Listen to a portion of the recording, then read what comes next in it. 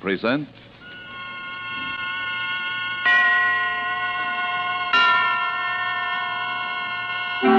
Suspense.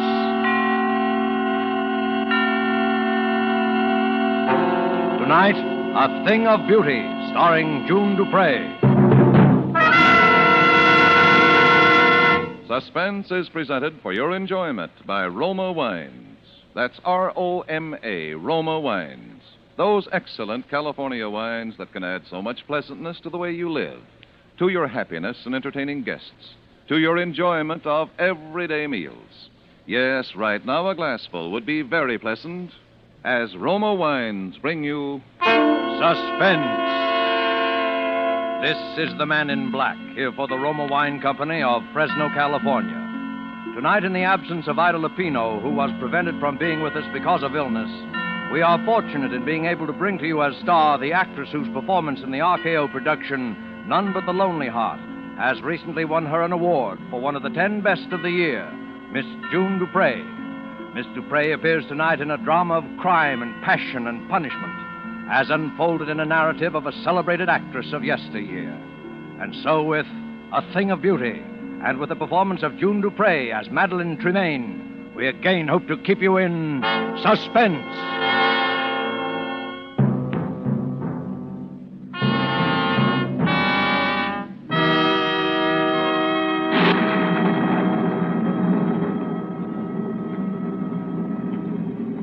You will give me your arm? Thank you. I think we should just miss the storm if we hurry. Rather somber place, isn't it? Oh, it gives her seclusion, and that's all she's ever asked for since she came here. That and what little spiritual comfort I've been able to give her. How long ago was that, sir?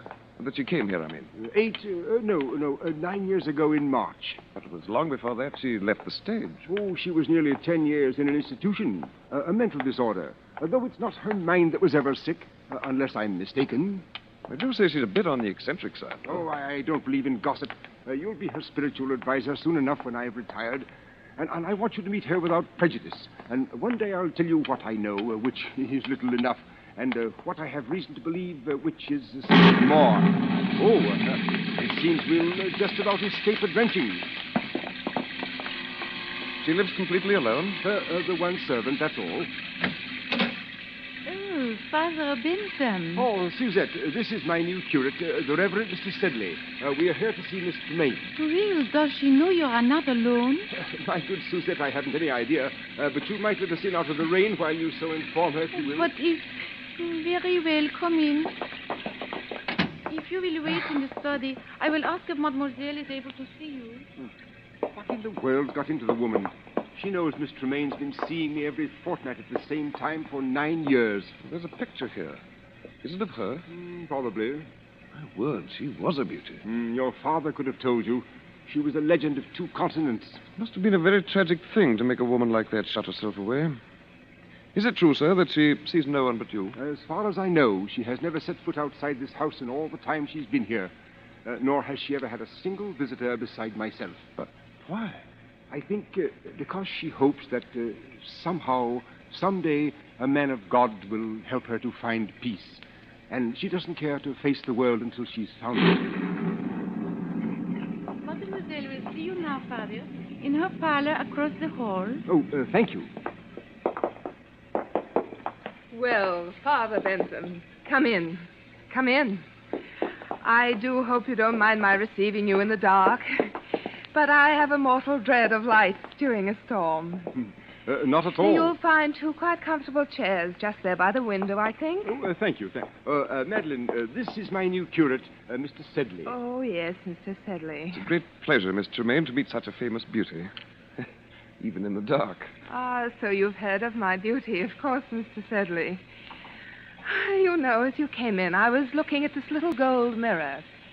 Engraved on the back are the words, "A thing of beauty is a joy forever." Ah, Keats. Yes. Oscar gave it to me. He said it was a magic mirror. Was that Oscar Wilde, Miss Tremaine? Yes. Dear Oscar. Dear dead days. I suppose you've already heard all the wild tales of my lurid past, Mr. Sedley. Oh, no, Miss Tremaine, I assure you I don't believe that Father Bentham has ever caught me in a reminiscing mood, have you, Father? But since you will one day be vicar here, Mr. Sedley, perhaps it would be better if you heard the truth from me. Miss Tremaine, don't think I... Oh, the truth is wild enough. It all began, I suppose, when John Gaylord got me my first speaking part. That was, far too long ago to tell. John and Nell Garrett were the leads, and my part, well, it was one of those obscure little parts that no one pays any attention to until some obscure little actress comes along and makes a start of a career with it. It was then I first experienced what will always be to me in all the range of human feelings, the supreme exaltation when you hear the full, frenzied applause of an audience for you alone.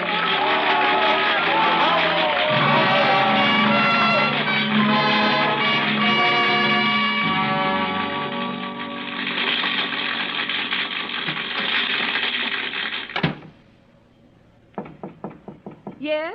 It's me. Oh, come in, John. Madam, you were marvelous. Simply marvelous. Oh, thank you, John. And such a little fool. The fool? I've told you to play the part down, but it's getting worse and worse. Tonight she's absolutely furious. She's going to make trouble for you, Madeline. Oh, trouble? What kind of trouble? You don't know Nellie Garrett. But I know my audience, don't I? Oh, Madeline, you're so young and foolish and so beautiful. Why, thank you, John. So terribly beautiful.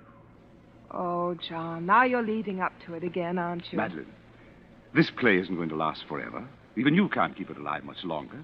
Why don't we make plans together now? We could have our own company. As the great John Gaylord and Mrs. Gaylord. Of course not. Why, in a couple of years, you'd be as famous in your own right as Nell Garrett herself. Perhaps I don't want to wait a couple of years. Besides, John, I don't love you. Do you love anyone? No, but when I marry, it will be, an up-and-coming... Some of you must know where she is. You're in for it now, Madeline.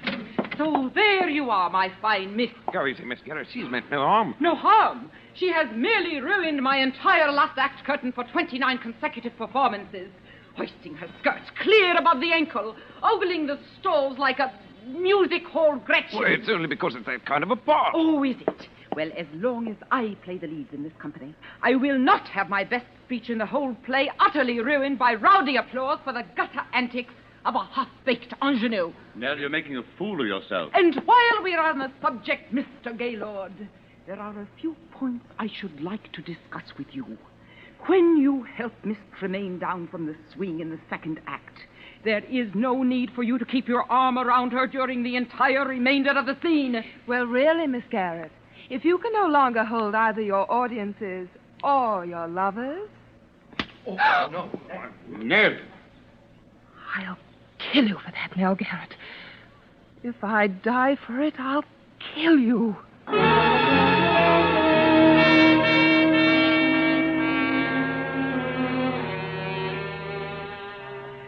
I left the theater and walked aimlessly out into the night, my eyes blinded with the tears.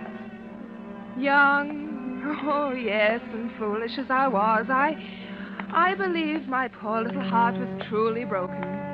For I knew that Nell Garrett could ruin me with every theater manager in London.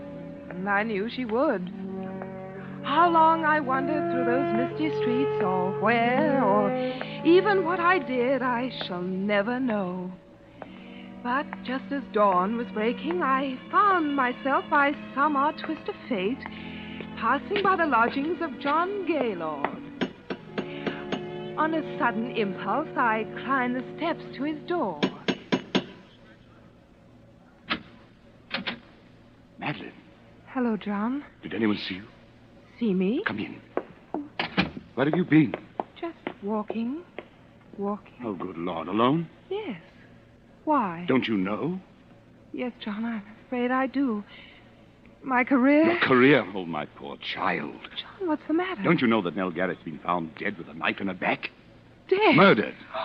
John! Police have been looking all over London for you. I've been expecting you here, expecting them here any moment. For me? Of course for you.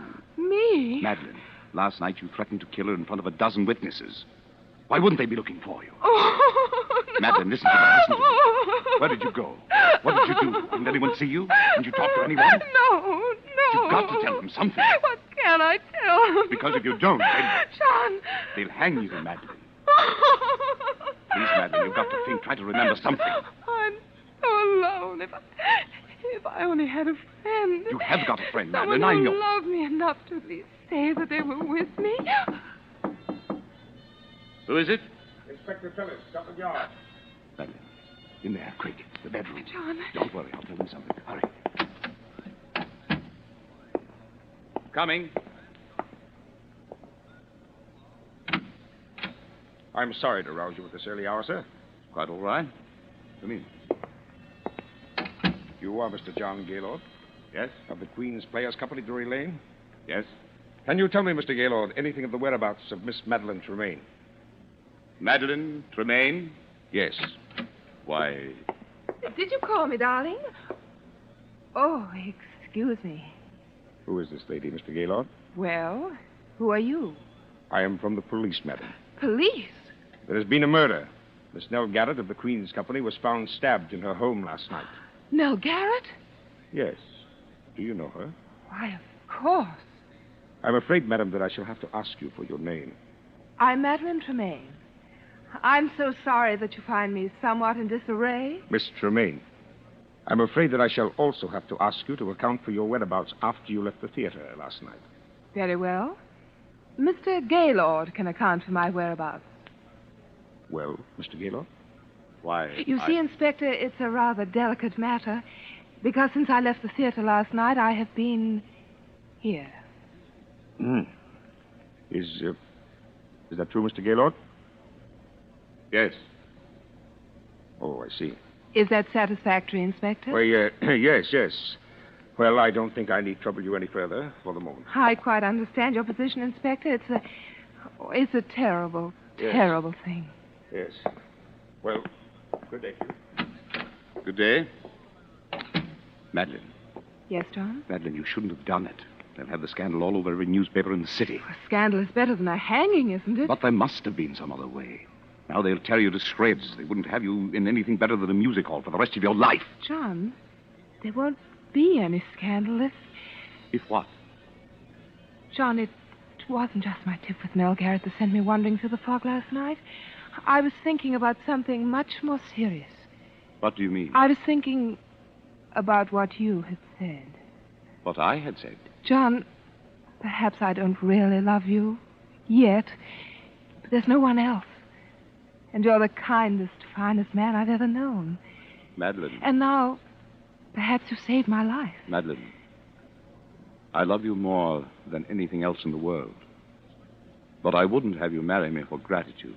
I wouldn't marry any man for gratitude. Madeline, if I were to tell you that I wasn't here last night either, that I couldn't explain my whereabouts, Oh, I see. would you still marry me? Yes, John. I will marry you.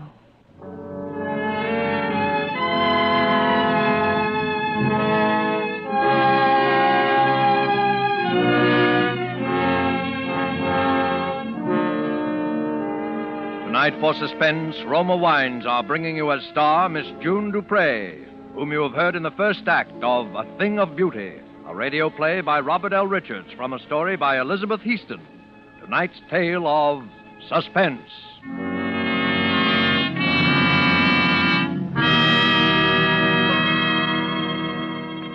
This is Truman Bradley for Roma Wines, and I should like to tell you about a most interesting woman who extracts all the simple pleasure and happiness possible from living. She is Elsa Maxwell, International Authority on Hospitality. She offers you some friendly counsel. I'm always telling people to take it easy, as they say, to be moderate and natural and at ease. And so, obviously, I suggest the enjoyment of a glass of Roma California port after dinner or during the evening.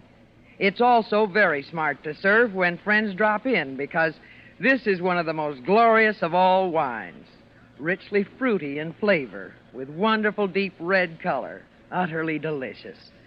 This is simple enjoyment, easy and restful enjoyment, moderate pleasure that helps you feel calmly at ease and so happier. Don't bother about special glasses. Just use whatever glasses are convenient. And enjoy your wine. You really should act on Miss Maxwell's suggestion. Roma Port, as all Roma wines, is the best that California's magnificent sun-ripened grapes can provide.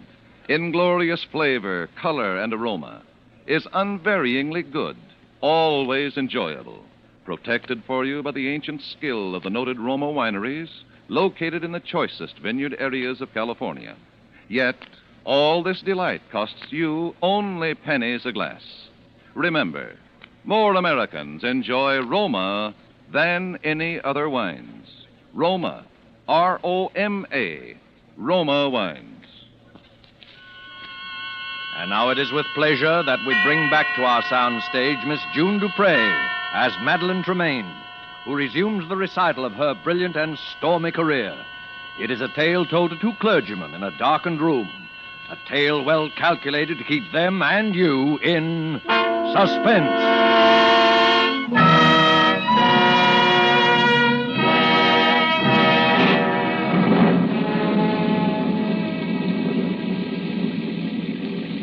Shall I continue, gentlemen? Oh, yes, please do, Miss Tremaine. It's completely absorbing.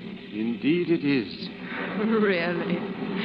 I hope you don't mind the lights turned off. It's the storm. I suppose perhaps I'm a sort of elemental creature, but I always love to sit here and have it dark when it's stormy outside. Not at all. Well, then, our marriage was a very happy one.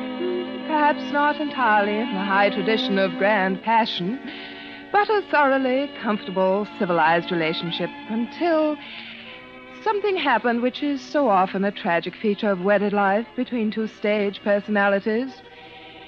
For the first 2 seasons, John and I always played together. And then managers began to ask for me, alone. What could I do? I was young and just reaching the peak of my career. John was past his prime in popularity. And so at last he no longer even tried to have a career, but lived along on false hopes and idle dreams and tiresome reminiscences. And took up little hobbies to pass the time away and grew a little stout. It was very difficult for both of us. And then, for me, came the time and opportunity that every actress dreams of.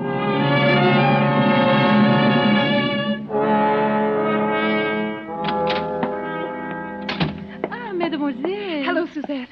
I've got the most wonderful news. The most wonderful, wonderful news. That's you, Madeline? I'll tell you about it later. Oui, Yes, John? Come in here a moment. I want to show you something. Where are you?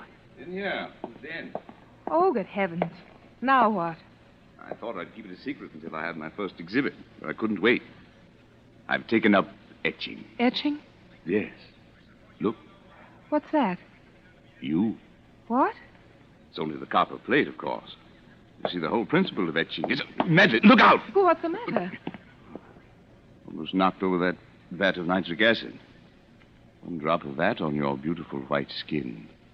It would burn a hole right through you. Well, must you have that sort of thing around? Of course, that's the whole thing. You see, your sketch simply scrapes the wax off the copper plate. Then you drop it in the acid and... Well, that's very interesting. Yes. Well, what happened in town? Anything? Anything. Everything. Got some plans, huh?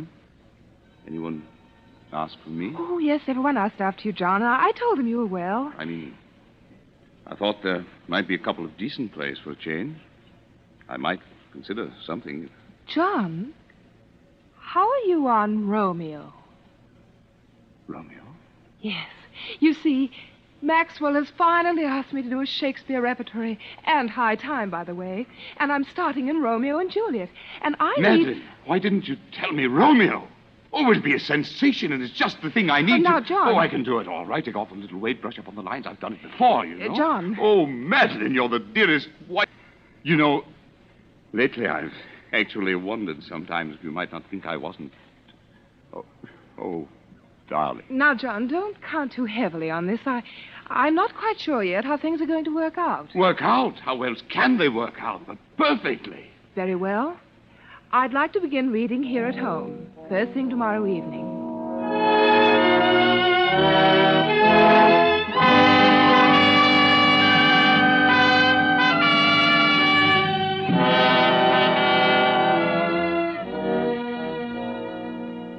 Now, shall we take it again from, yet I should kill thee with much cherishing. Yet I should kill thee with much cherishing. Good night. Good night. Parting is such sweet sorrow that I shall say good night till it be morrow. Sleep dwell upon thine eyes, peace in thy breast. John, you see, on those last lines, you should already be moving off stage. You don't want to make too much of them. After all, the scene really ends when Juliet leaves the balcony. But you can't just throw them away, Madeline. Those are famous lines. But, John, we mustn't think so much in terms of lines as of performance. Excuse me, mademoiselle. Yes, Suzette? Mr. Alexander Duncan is here. Oh, yes. Show him in. Yes, mademoiselle. Alec Duncan. What's that young ham coming around for? Well, John, I've been meaning to tell you... Hello, Madeline. Hello, Alec.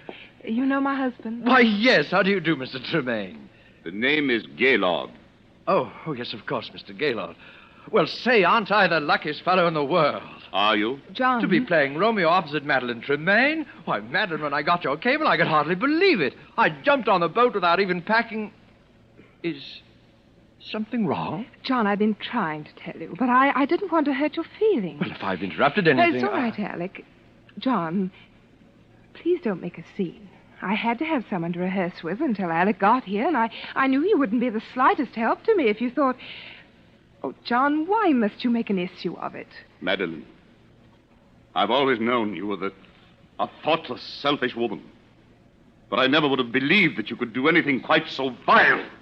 How dare you speak to me that way? You didn't really think that a man with a 40-inch waistline and a double chin could ever play Romeo, did you? Why, you... Oh, I say... Get out of here. Get out of here. Get out! Get out! Get out! I'll get out. You better leave, Alec. Oh, yes. I'll go and apologize. John, I want to talk Be to you. careful of that acid, Madeline. Acid? Oh, John, I'm terribly sorry for what I said. It was beastly of me. Oh, it's quite all right. Oh, John, I knew you'd see it that way when you came to think. Because, you see, I am going to play Romeo. Oh, John, must we go through it all Madeline, again? I've forgiven. I've forgotten. A lot of things since we've been married. I've put you out in front. I've given you the spotlight and watched your regard for me become somewhat less than that of a servant, if somewhat more than for your dog. John! But this, if only for my self-respect, I will not allow. To dangle before my eyes the thing that I've wanted most in all the world, except your beauty that I gave it up for. The thing I've been wanting so much I didn't dare admit it to myself. And then to have you snatch it away from me. No, Madeline. Waistlines and double chins can be concealed. But a mean spirit, never. This one thing you can do for me, and you will. John, you're being a fool. You see, I've always known that you married me to save your career and to keep my mouth shut. But there's one thing you haven't known. Where I was the night Nell Garrett was murdered. Where were you? I was at Nell Garrett's home. Well, that explains quite a number of things, doesn't it, John? Madeline, where did you get that gun? I always thought that someday I might need one. Madeline? Don't come near me, John. Very well. I warned you. Monsters, you beautiful, terrible monsters. John! No! No!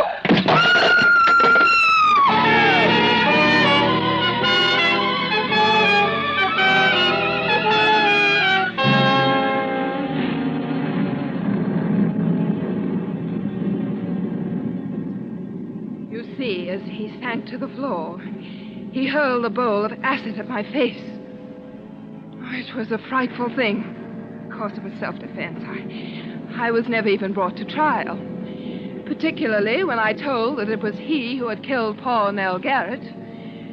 But I suffered a complete nervous collapse, and I suppose I've never really recovered. And yet Providence always seems kind enough to leave something to be thankful for, even in the worst of tragedies, because not a single drop of acid ever touched me. I suppose if it had, I should be horribly disfigured to this day.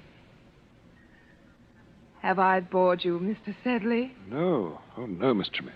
Well, Madeline, the storm is almost over. I think we'd best push on. Must you? Well, but excuse me for just a moment. Oh, of course.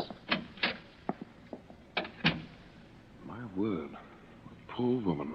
Yes. I say, look here. What? This mirror. It's not a mirror at all. It has a picture pasted in it. The photograph that's in the study. Poor Madeline. Father Benson, Mademoiselle would like to speak with you a moment before you go. Oh, very well. I'll only be a moment, Sedley. This way, Father. Thank you. Ah, Father. Well, Madeline? You may turn the lights on, Suzette, as you go. Yes, Mademoiselle. So, that is your young curate, Father Bentham. Yes. Do you like him? Oh, he seems a dear boy. But what, Madeline? I am afraid I can't see him again. Madeline? Why? Because I don't want to hurt his feelings, and it would not be the same. You have been my only true friend in all these years. And when you are gone, I would rather be alone again than... I'm sorry, sir, but Mrs. Stokes is outside. Her little girl is dying, and when she heard you were here, she... Oh, go away. Madeline. Go away, both of you.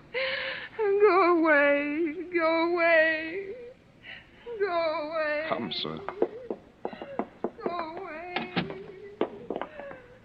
Good Lord. Poor Madeline. It was too much for her. Yes. Oh, she killed them both, of course, the woman and her husband. I think I always must have known it. All these years, she's lived a lie. Yes, but that's not the lie that's hurt her. It was the acid. Acid? Didn't you see her face, sir? You forget, my boy, that I am blind. She has no face.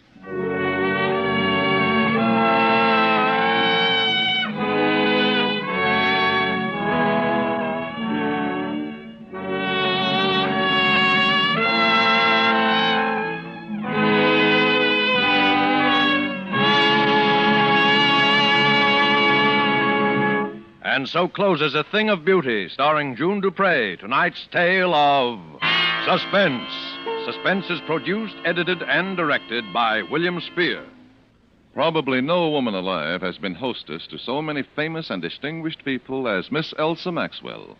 This is what she says about Roma wine. When you entertain friends, you do everything you can think of to add to their enjoyment. And that is why I say, when you serve your guests Roma wine, you not only delight them, you also smartly and genuinely flatter them. These delicious wines add so much to hospitality and to enjoyment of everyday meals.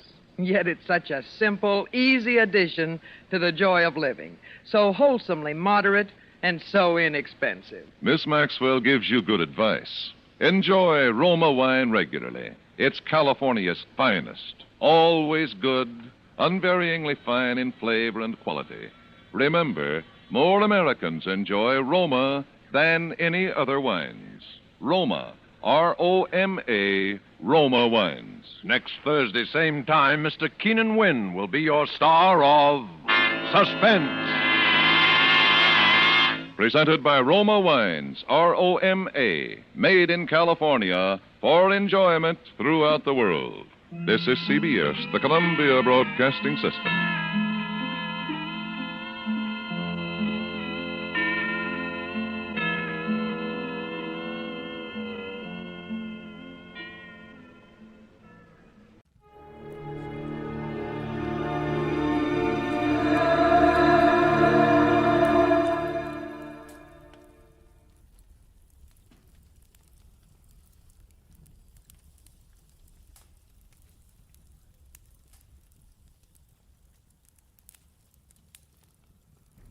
Get this and get it straight. Crime is a sucker's road, and those who travel it wind up in the gut of the prison of the grave. This time, a friend with millions, a myopic chemist and a long-haired piano player, was thrown into panic because a brilliant young lady with a gun was taking a big step in the wrong direction. It happened like this. From the pen of Raymond Chandler, outstanding author of crime fiction, comes his most famous character in The Adventures of Philip Marlowe.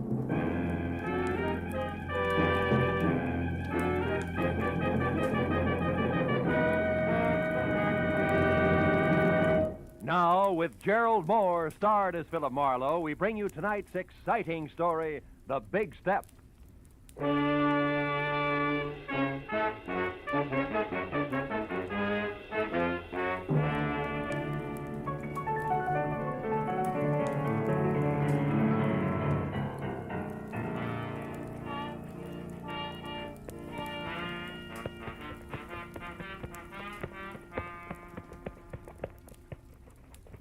Yes, sir, Mr. Marlowe. I always figure shoes are just like faces. How's that, champ? Well, they make it old and they make it wrinkled, but they're still okay as long as they got a shine on them. Yeah, it keeps that right in condition, huh, champ? Yes, sir. Hey, let me just spank up this one again, huh? Sure. Oh, come in. Mr. Marlowe? Yeah? Oh, excuse me. I didn't know you was busy. That's all right. Okay, champ. I guess that does it. Here you are. Oh, thank you, Mr. Marlowe. I'll see you tomorrow. Right. Well, now that my shoes have a new lease on life, won't you sit down? Miss, Cantor. Mrs. Betty Cantor. Oh. I'm a waitress at the Shelton Cafe. I need your help, Mr. Marlowe. There's something you could do for me. You free to take a case? Well, I'm free, depending on the case. What is it?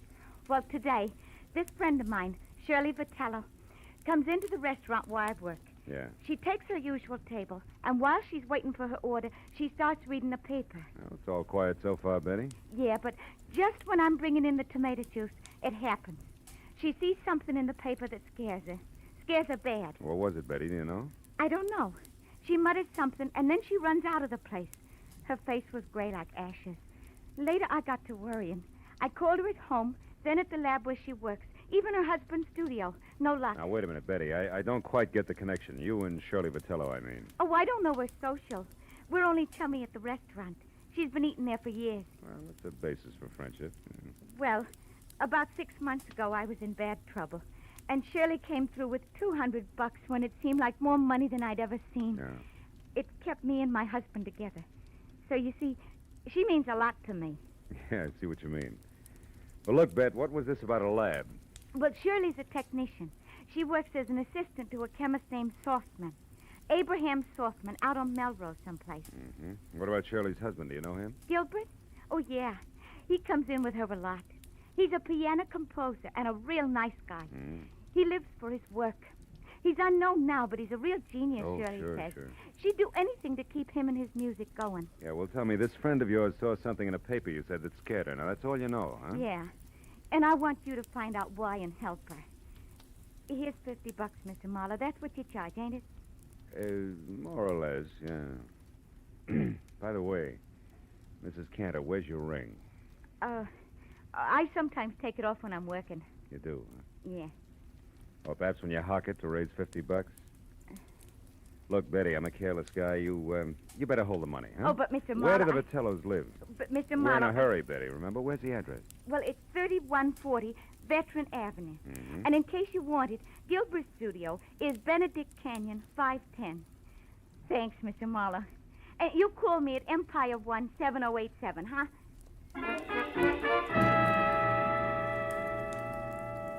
When Betty Cantor was gone, I got in my car and drove out to Veteran Avenue. You know, she was a pathetic little creature. And with a little effort, she could have that touch and glow look. Oh, well. 3140 was one of those small but neat houses that grow like mushrooms overnight on a post-war California landscape. And it was locked, dark, and quiet. I went around to the back and started on the windows. The third one opened when I tried it. I climbed in, turned on some lights, and made the grand tour, then entered in the den. The only indication that anyone had been there all day was a current issue of the L.A. Star crumpled in the wastebasket. I pulled it out and started through it. On page 5, I found the hole where a 2-column story had been clipped out. And then somebody was at the front door. I started toward it, but changed my mind at the sound of the key in the lock. And instead moved back into the den and watched. A head that belonged on a gopher wearing a battered fedora and inch-thick glasses above a fur-collared coat peeked in. Gave the place a myopic once-over and headed straight for the den. So I stepped out where he could see me. I have never seen you before. What are you doing here? You tell me first, Pop. I'm bigger than you are. I'm Dr. Abraham Softman. Softman? Oh, the chemist Shirley Vitello works for. Is that why you have a key? Yes, she leaves unfinished. She leaves work here for me to pick up. It's a convenience for both of us. But now you can also explain, maybe? Well, a friend thinks your assistant's in trouble. I'm trying to find out. The name's Marlowe. Aha. I suspected now I'm right. What? Shirley came to the laboratory late from lunch today and very much upset. She left again soon, right in the middle of our most important crimson test. Your what? Our crimson test. Oh, yes. Without one word to me, she left. Never does this happen before. In all the 5 years, she has been my loyal right hand. Well, tell me, what's the nature of your research, Dr. Softman? We are developing new commercial dyes. Oh, such a beautiful crimson we have now. Really? Shirley knows as much as I do about all of it. Mr. Marlowe. Was it you who opened the desk drawer there? No. I didn't notice it till now. 2 boxes of .32 caliber ammunition. 9 shells gone from the top one. She kept a gun there. I've seen it before. That's gone, too. What kind of trouble needs a gun, Mr. Marlowe? Oh, I could think of a few. And they all say we better locate Shirley, and soon. Now, look, Doc, I want to ask you... Just one moment, what? Please. Maybe you will know if this means anything. I found this under her work table after she left this afternoon. Is it maybe something? I don't know. Let me see. Empty reservation envelope from Federal Airlines, L.A. to New York, departure 11:35 tonight. Made out to Ruth Britton. Ruth Britton? Who's that? Well, I don't know her, but she must be something to Shirley. Perhaps this Ruth Britton is the trouble. Well, the airline number's here. Where's the phone? It's out there in the other room, there Oh. on the table. Yeah, I got it. Hudson 28610.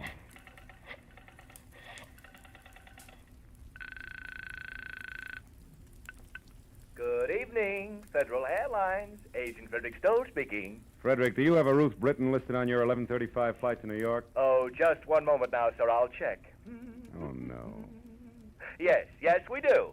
Yeah, well, I've got to locate her. Do you have an address or a phone number there? Oh, no, sir, I do not. And even if I did, I'm Look, afraid Freddie I couldn't. Freddie boy, this is important. I need that information. Now, describe it to me. What does she look like? Oh, dear, I'm afraid I can't. I must have sold the ticket. I'm the only agent on duty, but I just can't seem to think where Try, will you think? I am. How do you expect me to that remember awful? 75 or 80 faces every day? Now, listen, Good heavens, don't you think I get confused? Yes, I every do. Time Now 9 I or do. 10 jerks come in here at once, all wanting tickets at the Never same time. mind. Don't you think I have the Skip right it. to do it? Frederickson. Now, look, Doc. Now, look, do me a favor, will you? What is it? Stay right here and wait for Shirley. If she comes back, hold her. I'm going to look up her husband, Gilbert.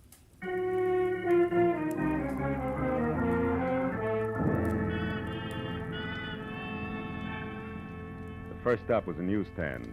I bought an L.A. Star, turned to page 5, and found that the missing story was on a man identified only as Denneker, who'd been hit by a taxi on Temple Street at 8 a.m. The only reason it rated 2 columns was that before he lapsed into unconsciousness, he told the ambulance crew from the Citizens Emergency Hospital that he knew he was going to die and wanted to clear his conscience by confessing a crime he'd committed. It ended with police standing by. I drove on into Benedict Canyon, wondering what kind of a bridge it was going to take to span the gap between a female chemist and a downtown traffic accident. I was still wondering when I got to number 510. All I could see of Gilbert Vitello's studio over the brush around it was something pseudo-Spanish that had been stuck onto a piece of vertical real estate by an optimist in the early 20s. A path had been opened from the driveway to the house, and as I walked to the door, the piano music from inside got louder, but not better. Even in the long-haired circle, that stuff needed a haircut. Hey! Hey! Vitello, break it up a minute, will you?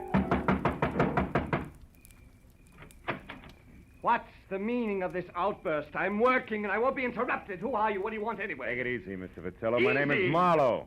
Betty Cantor sent me here because she's worried about your wife. The waitress worried about Shirley. Why? Well, she's in some kind of trouble. Have you seen her tonight? No, not since this morning, but that's not unusual. I often work late. My music is very demanding. Now, what gives that waitress the idea that Shirley's in trouble? Your wife's reaction to a newspaper story, it scared the wits out of her. About a taxi hitting a man named Denica mean anything to you? Denica? Shirley worked with a fellow by that name once, I believe, but why would that story frighten her? Well, I was hoping you'd tell me. Do you have a gun? A little .32 pistol that's at home. Why? It's gone. See here, what's this all about? Tell me the truth and be quick about it. Oh, shut up. Answer my question. All right. My wife was shocked by that item on Denica. She isn't at home, she isn't at Selfman's lab, and hasn't been all afternoon. And what's more, she's got a gun. That's all I know, except for one thing. Who's Ruth Britton? She's a friend of Shirley's from the East. She's been visiting relatives out here. Why? Nothing. Maybe Shirley's got a plane reservation for her, that's all. Mr. Marlowe, if that's all you have to offer, why don't you get out of here so I can go to work? I'm quite certain if Shirley were actually in trouble, she'd come to me for help. And incidentally, tell Betty Carter to take some vitamins or something. She's becoming a meddlesome busybody. You know, there was a quality about Gilbert Vitello that made me want to sock him on the temperament with the heavy end of his grand piano. When I started down the path to the driveway, I forgot about him. Because a pair of headlights slashed through the foliage like a giant scythe. I ran to where I could see and watch the girl in a brown suit get out of a sleek new Hudson and start toward the house. Then she saw me. She backed away, then threw me one scared look and darted into a side path like a jittery cottontail.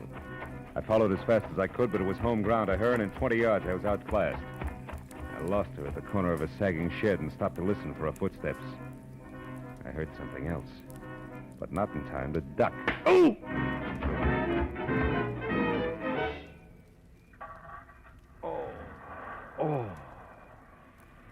Oh. You there, you. Marlowe, is that you, Marlowe? Marlowe, what happened, Marlowe? I heard a car come in with a crowd. Shut up. It was Shirley. She slugged me. I don't believe it. You're lying. Okay, I'm lying.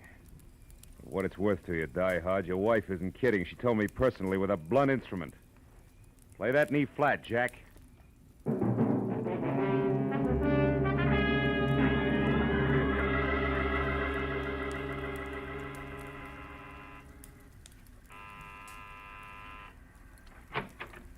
Mr. Marlowe, did you get something? Lumps. Oh, look at... How about you, Dr. Softman? No, nothing. Come in. Yeah. No one has come here. You found out something? Ever hear of a guy named Denica, Doc? Me, hear of Morris Denica? 5 times in the past 3 years, Morris Denica in Chicago has beaten me by introducing a new dye substance or a new process just days ahead of me. Huh. 5 times this happened. He's a dye chemist, too, huh? A brilliant one. I admire him. But why do you Listen, ask this me? is beginning to fit like a rubber glove. Denica's in a hospital right here in L.A. He may not live, and he wants to confess to a crime. Here, look. What's Now, read it this? yourself. When Shirley saw that story, it threw her into a panic, and now it only figures one way. Your assistant has been selling your new developments to Denica before you released them. No, it is not true. Shirley would not do this thing, not to me. Okay, Doc, we'll see. Now, look, why don't you go back to your lab and wait? I'm going to the hospital now and do some more fast addition. If it comes right, just don't forget you're a scientist, will you? Oh, I would not forget. Now, you remember something, Mr. Marlowe. 2 plus 2 does not always make 4, especially when you are adding up human halves.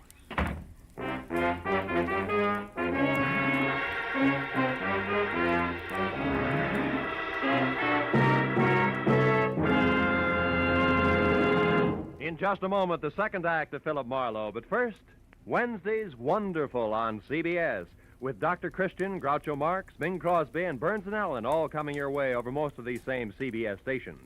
This Wednesday, Brother Bob Crosby visits Bing. Gracie Allen stumps the income tax experts. Groucho will be on hand with his ad-libs and teams of opposition. And Dr. Christian makes a wily grandmother stick to the truth for once. So be listening this Wednesday, won't you? Now, with our star, Gerald Moore, we return to the second act of Philip Marlowe and tonight's story, The Big Step.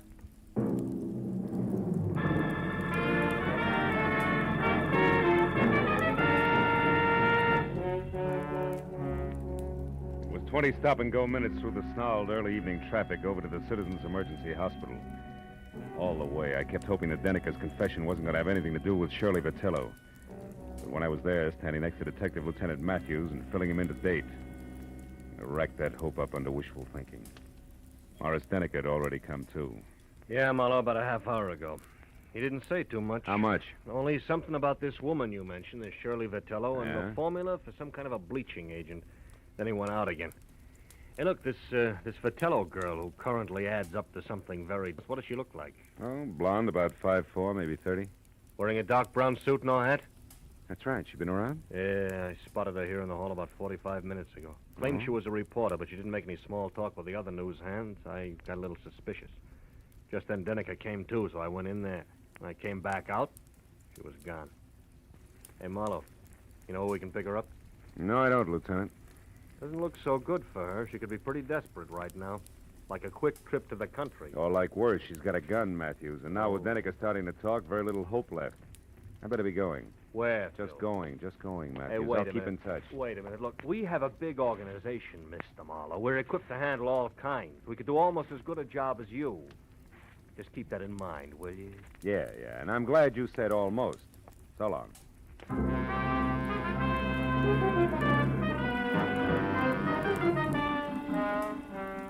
I got back into my car and pointed it toward the Vitello place on Veteran Avenue again.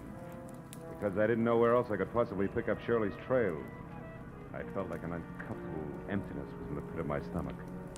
You know, like the guy who stands on a street corner and watches an ambulance intern scrape up a traffic victim. He knows he didn't have anything to do with it, but that knowledge doesn't make him feel any better. Shirley Vitello was headed for trouble, bad trouble.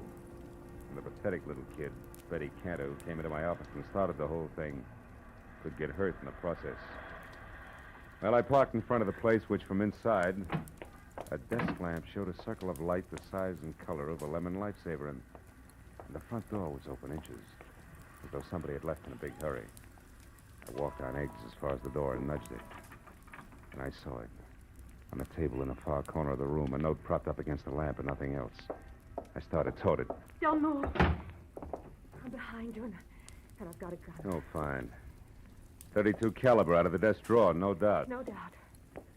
Marlowe, why are you mixing into something that's no business of yours? I'm a private detective working for your friend Betty Cantor. She's worried about you, Shirley. Marlowe, what's done is done. Betty can't help me. You can't help me. Nobody can help me. I stole Softman's work, and I sold it to Morris Deneker. I didn't count on a deathbed confession. Why'd you do it? I love my husband, and he needs money to go on with his work. No. Gilbert's in on this with you, huh? Oh, no. No, he isn't. He thought my wages were high, that's all. The note I left there on the table makes that clear. Also, Also what? it's goodbye. I love him, Marlowe. When I'm gone, he'll have enough money to carry on. Keep the studio that means so much to him. And nothing can be taken away from him. I've seen to that, legal-like. Just what do you mean gone, Shirley? How far is gone? A long way, Marlowe. All the way. Suicide? Oh, no, Shirley, you Marlowe, can't mean let's that. not talk anymore. And don't bother about that phone. It's only Gilbert. How do you know? Well, when I pulled up outside here after I came from the hospital, he was home. I didn't want to speak to him, so I drove on until I came to a phone booth. And then I called here and told him to meet me at the Saffron Bar. It's an old hangout of ours. You wanted to leave a note for him, but didn't want to face him, is that it? Yeah. He'll keep calling on and off for quite a while before he comes back here. I figured it would be better that way. I didn't want him chasing me. The sea air might give the big lug a cold. It always did. Well, Marlowe, it looks like it's about time to put you away for safekeeping. I don't think so, Shirley. I think the phone is about... No! Next time, Marlowe, it'll be more than a vase, but just as fragile. No. The closet cedar lined and strong. It should hold you long enough. Get in, Marlowe. Go on. Okay. And it is, baby. But first, What? the step you're about to take, Shirley, Yeah, I listen. know all about it. It's a big step, isn't it, Marlowe? We'll save your breath. I wouldn't be any happier in prison or running away, believe me. Not a bit happier. So long, Marlowe.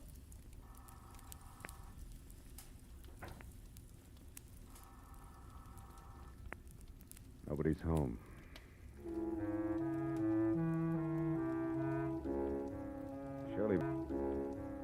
Shirley Vitello was mixed up about a lot of things in life, but that doesn't include closets, because the one she put me in was strong.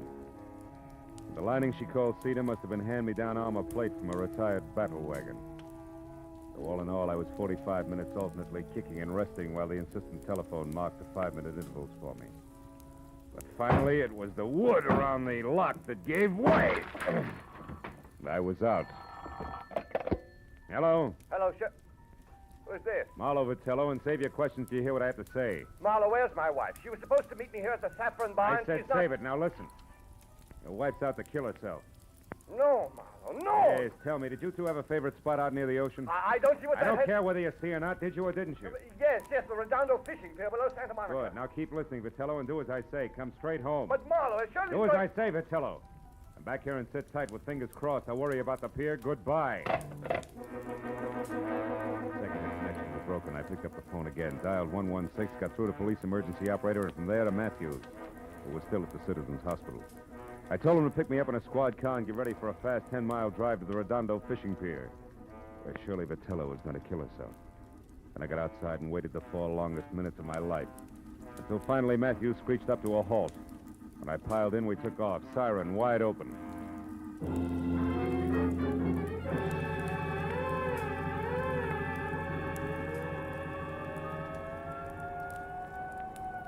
Be less than a minute now, Marlowe. Pier's only a couple of blocks away. Good. Better have Mooney kill that siren, Lieutenant. Jack, we want to come in quiet, Mooney. Okay, Lieutenant. There she is. That tower's out on the pier. Yeah, Mooney, pull up here, will you? We don't want to scare her into something. Matthews. What? That crowd there, halfway out on the pier. There's a cop with them. Yes, so there is. You better drive right up, Mooney. Looks like we're too late, Phil.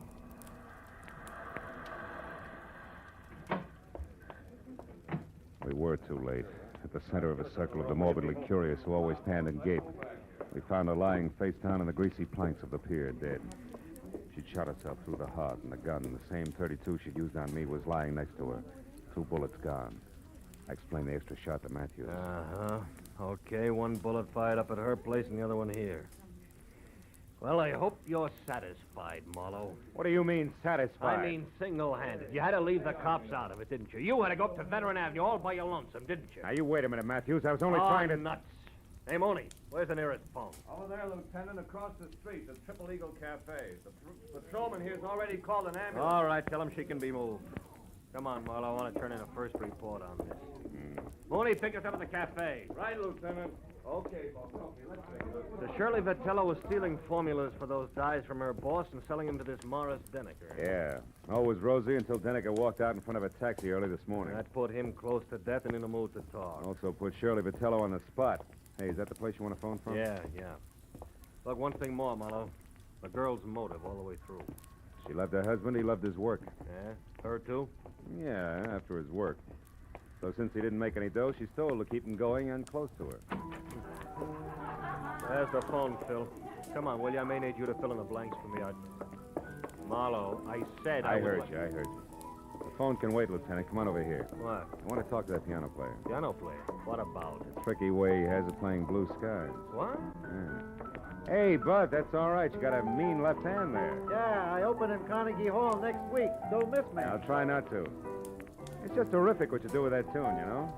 My own particular arrangement. Nobody else's, huh? Oh, nobody.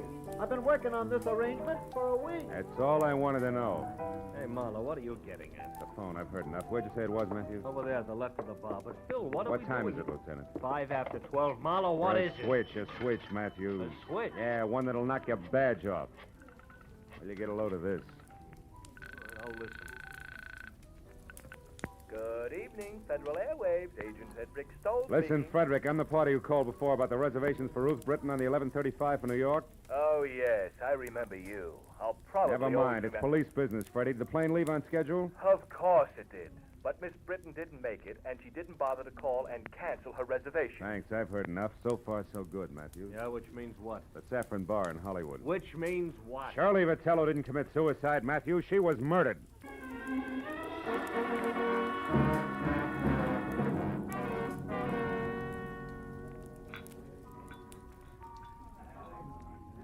Okay, Phil. Where's your man? Right there. That table against the wall. Oh. Come on, Matthews. Hawaiian music. Sentimental rock. Degradation. Abomination. Oh, I don't think it's as bad as all that, Gilbert, old boy. Marlowe, you a cop, the most insensitive of all people. What would you know about music? Just for the record, he's not a cop. My question still stands. What do you know about music? As a matter of fact, not much. But you know, I'm fascinated by what they're doing with instruments these days. Really? Mm-hmm. What are they doing that might fascinate you? Well, for example, take that picture where the score is done by only one instrument, a zither. What's more, it doesn't sound like a zither. To a trained ear, a zither is a zither. You mean you can't make one instrument sound like another? Well, for example, a guitar like a piano? Don't be ridiculous. Now, wait a minute. Not so ridiculous.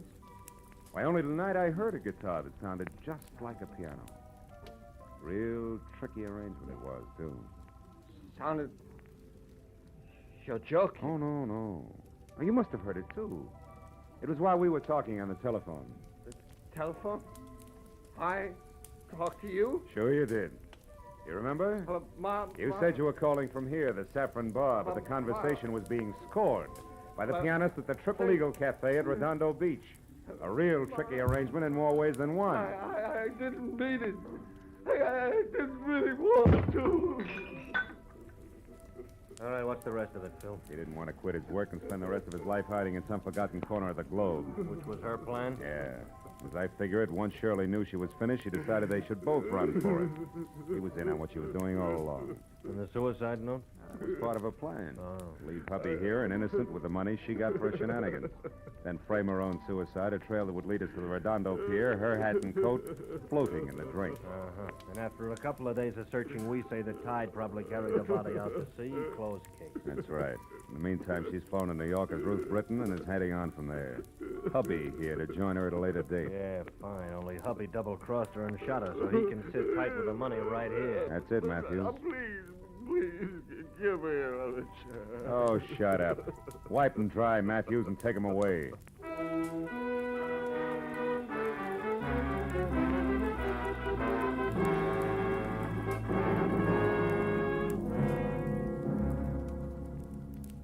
I didn't go along with Matthews. I didn't even bother about my car, which I'd left in front of the Vitello place. I'd had enough for one night. Not the kind of person who'd hitch his wagon to a star, only if the twinkle he saw on the horizon was the reflection of a dollar sign. Oh, yeah, they were a pair, all right, the Vitellos. A pair who finally canceled each other out. You know what? I'm glad of it.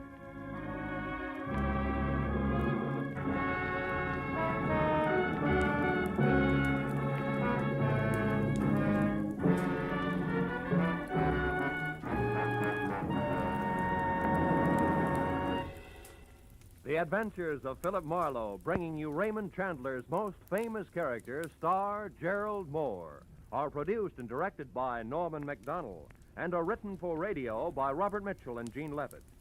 Featured in the cast were Gene Bates, Paul Dubov, Vivi Janis, Edgar Barrier, and Peter Lead. Detective Lieutenant Matthews is played by Larry Dobkin. The special music is composed and conducted by Richard Orant. Be sure and be with us again next week when Philip Marlowe says... This time I tangled with a mad Scotchman, a phony English lord, and a beautiful blonde corpse in a freight house. All because of a butler who walked on his knuckles.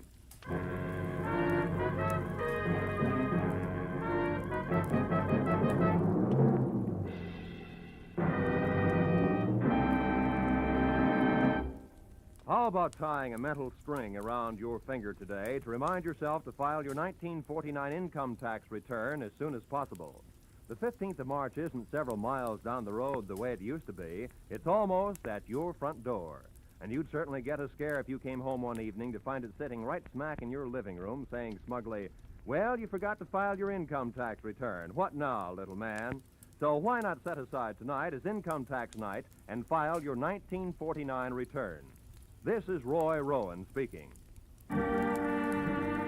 This is CBS, where Burns and Allen are heard every Wednesday night, the Columbia Broadcasting System.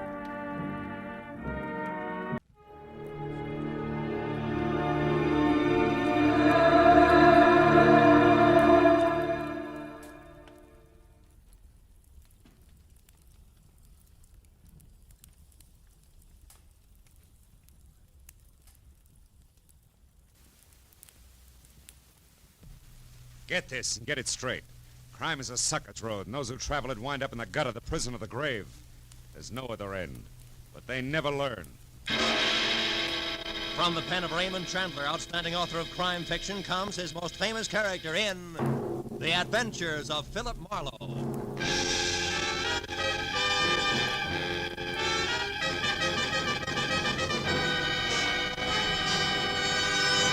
Now, with Gerald Moore, starred as Philip Marlowe, we bring you tonight's exciting story, The Final Payment.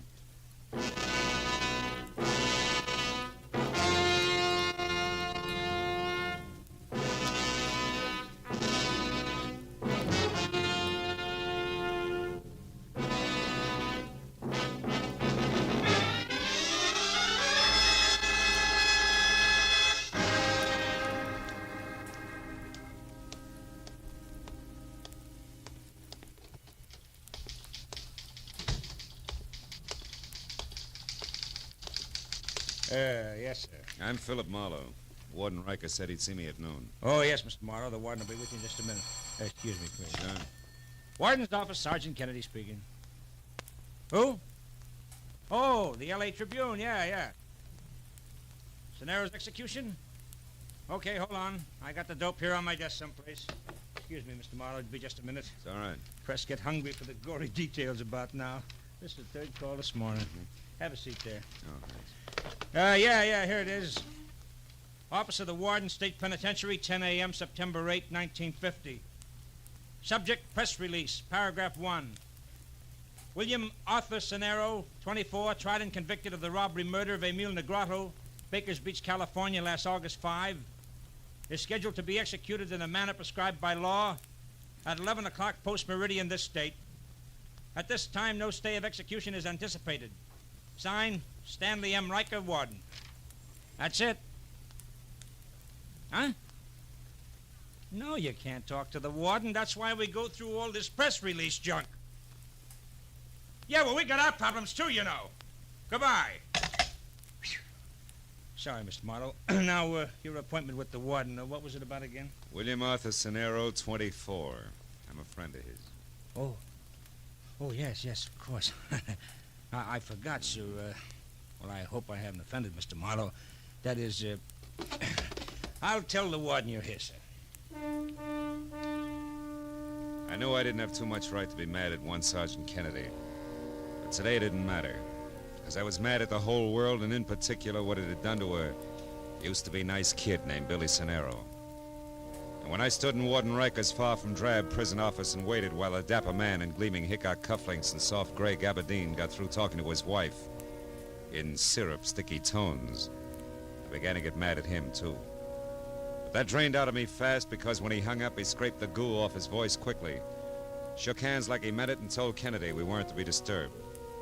When he spoke of Sonero, a lot of sympathy crawled in between the words, even when he came to the point. It's a breach of regulations for a condemned man to have any visitor other than the prison chaplain on the day of his execution, Mr. Marlowe. So first of all, just how well do you know Sonero? Well, he sold papers on the corner near my office as a kid. We swapped gags twice a day. And when his father died and he quit selling papers?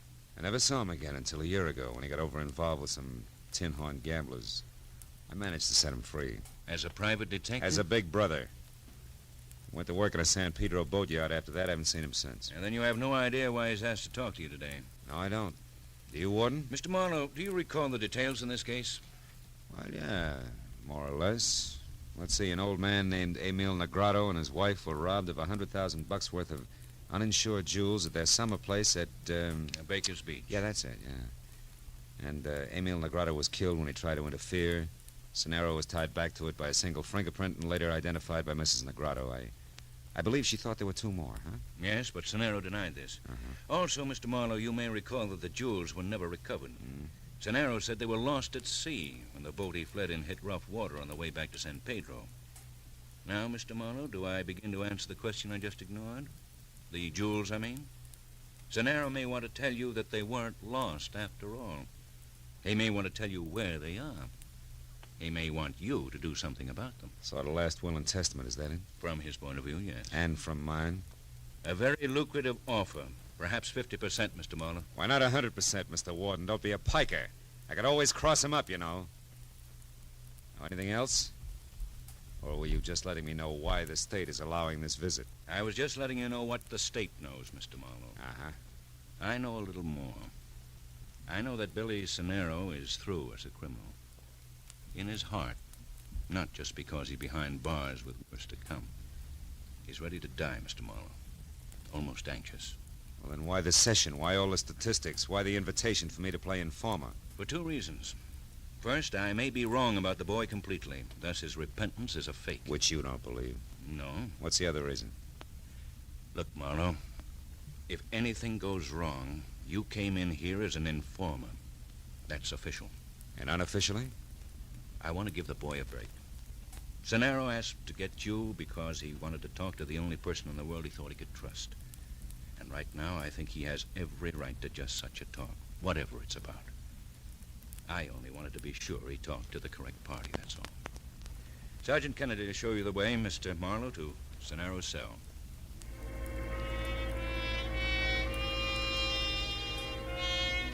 I was a bit confused. Riker seemed anxious to help Cenero over some rough hours, and yet at the same time he was shrewd.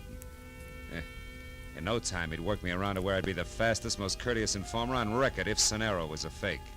I thought. But I thought otherwise when I was alone with Cenero.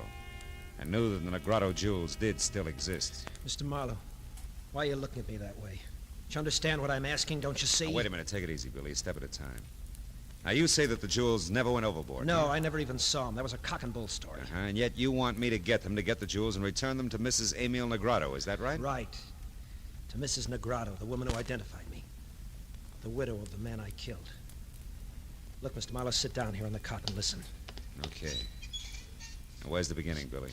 Last August 5th, there was me and the other two, a big red-headed louse named Jessie Tapp and a girl named Gloria Konkowski, a blonde with a little scar on the bridge of her nose. Mm-hmm. Jessie's girl, strictly flashy.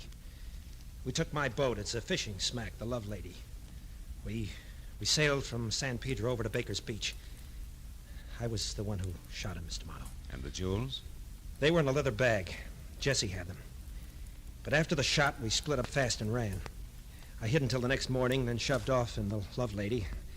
I don't know about the others. I was picked up that afternoon. The rest you know. I'm not so sure. At your trial, you swore that I was alone and the jewels went overboard. Well, at first I thought that I might get off, so I had to clam up, but then everything changed. The verdict, huh? No. An old woman whose husband I'd killed. See what you mean. But you still didn't tell the authorities who the others were. No, and I won't today. Both Jessie Tapp and that blonde can smell a cop a mile away. They'd only run and take the jewels with them. The law'd louse it up. I want the jewels back to the little old lady. I always liked you, Billy. I know how you work, Mr. Marlowe. Got enough for you to start on. It only came yesterday. That's why this last-minute rush, you might say.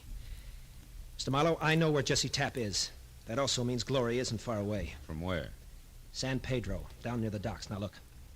There's a tough old guy who runs a dry dock and repair lash up for small boats, name of Jomo. I worked for him a year ago. I also left him the Love Lady. He spotted Tapp. Had his eyes open for months for me, no questions asked. He was here to see me yesterday.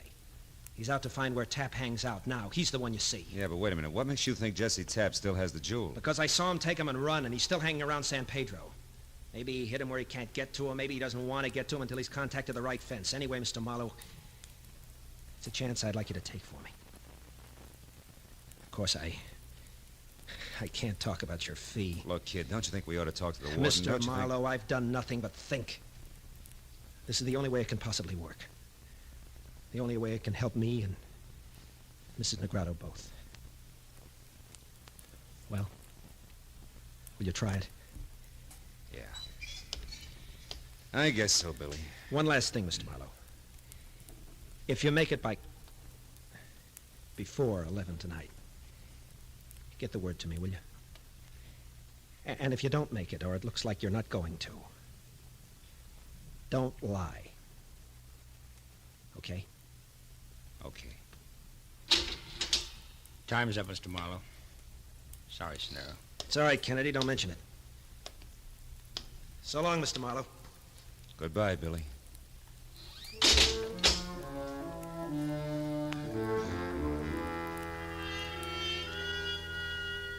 It took 5 minutes for me to walk back to the warden's office and 5 more to lie to him about what Scenero had wanted of me. And another 10 to get outside and head toward my parked car. I was thinking about what the condemned man had told me when I suddenly realized I was in the middle of a busy street and right smack in the path of a speeding car. Hey, what's the matter with you? What is that? Mister, you all right? Holy You smoke. okay, huh? Yeah, I'm okay. Much obliged. I'll try to remember to look where I'm going next time. Yeah, these jerks figure every street's an Indianapolis speedway. Yeah. And another thing, that geezer didn't stop either. I know. But if you're interested, I got a squint on him before. I was in that corner drugstore after a Coke, and while I was waiting, I happened to see this guy stand outside his car, and all of a sudden he got in it and took off. You mean he got all that speed up just from the end of the street? Tell me, friend, what'd he look like? He's tiny. Tiny like your pinky finger. Had elevating shoes on. Plus the fact he needed a shave. Say, you don't think it was purposeful, do you? Not an accident, I mean. I don't know. But either way, I'm much obliged to you, friend. Bye-bye. I made a mental note about the small man with big heels and a beard and let it go at that. Then I took one last look at the prison. It made me want to drive the 300 miles to San Pedro fast.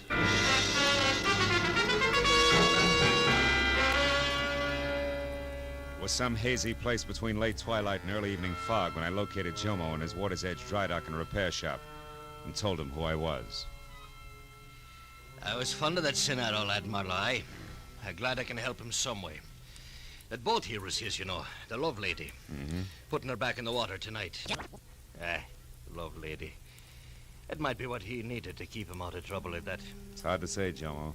But look, I don't have much time. Do you know where I can get next to this Jesse Tapp? Aye. I followed him just this morning from a bar on 3rd Street. He's hiding out in a warehouse on Lookout Hill Road. It's shut down now. It won't open up again until... Hold it, Jomo. That noise, that came from out here. There's someone there, Mr. Marlowe? Oh. No, not anymore, there isn't. And there probably wasn't. I got me a clumsy little cat, Marlowe, always falling over. Jomo, you himself. said Lookout Hill Road, right? Aye. Yeah, there's only a block long, the highest point in town. You just head straight up King Street to the top. You can't miss the warehouse. Thanks. Jomo. You have no idea what this is all about, huh? Well, I wouldn't say that, Marlowe. But you see, I don't let myself think of some things too much. I keep my mind on boats more than people. Easier to understand. Easier to repair, too. Good luck, Marlowe.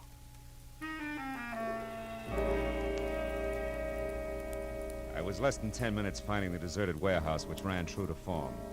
Rust and every other window broken. When I was out of my car and moving around toward a side entrance, I saw something else. It was a girl, tall and blonde, standing in the deep shadow of a Fit Shampoo billboard. When I started for her, she threw one scared look my way, then scrambled into her pocket for a key. I made it just as she got it out and into the door lock. Let's not be hasty, honey. Get your dirty mitts off. When you stop kicking, I will. But not before, sweetheart. Not before, Gloria. How do you know the name Bright Eyes? That cute little scar on the bridge of your nose. You should have ducked, kid.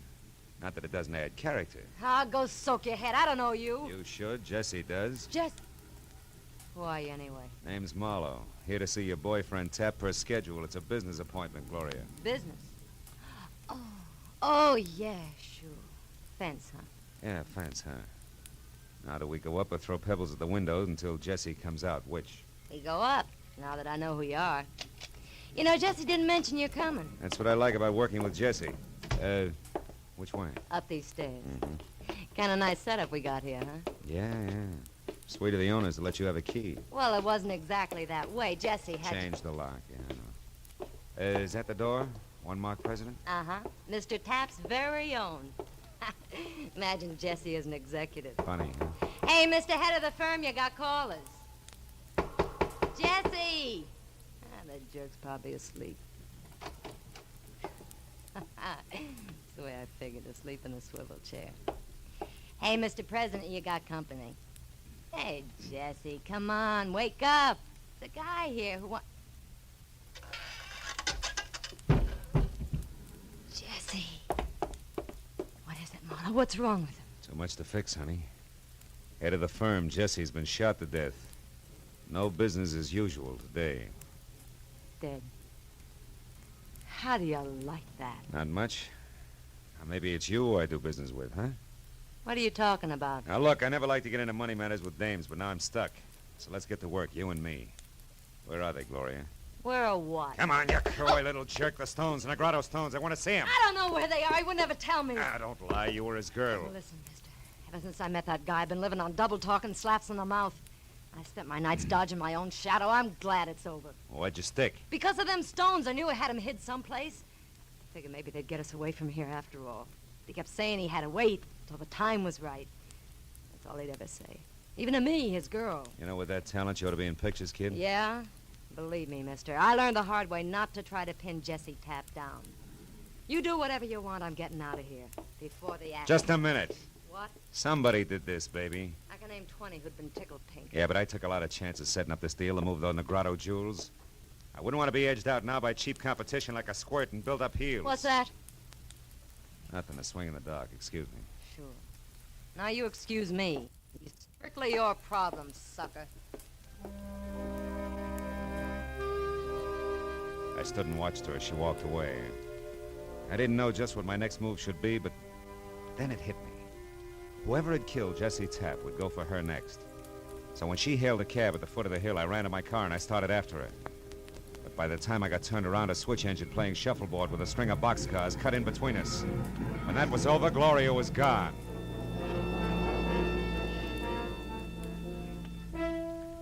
I spent the next hour and a half raking the neon-lighted muck along the docks looking for her with no success. Until finally, in a rancid backwash called the Reef, I got a break, but from another direction. The same unshaven little man with high heels who tried earlier to run me down was at the bar, blinking back the sting of a straight shot. I watched while he picked up a handful of small change from the bartender, and when he pranced toward a phone in the hallway at the rear, I followed him. It was too good to be a coincidence. Yeah. He had That's to right, tie in. operator. San Diego. Yeah, Christine Fuller, right. How much? Okay.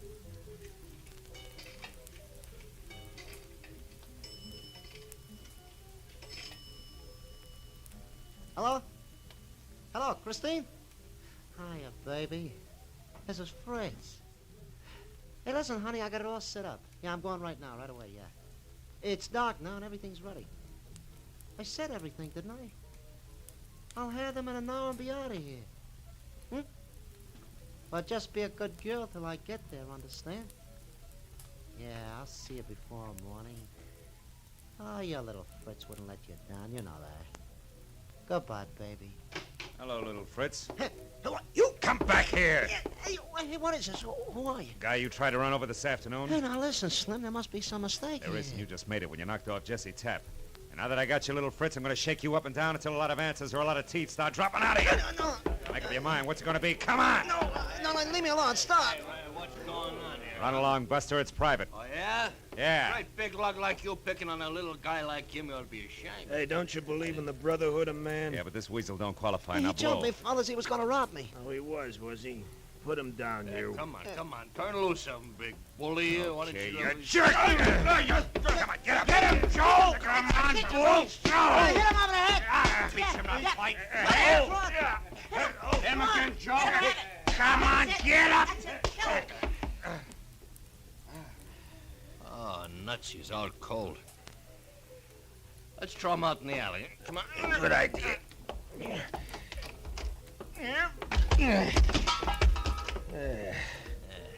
Hey, where'd the little guy go? Hey, he baited. Oh, you'd think he'd stick around long enough to buy us a drink, wouldn't you?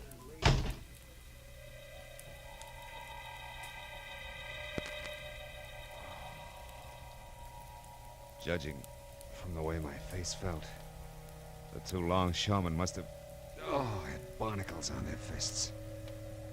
In the 5 minutes it took me to climb back on my feet. I thought some very unpleasant things about the brotherhood of man, both fore and aft. But I dropped them when I remembered the time was running out fast for my client. And I still hadn't got beyond the loose ends I'd started with. Tapp's girlfriend, Gloria, and little Fritz.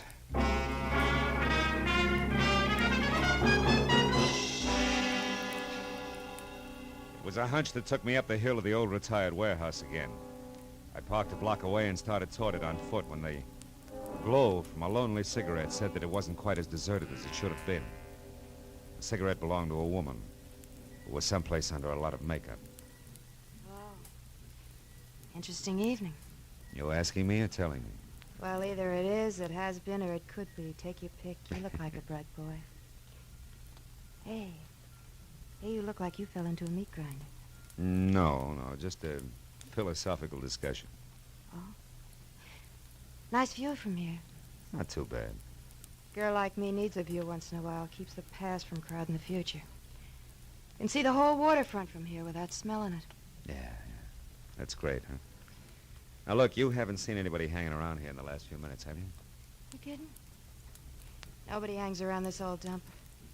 First time I've been up here in a month. Nobody's hung around here since old Tom died. Used to be the night watchman. And there was a lot of laughs, poor old Tom. He had that upstairs room, that one up there. Mm-hmm. And he's the time I've been... Hey, that's queer. That's real queer. Look. What?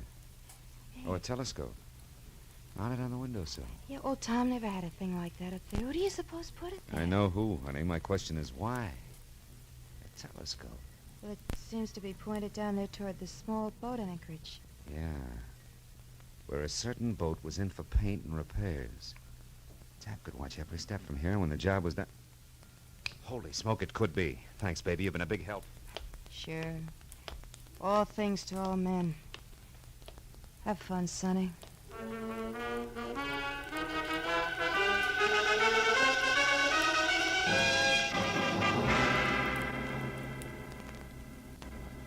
My client's boat was a long shot, but it was the only bet I had. And it stayed a long shot all the way down to Jomo's dock. There the odds began to drop fast to even money when I heard the motor running and found the door to Jomo's boathouse half open. It became odds-on when I eased inside and stumbled over Jomo himself, stretched out unconscious on greasy planks like a beached bull whale. I stepped over him, got my .38 in hand, and edged out along the catwalk to the open dock where the boat scraped restlessly against the fenders. There were no lights except for a tiny spot no bigger than the hole in a candy lifesaver that probed frantically along the seams inside the cabin. It was little Fritz with a shielded flashlight, intent on finding something fast. I stepped into the boat, deliberately kicked over an oil can and crouched. The light went out. Who's there? Somebody out there? Well, speak up. Throw your gun over the side and stand real still. Do it now, little man, or I'll blow you in two. Oh, no, wait. Yeah. Who are you? It's me, Fritzy Marlowe. So Tap hid the stones right here on Bill Sonero's boat, huh? Yeah, that's right. They're still here. Fortune. Hey, look, fella, if we play it smart, there's plenty for both. I want a few things straight first. Correct me if I'm wrong. Tap hid the jewels aboard here after the robbery without Sonero's knowledge. But after Sonero was caught, he gave the boat to Jomo, who kept it locked up inside there. Which meant that Tap had to wait until Jomo'd finished his repairs before he could get back the stones again, huh? Yeah, that's right.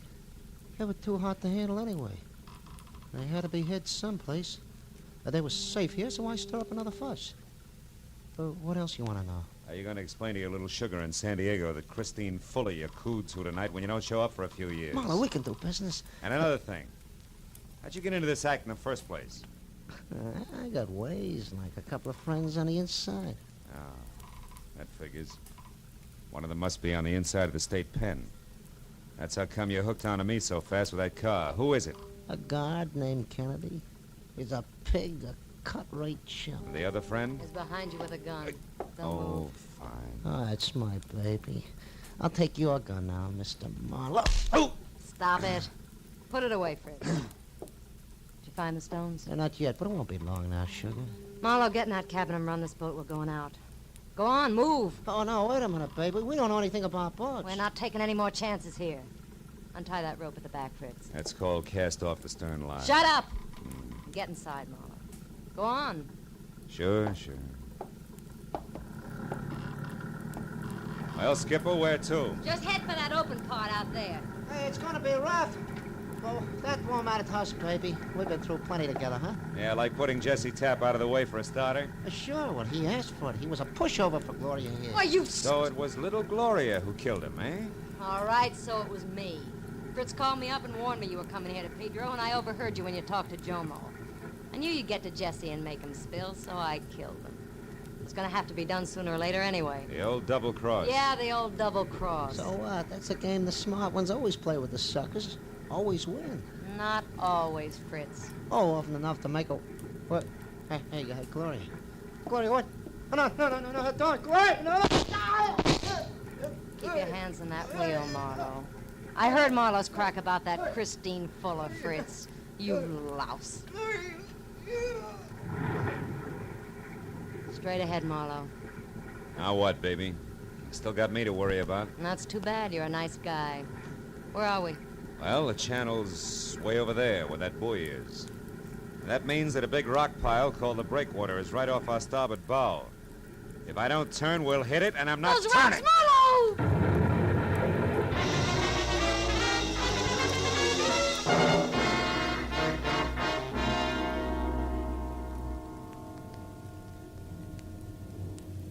Feeling better now, Mr. Marlowe? Yeah, thanks, Lieutenant. That water was awful cold. You said it. Have another cup of Coast Guard mud. Do you good. Oh, thanks. Look, I was wondering if... If we located the girl you told us about? Yeah. Yeah. She wasn't as lucky as you were. However, your boat hung up on the rocks. The boys found all that jewelry in the cabin, in this leather baggie.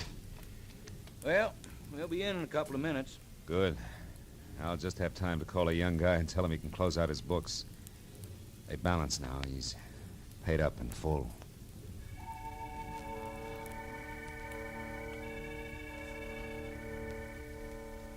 When I got through to Warden Riker, told him all that had happened, and gave him the message for Billy Cenero, he thanked me and said the kid was facing 11 o'clock like someone who had the weight of the world lifted off his back. A back that should have been part of a football team. A back that should be tanned from the sun at the beach. A back whose arms should be around a lovely girl. A back knelt in prayer for a better world. A back...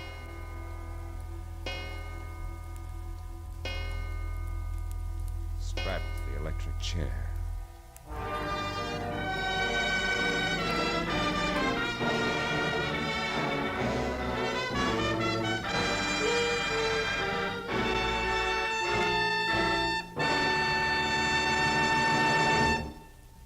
The Adventures of Philip Marlowe, bringing you Raymond Chandler's most famous character, star Gerald Moore, are produced and directed by Norman MacDonald and written for radio by Robert Mitchell and Gene Levitt. Featured in the cast were Wally Mayer, Bill Johnstone, David Ellis, Tom Holland, Larry Dobkin, Doris Singleton, Lou Krugman, and Michael Ann Barrett. The special music is composed and conducted by Richard Arant. Be sure and be with us again next week when Philip Marlowe says... This time I found a corpse in a flower shop. A gypsy who read her own fortune in dollar signs in a death struggle 20 feet from a crowded merry-go-round. All because a man forgot one white carnation.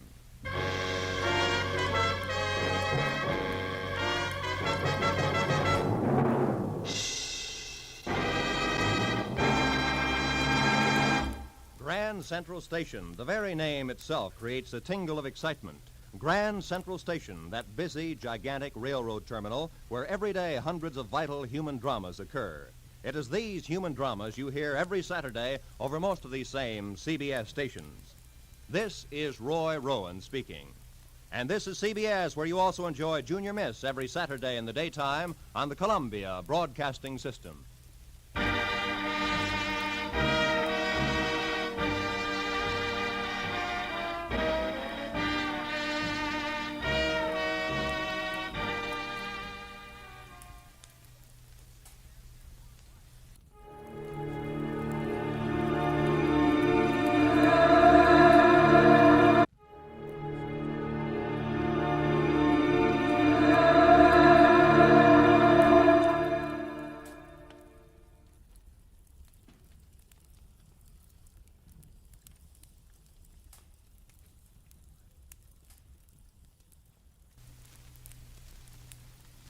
Get this and get it straight.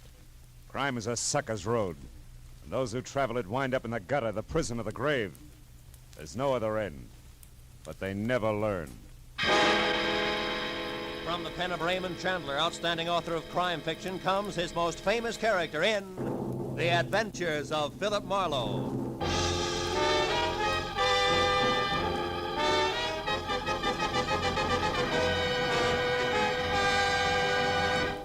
Now, with Gerald Moore, starred as Philip Marlowe, we bring you tonight's exciting story, The White Carnation.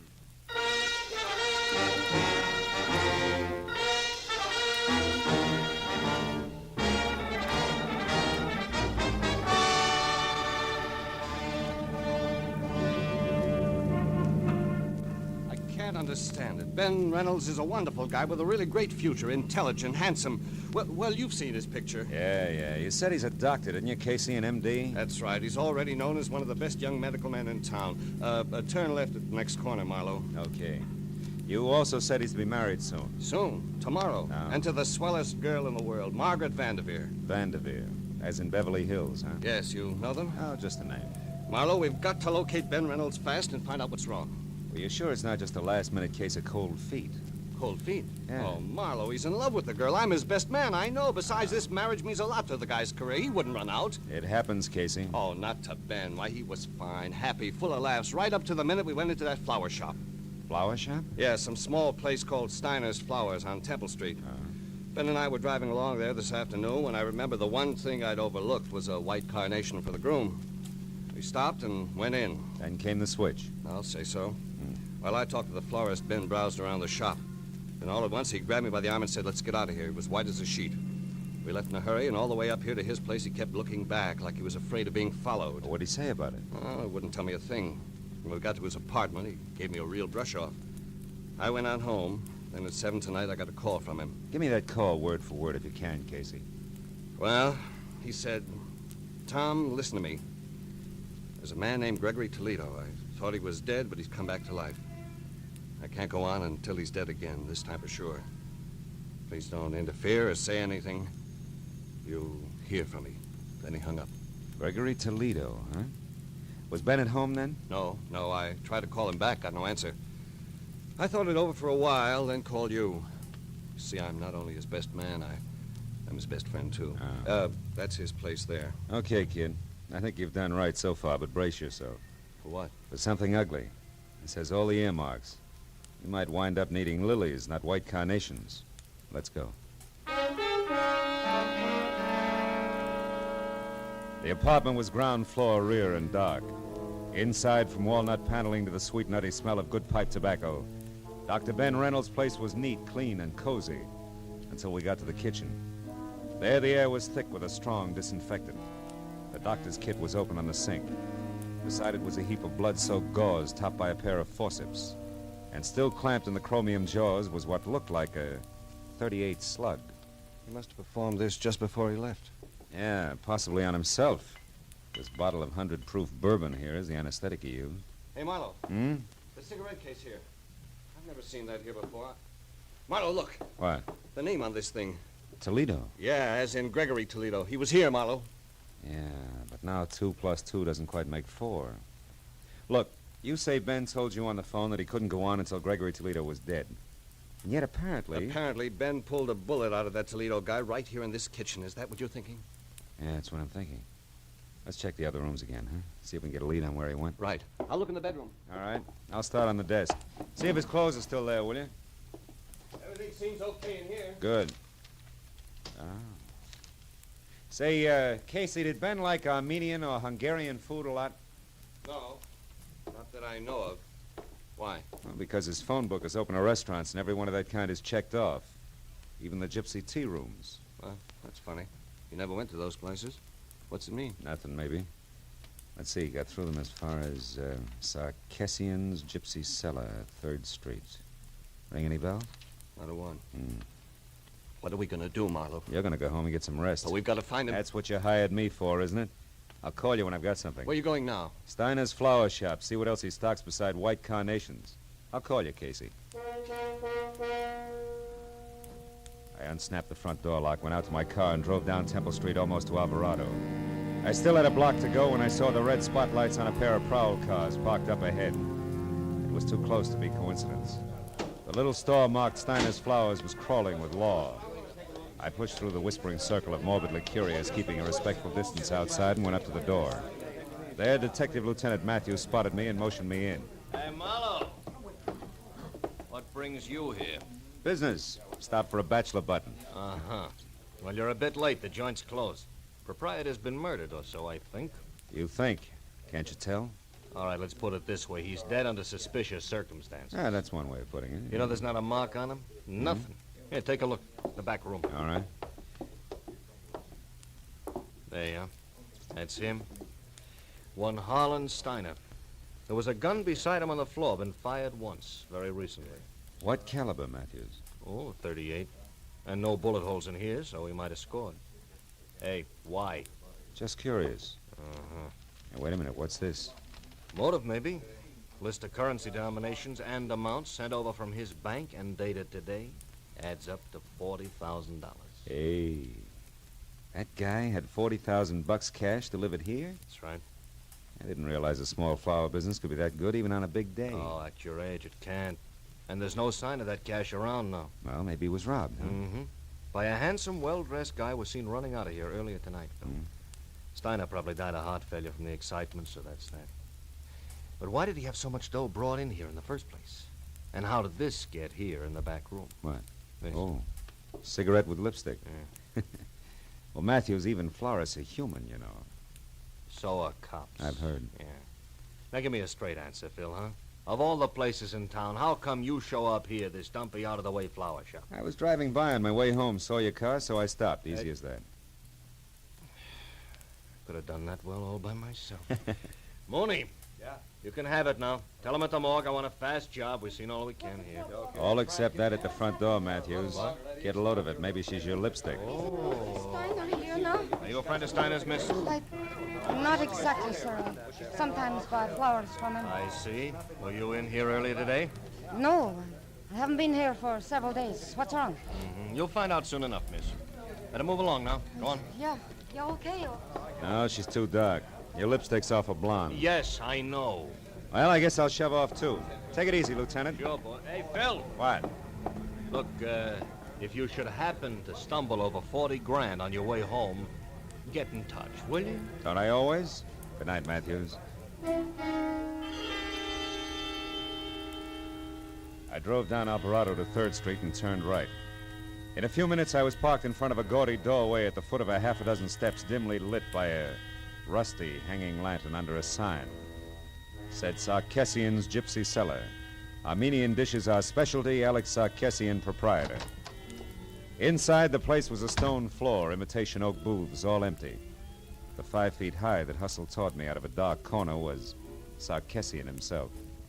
The welcome smile dribbled off his face like spilled beer when I said all I wanted was some information. Why you come here for it, huh? What kind of information do you want? On some people, Mr. Sarkessian. Do you know a man named Gregory Toledo? No. Well, how about Reynolds, Ben Reynolds? No. Okay. Try, never mind, that girl on the billboard there. Who's she? Madame Vadena, just like it says, she's on the billboard. What's her real name? Ruby Vadena. She works here. Works. If somebody wants to call looking at tea leaves in a cup, work. But the customer expects it. The customer is always right. So Ruby Vadena works here, but not tonight. All right, where can I find her? Why? Because I saw her a few minutes ago in a certain flower shop. Oh, that's a very good reason. Now, look, mister, I run a restaurant, not a Lonely Hearts. You look, Sarkessian, your little gypsy's in a murder right up to her big brass earrings. I gotta talk to her right now. A murder? I knew it's that fake. Oh, that no good. She ruins my business. What kind of appetite can murder give anybody, I ask you? I ask you for the last time, where does Ruby live? In Villa Garibaldi on the end of Reposa Street. Thanks. When you find her, tell Sarkessian says she's fired. She don't come in my place again, you hear? She's washed out.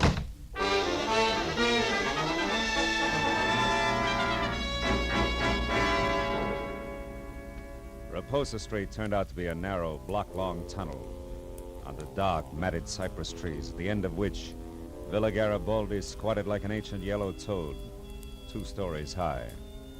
I'd gone far enough for my headlights to pick up the clutter on the stairs when Ruby herself stepped out from the trees and headed for the front door. She had enough head start that she was upstairs and at the door before I caught her. Leave me alone. I haven't done anything, copper. Leave me be. I'm no cop, Ruby. Oh, no. Lisa and I saw you at the flower shop. You're not kidding anybody. Is this your door here? Maybe, but you can't get in there without a warrant, copper. So keep it out here and keep it short. What do you want? Who is Gregory Toledo? I don't know. All right, let's try an easier one. What was that florist Harlan Steiner to you? If you're not a cop, what do you care? I'm a private detective, honey, and I care plenty. You know what happened to him, don't you? I think he's dead, if that's what you mean. He was just a friend, that's all. Oh, no. You're not the type for just friends, Doc. Hey, wait a minute, sugar. Somebody's in your room. Oh, no. The money. Open the door. Hurry up, will you? I'm trying Well, to. come on. Get out of my way. Reynolds! Ben, stop! Stay back, you! For an instant, I'd seen Ben Reynolds, his face twisted in fear, a package wrapped in green oil paper clenched in one hand. Then he grabbed up the only lamp and smashed it at me. In the dark, I heard him run through the kitchen and out the back door. By the time I got outside, he was gone. I started for my car to follow him, but stopped again. At the sudden sight of a gun barrel shoved out from the shadows between two trees and pointed straight at me. Don't move, fella. Not 1 inch or I'll kill you. You sound like you mean it. I do. You're not going any farther, fella. Don't try. And whoever you are, forget about the green package. You'll live longer. Yeah, I'll take your word for it. Just tell me one thing, baby. Are you and the doctor a team? That all depends. Now go on. Back the way you came. I've got an appointment with the doc, and I wouldn't want to keep him waiting. Start walking.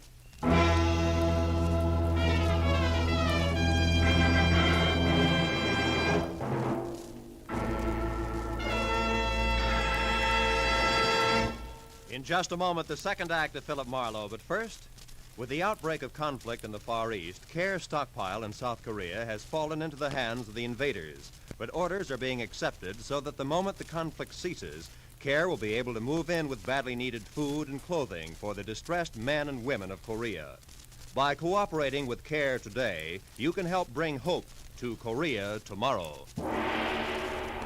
Now with our star, Gerald Moore, the second act of Philip Marlowe, and tonight's story, The White Carnation.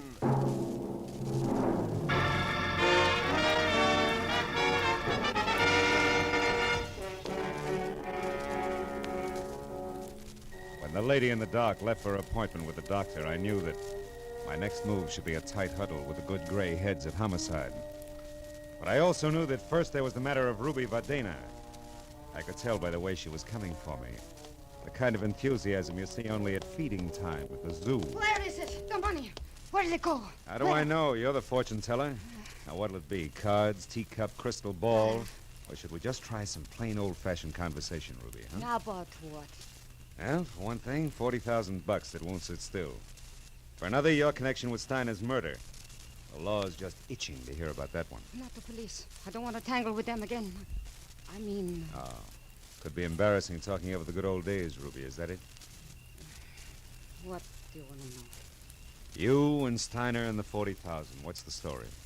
Steiner and I were supposed to go away together to be married. He loved me. You loved the 40 grand. Go on. The money came from the sale of his flower shop. He brought it over here tonight, said he'd be back. When he didn't show up, I went to find him. That's all I know. Not enough, Ruby. That shop wouldn't bring $40,000 like you could pass for a school mom. Where'd you get the money? I haven't the slightest idea. But I do have a suggestion. Oh? If you can get your hands on the money, which is really mine now, I'll split it with you, and... And we could even take a long, long trip, huh? No dice, baby. I wouldn't sleep nights worrying about my traveler's checks. So long, clairvoyant.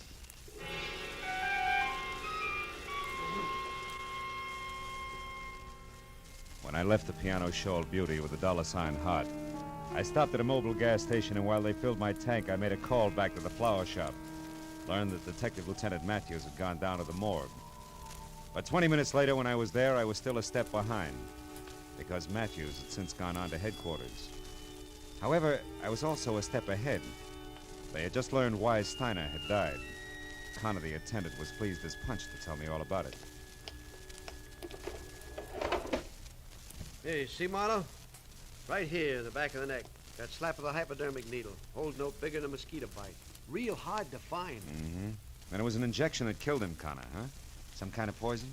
We'll have it tagged in a couple of hours. Want me to let you know what it is? No, never mind.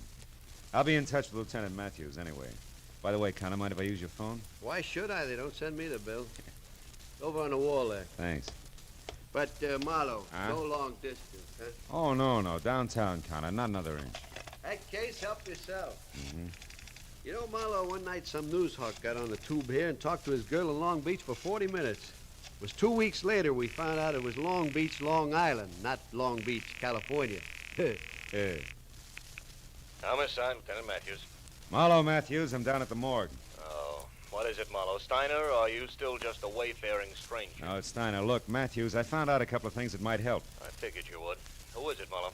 Well, so far it could be a Dr. Reynolds, but there's more to it. There always is. Wait there, Phil. I'll be over. Okay, but one thing first, Matthews. Does the name Gregory Toledo is in Ohio mean anything to you? Offhand, no. Why? Where does it fit in? Yeah, well, I'm not sure. When I started, Dr. Reynolds was out to kill Toledo again. It seems he's come back to life. Come back to what? Sounded like you said... I did, yeah. Well, we'll talk about it when you get here. So long, Matthews. Hey, pardon me for butting in, Mr. Marlowe, but that's kind of funny. What you said, I mean. Why? It was the name you threw at Matthews, Toledo. You see, No, I couldn't count. Well, Oh, wait a minute, Connor. Huh? What's funny about the name Toledo? Come on, it can count plenty. Oh, it's just a coincidence, that's all. That can be enough. Let's have it. Okay, Marlowe. About 6 or 7 years ago, we had a dead one in here named Toledo. Yeah? The front part I don't recall, but it wasn't that Gregory. Anyhow, the cops shot him full of holes for resisting arrest. What's the kind of funny part? Oh, not much, Marlowe. Only you just tied somebody named Toledo to this Steiner here who was killed with a hypo. And? And the Toledo bird I'm talking about was a dope peddler. Dope peddlers, Marlowe, are sometimes real handy with hypo needles. Nothing, huh? No. Not unless it fits tighter. Hey, look, Connor, you keep files here, don't you? Yeah. You could get me an address on the Toledo you're talking about, a first name, next of kin, so on, couldn't you? Sure I could. What's more, I'd be glad to, Marlowe. Why, if this meant something, it'd be... Yeah, well, let's get to the files, huh, Yeah, Connor? Sure, Yeah, sure, boy. this way. Morgue attendant cracks case. Gosh, it'll be right over here. Here we are. Bias, Toledo. Yeah, Toledo. Here it is, Marlowe. Let me see that. Toledo, John Edward, August 18th, 1943. Shot to death by police officers Celestes and Hogan Bags. Resisting arrest. Address, 31 Juniper Place, Ocean City, California. Next of kin. Holy smoke. Gregory Toledo, a son. Connor, you're a genius. Oh.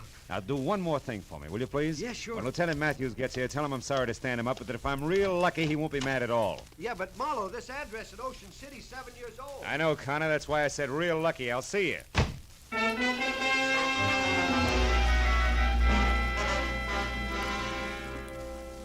The gentleman who answered the door at 31 Juniper Place was about 60.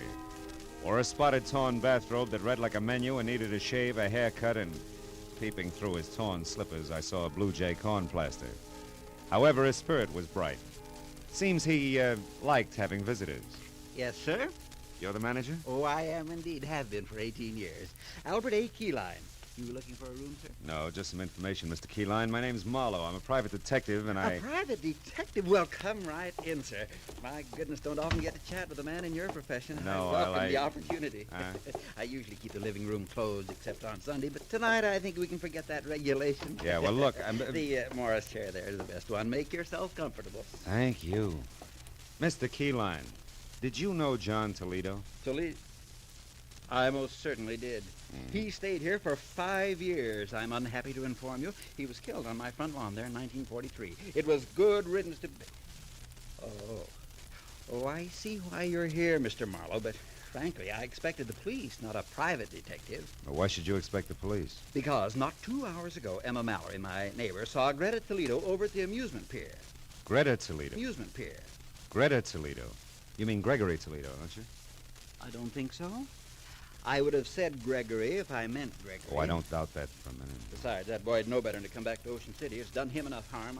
I said Greta Toledo, John Toledo's daughter, Gregory's twin. Twin? Wait a minute, Mr. Keyline, this is important. Greta and Gregory Toledo are twins and the children of John Toledo? That's right, sir. All three lived here for 5 years, like I said, and a more different brother and sister you never heard of. Well, different like what? Like heaven above Careful. and that other place below, that's what. The boy was fine. The girl a terror. At 13, she was tormenting Alley-Cats, and at 18, when she left here, she was a brazen hussy. Both went their separate ways from here a week after John was buried. You haven't seen him since? No, except one night about a month later when the boy, Gregory, came here to visit me and asked for all the pictures I had of him and his father and sister. I used to be an amateur photographer, you know. I got a medal one time at a... Pictures, Mr. Keyline, why did he want them? Sentiment, I guess. He was kind of soft-hearted. I gave him the whole batch except one of Greta, and I only saved it because the lighting was so good. I've got it right here. I took it a couple of weeks before they got John. Look, see how the sunlight behind her head gives a soft feeling to the whole picture? Yeah, it's practically a halo. Yes, sir. Very professional. I'll just take that now, Mr. Marlowe. I might try and improve it someday. Yeah, the best of luck. Keyline, don't move your finger. My finger? Well, why not? Mr. Marlowe, are you sure you feel all right? Frankly, no. But I hope to get better as I go along. Listen, Keyline, that neighbor of yours, that Emma, who said she saw Greta Toledo at the amusement pier, was it the big one off the foot of Surf Street? Oh, sure was. Emma saw her go behind one of the concessions and take a flight of stairs down to the beach. Which flight of stairs? There's a half a dozen of them, Keyline. Think, will you? I don't have to. I know, because Emma said it was the flight by the cotton candy concession. You know, that fuzzy stuff. And he's near the merry-go-round. I'm sure of that because Emma mentioned the merry-go-round. She never leaves out any details, you know. Emma's a thorough...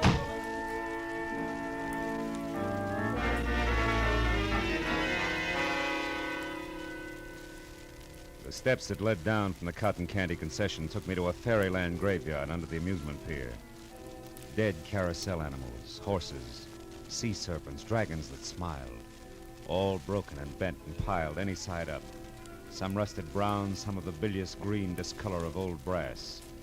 Then a lot of steel and stone dwarfs who must have belonged to some long-ago winter wonderland, also broken and rusted. But beyond that, the people were real, both of them. One was Greta Toledo. She was the same lady in the dark who had stopped me outside of the gypsy's place. The other was the man I'd started out to find. The man who was out to re-kill Gregory Toledo. Dr. Ben Reynolds. Wait a minute, Gregory. One thing we still have to talk about. Or should I call you Dr. Reynolds? All right, get to the point, Greta. I am. That's why I asked you to meet me here. It's a safe place to talk. What did it talk about? You were shot and I gave you medical attention. You demanded that I get $40,000 that was yours, and I did? You did, hero. But only to keep me from letting everyone know that the fine Doc Reynolds is really Gregory Toledo, the son of a dope peddler. All right, sister mine. What do you want? Just this. You're really on my hook, brother. I got a big news flash for you. I wasn't shot in self-defense tonight. It was while I was committing a murder in a flower shop, some filth named Harlan Steiner. What? Yeah, a murder. With a hypodermic needle. I murdered a man who was double-crossing me. Tried to take this $40,000 here. We got it from a sale of opium. He was trying to take this money and run with it in a gypsy lady Now, love. listen. How tight do you think you can squeeze me? There's an end to everything, even blackmail. Don't you see that?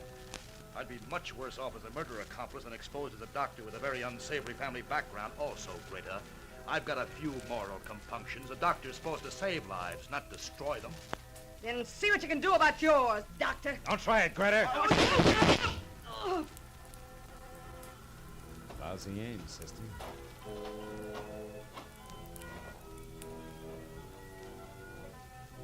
She's dead. Yeah. And so is Gregory Toledo, finally. We better get to the police, Dr. Reynolds.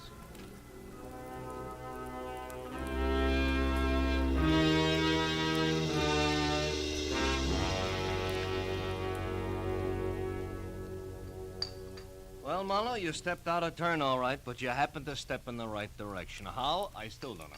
Yes, that picture Keyline showed you out in Ocean City, Mr. Marlowe. It was Greta, wasn't it? Yeah, it was. Ooh, this coffee's hot. Didn't mean a thing, though, Tom. I'd only seen Greta in the dark at the Gypsies. Yeah, then how did it help? More coffee here, please. Huh? Coffee. Oh, sure. Well, it helped, actually, when Keyline added his finger. That covered the girl's hair. And when I could only see the face... It looked like a man, and you saw not Greta, but her twin brother, Gregory. Wait a minute. Who you knew as Dr. Reynolds from a picture you'd seen earlier? Good work, Marlowe. No. Good luck, Matthews. There was Connor in the morgue, a gabby woman named Emma Mallory, Keyline's hobby as a photographer, and, lots of little things. Pardon me, Lieutenant. I don't quite know how to say this, but what about the publicity, the newspapers, and what it'll do to, well, Dr. Reynolds being Gregory Toledo. Dr. Reynolds being who? Hey, miss, I'd like that coffee tonight. You know, I always did like you, Matthews. Good night, fellas.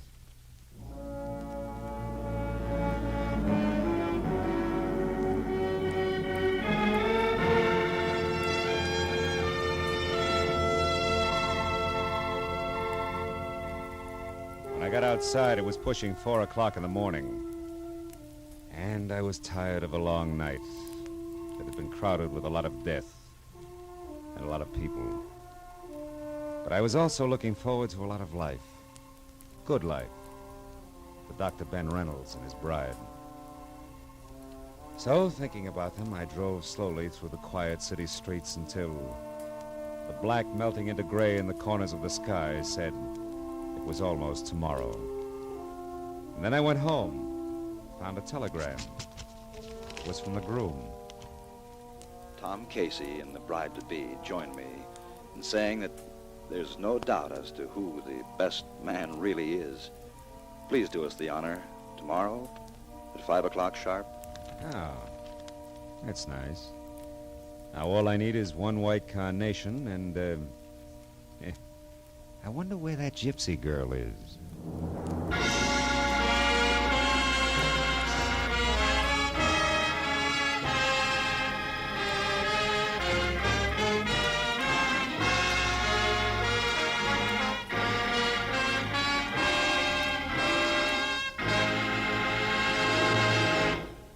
The Adventures of Philip Marlowe, bringing you Raymond Chandler's most famous character, star Gerald Moore, are produced and directed by Norman MacDonald and written for radio by Robert Mitchell and Gene Levitt.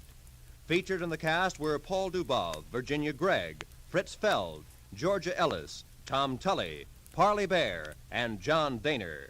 Detective Lieutenant Matthews is played by Larry Dobkin. The special music is composed and conducted by Richard Arant. Be sure and be with us again next week when Philip Marlowe says... This time a Skid Row suicide changed into murder. A cobbler with an accent was afraid to call the police. And a hard-boiled Hollywood agent broke into tears. All because one woman kept her whole life between the covers of a big leather book.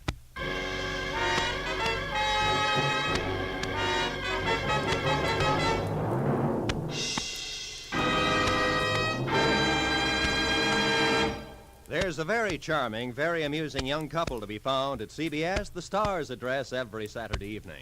They're Liz and George Cooper, and Liz is played by the glamorous Hollywood comedian Lucille Ball. It's wonderfully hilarious. It's comedy at its best. My Favorite Husband, starring Lucille Ball, every Saturday night on most of these same CBS stations. THESTARESSADDRESSISCBS. The Star's address is CBS. This is Roy Rowan speaking.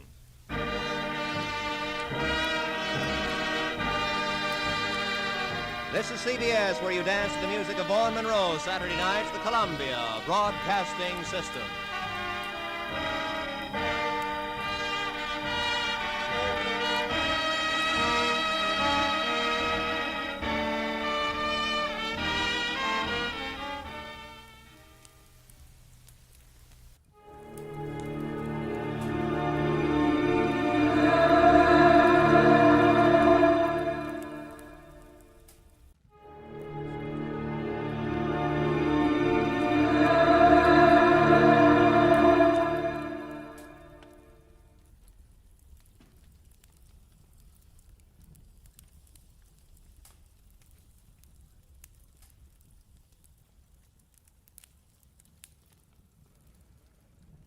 Get this and get it straight. Crime is a sucker's road, and those who travel it wind up in the gut of the prison of the grave. There's no other end, but they never learn. From the pen of Raymond Chandler, outstanding author of crime fiction, comes his most famous character in The Adventures of Philip Marlowe.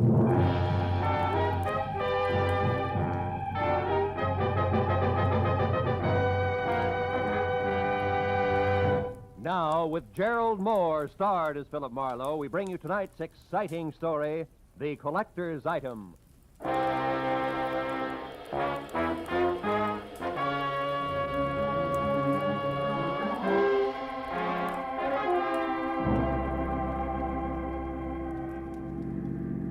Hey, turn the corner, cabbie. Don't lose them. Don't worry, mister. There they are up ahead of that new nest. Uh-huh. And a white Panama hat shows up through the back window of that cab like a signboard. Besides, I've been doing okay so far, ain't I? We stayed in this tail for 20 minutes now. Yeah, but I've been tagging the guy under that hat for 6 hours. 6 hours? For a movie, a Turkish bath, 3 bars, a restaurant, and 2 museums. Close the gap a little, huh? Whatever you say, mister. They're liable to spot us. How much longer you gonna keep this up? What difference does it make as long as your flag's down? Big difference.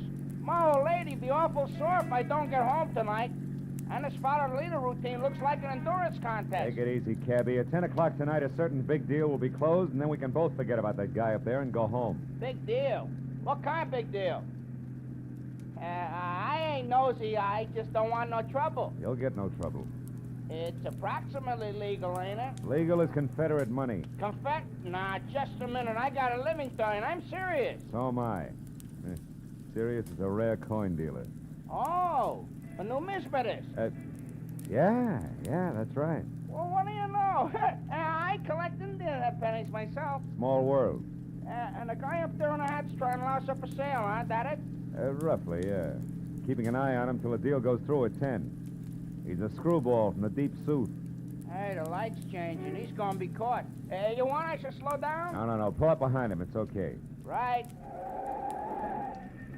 Hey, mister, look. You see that? Yeah.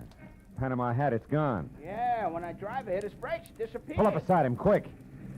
Can you see? Yeah, the seat's empty. Ooh, what a pair of chumps. They've been chasing nothing but a hat propped up in the back of that seat. No kidding. Gee, it sure looked natural, didn't it, mister? Nuts. Let me out. Now, look, you get to the other driver. Find out where he dropped his passenger off and anything else you can. Yeah. Here's $30 for your trouble. Wow, for that kind of dough, my wife can go ahead and get some. Call me at the office, mister. Just ask for Joe Joplin. Keep your sights on, you can do it!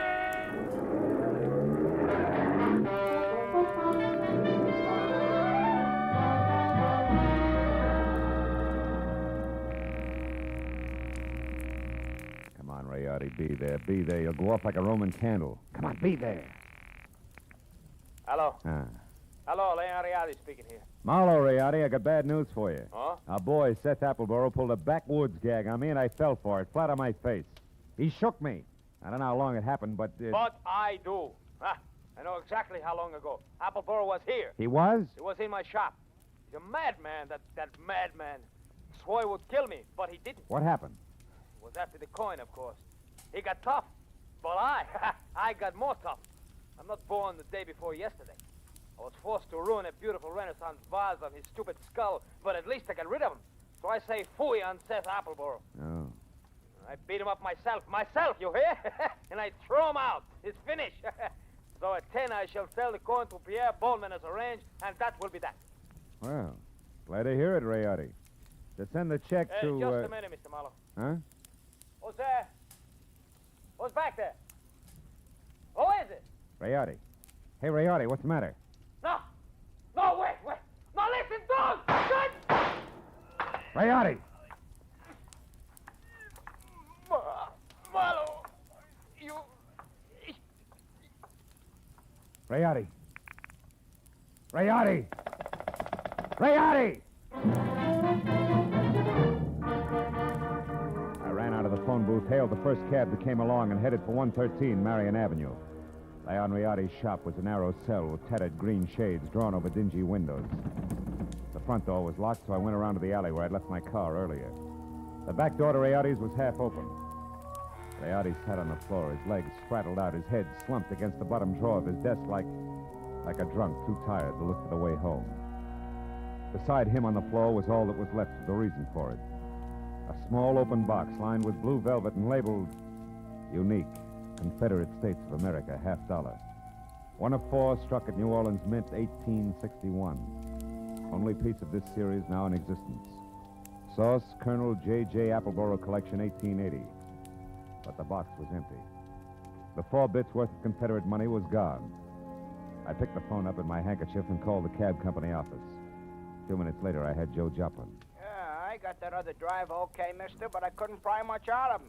Even the hard way, I tried. He left that southern drawl off at the Wilshire Gardens, Villa 9. And he got orders to take the Panama hat on a $10 drive around town. That's all? That's all he knows. He thought it was some kind of joke. Wilshire Gardens, number 9. Okay, Joe, Yeah. thanks.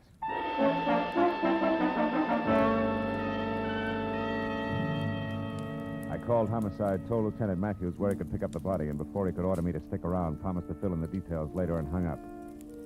After that, I got in my own car and drove to the Wilshire Gardens Hotel, Villa 9. What finally came to the door needs it open a cautious 2 inches.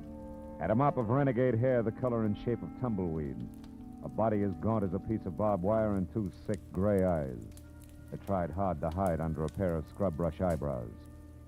Seth Appleboro wasn't glad to see me. State your business, sir. What's more, I'm a busy man. I'm not well, so be brief. Okay, we'll start off with murder. Murder? Now, see here, We'll sir. follow that with a missing Confederate $50.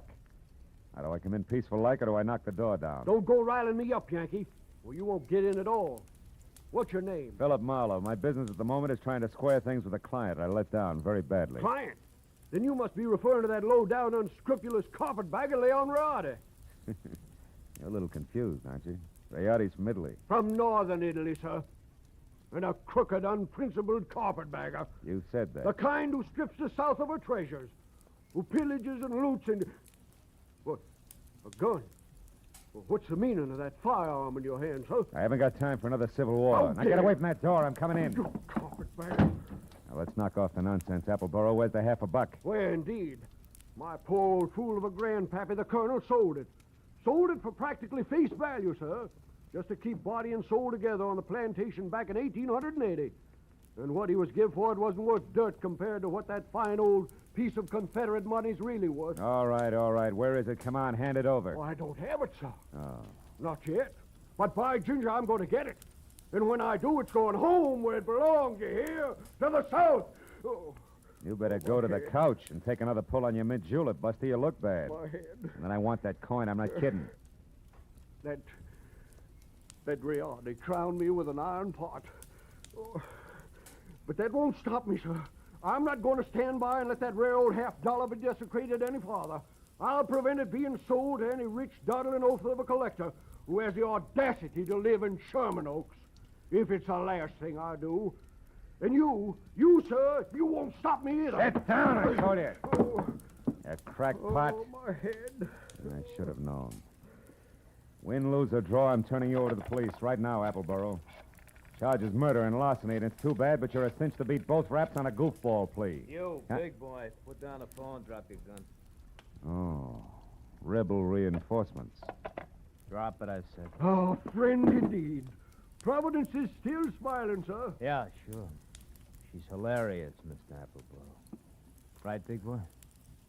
Well, don't you see the humor of the situation? Oh!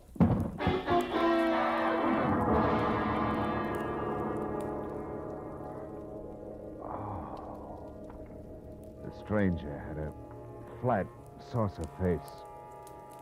A sour grin in the left hand like a trip hammer.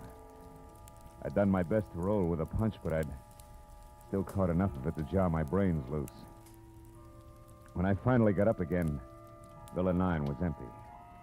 It took a while for that to soak in, along with another fact. I was up against a team. Appleboro and Saucerface.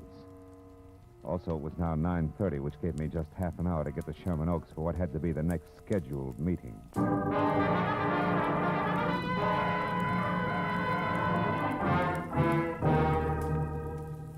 The Boneman Mansion on Clooney Drive, from giant iron gate out front through overgrown grounds and up to the entrance, Looked a lot more like the prop room at the Metropolitan Opera than anybody's residence. When I lifted the brass ring in the brass lion's mouth and let it fall, I got another surprise. She had deep hazel eyes with long lashes, close-cropped copper-colored hair, and packed full green suede dress that put no strain on the imagination. Her bare shoulders made you think of toasted marshmallows. Hello. Hello. You wouldn't be Pierpont Bowman, huh? And you must have had some reason for knocking, other than window shopping. Yeah. My name's Marlowe. I used to work for Leon Rayardi before he was murdered tonight. Murder? Mm-hmm. Is this supposed to concern my Uncle Pierpont? Yeah, I think it does. From the fuss that's being kicked up about 4 bits worth of Confederate money, you'd think that it was a chest of Easterling sterling silver.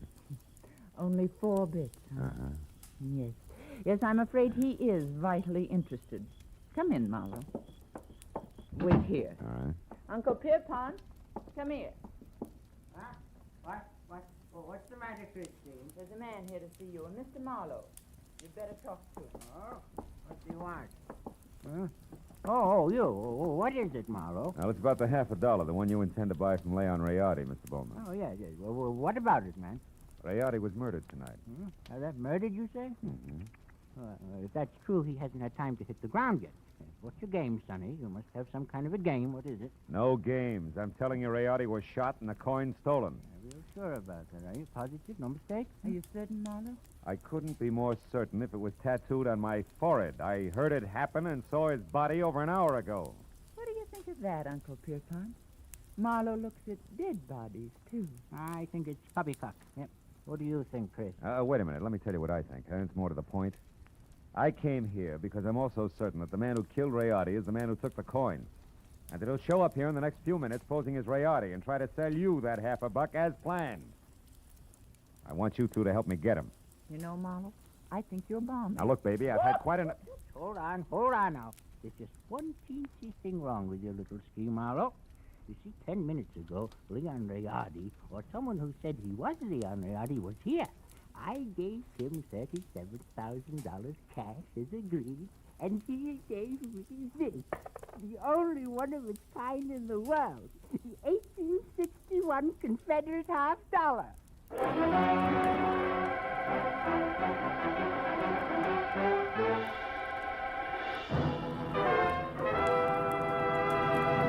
In just a moment, we will return to the second act of Philip Marlowe. But first, there are songs for sale, and one of them may turn into the nation's newest hit as you listen in to CBS on Friday night. This hour-long program of melody is called Songs for Sale, and during the hour, you hear 4 songwriters with unpublished music as they present their tunes to a panel of veteran, top-flight songwriters. At the end, the panel picks out one song to be published and plugged, and you'll hear the reasons they give for their choice. Be listening to Songs for Sale tonight on most of these same CBS stations. Now with our star, Gerald Moore, the second act of Philip Marlowe, and tonight's story, The Collector's Item.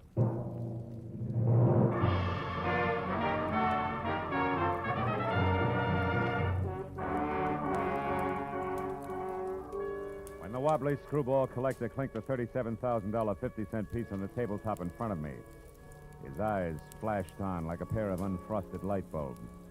And something close to frost started to collect in the upturned corners of his mouth that smiled like the cat that had just eaten the canary, cage, birdseed, and all. There was little doubt about it. Septuagenarian Pierpont Bowman was what an eccentric would call eccentric. And he was very unconcerned with the murder of Leon Rayardi, and very fuzzy about what Rayardi's impersonator had looked and sounded like. I'm afraid I can help little on that score, Mr. Marlowe. Only had eyes for the coin. And what a coin she is. Why, son, Mr. Bowman, you've got to remember something. Height, build, color of eyes, hair, voice. Yeah, voice. Was it a southern accent? Think, Mr. Bowman. Southern accent? Yeah. No, Mr. Marlowe can't say if it was or not. My hearing isn't all it used to be, you know. But Christine here, now maybe she could... No. Christine wasn't in the room. Answered the door myself. But I did see him come up the walk, Mr. Marlowe, from my room upstairs.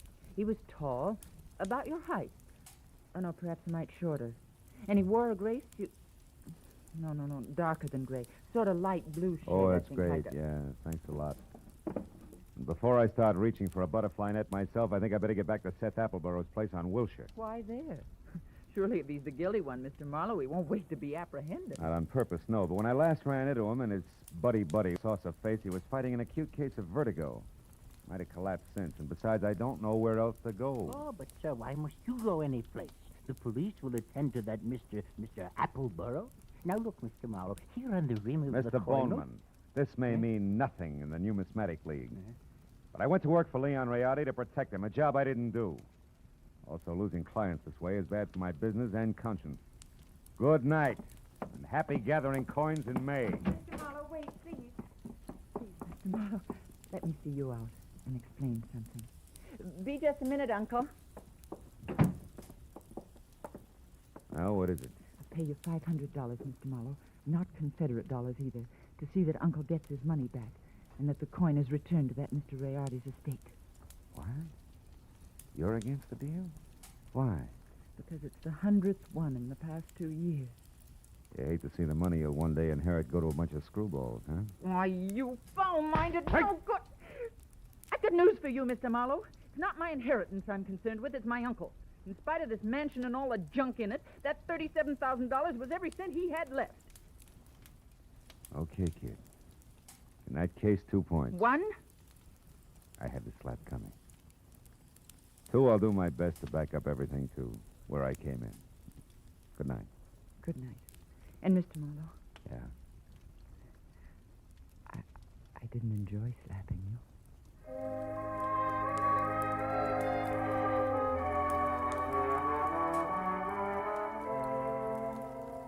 She said it like she meant it.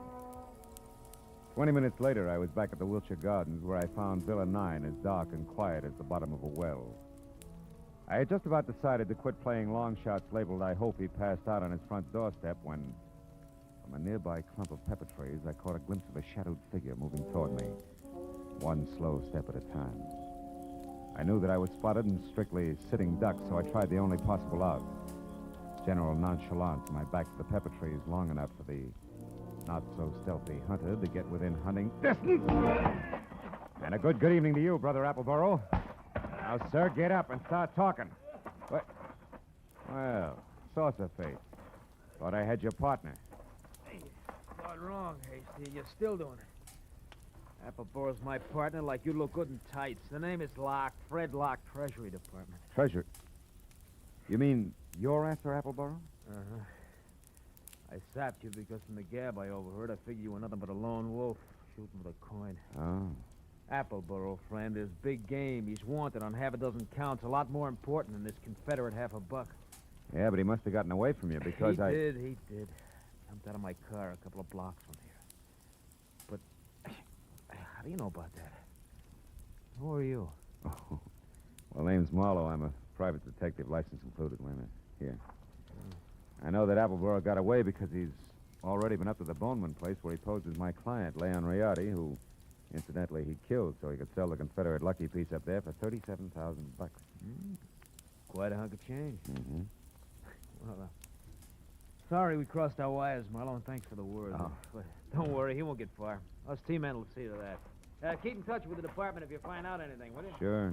Oh, Say, Locke. Yeah? just a hunch. Oh, like what? Like you're a cockeyed liar. Like Treasury men don't call themselves T-men. Any more than private detectives call themselves private eyes. Now, Locke, let's try inside your jacket. One, get rid of this non-Treasury Department Luger. And 2, check the wallet and see if at least Fred Locke is your real name. All right, it's my name, it's my name. Yeah, surprise it is. Out of imagination, T-man. Come on, get up and start working on a few other questions like where Seth Appleborough is at the moment and exactly what that guy in is with Boss. Well, do we keep this up all night? No. I'll tell you, I'll say everything. Okay. I'll say everything. Okay. Now, first the setup. Come on. Yeah. There were 2 of us. Me and Adam. No!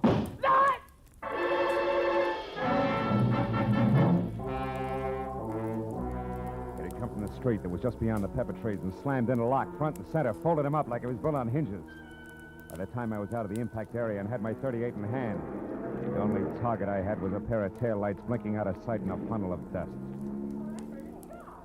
Fred Locke was blood-smeared, dead, and made an ugly centerpiece for the little ring of startled faces that began to converge. I stepped back and became just another sightseer, when a small, bald man with a large white eyebrow and lots of worry stamped on his face began to do his lamenting out loud. He was the Wilshire Gardens hotel manager and didn't care much for public spectacles on the home grounds. Oh, my goodness. 1 minute that Mr. Appleborough unconscious in his car, and the next this man is shot to death. Hey, wait a minute. Appleborow's unconscious in his car? Where? At the other end of the grounds.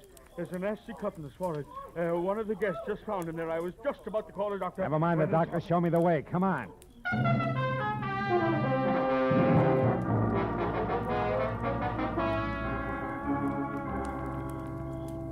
Come on, Dixie boy. Breathe deep. Who? Oh, you again? Yeah, me again. And you're up to your drawl in a couple of untidy murders. Now snap out of it. Oh, my. It's no use. He doesn't even hear you. That's so right. While it's this peaceful, I think I'll check on this drooping flower of the old South. His wallet should do it. Do what? Prove whether or not he gave me a straight pitch. Yeah. What do you know? Membership card, Sons of the Confederacy, New Orleans chapter. Here, let me see. Oh, that's his picture, all right. Sure is. Well, when the police get here, they, Hey, look. Yeah, what is it? His wristwatch was smashed against the dashboard. So it is. He must have held his hand up to protect his head when he fell forward. Yeah, now look, friend, the name's Marlowe. When the law gets here, tell them they can find me at Sherman Oaks, the Pierpont Bowman residence. Oh, now, wait a minute. You can't leave me here with all this on my hands. The police are going to want to know what this is all about. I'll try and have an answer for them. But first, I got to ask a crazy collector a not-so-crazy question.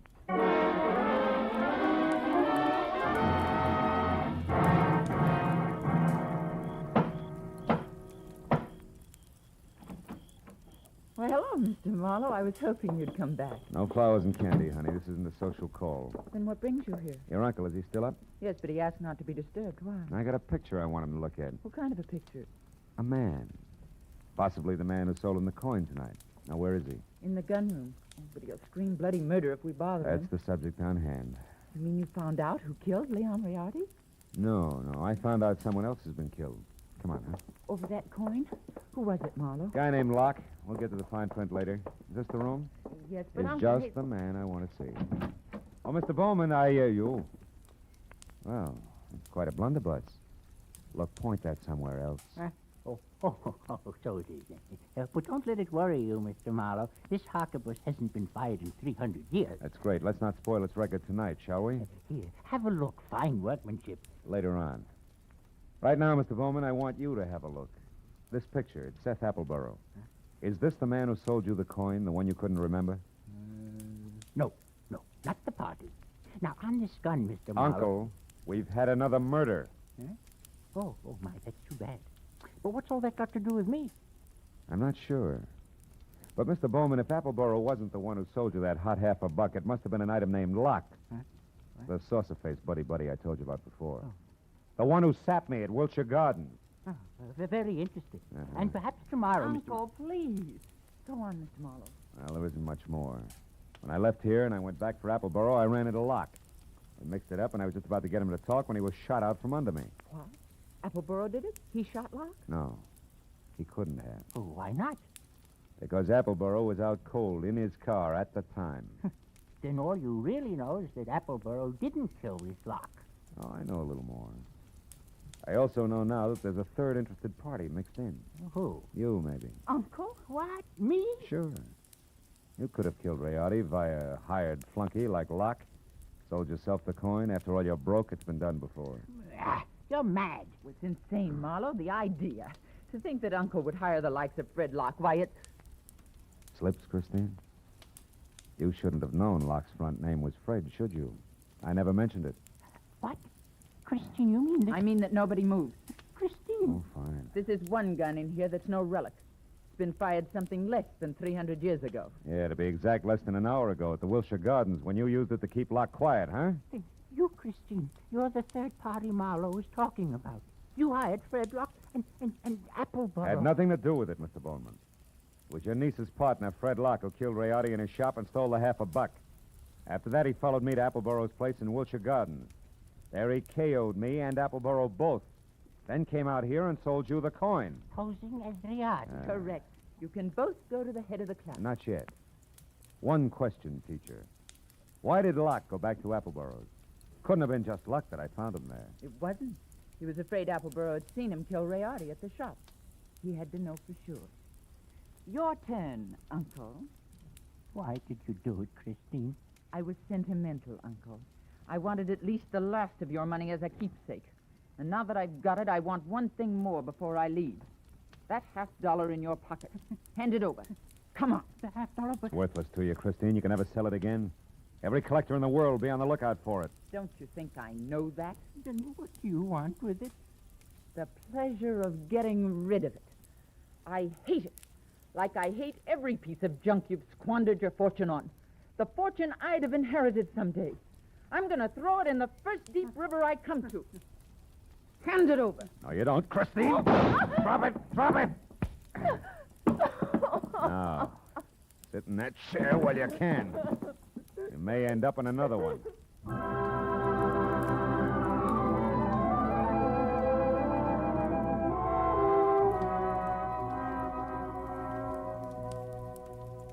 The police arrived. They always do. And after a long hour of questions and answers, there were only two of us left. Pierpont Bowman, standing close to a window, tears crowding his eyes. The fingers of his right hand nervously toying with a Confederate coin. And me, thinking about Leon Rayardi and Fred Locke and Christine. It was the old man who finally broke it up. A rotten thing. I left after that. So I don't know if Appleboro got the coin or not. You might check if you're ever running through the New Orleans Museum.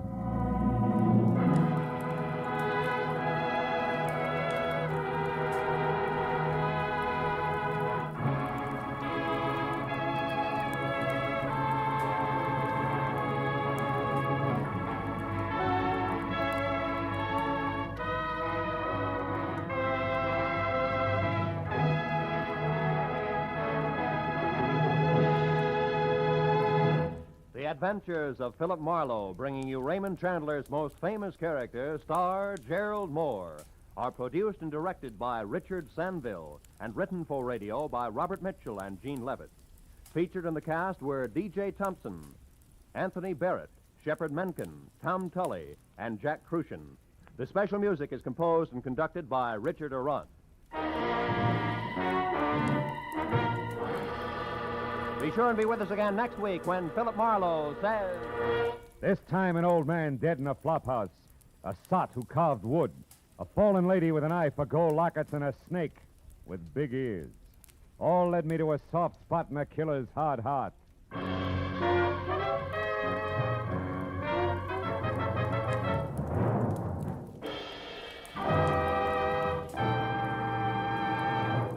Every Friday night, CBS brings you stories taken from the files of parole boards of the 48 states.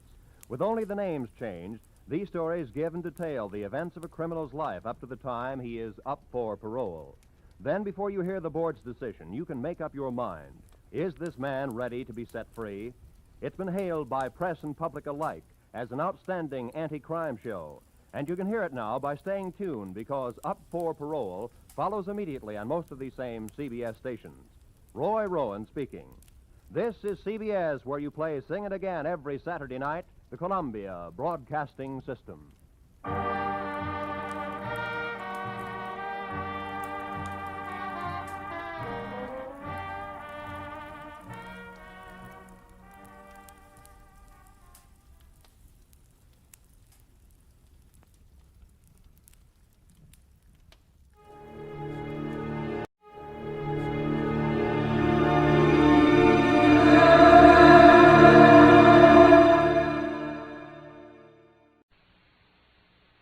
The National Broadcasting Company presents The Adventures of Sam Spade, Detective.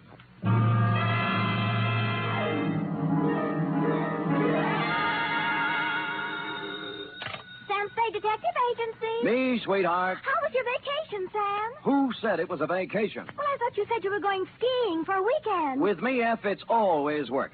Do you know you can get killed on skis? If you say so, Sam. Yes. Most people just break their legs. Most people pick some easy little slope, the cowards. But I know a ski run up near a town called Lucerne that's sudden death. I know a ski run called the Backbreaker. Really? How dull. And one they named Suicide Drop. Effie, stop trying to top me. You just can't. This was the deadliest ski country ever seen. You just sit there while I do a Christiania swing down Market Street, a Geländer sprung up the stairs, and a Telmark right through the door with a tail I took out of the deep freeze only last night. The Chateau McCloud caper.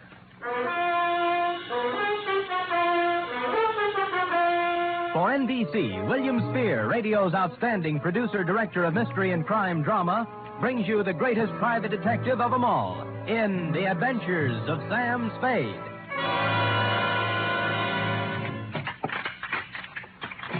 Effie! Oh, Sam. Take off those skis. I just wanted to prove I could do it. I did a herringbone up the stairs. And those clothes. I'll just bet you've rented all those things, Sam. You were never in the snow country at all. So, you don't believe me, huh? Well, here, Doubting Effie, I brought you proof. And don't tell me I rented this. A snowball. Yes. Sam! A real snowball. Yes, I brought back 2 of them in a thermos box. Where's the other one? I threw it at a policeman. It was freezy, soaked with water and ice. Oh, Sam, you're wonderful. I can't believe that you had trouble this weekend. Oh, no? You cut that snowball open and you'll find a blood-stained bullet inside of it. And behind the bullet lies a tail. Ready? I'm always ready, Sam. Yes. Date, Phil at M2, Sierra County Sheriff's Office, Lucerne, California. From Samuel Spade, San Francisco, license number 137596. Subject, the Chateau McCloud caper. Dear Sheriff, you run a neat little county up there at Sierra, and I hate to be snide, but when my train steamed into the cold mountain air of your lovely little village of Lucerne, I knew the chill of death was afoot. It had to be. The place was too beautiful to last. The background hills were right out of the Alps. The snow from Grandma Moses and the rustic buildings that snuggled under the mantle of white were just too cute for words. It was abnormally perfect. Something had to give. Well, You were the only young man who got off the train. Are you from McCloud? well, I'm supposed to find a Chateau McCloud. Oh, what do you know? I got the right man on the first try. Good. Rufus sent me down to pick you up. You could pick me up almost any time. Well, that took a little chill off the day. Shall we go? Ooh, mush. Mush.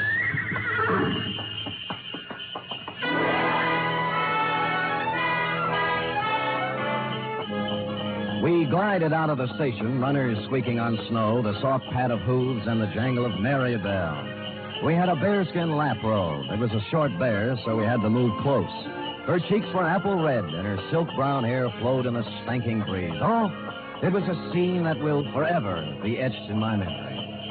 Rufus tells me you're an advertising genius. Well, I have placed a few ads in my day, mostly help wanted. Aha, don't kid me. He says you're going to put the McCloud tanneries right on top with a new campaign. On top. You know, you're supposed to have a big name. Just 8 letters, Sam Spade. Oh? Well, I'm Rita Parker. I'm supposed to be Rufy's girlfriend. Of course, I think it's only to make his wife mad. But it's fun up here. Yeah, but this is my first trip. Oh, well, then you're in for a treat. That is, if abnormal psychology appeals to you. What does that mean? The McCloud guest register is always full of dynamite. Oh? For example, this Yeah. weekend reads thusly. Rufus McCloud with half of the money in the world trying to get the other half. Good. His wife, who has an interlocutory decree. Mrs. Interlocutor. Yeah, Carl. Yeah. Her boyfriend, Paul Endicott, gigolo type. Charlie Allison, co-worker and friend to Rufus. He's a food technician or something dull. So? And then there's Tozier Svenborg, ski instructor, who comes down like a wolf on the fold. Oh, And people like that. Yes, well, I'll never remember all the names. I'm in the ad game, you know. It's initials to me. I call people, RL, TS, NTG, and, you know. Well, the names don't mean a thing. Just remember this. Every 30 seconds, duck. I beg your pardon?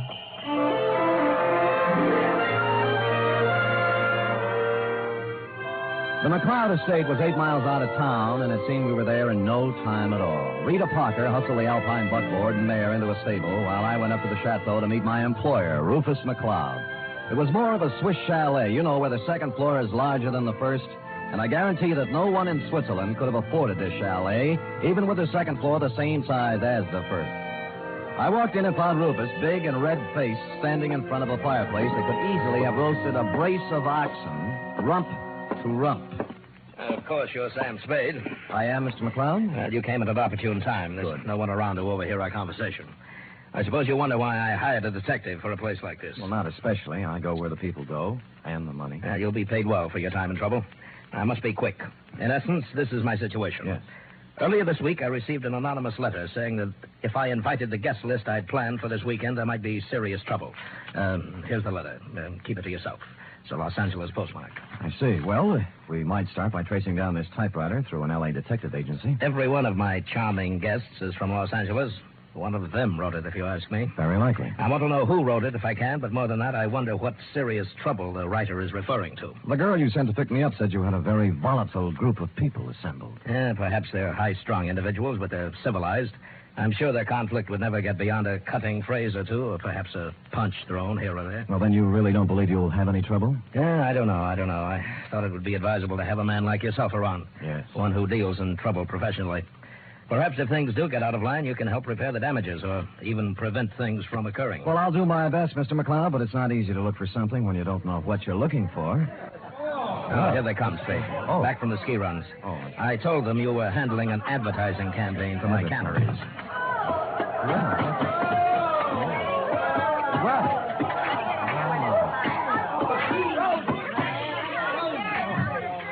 Well.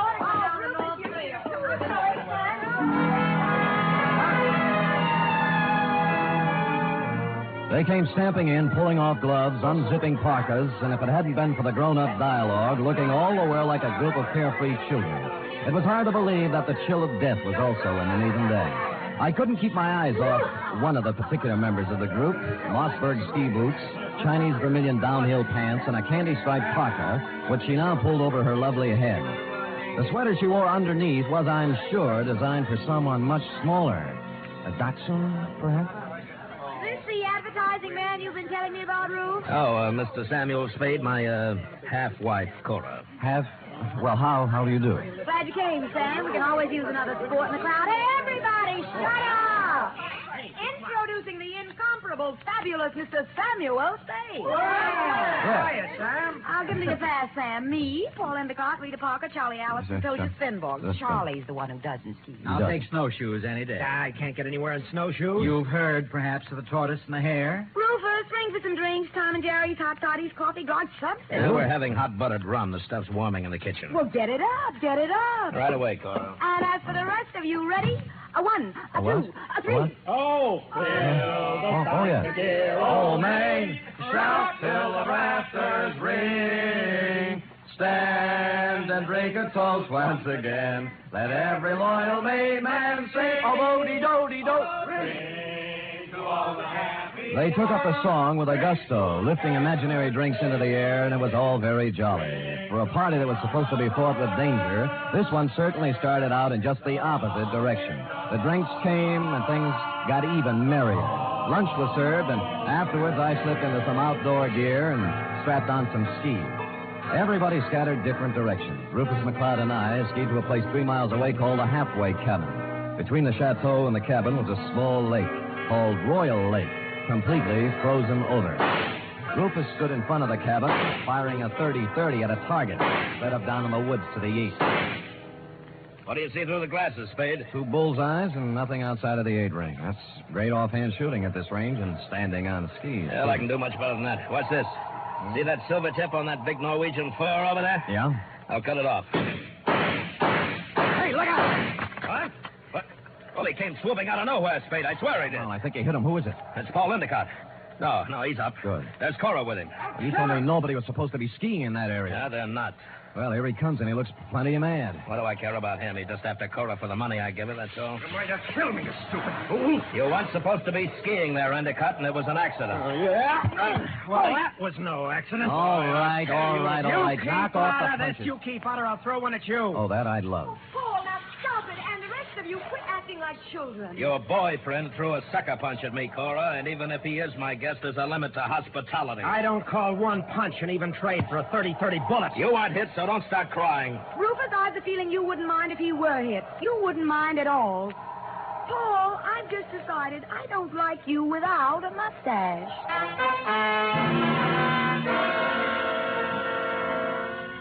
Well, from then on, everybody dropped the pretense, and you knew where you stood. And it was chilly, too. Later in the day, we were all back at the Chateau again, and Paul Endicott wove his delicate variation on his main theme. I'll knock your block off. I tell you, Mr. Endicott, you have some delusions. I have no delusions, Tozier. I've seen the way you look at Cora, the way you two are always trying to lose me on the trails. Some people ski faster than others. Yeah, well, let me tell you something. The next time you try to wolf this girl, it's going to be your last. I'm nobody's wolf. I'm a ski instructor. That is what I was hired for. Well, stick to what you were hired for and knock off the extracurricular activities. I don't have to take this kind of talk from you. Anything you'd like to do about it? As a matter of fact, there is. Fellas. Get it. Boys. Men. Wait, stop it. Fellas. Stop it. Yes. I'll never see either Fellas. one of you again. You, Sam. Yes, you want me to stop them, Mrs. McCloud? No, I want you to take me out of here. Oh, all right. All right. Well, Let's put on our skis and get out of here. okay, here, I'll help you. Oh, thank you. Yes, that's it, gentlemen. Well, even so, won't take a minute. Ready? Yes, yeah. There we are. Now, where are we heading, Mrs. McCloud? Oh, I thought we might go out to the boathouse. It's on the southern tip of Royal Lake. It's only a mile and a half. Nothing. And my name is Cora. I'm not really Mrs. McCloud anymore. That's kind of rough on you, isn't it, bringing your new boyfriend around all of your ex-husband's friends? Well, I like it up here. Rufus likes to have me. They're not all against Paul. At least they weren't. But he's on the defensive so much, he's going to make enemies of all of them. Yes, he's off to a rousing start, I'd say. Do you know something, Sam? Hmm? I don't care about Paul Endicott, really. Hmm? Or Rufus McCloud, or Tozier Finborg, or anybody. I just care about Cora McCloud. Well, now, that's a good, honest answer. You know, most people wouldn't be that frank. But, Sam, Eh? I haven't known you long. Well, I like your style. style? I could care about you.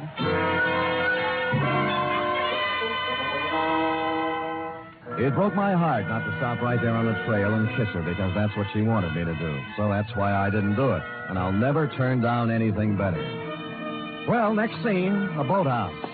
And when we got there, it was not at all the way I thought. A food technician and close friend of Rufus McCloud was there, working on something that baffled me at first. It's an ice boat, Mr. Spade. That's what it is. Belongs to Rufus. Yeah, I don't think I've ever seen one up close before. I'd take you for a ride, but this one needs a lot of work before anybody could use it. I'm just cluttering. What prompted you to come out here, Cora? Because Paul and Tozier Finborg got in a fight over me, and I got tired of the whole thing. Sam and I went out for some air. Oh. Well, glad you did. I was getting a bit lonesome. You see, Sam, they always leave me in a cloud of snow on their skis, and I just plod along on snowshoes all by myself. Well, maybe we can go walking together sometime. I used to be able to shake a pretty good snowshoe. It's a deal. Tomorrow morning, I'll show you the place. Sam, I think I'll stick around here and help Charlie with the ice boat. Oh. Unless you're crazy about ice boats, why don't you go back to the chateau? We'll be there in time for dinner. Well, I don't need any engraved exvitation. I hope you catch a common cold. The trouble with that girl was that she only wanted one man at a time around her. Back at the chateau, there was no one but the cook, the Marjorie Main part. Too tall. As supper time approached, Rufus came in, then Rita, then Cora, then Allison, and finally Tozier, in that order. And the order is important, because you see, nowhere in the list is the name of Paul Endicott. He didn't come in for supper, nor for the next 3 hours. It was dark by then, and Rufus McCloud was worried about Endicott. So we fanned out in a searching party. I was alone when I found him. He was lying in the snow, 300 yards west of the halfway cabin. There was a 30-30 slug in him. Period. End of Paul Endicott.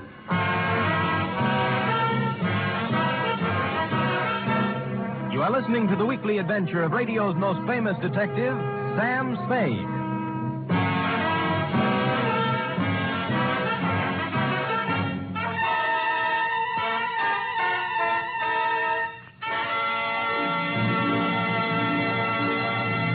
This Sunday, Cary Grant and Betsy Drake star in the second of the new Mr. and Mrs. Blanding series over most of these NBC stations. The delightful tribulations of Jim Blandings and his wife Muriel as they built their famous dream house entertained millions as a novel and then as a motion picture. And now you can follow the further adventures of Mr. and Mrs. Blandings every Sunday on NBC. And Sunday also means your weekly visit with the hilarious Harrises on the Phil Harris Alice Faye Show.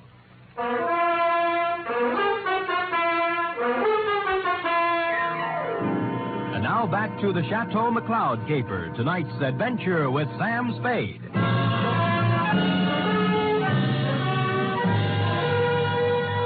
There were no ski marks near the body of Paul Endicott, just his own. Somebody had drawn a bead on him in the dust from some distance. I started to look for the rest of the searching party and then changed my mind. If the body of Endicott wasn't found, the murderer might wonder what happened to it, get worried, and make a mistake. So I picked him up, carried him to a small cave I found, covered the entrance with snow, brushed over the ski marks, and went back to the chateau. One by one, they all showed up, discouraged. Oh, we can't give up. We have to keep looking. I know how you feel, Cora, darling. It's too dark. We'll try tomorrow. Oh, don't worry about him. Paul can take care of himself. How can he take care of himself, Miss Parker, if he got lost? Who said he got lost? I am assuming. I think we're all assuming too much. I'm sure that there's nothing to worry about. If I know Paul, he'll show up tomorrow with some tall tale to tell. What do you think, Mr. Spade? What does an advertising executive know? Cora, your manners. A sponsor might be listening. Oh, I'm sorry, Sam. I'm upset. Okay. Frankly, I don't know what to think. But if I were a detective, I'd hazard a guess that Paul met with foul play. Oh, nonsense, Spade, nonsense. Come on, everybody, let's have a drink and have some fun. Paul will be back, and even if he isn't, who really cares? Scotch for me. And I guess nobody cared. Rufus was a little more jolly than usual, and the drinks began to dispel the gloom. It was as if Paul Endicott never had existed. It began to get late, and the bizarre wake broke up. Everybody went to bed, including me. I lay there fully dressed, looking up at the beamed ceiling for an hour. About then, my doorknob turned, and the door slid open and shut. Someone moved quietly to my bed as I was sliding my .38 out of its holster. Sam, me, Rita. Oh. Are you awake? Yeah, I wasn't even under the covers. Mind if I sit down here? Not a bit. Sam, Sam, I'm scared. I wish I could leave here. Oh, what's the matter? Paul's dead. I know he is. He didn't mean anything to me one way or the other, but I know he's dead. Anything to back up your feeling? I guess not. It's just something I'm sure of. Why'd you come to me? Because you're really a detective, and I know it. Oh, me? Oh, now, you handled a case for my father once. You just don't remember me. All right, I'm a detective. Rufus hired me because he expected trouble. Sam, I'll tell you something about Paul. Yeah? Cora didn't really like him. They were always fighting. She only cares about herself, so she said. Tell me, what kind of a car does Paul drive? It's a yellow convertible, but it's still in the garage. I checked. Any other cars missing? No, they're all there. Oh, and I found out something else. What? Before supper, there was a gun missing from Rufus's gun rack. It's back now. Mm-hmm. Anything else? That's all I know, Sam, except that Paul's dead. I know it. I wish I'd never come up here.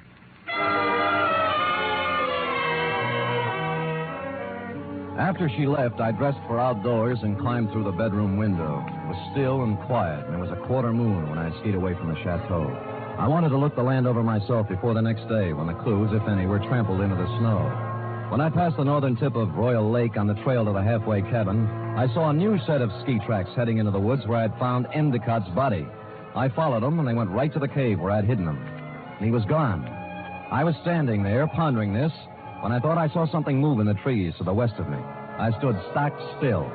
That was a mistake. A bullet splintered a tree next to me, and I shoved off as fast as I could. There was no second shot. I circled around in the trees trying to catch sight of someone. Nothing. I kept in the shadows and made for the halfway cabin. It was dark and quiet, at least until I opened the door. I tried, but he had the advantage of surprise and some kind of a club. I ended up on the floor with someone sitting on my chest. All right, I have your gun. You make one wrong move, Spade, and I'll use it. It's got bullets in it and a hair trigger, so be careful. We could use a little light. As you see, there's Paul Endicott's body. Yeah. How did you find him, Tozier? You're only putting a noose around your neck. You're a very perceiving man, Mr. Spade. How do you figure I did it? I talk better on my feet. Just remember the gun. If you didn't kill him, how else would you know where the body was? Because I know this country like the back of my hand. He had to be somewhere. You are the killer, Mr. Spade. Me? Why, Spade? Me? Why, I do not know. You found the body before anyone else could. hid it, then clumsily tried to hide your tracks. Don't be silly. Why would I come back? A murderer always worries about his crime. Did he forget something? Was something left undone? It's a natural. It sounds good, except it isn't true. You couldn't pin it on me in a month of Sundays, but somebody might just tie it on to you. That's what you think. Do you know what I'm going to do now? I wouldn't want to guess. The shots came pouring in through the window, and Tozier Svenborg went down. I saw the flash of a face outside and was gone. I kicked at the lamp, threw the place into darkness, and lay on the floor. Then I crawled over to Svenborg and took my gun back. Well, that was a surprise. It hurt quite a bit. Where'd you get it? Oh, somewhere in the back. Let me see. It's at the shoulder level. But he won't die anyway. I'm afraid I misjudged you, Mr. Spade. Go after him. Go after him and catch whoever it was. I can't leave you here. I'll take care of myself. Just leave me your gun for protection. No, I'll stay. Go, please, while there's time. Or are you afraid? I was, but I gave him my gun and left. Outside, there were many ski tracks, but a fresh set led left from the halfway cabin down. They went right to the edge of Royal Lake and then stopped. There were no marks of ski poles on the ice, so I followed the shoreline, looking for some kind of a clue. It wasn't until I reached the southern tip of Royal Lake that my effort was rewarded. Leading up from the ice were a set of footprints, then a set of ski marks. They led to the boathouse. Inside, I found two interesting items. One, a dismantled ice boat with fresh ice on the runners. Two, a pair of skis with snow in the grooves. I made my way along the beaten path back to the chateau. Circled it once, found interesting item number 3, and went in. Well, what were you doing up, Spade? Did you hear the shots, too? Yeah, I thought I'd look around. Cold. Woke me out of a sound sleep, Sam. What was it, you know? Well, I didn't find out about the first shot, Mrs. McCloud. That was fired at me. But the next 3 were fired at a man named Tozier Svenborg. Oh, no. Tozier? How did it happen, Spade? What's it all about? He found Endicott's body in the woods. Dead? Very. I told you, Sam. I told you. Told him what? What do you know about it? Nothing. I just had the feeling, that's all. You know something. Now tell us or I'll slap the rents right out of your head. I don't know anything at all. I just had a feeling. Who shot Tozier, Spade, and why? I don't know. I was standing with him in the halfway cabin. Somebody shot through the window. Didn't you see them? Don't you know who it was? I was too busy ducking to look. Just answer me one thing. Have any of you been out? Of course not. No. I haven't, and Mr. Allison's in bed. Of course, they all lied. McCloud's shirt was stained with sweat. He'd been moving fast somewhere. The ski pants sticking out from under Cora's robe were wet, and Rita Parker was now dressed when she wasn't before.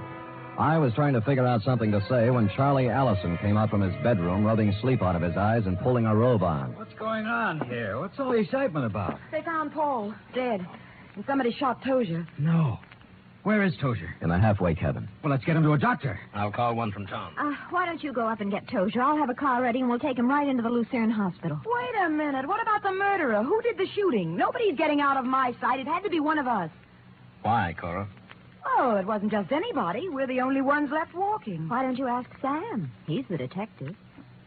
Detective? Yes, I hired him because somebody sent me an anonymous letter saying there'd be trouble. You knew there was going to be trouble, Rufus. Somebody else knew. Then why did you let people come up here? What's the big Why did you do... Wait a minute. Spade, what did you find out? Well, if you'll all wait here a minute, I'll tell you. When I circled the chateau before I came in, I'd seen footprints leading to a window, not mine. That meant somebody else used the back way in and out, too. I wanted to find out whose window it was, and of course, while I was looking, I remember the apparently dismantled ice boat and the fact that a set of skis were in the boathouse. It took me about a minute to find the right room. But somebody knew it. All right, Spade, stand where you are. Allison, you might be a great food technician, but you're a lousy killer. Yeah, well, at least he didn't get her. Neither will you. I got him, Spade. All right, come on, stand up.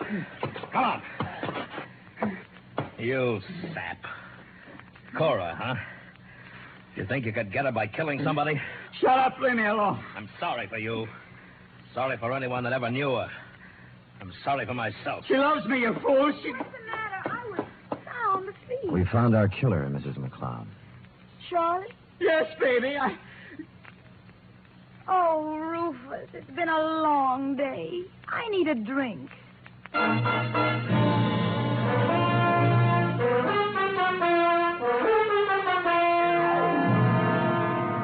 And that goes to show you how cold it can get in the snow country. F. Period. End of report. Sam, why would a man do anything like that? When he knew he couldn't get away with it? Because he was stupid, Effie. People must have told him 1,000,000 times. If they told him once, crime just doesn't pay. No. Yeah. Now, go type that up, will you? Go on, scamper. Woof.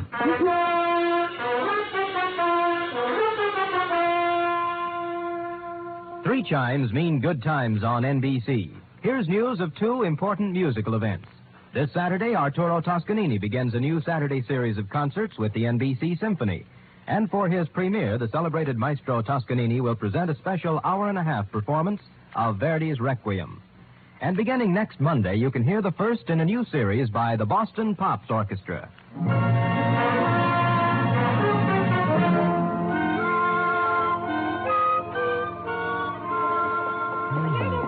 All typed up. All but the P.S. Page, that is. What P.S. page? Why should it need a P.S.? Sam, you know that this report, to borrow a phrase from you, is full of holes. My phrase? I wish I'd never said it. Now, for instance, who sent the note to Rufus? Paul Endicott. He expected trouble. That's why he was so belligerent to everybody. All right. Yes. I'm going to come right out and ask you. Good. Why did Allison kill him? Well, I thought it was rather obvious, Effie. Cora was leaving Rufus McCloud for Allison, but because Allison worked for McCloud until Cora's divorce was final, they didn't want Rufus to know about it. So they used Paul Endicott as a decoy love affair. But I'll bet Endicott didn't want to give Cora up. I'll bet that was it, Sam. Effie, I don't know how you ever guessed. Endicott saw in it a chance to pick up a buck with a little blackmail. It's just a wild guess, Sam. Yes. And, of course, Allison did ski, didn't he? What do you think? Well, how else could he get around so fast? And he made such a point about those snowshoes. Sam? Yes? If I'd written the caper, I'd have covered that up a little. Come here. Oh, I'm sorry, Sam. I guess I shouldn't have said that. You certainly should not have. You know there's only one thing around here you're supposed to say. Yes, Sam, I know. Shall I say it? Make it fast. Good night, Sam. Good night, sweetheart.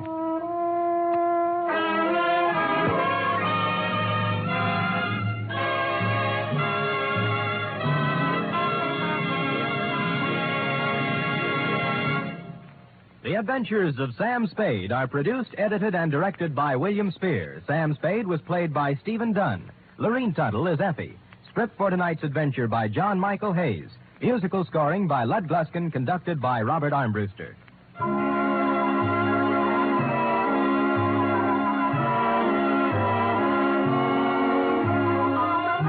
Join us again next week, same time, for another adventure with Sam Spade. Do you keep an appointment book? In 1950, 30,000 people kept an appointment they hadn't bargained for with infantile paralysis.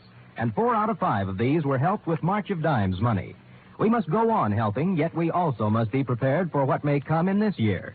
March of Dimes is your way of fighting infantile paralysis. Give all you can to your local March of Dimes headquarters. Join the 1951 March of Dimes today. The Magnificent Montague next, then it's Duffy's Tavern on NBC.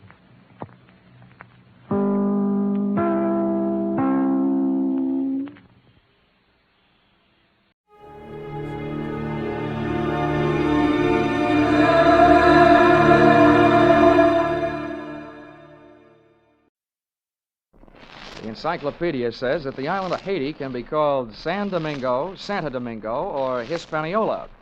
Well, after my visit there, I could suggest a few more things they can call it, but they probably wouldn't get past the censors.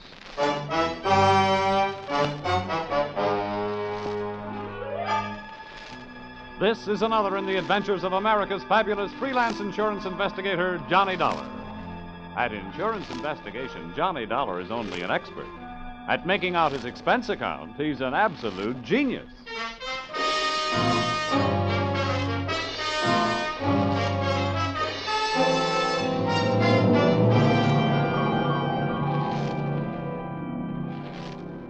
Expense account submitted by Special Investigator Johnny Dollar. To Home Office, American Federated Life Insurance Company, Hartford, Connecticut. Attention, Harvard Huntington, General Manager. The following is an accounting of my expenditures during my assignment in Port-au-Prince, Haiti. Or, the nights may be black down there, but the magic is blacker.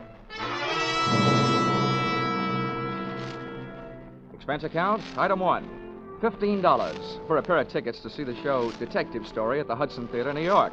which I never got a chance to use since I was sitting in the living room of your Hartford home down, promptly Dollar. at curtain I time. want to thank you for coming out here. Why, that's all right, sir. Sorry to break into your evening like this, but since I have, I'll get right to the point. Fine. Perhaps you've heard of the Gordon family here in Hartford. Well, what I see of the society page is while I'm flipping back to the sports section. But I've noticed the name. Diamond-studded, aren't they? Yeah, immensely wealthy. Pillars of society and, surprisingly, quite a proper family. It is all but one of the sons, Ralph.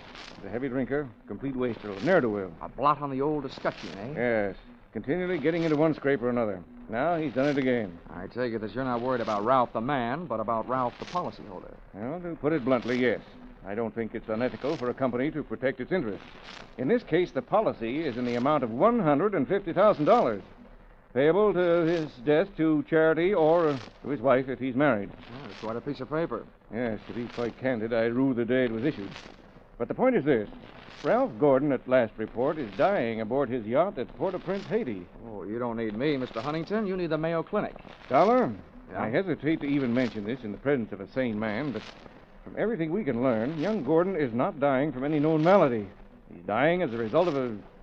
Well, it's pure nonsense. He's supposed to be dying as the result of a voodoo curse. Now, anyone with any sense... Now, wait a minute. Where'd you get your information? From his older brother, Thomas. He's a doctor. He's down there in Haiti with Ralph. I want you to go down and debunk this thing, Dollar. Find out what's wrong. Why, any sane man knows there's no such... voodoo. You don't believe in it, do you? No. Not unless I see it working.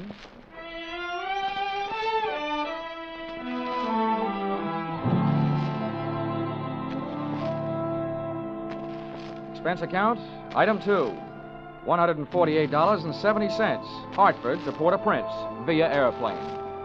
Expense account, item 3, $32.50, tropical clothes. They didn't fit me, but they fit the weather.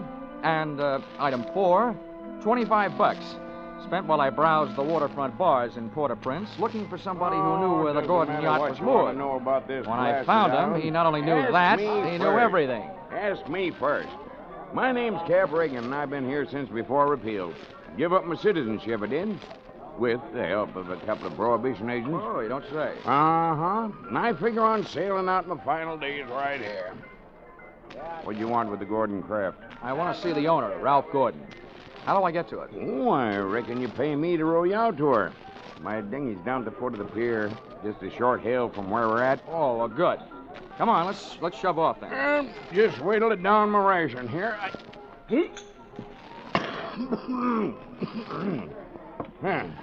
That'll put me shipshape. What'd you say you wanted with that schooner? You figuring on buying her? Thanks for the compliment, pal. Listen, if I bought a boat today, it would have to be a surplus life raft. Now, I told you I want to talk to Gordon. Friendly visit or other kind? I'm beginning to see how you know so much about this island. Well, never question, never learn. Remember that, Sonny? Yeah. Yeah, this way. Veer off to starboard.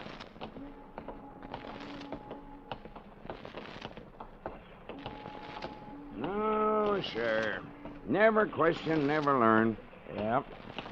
Well, I'm an insurance investigator, and a company sent me down here to look things over, including Gordon. Something wrong? I don't know yet. What do you know about him? A jug full, Sonny, a jug full. Stood into the harbor about 2 months back. No sooner dropped his hook than his crew started taking the pierhead lead. Everybody jumped but the bosun, for reasons of his own. Why did they leave him? 'Cause he was half seas over all the time. You navigate with sextant, a compass, and parallel rulers, Sonny. Not with a double shot and a water chaser. You get the drift? They were afraid to sail with him, huh? Aye, that's the line of it. And if you had ever piled into a reef, you'd feel the same.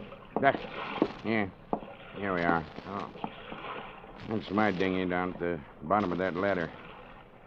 There's Gordon's yacht out there. You see her? Oh, yeah. That tug's passing the stern of her now. Yeah, say. That's a lot of boat. Yeah. She carries a suit of sail like a grain clipper. Wait till you see her close up. She's as dirty as a garbage scow.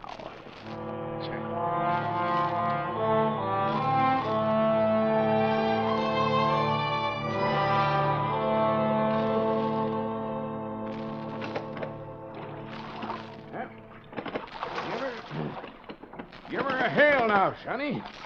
They're close enough. Hey! Anybody aboard? Hey, aboard the yacht! Anybody home? Yes?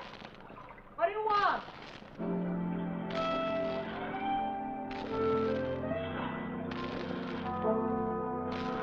If the ship was dirty, I didn't notice.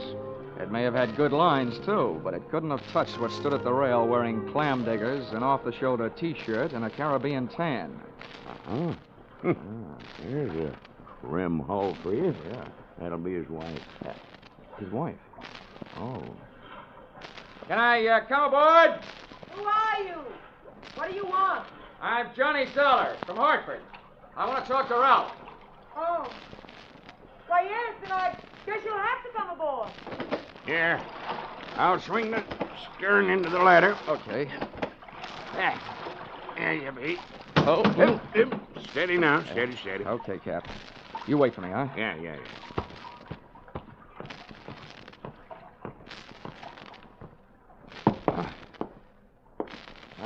Well, how are things in Ralphie's old hometown? Cold.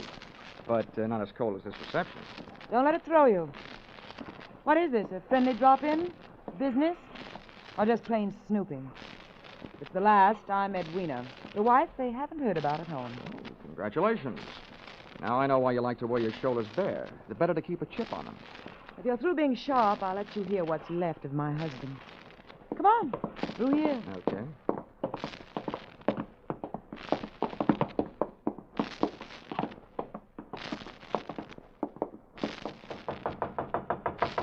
Hey, Ralph. Ralph, you've got a visitor from Hartford. Get away from this cabin, you dirty little gold digger, and take your visitor with you. Wine's all gone. Why don't they send another case of wine? There you are, chum. He's got the door locked. He'll stay that way till he runs out of wine. You heard enough? Yeah. Enough to know how you acquired your charming attitude. Forget it. I walked into it with my eyes wide open. Let's get back out on deck. The light's better for throwing bobs at each other. Yeah, sure. Sounds like fun.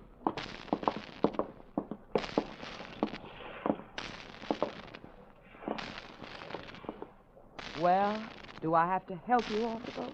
Not until you help me by answering some questions. I'm an insurance investigator, and I was sent down here by the company that holds a policy on your husband's life. What should I do, Frank? The story they got was that Ralph was dying from some kind of a voodoo curse. They don't believe it, and neither do I. Why not? That might be true. Huh? Some old dame, they call her Maria Lascelles. She came out to the boat. She yelled some things at him, and when Ralphie threw a bottle at her, she swore she'd put a curse on him. How'd they hear about that back in Hartford? Ralph's brother, Dr. Thomas Gordon, told them. You know him? Yeah, we hate each other. I wonder why he told them. Maybe because he thought somebody, who'd be better off with Ralph dead, was using Maria Lascelles' curse as a cover-up. How would you stand as his widow? Get off this boat. Get off. Never mind the act. You're his beneficiary. Or didn't you know? I said get off. What's the trouble, Eddie? Oh, him. Yo, come here, will you? All right. Who's the boarding party? Just get him off him. I'll see you in my cabin. Sure, honey. Anybody get you this upset, it'll be a pleasure. Well, mate, do you walk or dive? Save your strength for the last scene, Goliath. I was just leaving.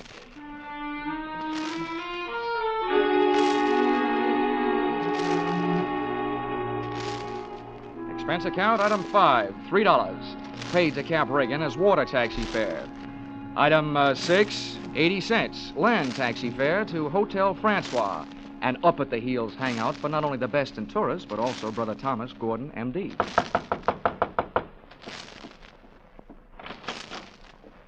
Yes? I'm Johnny Dollar, Dr. Gordon, from Hartford. Oh, yes, Dollar. I've been expecting you. They wired me you were coming down. Come in. Thank you. Oh, please make yourself comfortable. Could I offer you something? Nothing but some brotherly advice. Why, certainly. You know, I feel like a stupid fool for not being able to handle this thing myself. So now that you're here, you call on me for anything. Have you seen Ralph? I tried to, but he locked himself in his cabin. Tell me, as a medical man, how do you digest this voodoo curse story? Why, it's ridiculous. Good heavens, this is the 20th century. I do think that science doesn't know everything it would like to know about voodoo and black magic.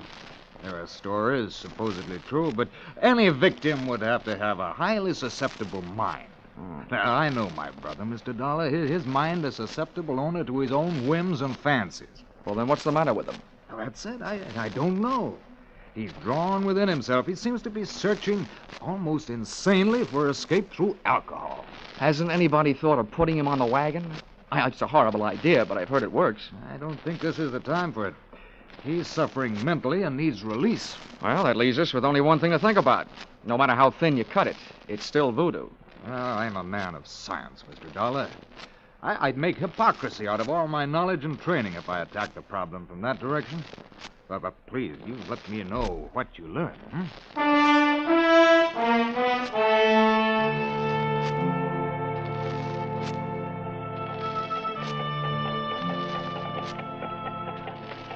Expense account, item 7. $4.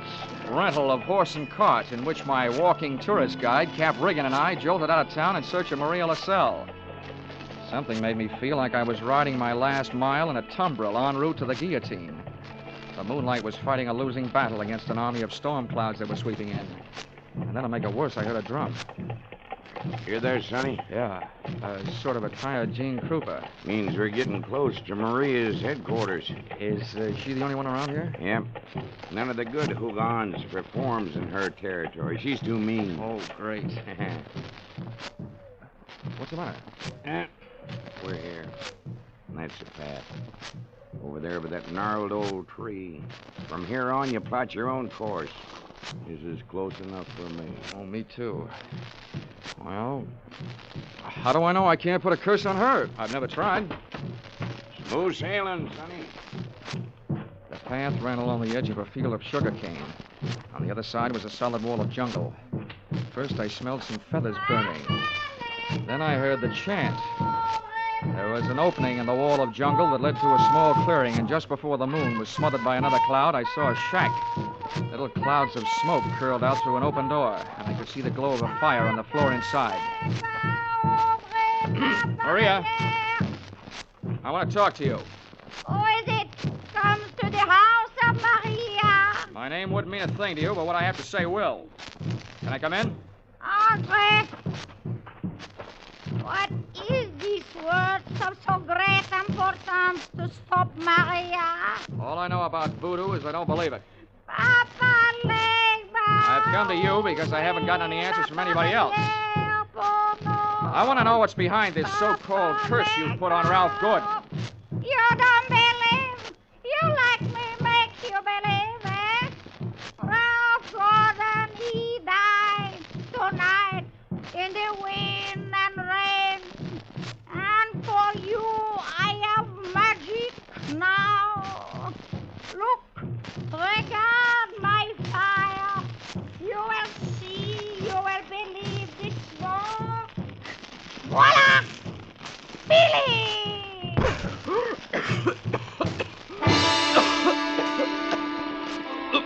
I couldn't see what she'd thrown to the fire. She'd reached behind her for it. But when the smoke from it whirled around me, it seemed to grab my throat and squeeze. I stumbled back to the door.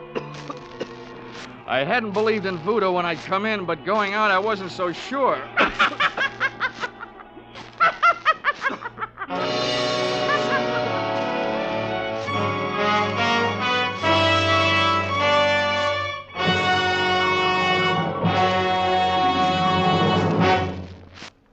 In just a moment, we'll return to the second act of Johnny Dollar. But first, the two Orange Bowl teams, Santa Clara and Kentucky, will be honored by Vaughn Monroe and his CBS Caravan tonight.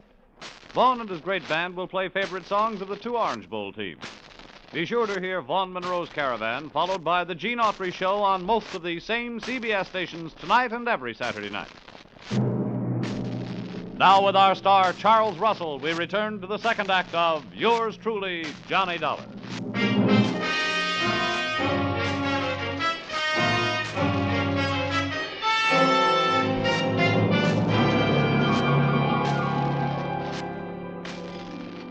My throat burned. My eyes were looking at each other. My lungs felt like a pair of deflated footballs. And the blood in my head was pounding a better and louder rhythm than that drum. I staggered around the heavy jungle there, and when I could breathe again, I gulped in enough to lift the Graf Zeppelin. By that time, I was cool enough to get hot, in anger.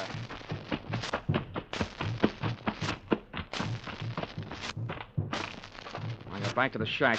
Maria had either disappeared into space or flown the coop. The atmosphere was not quite deadly. I crossed over to where she had been squatting. She hadn't left much of what she'd smoked me out with, but she left enough to swing things back from the world of black magic into the world of logic. A few shreds of photographic film on the dirt floor. And film, made of cellulose and nitrates, not only takes pictures, it puts out nitric oxide and nitrogen dioxide when it's burned. A combination that would live up to the demands of any gas chamber.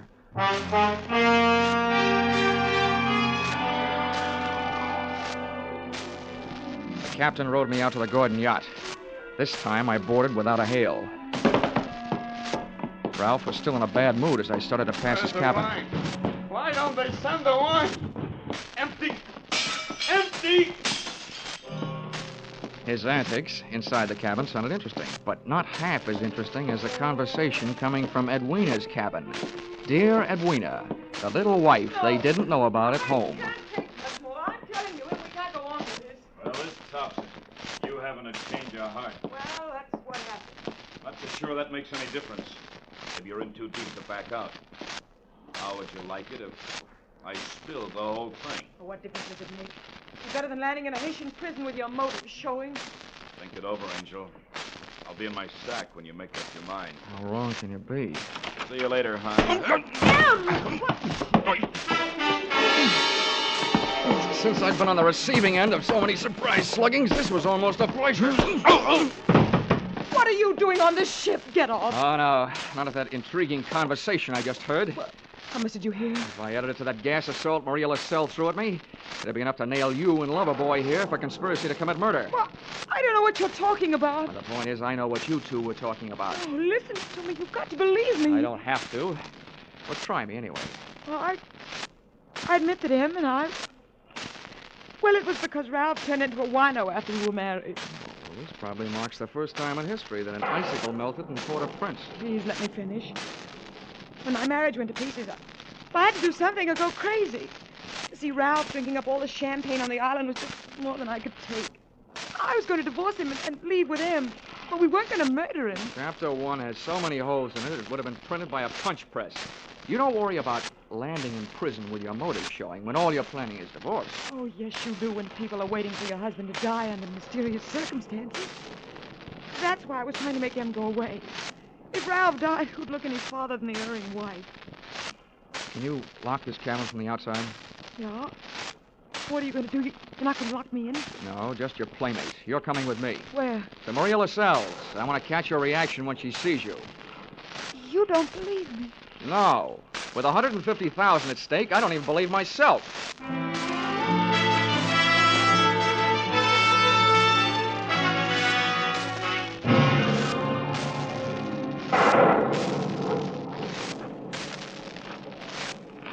There's her shack. Go ahead. Go on in. Oisy, come to the door of Maria. Come to the door of Maria. Who are you, woman? Well, Mr. Dollar, are you satisfied? Not quite. And you who don't believe, why are you here? You wish again to see the power of my smoke? Let's drop the act, Maria. I know what you threw into the fire. It was my Booker smoke. Yeah, well, a good man from the police laboratory can sift enough out of those ashes to know it was film. What is this you say? I say that I've got enough on you, you old fake, to put you in the local pokey. Who dares to speak this to Maria? And that's where you're going to go if you don't cooperate. That's a promise.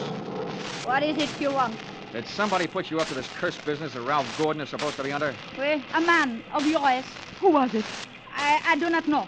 Now go. That is all. It's not enough. What was his name? I don't know the name. What did he look like then? My eyes are closed. Nuts. Come on. No, Taking you into town if I had to drag you by the hair. No, don't touch me. I will tell you how it is. It is true. I do not know the name or the face. He come to me. He asked me when comes the next rain and wind. I tell him last night. But it is tonight. The storm comes with deceit. He tell me he needs storm to close portholes in the ship. Huh? He say, if I bring this curse, I will be the best Hougan on Haiti because it kill white man. That is difficult. That is all. Now you go. How about the film for the fire? Did he give it to you? This is true. Not long before you come. Well, get rid of it, Granny, before you lose your license to operate. Now, you go. Maria will be alone. Papa, Okay, Mrs. Gordon. Let's not stay for the music. Did you make head or tail out of what she said? Hey, look. What goes into your husband's cabin? Nothing but food and wine. Mostly wine. Well, who fixes his meals? I do. Our cook left us. Well, what about the wine? Huh? Where does it come from? You said it was champagne, didn't you? Yeah, it always comes from the same place. Liquor shop in town, a case at a time. Oh, nothing makes any sense. What are you going to do? All I can do. Try every angle. But that's not all I'm going to try in that liquor shop.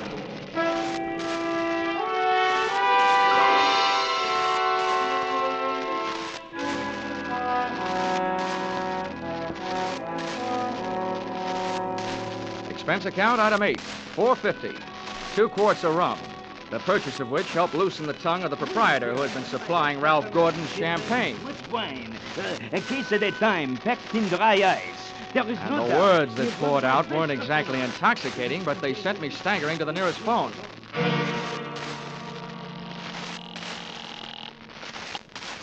Yes? Hello? Hello, Dr. Gordon, this is Dolar.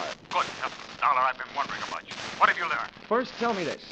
What would happen to a man if he was in a ship's cabin on a stormy night with all the portholes closed and there was a lot of dry ice in there with him? What was that? A small room, no ventilation, a lot of dry ice.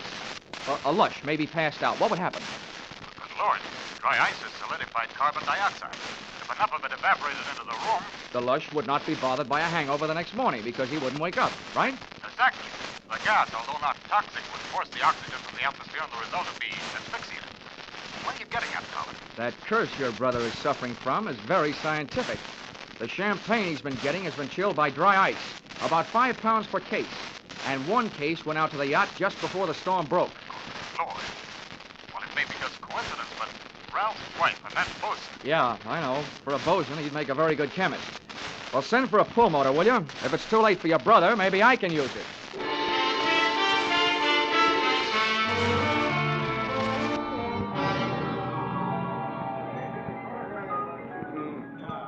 I'm a flying fish sailor. I hail from Hong Kong. Hey, Cap. Blow, Cap. blow. Come on, Cap. Ahoy, Sonny.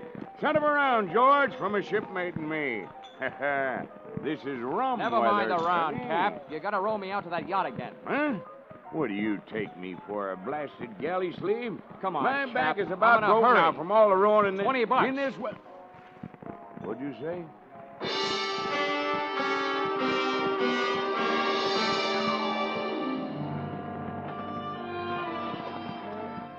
I didn't think it could rain any harder than it had, but it did. We would have been drier swimming. And the visibility was so bad, I would have had to have a seeing eye sealed to find the ship. But about 20 minutes out, Cap spotted her riding lights. Here she lies, Sonny. We were on target. But so was somebody else. A searchlight stabbed out at us. Hey. This sounds like Prohibition days. Who's giving us a broadside? Can't tell yet. I'll lay a pelican hood over his head if I get my hands on him. Hey, Cap, what's the matter? Got my left leg. Cap, get down to the bottom. I'm going over the side. To me, swimming is a pastime to be practiced only under ideal circumstances, in a pool, and preferably in the company of a well-filled bikini suit. But there was nothing to do but swim, so I swam. I tried to remember how many shots had been fired, and that's where I made my mistake. There was a lull in the shooting, which I took to mean the gun was empty. I put my head down in the best Weissmuller style and thrashed my way to the ladder. But when I got there, the first thing I saw after I'd shaken the water out of my eyes was the muzzle of a rifle. The face looking down the barrel at me belonged to Brother Thomas Gordon, M.D. Sorry, Dollar. Killing you wasn't in my plan. But now it'll have to be done. I wasn't surprised at that, but I was surprised at what happened. I was waiting for a bullet to come my way, but instead the doctor did. Are you all right, Dollar? Yeah, I am. Nothing wrong that a Turkish towel won't cure. I'll thank you later for spoiling his aim. Get a hook on the doctor. He's our prize fish. Don't let him get away. I grabbed a fire axe out of its case on my way to Ralph Gordon's cabin. If it needed ventilating, I knew one quick way to do it.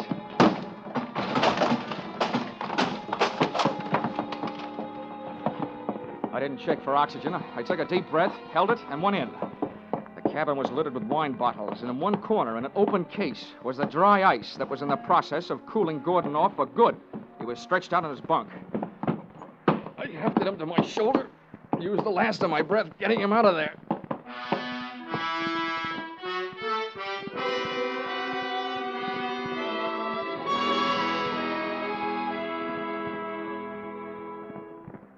Expense account, item 9, $30.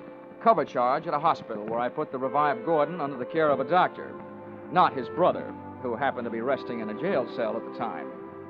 His motive hadn't been the insurance money. He figured to gain quite a chunk as the only heir to the Gordon fortune, if he could have taken care of Brother Ralph. Item 10, same as item 9. Same hospital where they patched up Cap Regan. Item 11, $148.70. Return trip to Hartford. And expense account item 12, $40. An ounce of voodoo perfume for the lovely but sometimes chilly Edwina. Maybe if she tries that kind of magic on her husband, he'll spend less time with a bottle joy and more with her kind. Expense account total, $424.70. Signed, yours, truly, Johnny Dollar.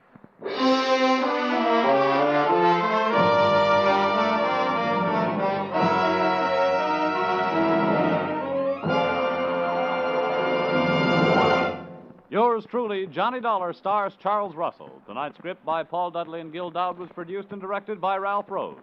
Featured in the cast were Betty Lou Gerson, Sylvia Sims, Ben Wright, Ken Christie, Howard Culver, Dawes Butler, and Tim Graham. The special music is written and conducted by Leith Stevens.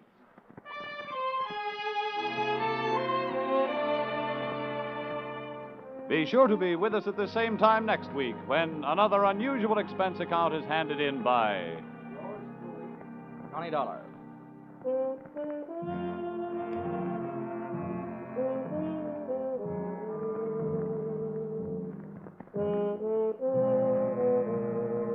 Were you right? Were you wrong? Did you know it was Buster Keaton playing Sing It Again's Phantom voice these last few weeks? Well, now there's a new Phantom riding the airways on Sing It Again. And for identifying him tonight, some CBS listener can win $50,000 in cash and prizes, radio's largest jackpot. Phone calls go out from coast to coast, so be ready for the new Phantom when Sing It Again comes your way over most of these same CBS stations later tonight. Now stay tuned for Vaughn Monroe's Caravan, which follows over most of these same CBS stations. This is CBS, where yours truly, Johnny Dollar, meets adventure every Saturday night, the Columbia Broadcasting System.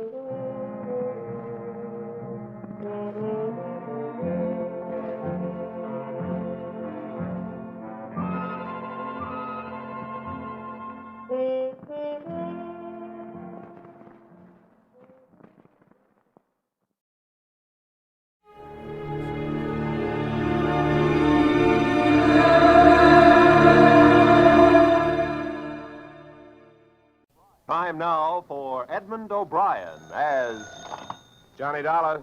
Dollar, thank goodness I found you. Why, what's up? You've got to leave for New York, Dollar, immediately. A policyholder, he's afraid for his life. Here we go again. Who's he afraid of? Well, he wouldn't say over the telephone. All I know is, to us, he's worth $100,000 alive. Well, that makes it simple. He must be afraid of somebody to whom he's worth $100,000 dead.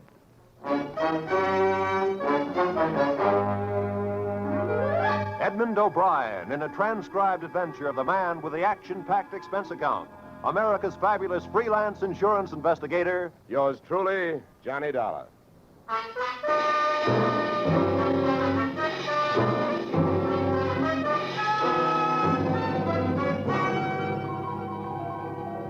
Expense account submitted by Special Investigator Johnny Dollar to Home Office, American Continental Life Insurance Company, Hartford, Connecticut. The following is an accounting of my expenditures fulfilling your assignment as a bodyguard. The body being that of your late policyholder, Robert W. Perry.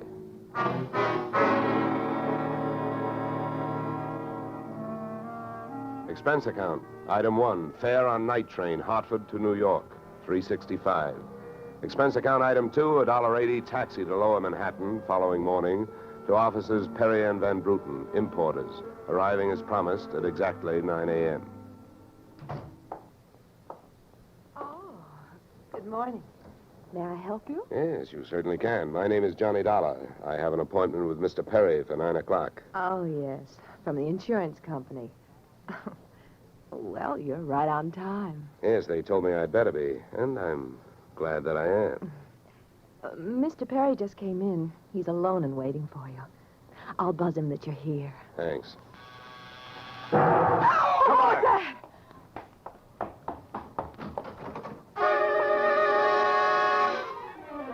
What was left of your policyholder, Mr. Perry, was just sliding out of a swivel chair as I hit the room.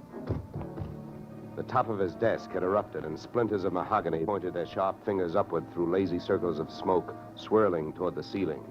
The buzzer from his secretary's desk had been rigged to a booby trap. Oh, no. Mr. Perry. Stay away from him. Come on, there's nothing you can do. He's dead. Oh. What happened? What happened? Whatever happened? Let's go. Let's get back out of here. Here you are. Sit down. I'll get you a drink of water.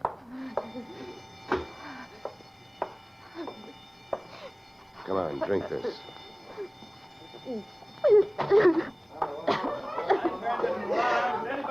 There's a doctor on the 3rd floor. Shall I call him? Never mind the doctor. Go call the police. Nobody gets in here till they arrive. Now, the rest of you, go on, run along, beat it, will you? And have the building superintendent turn off that alarm. Okay, miss. Now, take it easy. It was all so sudden. What happened? Well, that's not hard to figure out. Somebody wanted to give your boss, Mr. Perry, a shortcut through life. So whoever it was figured out that a secretary would never buzz a boss unless he was at his desk. They rigged up a bomb somewhere in his desk that would go off when you buzzed him. Oh, then I killed him. No, wait a minute, will you? Wait a minute. Don't go hysterical on me. There's excitement enough, and there'll be more when the police get here, so you keep cool. But I did it. You saw me do it. Look, honey, the way you put it, I killed him by coming in here and giving you my name so you would buzz him. And I was here to protect him. So drop it, will you? I'm sorry. Now tell me, what about yesterday? Was Perry here? Yes, all day. What time was it when you last used the buzzer? Why, right up to the last minute, about 5:30. Who left the office first? Oh, Mr. Perry, he always leaves first. I lock up. From the looks of things, you should have used more locks last night. Somebody got in here to do some wiring. Oh, I forgot that fire alarm. Look, before the police arrived, do you know why I was sent here? Oh, yes. Mr. Perry felt that his life was in danger. He thought that, well, with a $100,000 policy, the insurance company would do everything they could to help keep him alive. Oh, we didn't have much of a chance, did we? What was he afraid of? I don't know. Okay. Tell me, what were his other appointments for today? Well, he only had 2. His partner, Mr. Van Bruten, at 11, and later he No, had one at a time, please. Van Bruten. Anything special about their meeting? Oh, yes, Mr. Van Bruten arrived just yesterday from Holland. Oh, you mean there was a branch of this firm in Holland? Oh, huh? yes. Mr. Perry was buying out Van Bruten's interest. They had a final meeting at Van Bruten's hotel last night. I see. Van Bruten was coming by this morning to pick up his money. Cash? No, a cashier's check. The bank is to deliver it here at 10:30. Well, Perry's other appointment, who is that? Christine, his wife. Now she tells me. Christine, the beneficiary. Yes, she wouldn't have been the beneficiary in about another 2 weeks. They were getting a divorce. Thanks for the motive. You don't like her. Well, I didn't mean it that way. Well, how about Perry? Did you like him? Okay, here's an easier one. What's your name? Susan Gates. Now, isn't that about enough? Okay, Susan, you better save your voice. During the next few hours, you're going to have to do a lot of talking. I've been everywhere else. Is the fire in here? Well, you'll have to stick around. When the cops get here, somebody will get burned.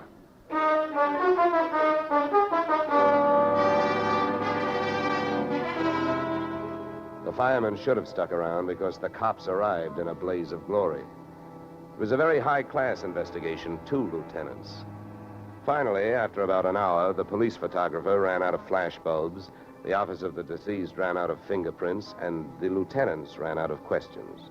So the on-the-scene phase of the investigation was closed.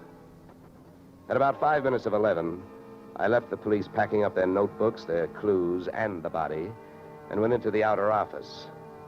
Susan looked like she could use a big, broad shoulder to weep on, but unfortunately, I was wearing my light gray suit. About then, a dark blue suit and a deep green voice entered the room from the corridor. There. There's a fellow out here says he belongs here.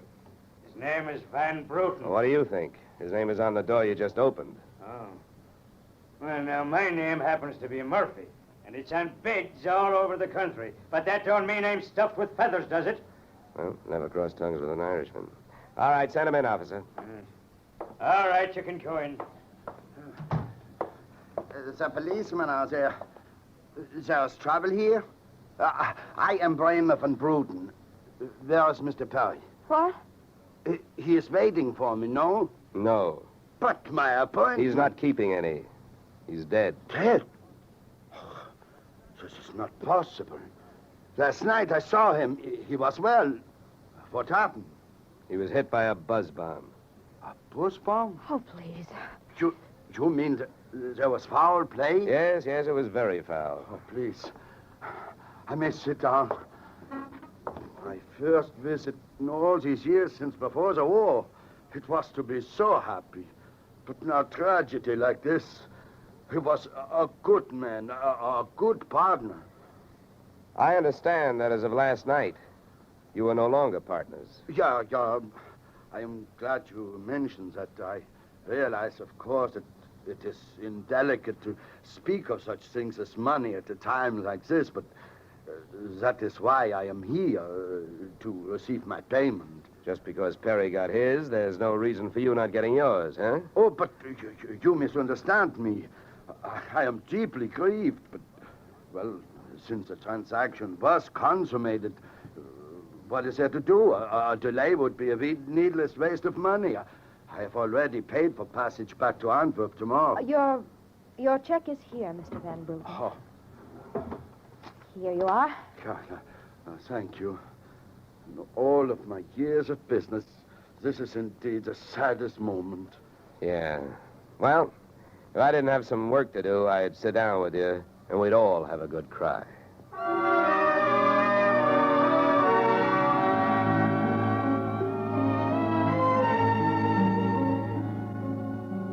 Expense account item 3, 90 cents, phone call to the home office. Mr. Gordon's office. Look, honey, this is Johnny Dollar. I want to speak to Mr. Gordon. While I'm telling him what I've got to tell him, maybe you'd better sit there in his lap with some smelling salts. I'm not that type of a secretary. Besides, he doesn't have a lap. Hello, Dollar. How are you making out? Out? About $100,000. What's that? Yeah. You know, you should have sent me earlier. Somebody turned Mr. Perry into a firecracker just after I got here. He's dead. Oh, that's bad news. Big policy. Yeah, what I want to know is, shall I stay on the case? Well, certainly, Dollar, by all means. Is there a chance of proving suicide? There's a non-payment clause. Yeah, to make this one a suicide, there'd have to be a Santa Claus. Nobody could hate himself enough to do it this way. What are the fraud possibilities? Fair, there's an estranged wife. She's the beneficiary, but she wouldn't have been in a couple of weeks. Divorce coming up. I'll start with her. All right, Dollar. Good luck. But watch those expenses. Why, Gordon, I'm surprised. I think an insurance man would be the first to want to see a fellow live a little.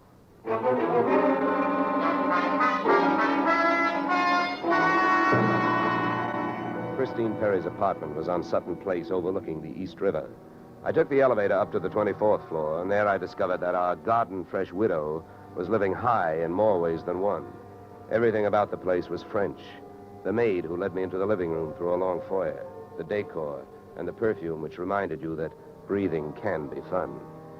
I looked up from enjoying my nose to see Mrs. Perry looking down hers. Mr. Dollar, Mrs. Perry. I believe we can dispense with the social amenities. You're an insurance investigator, interested in the death of my husband. So naturally, you're here because you've jumped to the conclusion that I killed him. You're the one that's jumping to conclusions, lady. And careful you don't break your leg. What do you want? The policy's in order. Premiums are fully paid. You know, I'm not quite sure what I want. I know that you've got a great motive. So far, the only motive I've found. You haven't had much time to look, have you? Check. This is my first stop. Maybe you can help me. Do you know anyone who would be happier with your husband out of the way? I know very little about my husband's friends. For that matter, his activities for the past 6 months. That's when I left him. Well, that's not much help for either of us. You know, without someone else to suspect, I may just have to concentrate on you. Mr. Dollar, I picked the men I want to concentrate on me. I hope you're as long on alibis as you are short on temper. Where were you last night? With a friend, Al Donovan. For a while, the same place my husband was. But I have witnesses to prove who was with him. Anybody at the Clover Club can tell you. Save me a trip. I can't afford the prices they get over there. Certainly. A pleasure. My husband was with his beautiful little secretary, Susan Gates. Well, I wouldn't be more surprised if your late husband walked through that door and said... All right, mister, that's enough. Al! Yeah. How much did you hear? I'm a big guy, baby, 6'4". I've got big ears to match. Al, please. Would this be Mr. Donovan, your companion of last evening? I'm getting you out of here, Christine. Al, you don't know what you're saying. You lie to me. How can I help you if you lie to me? You call me stupid. The way you're playing this, you'll alibi yourself right into a cell. Now, I'm getting you out of here. What are you doing to me, Al? You're crazy. Come on. She's right. You are stupid, Donovan. She was doing just fine till you dropped in. Mister, you've been asking a lot of questions. Now I'm going to give you one answer. All right, Christine. So much for the wise guy. Now, about you and your alibi. You wasn't with me at the Clover Club last night. And if it's so easy to prove that your husband was there with his secretary, who were you there with? Remember, baby, you told me you were going to be with your husband. When Al measured me for that swing, I measured my chances with him. To me, he looked like one of those corporate assets of Murder Incorporated. So I rolled with the punch and kept my eyes closed and ears open. What I heard was Christine's alibi flying out the window, Mr. Donovan giving her a few loving cuffs, and finally, the pair of them flying out the door. Just then, the noon whistle blew somewhere in New York, and I decided to allow myself the luxury of 1 full minute for lunch.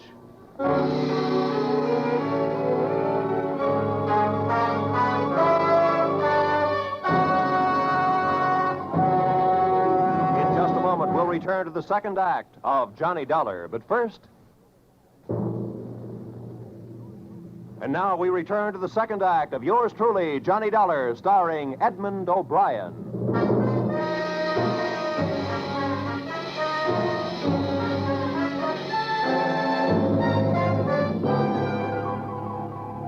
I spent the minute I took out for lunch eating a handful of Mrs. Perry's bonbons on the run. I hit the street just in time to see Donovan pushing Christine Perry into a cream-colored convertible.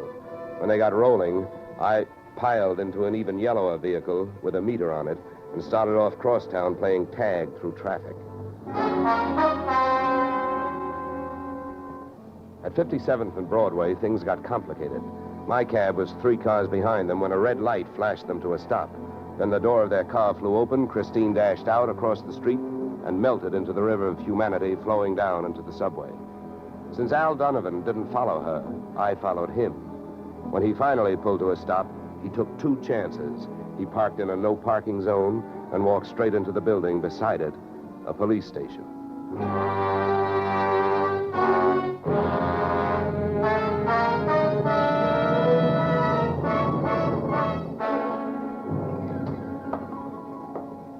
This is Mr. Dolar, Lieutenant. He's been waiting for you. Well? My name is Johnny Dollar, Lieutenant. Here are my credentials. Insurance, huh? Yeah, the Perry murder in particular.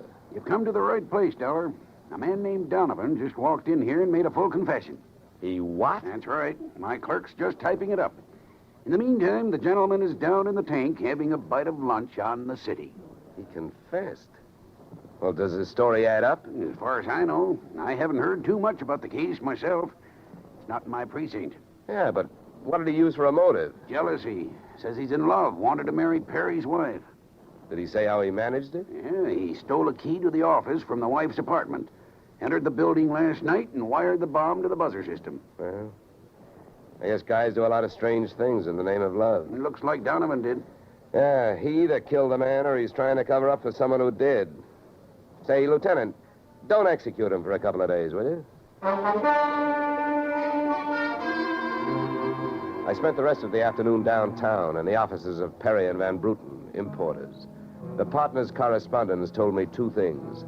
They had been extremely friendly, and Van Bruten was extremely bald. Perry had been sending him toupees from a famous Hollywood makeup firm. At 4:30, I got to the employment files, which rocked me with 2 minor explosions of their own. First, I learned that Al Donovan had been employed over a period of years as Perry's bodyguard, and that he had been canned the day before the murder. That confession of his, which had been a little hard to swallow, was suddenly more digestible. On top of this came blast number 2.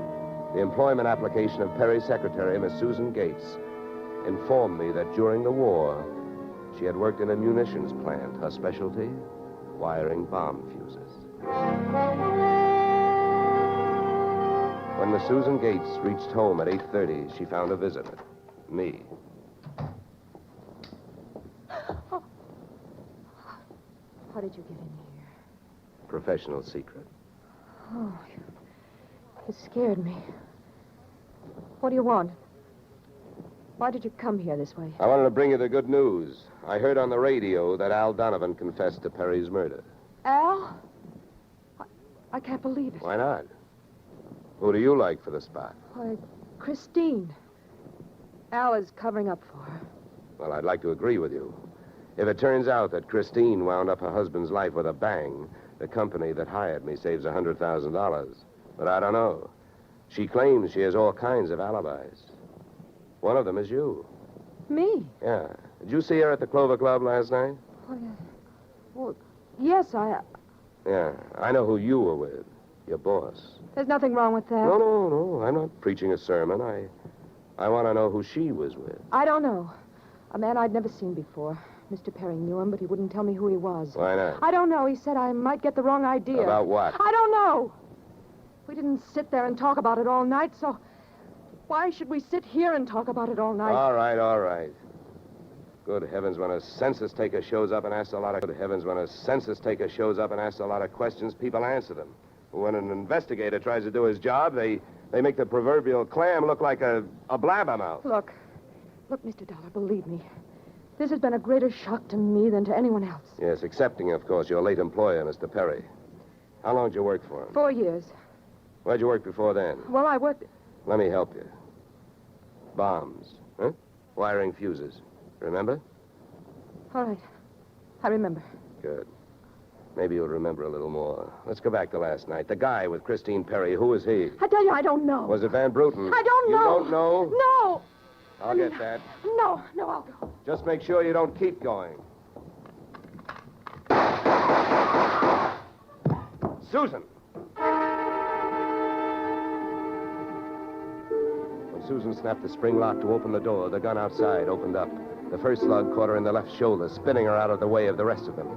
It was getting monotonous. Every time a buzzer went off, things started booming. Susan was sprawled out on the floor in front of the door, and to open it, I had to move her. By the time I did, the hallway outside was empty. Okay, now take it easy. Come on. Won't start hurting for a couple of minutes. We'll have a doctor here by then. He'll give you something. Please, try to keep calm.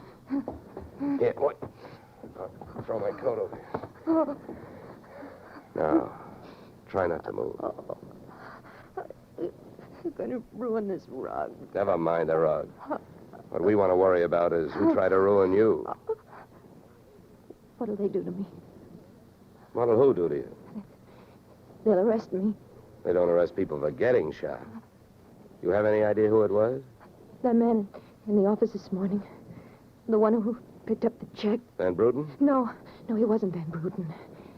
He was a phony? Yeah. And you still gave him that check? Yes. Well, I won't ask you why. You gave him that check and then tried to blackmail him. Is that right? They'll arrest me. I wouldn't be surprised. Who is this guy? Where can I find him? Come on, don't pass out on me now. His name, quick, come on. Ben Sands. Where's he live? Marsden Hotel. Under his own name? No, I don't... I don't blame you. I could use a few moments of unconsciousness myself. The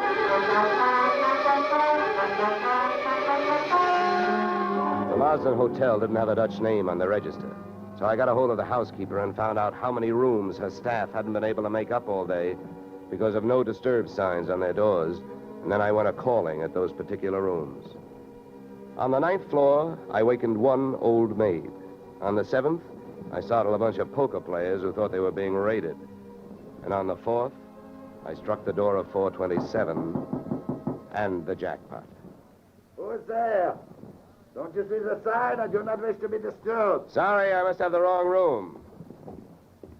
I started up the hall after the fire axe. When I got to it, I changed my mind.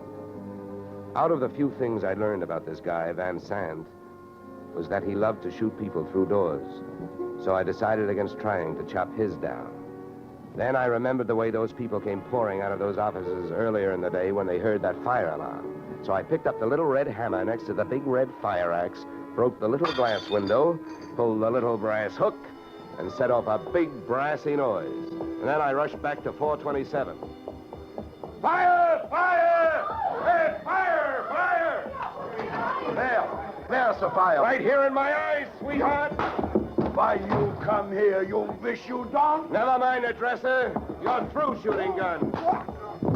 What do you think, Van Sant? You want to try some more? You cannot make me stay here. It's a fire. We will all die. You'll look good barbecued, but I'll make a deal with you. You talk, and if I like what I hear, I'll show you how to get out of here alive. How I know this? You don't think I'm going to stay here and fry, do you? And if you don't start flapping that tongue in a hurry, I'll probably just tie you to a chair and run. So first, where is the real Van Bruten? You will find him in the bedroom. Yeah? He'd better be alive. He's out cold. What's the matter with him? He will be all right. He's under sedatives. Where did this identity switch start? Come on, hurry up, talk. I smell smoke. I knew Van Bruten from Antwerp. I know about the sale of his interests. I know the girl in the office here had never seen Van Bruten. Look, we go now. Don't get up. Come on, keep talking. I can feel it getting warm in here. Ah, the firefighters. We will be safe. Don't be too sure. They always start at the top floor and work their way down. Come on, I can hear those flames crackling. You know the rest. Last night, when the transaction was all finished with Perry, I gave to Van Bruten some sedative in his cocoa. So you set up that bomb so Perry would get it before you showed up to pick up the check, huh? Yeah, I told you that. How the girl knows I am an imposter, I don't know. Well, let me tell you. She's been sending old Van Bruten toupees for the last 4 years. Gray ones, my red-headed friend. Oh, yeah. I can stand up now. We go out from here, no? We go out from here, no? Yes, out cold.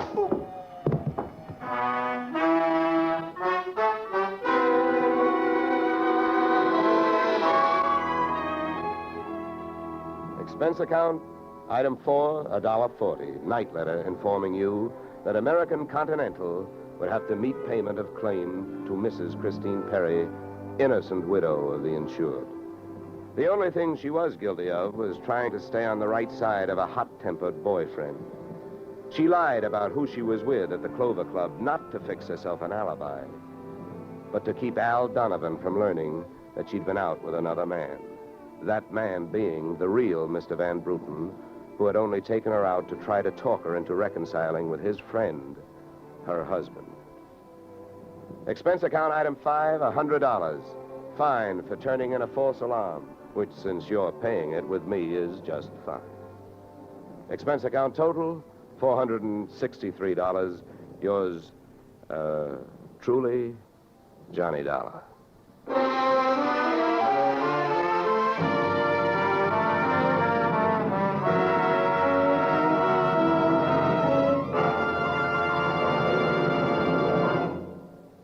Yours truly, Johnny Dollar, stars Edmund O'Brien in the title role and is written by Paul Dudley and Gil Dowd, with music composed and conducted by Leith Stevens. Featured in our cast were Walter Burke, Gene Bates, Joe Duvall, Ted DeCorsia, Joyce McCluskey, and Raymond Burr.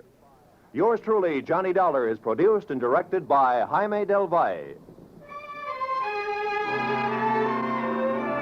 Beginning next week, we are moving to a new time and day, and we hope you'll join us on Tuesday evenings when Edmund O'Brien returns in another transcribed adventure of... Yours truly, Johnny Dollar.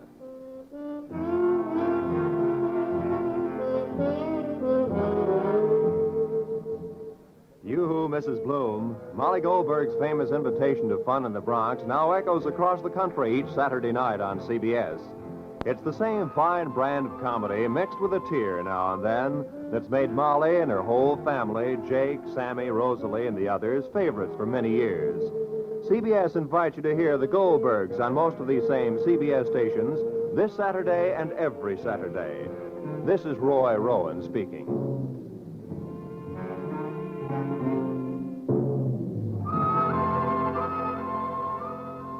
Disaster is no respecter of persons, and it can strike any time. But your Red Cross never sleeps. It has to be ready constantly in case of an emergency. This is your protection. Keep it strong. Now is the time to support Red Cross for your sake. Remember, for every dollar you gave before, this year add a quarter more. If you gave Red Cross $10 last year, this year give it $12.50. Give gladly. Join Red Cross.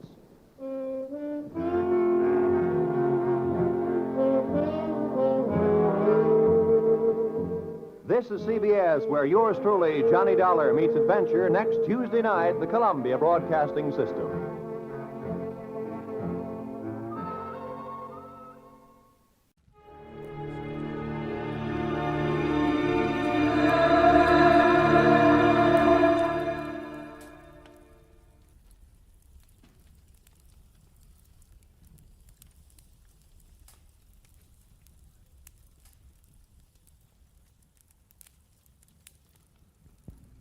Get this and get it straight. Crime is a sucker's road. And those who travel it wind up in the gut of the prison of the grave. There's no other end, but they never learn. From the pen of Raymond Chandler, outstanding author of crime fiction, comes his most famous character in The Adventures of Philip Marlowe.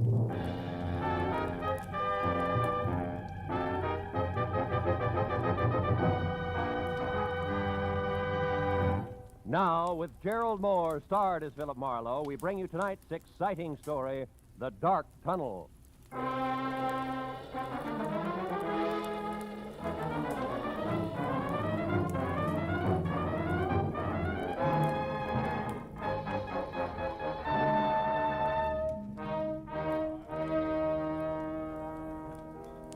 So, after being hitched 1 month, Marlowe, 30 days, where am I? I don't know. Where are you? Out in the cold, and with enough unpaid bills, Marlowe, to choke an elephant. Fur coat, hats, shoes, dresses, the works. Furthermore, she tells me it's only the beginning, sweetie pie. Yeah, well, that's tough, Louie. I'll see you, huh? Hey, hold on. How about another scotch, Marlowe? Oh, no, It's only 10 o'clock. One for the road on me, huh? Now, listen, Hey, Mike, Johnny Walker, twice. Okay. Unless, of course, I'm bending your ear too much, Phil. Oh, how could you say a thing like that? Look, Louie, I've had a long day. I want to go home. Fair enough. I'm glad I bumped into you. I'll see. You drive west, don't you? Yeah. Would you mind dropping me off, huh?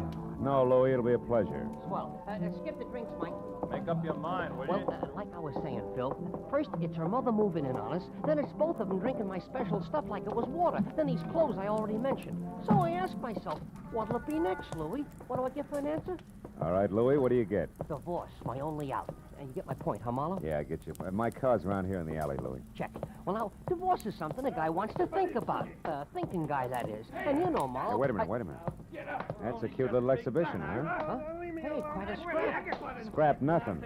It's a few inches short of murder and closing fast. You better break it up, Louie. Hey, Heavy. Yeah? Kind of a hot night for this, isn't it? What do you want, Sonny? I'd like to hold your coat. Seems to be cramping your style. He's in one piece. Why, you lousy long nose. Don't worry, I am. How do we go on, Muscles? All right, mister. Right now, he's all yours, if you can bring him to. So long, hero. Hey, Marlowe, this kid's pleated all right. Yeah, come on, give me a hand, Louie. We'll get him out of here. No. Okay, fella. Come on. Up we go. Up on your feet. Oh, thanks, mister. All right, do you live near here? A couple of blocks away. The DeWitt Arms Hotel on Western near Sunset. Ooh. All right, take it easy. Put your arm over my shoulder. We'll get you there. Thanks. Come on, Louie. Over to my car, huh? Yeah, sure, Marlowe. But maybe I better skip the lift, huh? I mean, my problem, the discussion we were having, we better postpone it for a while, huh? I know what you mean, Louie. Yeah, it'll keep. All right, kid, come on. Let's go.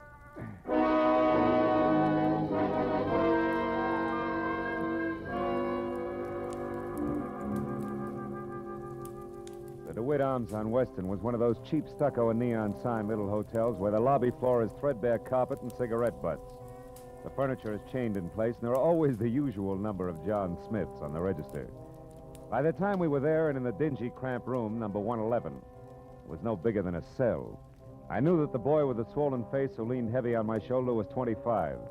Answered to Ira Clausen, and he knew that I was a private detective without a job on my hands. Then I began to learn a little more.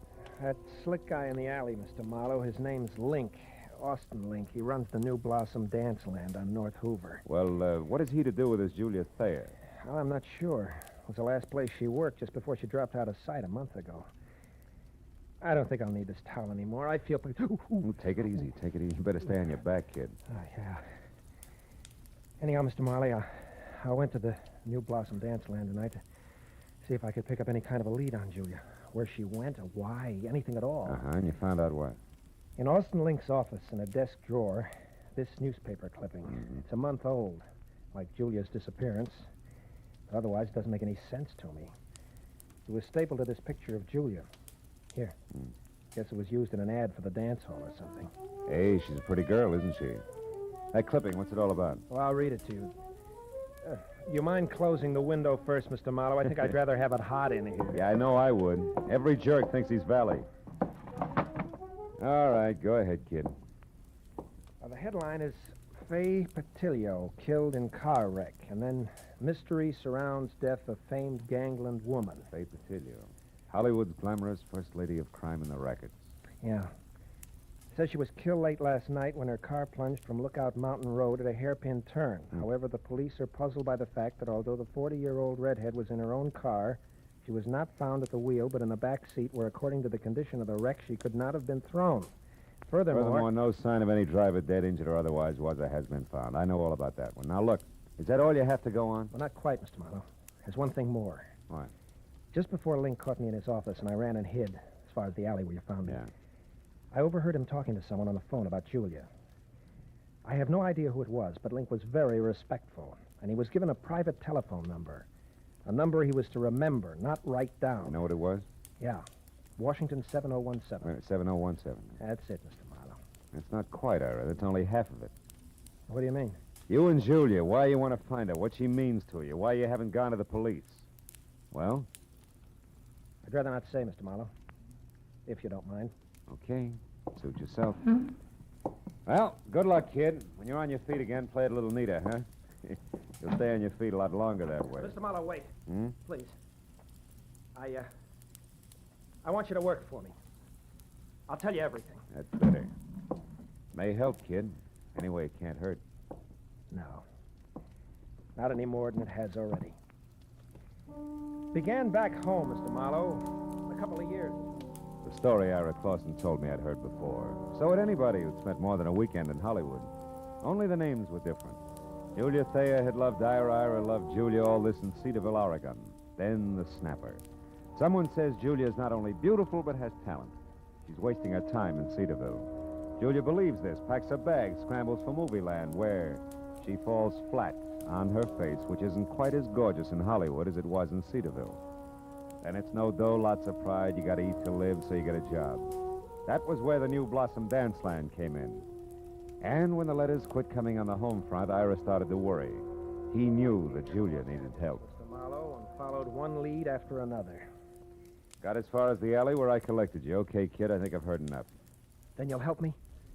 Yeah, I'll try. Call you later.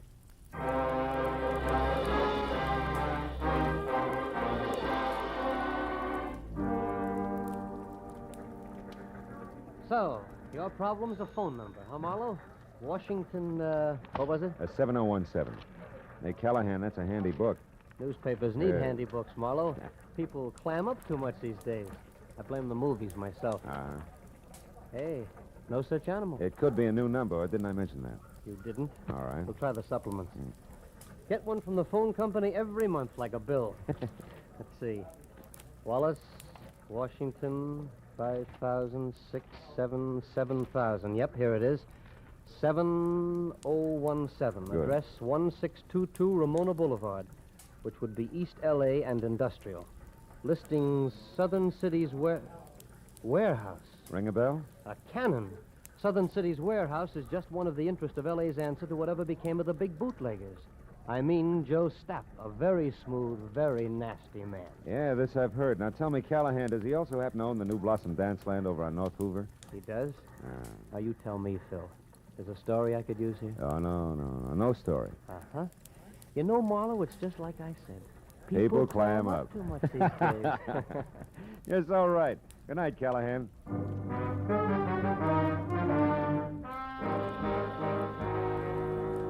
If the good gray reporter hadn't mentioned Stapp's prohibition background, I would have chalked the warehouse off as the kind of 9-to-5 place that couldn't possibly help.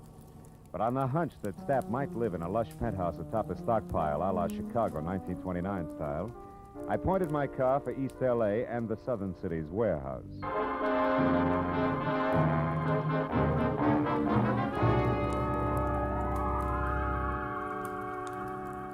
20 minutes later, when I was there and saw a step-down Hudson outside and soft light oozing over the edges of the roof, I didn't regret my move. Not at least until I'd found a flat metal door and had pushed the button attached there, too. Then I began to wonder because Aladdin himself couldn't have gotten a quicker response. Nor could his genie have been any more of a mountain than the item I drew. Out of a nearby shadow, not the door. Okay, Charlie. Lay it out nice and neat. Who are you and what do you want? Joe Stapp. Name's Marlowe, occupation private detective, now you. The handle's Pork. I work for Stapp and... Hey, now wait a minute. What's it to you who I am? Shamus is close enough to cop the stink. And I'll beat it before I start thumping on your boy wonder and turn you into something vest pocket size. Steady, Pork. Seems to be the trouble. Who are you, mister? His name's Marlowe, Mr. Stapp. He's a private... He'll answer for himself, Pork. Go ahead, Marlowe. What do you want with me? What's it about? Faye Patilio. Faye Patilio? Shut up, Pork. Faye Patilio is dead, Marlowe. So is conversation about her. Anything else? Yeah, something else. Girl who used to work over at the New Blossom Dance Land, Julia Thayer. Know where she is? Why she disappeared? No. And I don't care. Why should I? Because you used to go places with her. I've gone with 100 girls, Marlowe. Julia was no different, except for one thing. She gave me the brush. Well, good night, Marlowe. Sorry I couldn't have been more help. I won't be long, One Pork. more thing, Joe. You mind telling me who Julia dropped you for? Not at all. A pretty boy, Dean Coty. Julia thought he was better looking than a mink coat. Where can I find him? Can you throw that in? Surely. Forest Grove Cemetery, Marlowe. Oh? He was burned to death in an accident at some cottage, poor boy. Well, good night, Marlowe. Pork here will walk with you as far as your car. That's real friendly. Let's go, Charlie, and no funny business. Oh, I wouldn't think of it, Pork. You got height, weight, reach, and artillery on me. Yeah, and I'll gladly use them all. That's your buggy there? Yeah, that's it. Well, it's been a nice stroll, Porky. Charming. Just so it stays that way, Charlie, remember to keep away from here, huh? Here, the dance land, and the Silver Lake spot. The Silver Lake, huh? Yeah, Porky, I'll remember. Every word of it.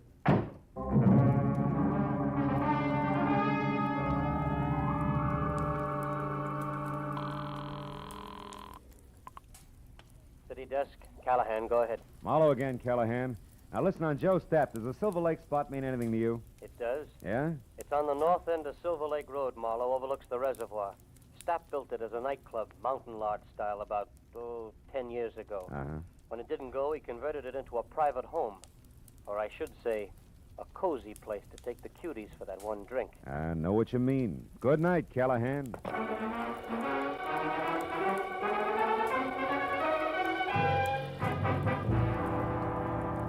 The Silver Lake Reservoir was only a mile off Lower Sunset Boulevard, but the setting could have been a street in Switzerland. The lodge Callahan told me about stood out among the neat little chalets that skirted the water's edge like a Sherman tank in Toyland. Also, it was showing light from a screened-in porch.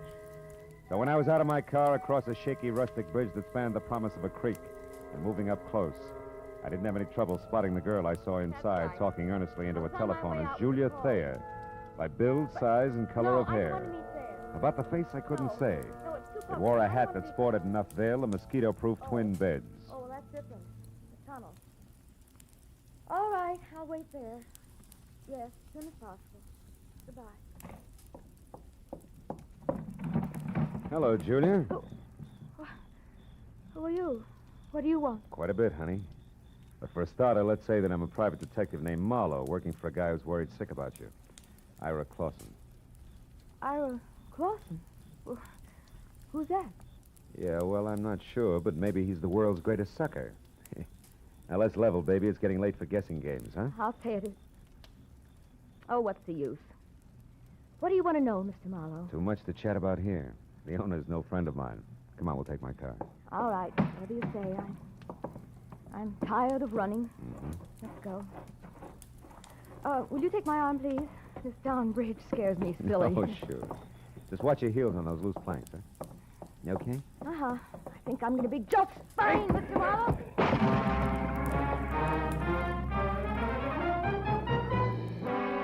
It was all the lead she needed because by the time I'd crawled out of the inch-deep, inch-wide river and was back up on the road, Julia Thayer was in her car away fast as far as Sunset Boulevard.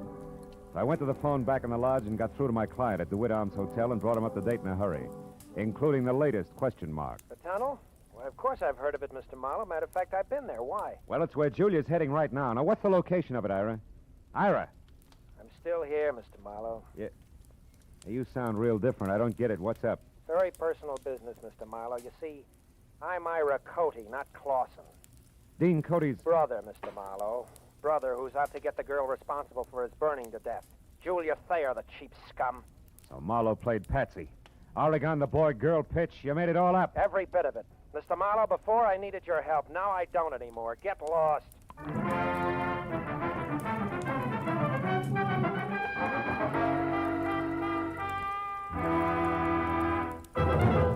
In just a moment, we will return to the second act of Philip Marlowe. But first, there will be 4 more amateur songwriters on hand, and one of them will sell his songs for nationwide plugging and distribution when Songs for Sale comes along tonight on most of these same CBS stations.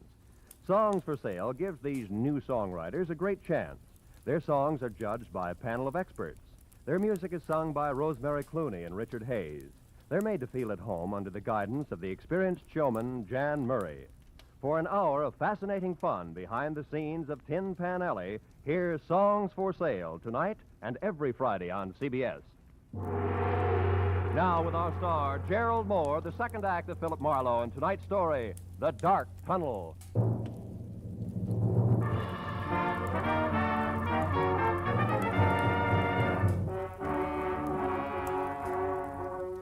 I stood there for a minute after Ira Cody hung up and tried to figure my next move, while the phone in my hand quietly buzzed sucker. A pair of haywire lives was scheduled for a smash-up, and I'd let myself get mixed up right in the middle. Now my only chance to do something about it was to find out fast what was meant by the tunnel. I started out of the place, but only got as far as the front door. You going somewheres, cutie?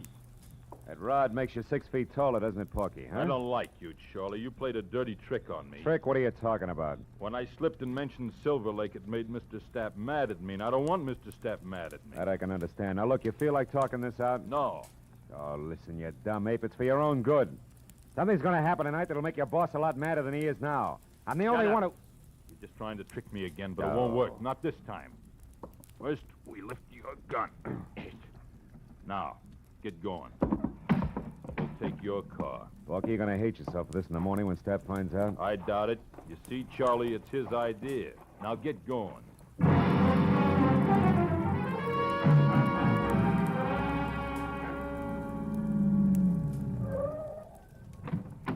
Over there, Marlowe, the big door.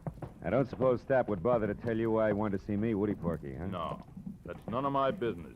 Yet. What do you mean by yet? Oh, he might want you to tell him something you might not want to. Then it's my business, Charlie. Go on, open it up. That's enough. Inside. Well. Real genuine warehouse, huh? Chains, tackle, even a hand truck. Well oiled, too. Don't tell me your boss is going legit. Never mind that junk. Just stand right there till I get this crazy door locked. Here, Pork, try something heavier. Like this truck. Ow! My leg! Why, you... Now it's your chin. Good night, Charlie.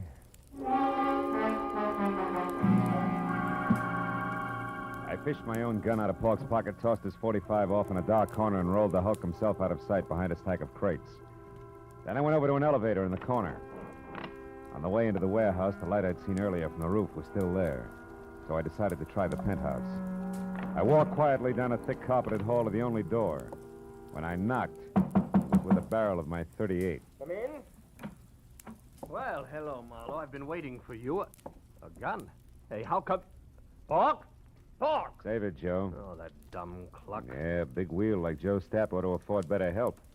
Now, I'm holding the gun, so I'll ask the questions. What and where is the tunnel? A tunnel is a hole, Marlowe, usually in the ground. Delivered, Joe. It's got a lot to do with your girlfriend, Julia. Julia? Oh, that's a hot one. I went to all this trouble to haul you in here for the same reason. Then I'll put down the gun and let's talk. It makes me nervous. I'm not interested in your nerves. I'm interested in your talk. All right. Now, you've got a long nose, Marlowe, and poking it around, you might find out enough to get real curious and call in the cops. That I can't afford. Uh-huh. So I'm going to level with you, tell you what you want to know, just so you'll lay off. That a deal? I'll let you know. All right. You wanted to know about Julia. Yeah. Nothing like Julia Thayer ever happened in my life before. Most beautiful thing I ever saw. Sweet and soft, made me ashamed of myself. Somehow I don't hear violins.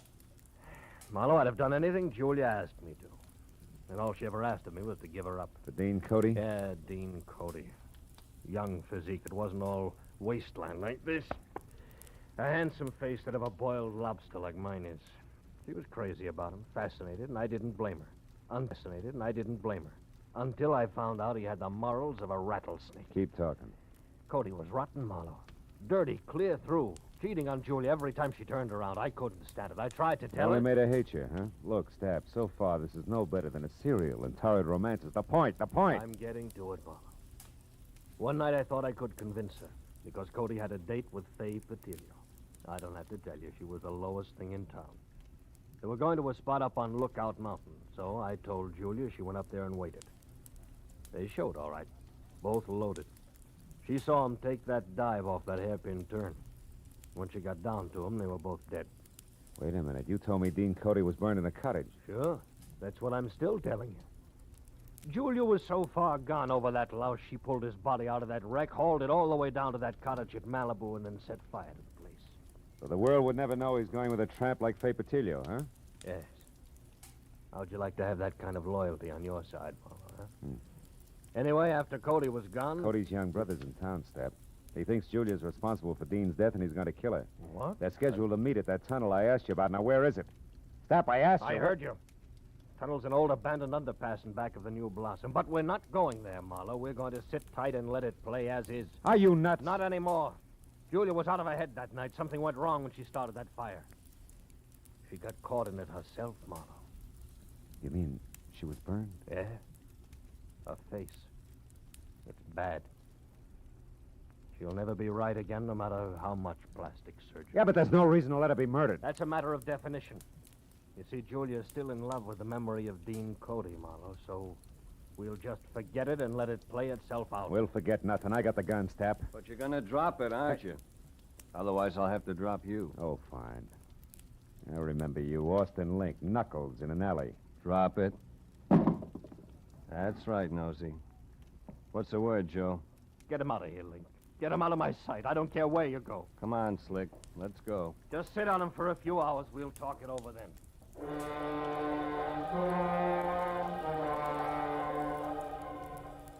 Link was a professional. He stayed exactly far enough behind me to be always out of reach, but always close enough to keep me under control. All the way down in the elevator, I watched for a chance that never turned up. And as I rounded a corner and headed for the big door again, I glanced at the stack of crates. Pork had come too. He was on his feet behind them, a heavy steel pulley block in one hand, his face a stupid mask of blind hate. He slammed the block at me with everything he had. I'll kill you! I dropped to the floor and heard the thing connect behind me. It had caught Link dead center. He fell like a bag of sand. Before Pork realized what had happened, I charged the stack of crates, threw my shoulder against it, made it to the door and out in one dash. My car was sitting where I'd left it. I heaved a sigh of relief and piled in.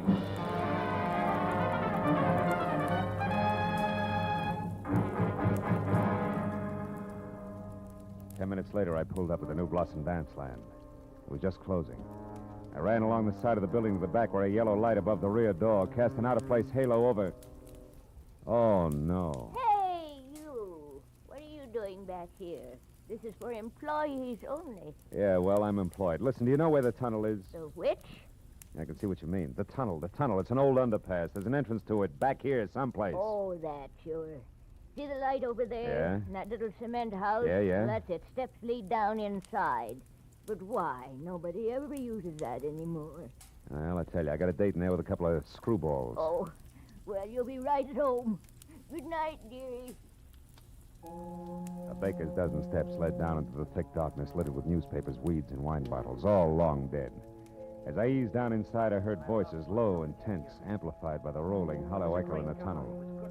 At least I'd made it in time.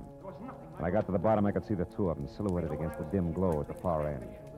I pressed my back against the wall, thought about my empty shoulder holster, and moved toward them. And you killed him, didn't you? You're making a mistake, Ira. A terrible mistake. No, you killed him, all right.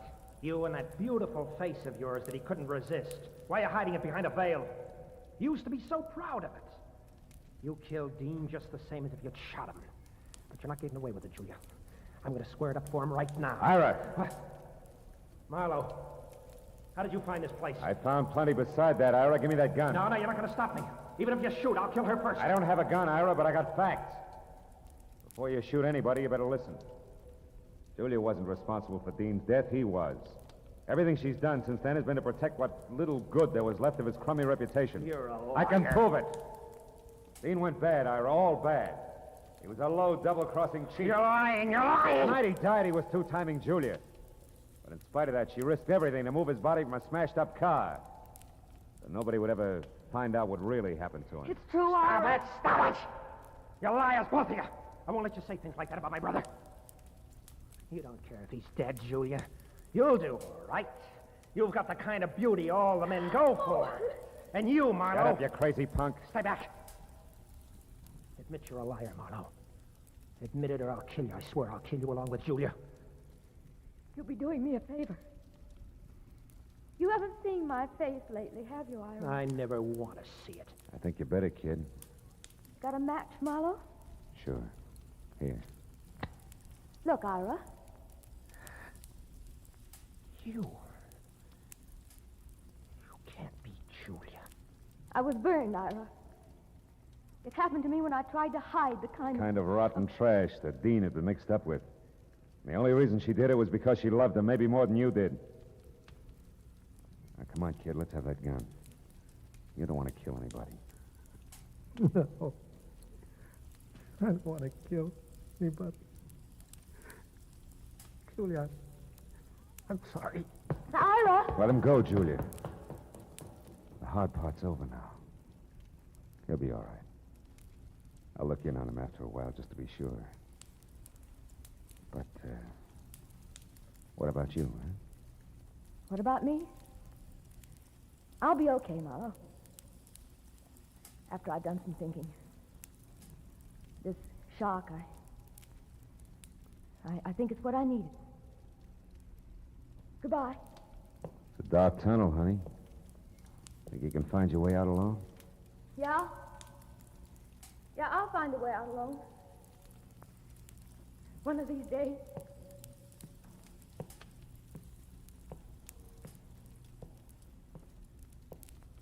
She was gone, and I went back and climbed the stairs.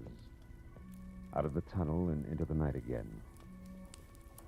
As I drove slowly home, I thought of Julia, alone in a dark, blind tunnel with no end to it. And then I thought of all the dark, blind tunnels that men stumble into. Tunnels of blind love and blind hate. Of blind submission that lets empty suits of armor conquer cities and men's minds. Tunnels of blind worry and blind greed, of blind ambition, of blind... But then I stopped because I was getting no place except into a blind alley.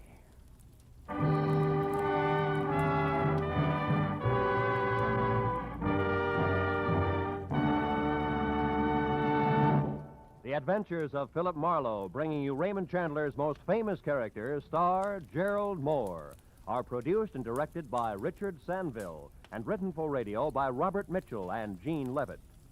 Featured in the cast were Lurene Tuttle, Bob Sweeney, Paul Dubov, David Ellis, Barney Phillips, and Larry Dobkin. The special music is composed and conducted by Richard Arant. Be sure and be with us again next week when Philip Marlowe says... This time, Greed in a green suede dress, a diehard from Dixie and a cuckoo coin collector, added up to violent death for two, and all over $50 in Confederate money.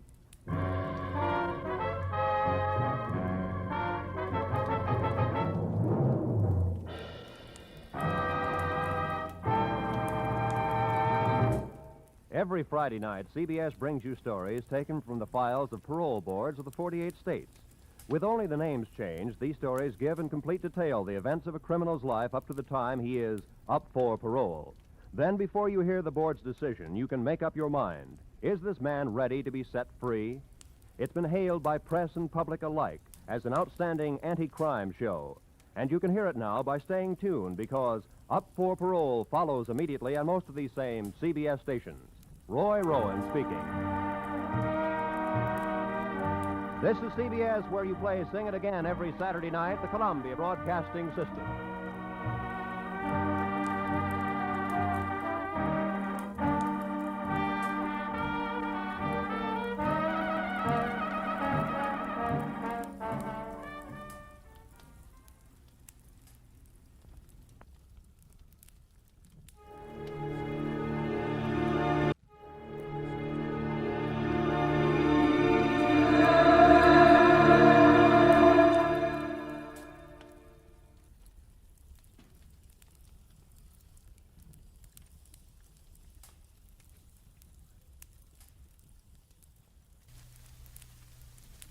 We delay the start of our scheduled program.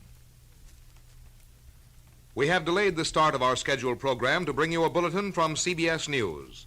2 helicopters carrying the United Nations ceasefire team left Kaesong shortly before 9 o'clock Sunday morning Korean time. Communist officers are already in Kaesong to participate in the preliminary ceasefire talks. This bulletin has come to you from CBS News. We now resume our scheduled program. Most Saturdays at this time, we spend an exciting half hour of adventure and action with America's public hero #1, Hopalong Cassidy. Well, even two-fisted cowboys take summer vacations when they can, and Hoppy is no exception. Hopalong and Topper will be back with us riding the CBS air trails again 11 weeks from tonight, September 22nd. Get this and get it straight. Crime is a sucker's road, and those who travel it wind up in the gut of the prison of the grave. There's no other end, but they never learn. From the pen of Raymond Chandler, outstanding author of crime fiction, comes his most famous character in The Adventures of Philip Marlowe.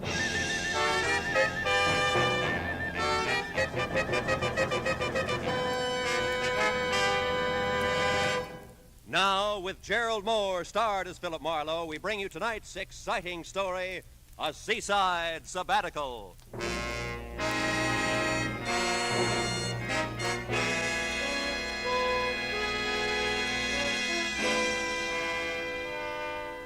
Wire in my hand said it all. Need your help, urgent. Meet me at 8:30 tonight, Ship's Galley Cafe, Long Beach. Signed, Dale Higgins. The time and the place were known factors. The need for help, the urgency, and most of all, Dale Higgins were unknown. And my hazy recollection of algebra told me that 3 unknowns are mathematically impossible to find. Call it a challenge, call it money, call it a chance for a shore dinner, call it anything you like. But 8:15 found me pulling into a parking lot on Ocean Boulevard, not far from the amusement pier. Just leave it there. I'll be right with you. Oh, hello, Mr. Marlowe. Hiya, Red. How's it going? Oh, great, thanks. What brings you to the capital of Iowa? Corn. My aim's getting bad, Red. I thought I'd come down to the Pike and try for my limit at a shooting gallery. Gee, really? Yeah. Greatest practice in the world. Is it still 35 cents and no questions asked? Huh? Oh, to park the car. Yeah, that's it. Okay, kid, keep it. Oh, thanks. Hey, mind if I recommend the Quick Quack? How's that again? Used to be the Dead Duck. Best shooting gallery on the Pike for my dough. Oh, that Quick Quack. Oh, sure. Anybody be a fool to go anywhere else, Yeah, huh? my sentiments exactly. See you, Red. You bet, Mr. Marlowe.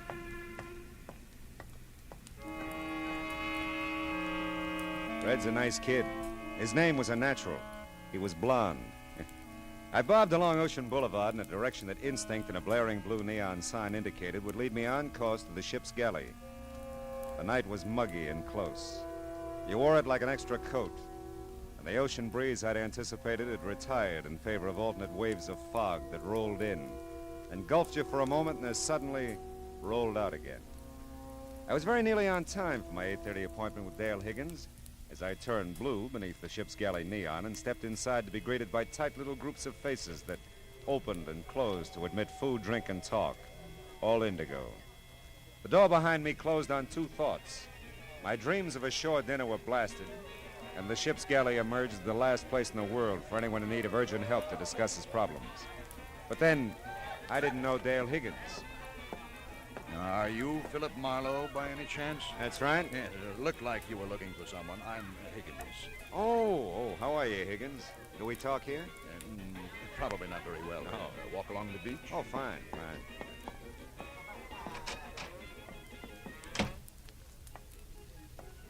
Oh. Say, Higgins, did you ever wonder why people pack into hot little rooms on a night like this? Oh, you mean the ship's galley? Yeah. Well, philosophy is not my business, Marlowe. What is? Well, I don't quite know how to tell you, I guess. Well, your wire said urgent. That's good enough for openers. Yes, well, the truth is, I was a little quick sending that wire. Oh? I was pretty upset about a situation at the time, but things have resolved themselves now, and I won't require any help. Uh-huh. Well, you ought to know. I expect to pay you, of course, the trip down and your customary fee. That'll be $25 a day in expenses. 7 cents a mile for 23 miles, and, oh, yeah, 35 cents for parking my car. 7 times 23, $1.60, 61, 35. $1.96. $26.96 altogether. Is cash all right, I suppose? Always has been. Marlowe, I am sorry about this. I didn't set out to bring you on a wild goose chase. But yes, looks like I've got the right amount. Thanks. Don't worry about it, Higgins. Anybody can change his mind. Yes, I guess that's right. Well, thanks for your trouble. Not at all. Yeah, well.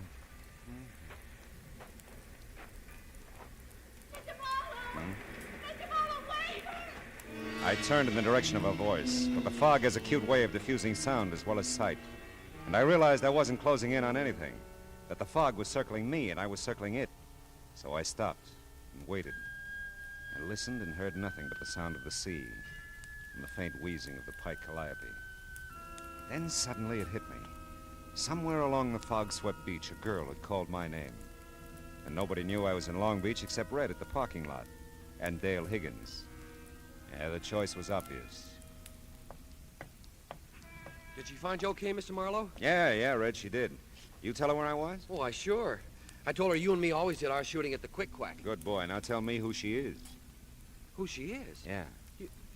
You mean you don't know her, Mr. Marlowe? That's the general idea, Red. Well, Well, I guess she's my age. This I know. Who is she? She's... Yeah. She's... You want your car, Mr. Marlowe? No, Red, not now. I think I left something back at the Quick Quack.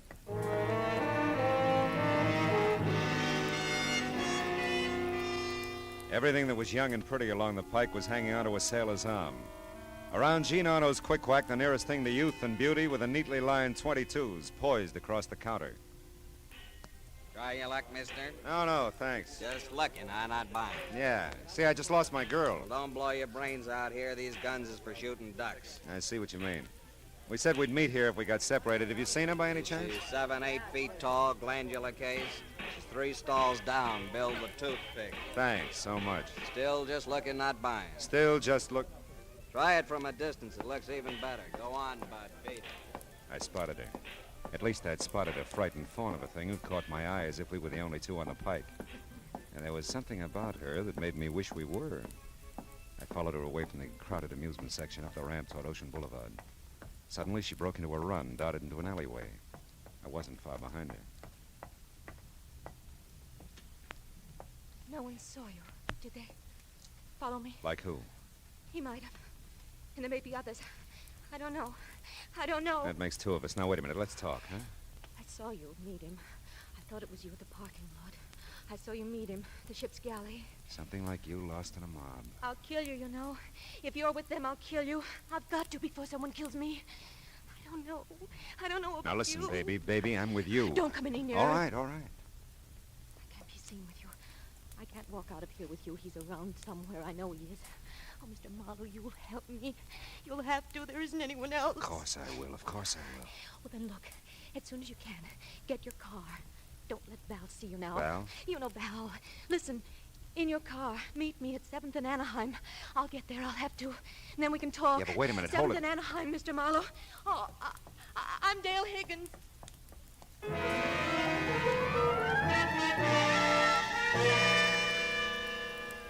It was a study in contrast all the way.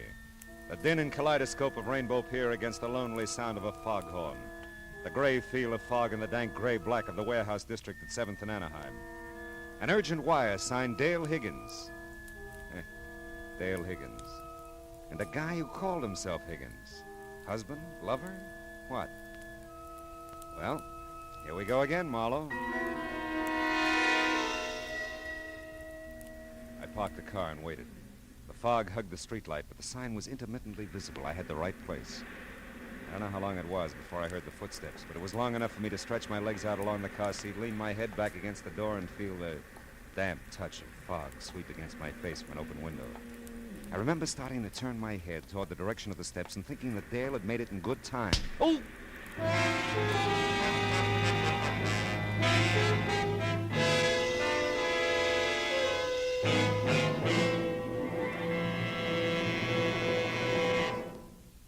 In just a moment, we will return to the second act of Philip Marlowe. But first, just as systematic exercise builds a strong body, so does systematic saving build a strong future.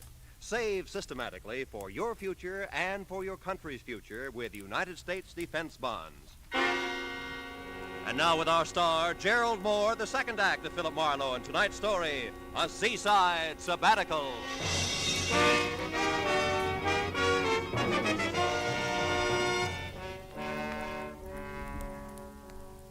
I could almost hear the chain pulleys clanking the first time I opened my eyes. And it took another game try before the fuzz faded away and the room slowed down to a Lambeth walk.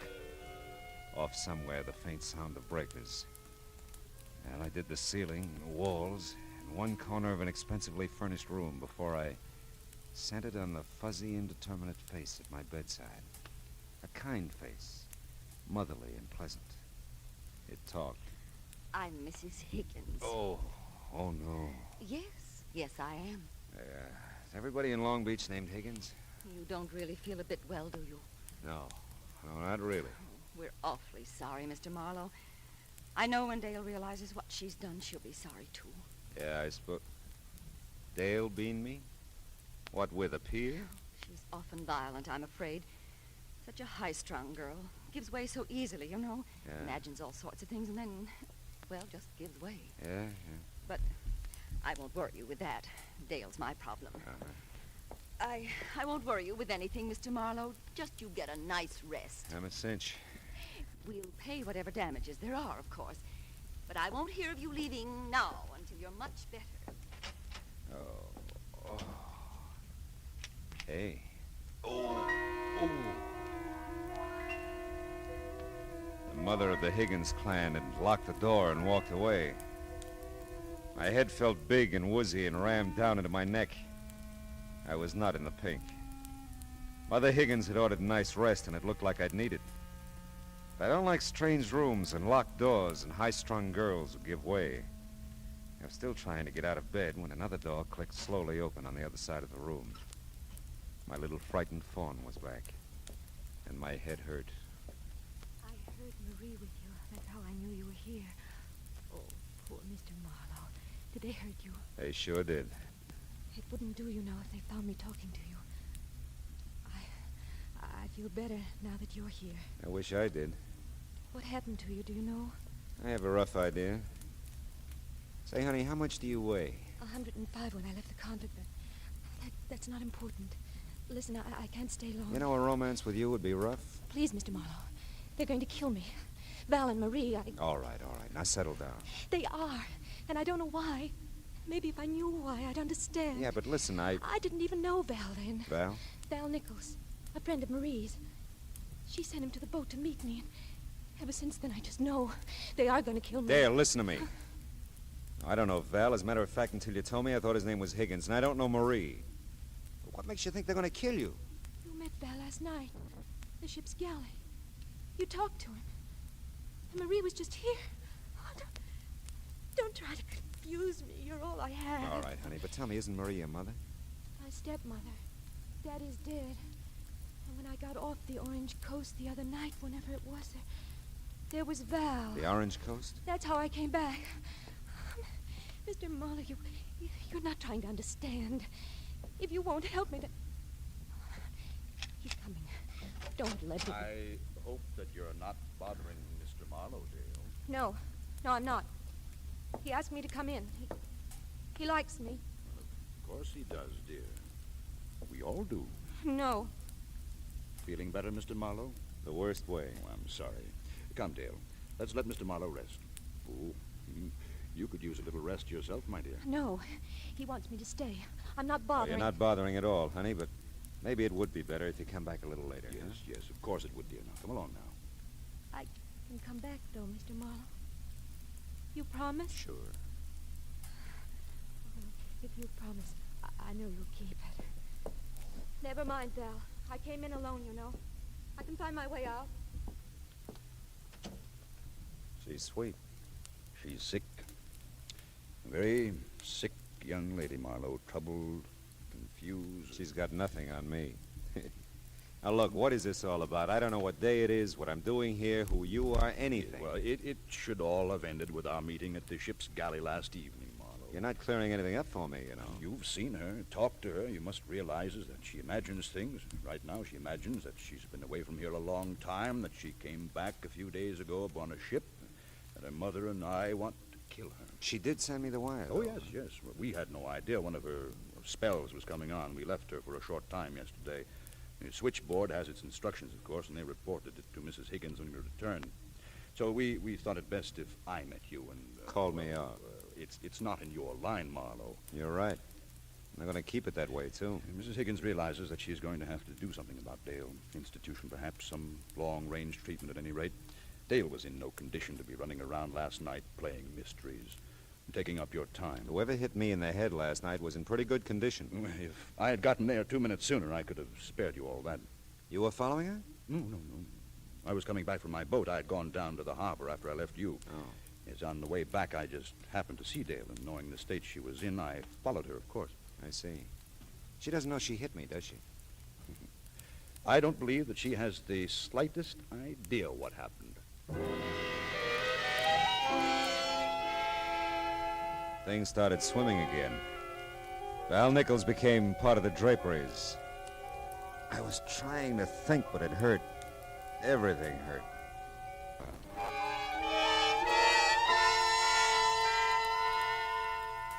Next time I tried, I was more successful. The sunlight was streaming in the room. The clock on the night table, visible for the first time, said it was almost noon. So I got up. It was still pretty fuzzy on the edges, but I found my clothes hung neatly in the closet. Managed to get them on in the right order and made it to the door that had been locked before, but it wasn't this time.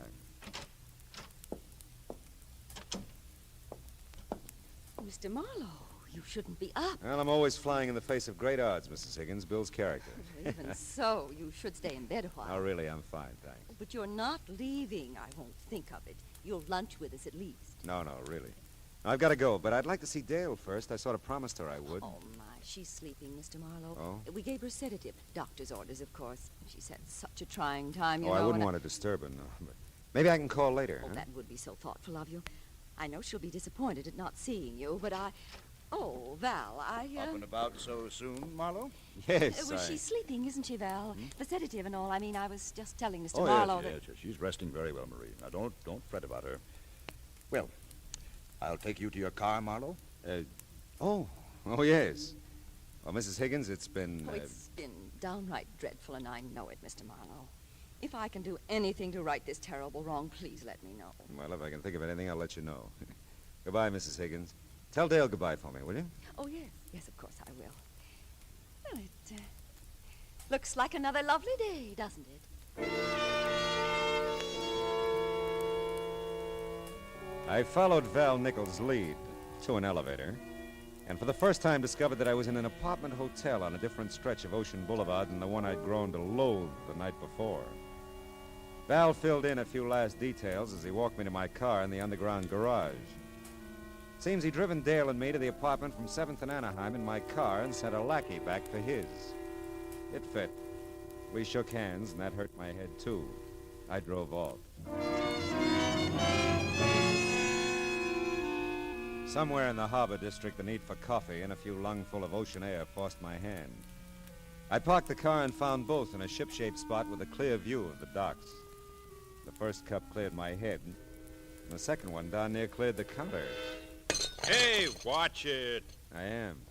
Oh, I'm sorry. That's okay. It'll wipe up.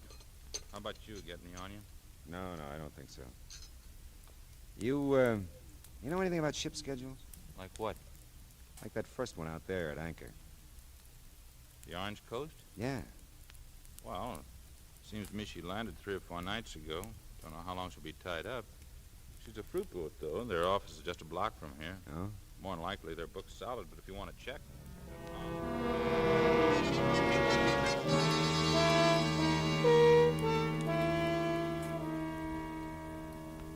Yes, Mr. Marlowe, there was a passenger Higgins on the Orange Coast when it docked Tuesday. Miss Higgins it was, Miss Dale Higgins, according to our records. Any record of where she boarded the boat? Let's see now. Oh, yes, at Macapa. Macapa? Brazil. Macapa, Brazil. Macapa, Brazil. Was she traveling alone by any chance? I really don't know. There's nothing here to Any other Higginses aboard? No. How about a passenger named Nichols? Any chance of that? No Nichols either. Okay. Thanks. Thanks very much. It was my turn to send a wire, only it was a cable this time. And it was going to be a while between answers, so I checked into a nice, clean, inconspicuous hotel. Had some food and a half bottle of aspirin and placed 2 phone calls. Dale Higgins was still resting comfortably, according to her stepmother. But Muff Benjamin was still willing to do anything for a buck. He was there in no time. I heard you were here, Marlowe. Something big. Could be. You tell me, you're the guy who hears things. About you being here? Mm-hmm. No, you know how it goes. People see people, people tell people. It's nothing. Yeah, I know. It happens all the time. Now, look, Muff, I gotta know things quick. Well, For money. Who and what? All right. I get this. The name is Higgins. Man old enough to have an 18-year-old daughter. I don't know his first name. He's dead, I think. But the daughter's name is Dale. You got that? And the wife that's surviving is called Marie. They have an apartment on Ocean Boulevard, the Shore, I think it is. I got it. Okay. Now, a guy named Val Nichols, check on him, too. And if Higgins is dead, find out about a will. I'm ahead of you. Good. Get back as soon as you can, huh? You double the dough, I'll double the speed. You're double.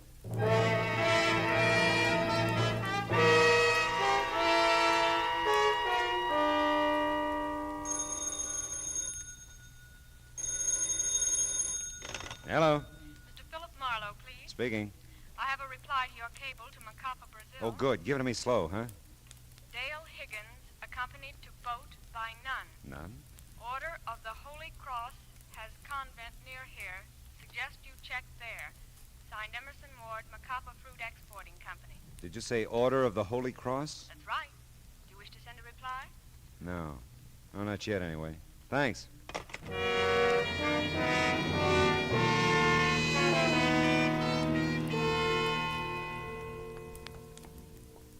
So you see, Father, if you could help me contact the convent in Brazil, I could find out how long Dale was a student there.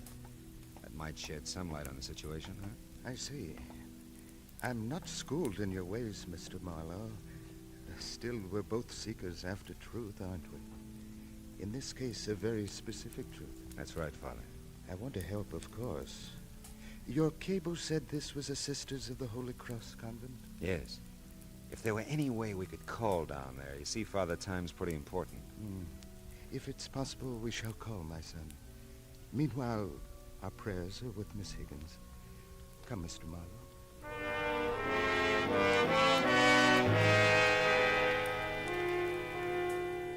My prayers were with the phone company, too.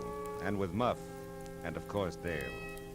Because if her version of things were true, she was in real trouble. And until I knew what it was for, there was very little I could do for her.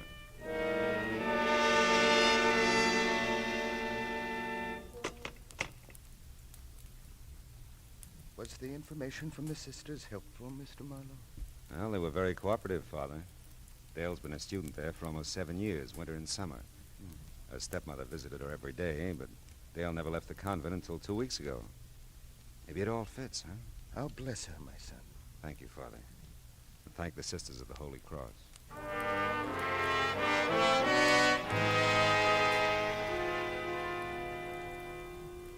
Muff Benjamin was waiting at my hotel when I got back. It was another study in contrasts. So far, I dealt with a priest, an informer, and a sister superior. And together, we were all coming close to an answer.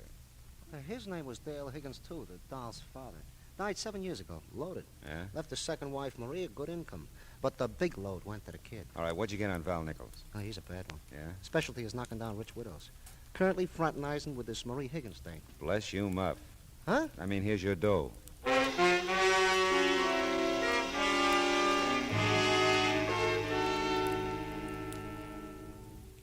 You do look so much better than when you left, Mr. Marlowe. Really? Is Dale still sleeping? Why, yes. I think I'll look in on her, huh? No, I mean, I'd rather you didn't. Where is she, Mrs. Higgins? Mr. Marlowe, you have no I wonder right. if she liked it at the convent. What? 7 years is a long time to be away from home. A lot of things can happen in 7 years, you know, Mrs. Higgins. You can even end up legally dead. Why, I'm sure I don't have any idea. Dale's dad must have thought a lot of her. I'll bet she was pretty close to him, too. She was. Mr. Marlowe, what are you... You tell me, Mrs. Higgins. There's nothing to tell. Dale seems to think there is. Which room is hers? She isn't here. Oh, Mr. Marlowe, don't ask any more. Oh, she's with Val, huh? On his boat. Oh, how did this ever happen? I didn't want it this way. I thought if she could have been declared legally dead, I'd have taken care of her. I mean, kept her there in the convent. No one knew she was there but Val. Val had to have her really dead. Is that expensive, Mrs. Higgins? Oh, help her, Mr. Marlowe. He'll do it this time. He'll kill her, I know. Believe me, I don't want that. How long have they been gone? Not long. Half an hour, maybe, but no longer. I'll go with you.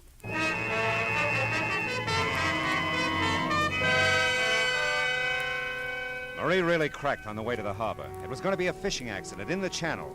And Val would get away with it, too, unless we found something that could outpower his 30-footer.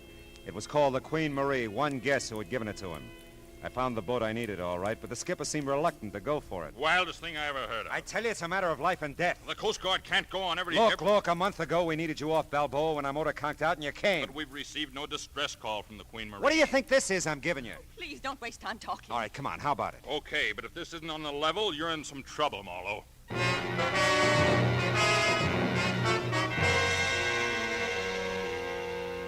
By the time we'd cleared the harbor, I knew Val didn't have a chance. Every boat in the area had been alerted. I didn't know about Dale, though. I just hoped the sedative Val had given her was merciful.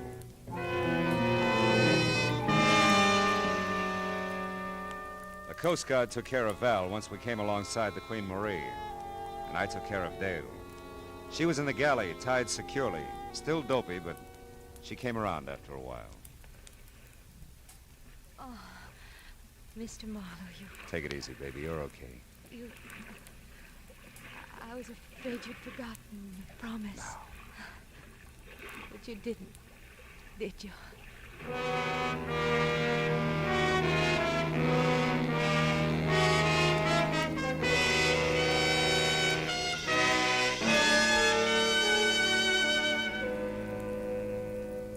It was night now, and the lights that stretched out along the shore looked friendly and warm. Friendly and warm. I wonder when people are going to realize that the only happiness there is in the world is what they can give each other. Happiness, that is. Not a stab in the back. But you know, there's one thing about me. Yeah, I have to admit it. I'm an optimistic fella.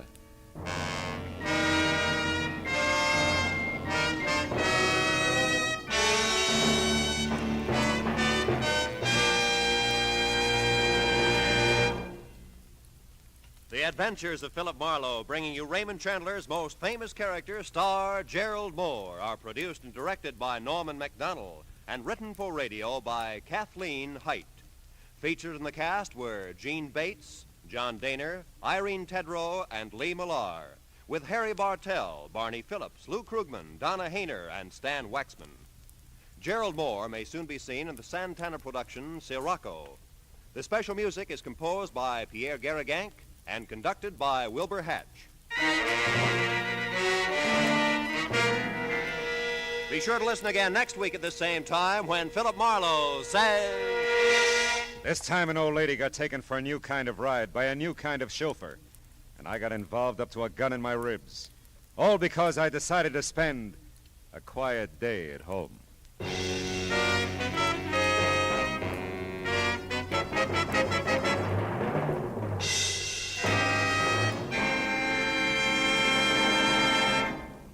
Don't miss Broadway's My Beat, featuring Detective Danny Clovers, the cop who knows every character, every star, every crook frequenting the Great White Way.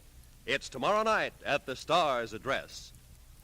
Now, stay tuned for Gangbusters, which follows immediately over most of these same CBS stations. This is Roy Rowan speaking.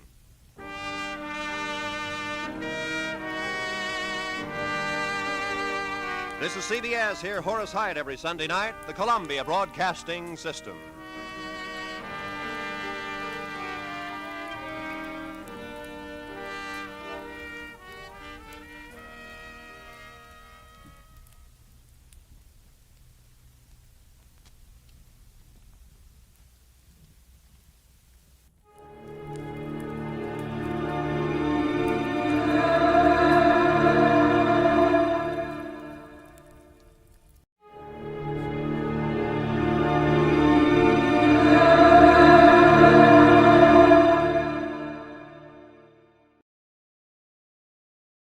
From Hollywood, it's time now for...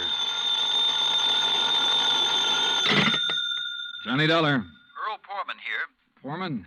Tri-State Life and Casualty. I'm the branch office manager down here. Oh, sorry, Mr. Poorman, but the answer is no. Well, this is an arson case, Dollar, and we're already having to make one payoff on I'm it. sorry, but it'll have to wait. I'm going to get as far away from this New England winter as I can. Well, for that, I don't blame you, but there's no reason you shouldn't come Look, down. I've had a rough year of it. I'm tired, and I'm cold. And unless I can get down to where the warm, balmy breezes waft in... Dollar, I have got to have you on this case. There's a lot at stake. Now, my office is down here... No, sir, I'm sorry. You down see... here in Sarasota. I just can't do it, Mr. Poorman. I've already made a plane reservation for Sarasota, Florida. And this is one time I'm going to... Where did you say your branch office is? Sarasota, Florida.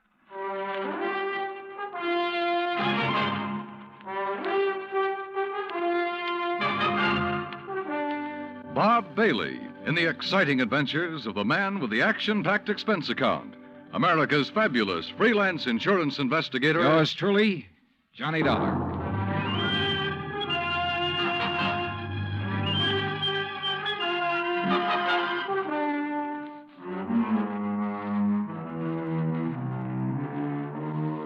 Expense account submitted by Special Investigator Johnny Dollar to the Tri-State Life and Casualty Insurance Company, Home Office, Hartford, Connecticut.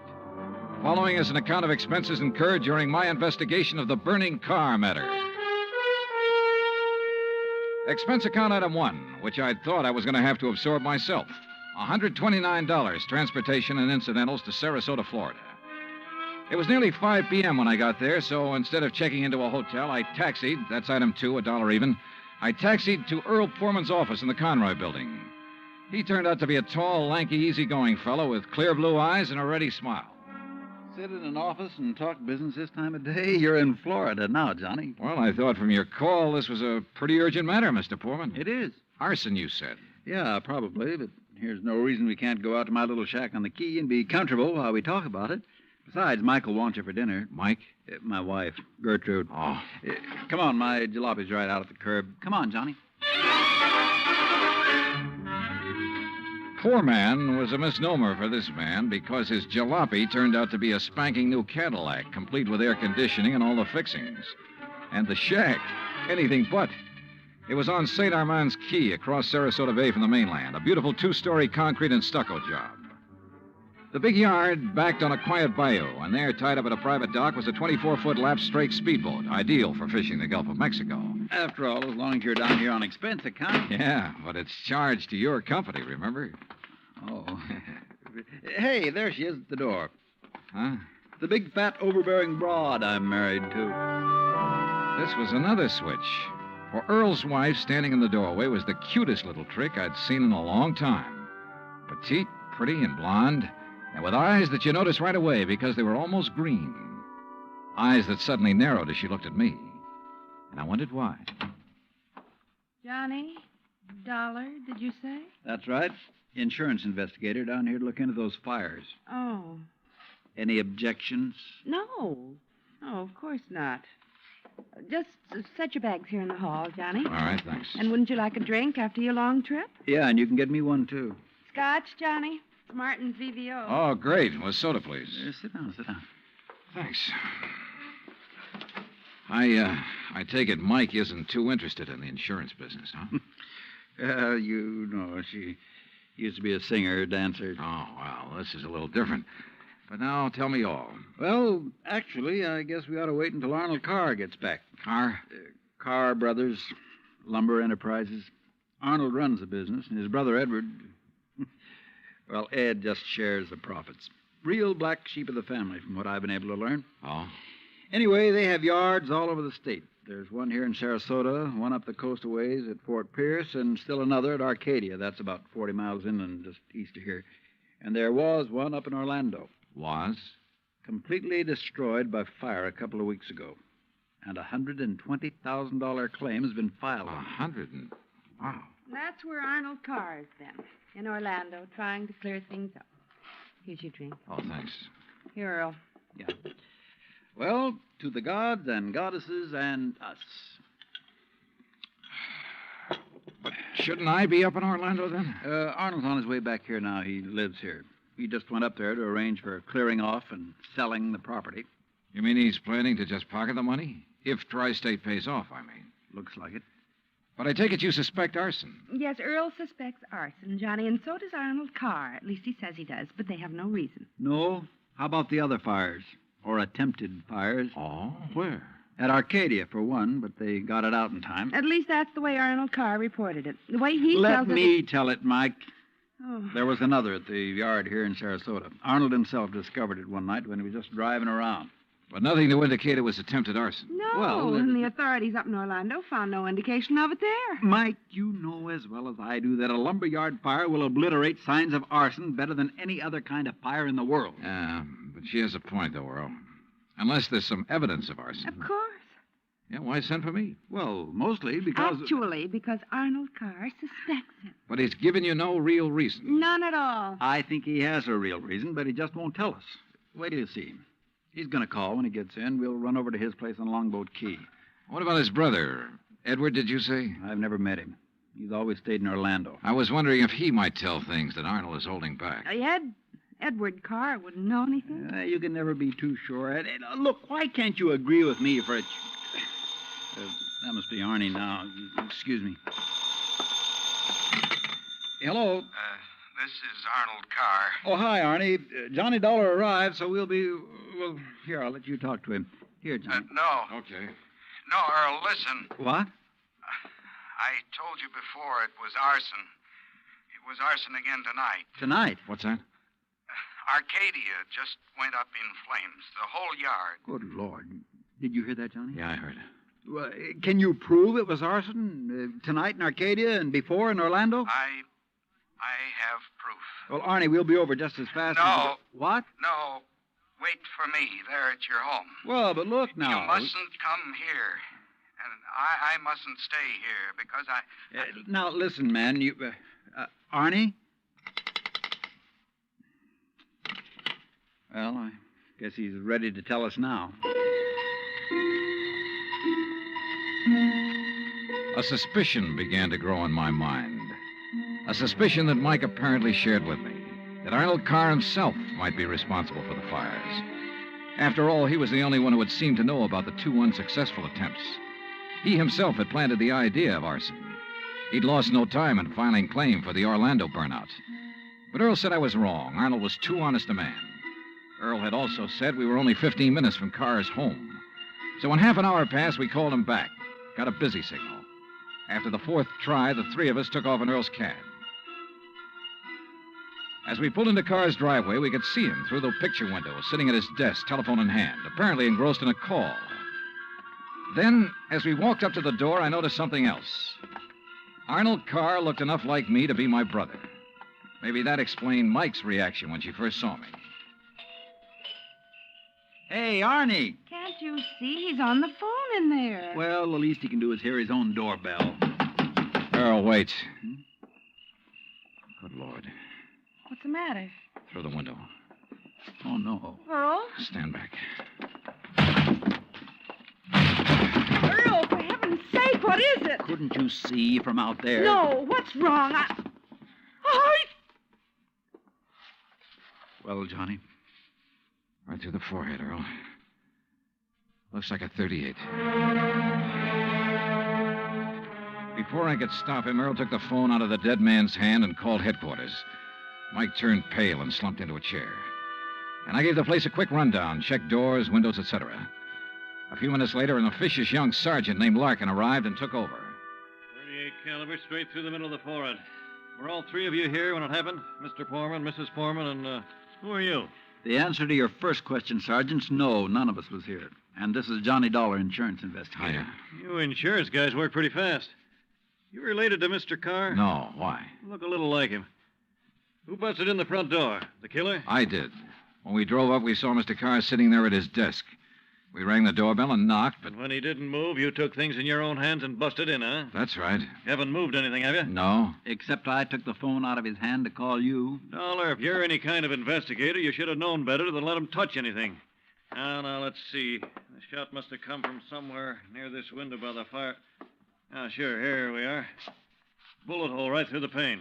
Bullet was fired from outside. You're sure, Sergeant? Sure, I'm sure. Look for yourself. You call yourself an investigator? Hey, Cummings, Woolway, check the area around that window beside the chimney out there for footprints. Maybe an empty cartridge case. Now, you folks get out of here so I can call Doc Hanley over and get on with my investigation. And no, Dollar, I don't need any of your help. Well, thank you, Sergeant. Your job is fires, not... Hey, where did Mrs. Foreman go? Out to the car. Why? Who told her she could leave? Who told her she had to sit here looking at a corpse? All right, Dollar, all right. Just be sure the 3 of you stick around town in case I decide to question you further. Oh, of course, Sergeant. Yeah.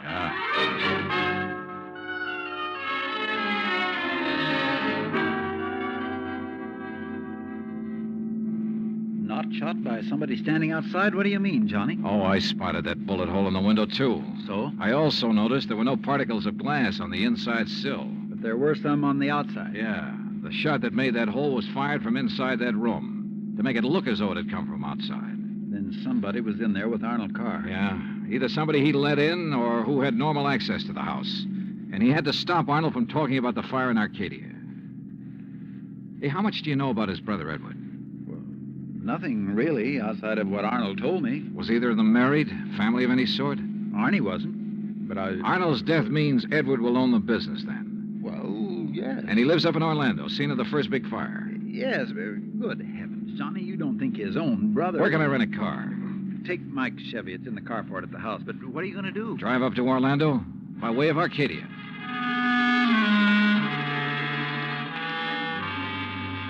When I got to Arcadia, only a few people were standing around the remains of the fire. One hose company was still working on it, and a couple of police were poking about in the embers.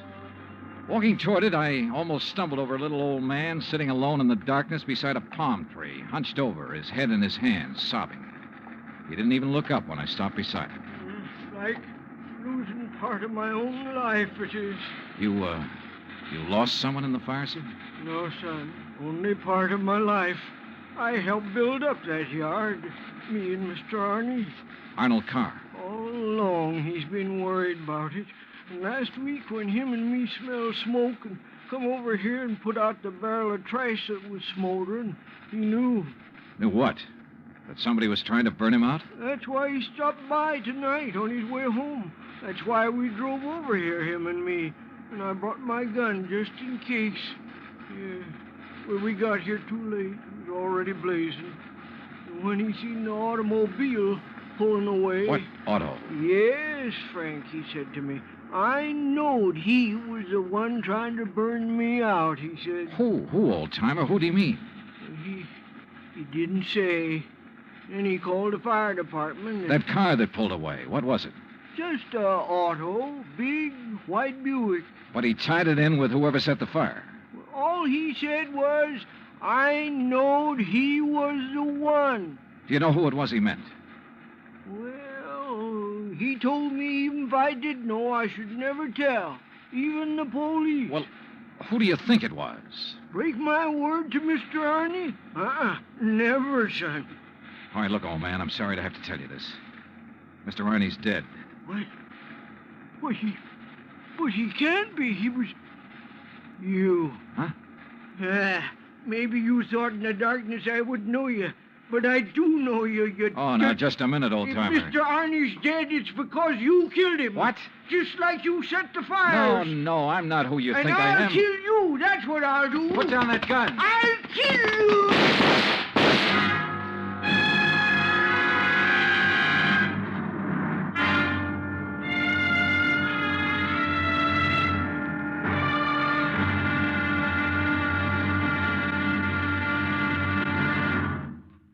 Act 2 of yours truly, Johnny Dollar, in just a moment. Back in the old days, the very old days, that is, a girl named Cassandra had a corner on the oracle market. But nowadays, you can do some foretelling yourself.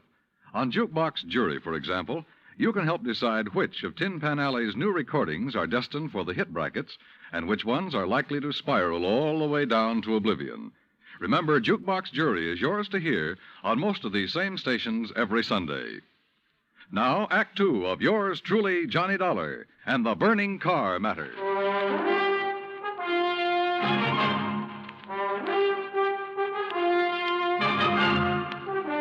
Expense account, item 3, $5.15, gas for the borrowed Chevy to keep me going to Orlando.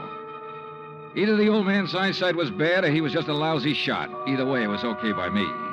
I hated to slap him down, but there was no point hanging around Arcadia trying to explain things to the local authorities. So after making sure I hadn't really hurt him, I appropriated his gun and took off fast. He'd thought I was someone else. Even I had noticed a family-type resemblance to myself and Arnold Carr.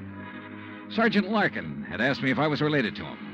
And now the old man at the fire had apparently thought I was the one who... Oh, well, I'm afraid I made the rest of the trip to Orlando in somewhat less than legal time.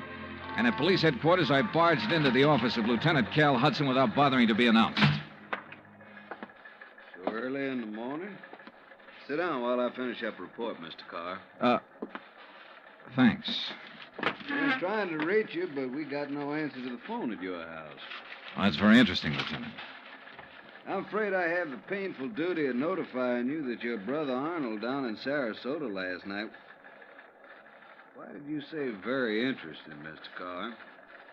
Or had you already learned... I'll be doggone. Yeah. You're not the first one. Who are you? Johnny Dollar, insurance investigator. I can't believe it. Dollar, you look enough like Edward Carr to be his twin. You even sound a lot like him. I take it you haven't located Edward yet? Well, no. Lieutenant, I think Edward Carr is the firebug we're after. And the killer. Wait a minute. Briefly as possible, I told him of Arnold Carr's phone call to Earl Poorman, his emotional upset just before he was killed. I told him Arnold had been murdered by someone inside the house, someone close to him, and that everything indicated that someone could very well be Edward Carr. That's still all just theory, Dollar, without any proof. Well, I will admit that Edward is a pretty worthless playboy living off the profits of the lumberyard. In any event, the lieutenant promised to put out an APB on Edward Carr. That was at breakfast for the two of us, item 4, $3.25. Before I left him, he gave me Ed Carr's address, 1726 Allen Place. As I expected, there was no answer to the doorbell at 1726, so I tried visiting up the street.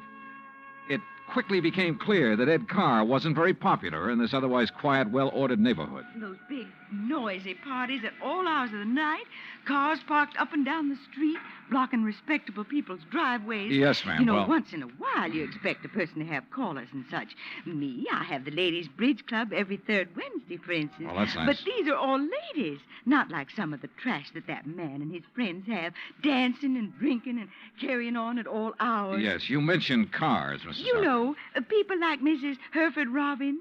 She's awfully nice. And Janet Osterworthy. Now, she's a widow. Well- And, you know, she could have her pick of anybody she liked. But does she ever look at another man? No, sir. And then there's Mrs. Harper, Yes. you mentioned cars. Do you know what kind Mr. Carr drove? Why, yes. It was a big white one. And the make? Well, no. My husband, when he was alive, always drove a Maxwell, and I guess that's the only kind I ever got to know by name. But Mr. Carr's is white. Only I guess that isn't much help to you, is it? All the white cars here in Florida, I mean. Look. Now, even that blonde hussy who's around him all the time drives a white car. Oh, I really shouldn't use a word like that, though, should I? But it fits. Wait a minute. What blonde, Mrs. Harper? Mr. Dollar, I don't pay any attention to people like that. Why, you'd think she owned that house of his, the way she keeps popping in and out all hours as if she belonged there. Mrs. Harper. And drives all the way up from Sarasota, too. Do you know who she is? I do not. I refuse to pay any attention to people like... And the way she dresses, too, like a newly rich chorus girl with all her fancy clothes and furs and things. How do you know she comes from Sarasota? By the license on her car, of course. Every city has its own number. You know that very well. And hers is 12WW something. And you don't know her name? Of course not. Flaunting all those expensive furs as though she bought and paid for them herself. And if there's anything I hate to see, it's a little shrimp loaded down with furs. Now, a tall person I like see. me... And Well, her thanks. Eyes, if there's anyone I don't trust, it's a person with green eyes. Well, Thank you, Mrs. Harper. Her description of Carr's girlfriend stopped me in my tracks. That description could fit Mike Poorman to the letter. Petite, blonde, green eyes. Petite, blonde, green eyes. And she came from Sarasota. And then I remembered Mike's reaction when she first saw me. Her dismissal of Edward as a possible suspect. There was obvious friction between Earl and Mike, too. I figured it was just normal in a couple who'd been married for a while. But now... Item 5, $1.30 phone call from the nearest booth I could find to Earl Poorman at his office in Sarasota. No, she isn't, Johnny. Why? Well, do you know where Mike is? When I woke up this morning, I could hear her talking to her girlfriend, Betty, on the phone downstairs. Betty? Betty lives here in Sarasota. They used to be on the stage together, sister act, you know. Yeah, well, Well, then when I went down for breakfast, she was gone. Took my car, too. I had to come here to the office in a taxi. Yeah, well, okay, Earl. Thanks a lot. Hey, now, wait a minute. How are you doing? You found out anything I ought to know about this arson and murder business? No, Earl, nothing that you need to worry about. Liar. I sat down at a corner drugstore. That's item 5, 80 cents, over a sandwich and a Coke to try to think things out. But I'm afraid I didn't like anything that I thought. Finally, I drove over to Allen Place again. I parked a couple of blocks away and walked to 1726. I rang the front doorbell, knocked a couple of times. Then I slipped around to the back door, finagled a lock on it with a little celluloid pocket calendar, finally got it open. I left it open for the sake of a quick exit if such became necessary. But I guess that was a mistake. For a couple of minutes later, as I rounded a corner from the den into the living room, I felt the barrel of a gun poked into my back. Out of town, huh? Now, wait a minute. Don't move, Eddie boy. Trying to stall off pay me the $5,000 by saying you're going to be out of town, huh? Okay, so you think I'm Edward Carr? You kidding? Don't you know what happens when somebody tries to stall me? I don't know exactly how long I was out, but when I came to, it was dark. Except for the glow from a streetlight outside. And what roused me was the sound of footsteps, feminine steps, cautiously entering the back door. Then, briefly, silhouetted against a window, I saw a trim, petite figure that was all too familiar coming toward me. Then she saw me, too. Darling, you're hurt. What happened? What do you think? Who did this? Who struck you? You don't know? Yes, of course. It was Tony. Because you didn't pay him soon enough for the Arcadia job. Here, Eddie, let me help you. No, just let me rest for a minute. I thought that was Tony I passed on the road in from Sarasota. Why'd you come over from Sarasota? To see you. I knew you'd be here. Oh, why? Why? So the police could surprise you with the news of your poor dear brother's death. But why did you come to the house? Because I hoped you'd come here, I guess. Eddie, you should have waited until I could raise the money to pay off Tony. You mean for killing Arnold, too? Of course. No. Are you trying to say you didn't kill Arnold? But I saw you from outside in the Buick. You'd swear to that, wouldn't you? I don't know what you... Eddie, you sound like you don't trust me. We're in this thing together. Yeah, you sure of that? What are you talking about? Whose idea was it to knock off Arnold? But you had to. When he saw you at Arcadia, he knew that you were having the yards burned up. That's the way you figured it from the beginning, wasn't it? Now, look, baby. First burn up the lumber yards and collect the insurance on them. Then convince me that you and I should have it all by putting Arnold out of the way. But you had to kill Arnold. I don't understand you, Eddie. Yeah. And I wish I didn't understand you, Mike. Mike? Come on. Let's turn on a light. No. No, if somebody sees us. Eddie, you... Who are you? Are you kidding, Mike? Wait a minute. Who are you? You're that insurance investigator, Johnny Dollar, that Mike told me. Let me out of here. Oh, no, you don't. You're staying right here. Mike Poorman's sister, aren't you? Well? Oh, sister. So we once did a sister act before she married that Poorman guy. Now, let me go. Not by a long shot. You may as well, Dollar. What? Eddie. Don't move, Dollar. Get his gun, Betty. Get it. Yeah, sure. Here, Ed. Good. Ed Carr, huh? That's right. You know, we do look alike, you and me. Yeah, sure. Enough for Betty here to have told me all I need to know. Don't believe him, Eddie. He's lying. I heard, No, baby. Eddie, I thought he was you. Don't you see? Sure. Why'd you come up here anyway? Because Mike told me that Dollar was coming up here. You been shooting off your mouth to her, too? She knew about us. She thought you might have something to do with the fire. She was my friend. She was trying to get me out of this whole mess, and I wish I'd listened to her. Well, it's too late now, baby. Eddie, what are you going to do? Now I got to get rid of both of No! them. And figure some way to shut up Tony's mouth. Ed, please! You know you'd never get away with it, Carr? Oh, no, I'll call him. That's what I'll do. Yeah, Betty, and he'll come here to get his money. Then I'll call the police, see? Tell him to come right away. Tell him I found out about you having Tony start the fire. What? That's right, that you had him burn up the yard so there'd be even more money for you to bleed from me, like all the dough you got from me already. You're crazy, Ed. I'll tell the police to meet me here. And when they come in, it'll just be in time to see me kill Tony in self-defense. After getting here too late to save you, I'll tell them. You're out of your mind. They'll check that gun of yours so fast. And that'll prove it. Because the only shot out of my gun will be the one that gets Tony. This gun of yours is the one that's going to knock you two off. And they'll think it's Tony's. Oh, Eddie, please, you're drunk. Are you crazy? Crazy? To save my own life? To keep you and Tony and Dollar from putting a noose around my neck? If you think that harebrained scheme of yours will ever work, you're off your rocker. It's gotta work, because it's my only chance, so it's gonna work now.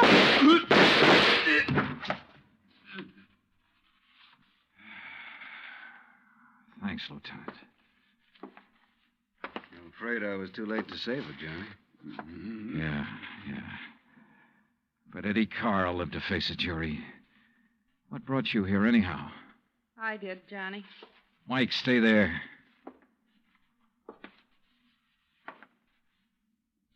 Stay right here, Mike. I know. I don't want to see it. She was my friend. Where's Earl? I came alone. When I talked to Betty this morning, I knew your suspicions about Ed were right because, you see, I knew Betty and Ed were going together. Earl didn't know. Yeah. Maybe you better call him.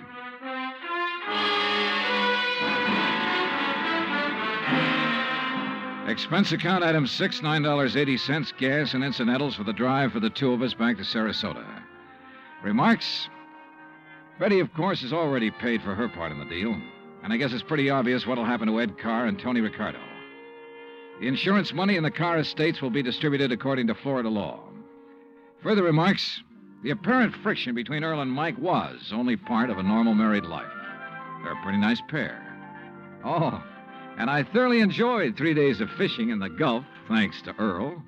Expense account total, including all the incidentals I could think of, $385.26. Yours truly, Johnny Dollar.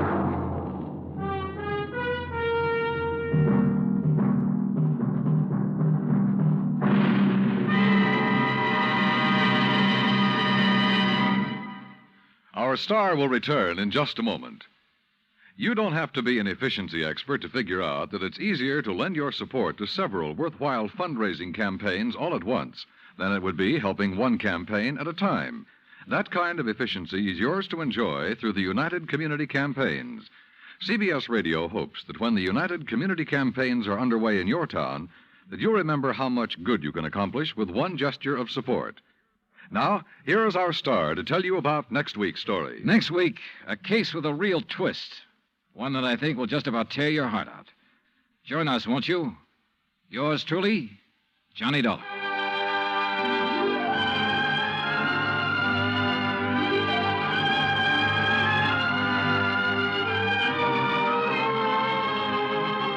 Yours truly, Johnny Dollar, starring Bob Bailey, originates in Hollywood.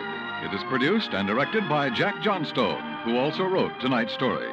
Heard in our cast were Virginia Gregg, Harley Bear, Victor Perrin, Bob Bruce, Harry Bartell, Vivi Janis, Tony Barrett, and Junius Matthews. Musical supervision is by Amerigo Marino. Be sure to join us next week, same time and station, for another exciting story of yours truly, Johnny Dollar. Dan Cubberly speaking.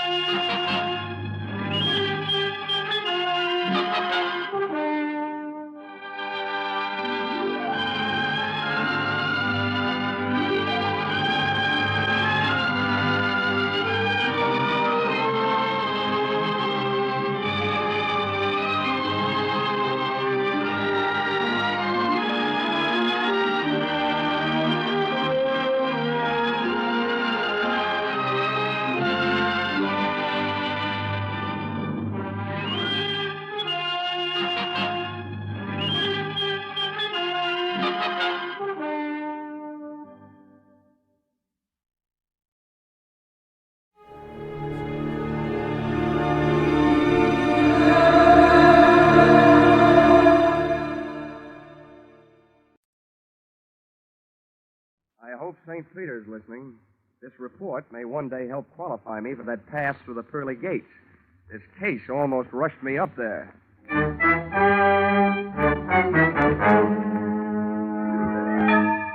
This is another adventure of America's fabulous freelance insurance investigator, Johnny Dollar. At Insurance Investigation, Johnny Dollar is just an expert. At making out his expense account, he is an absolute genius.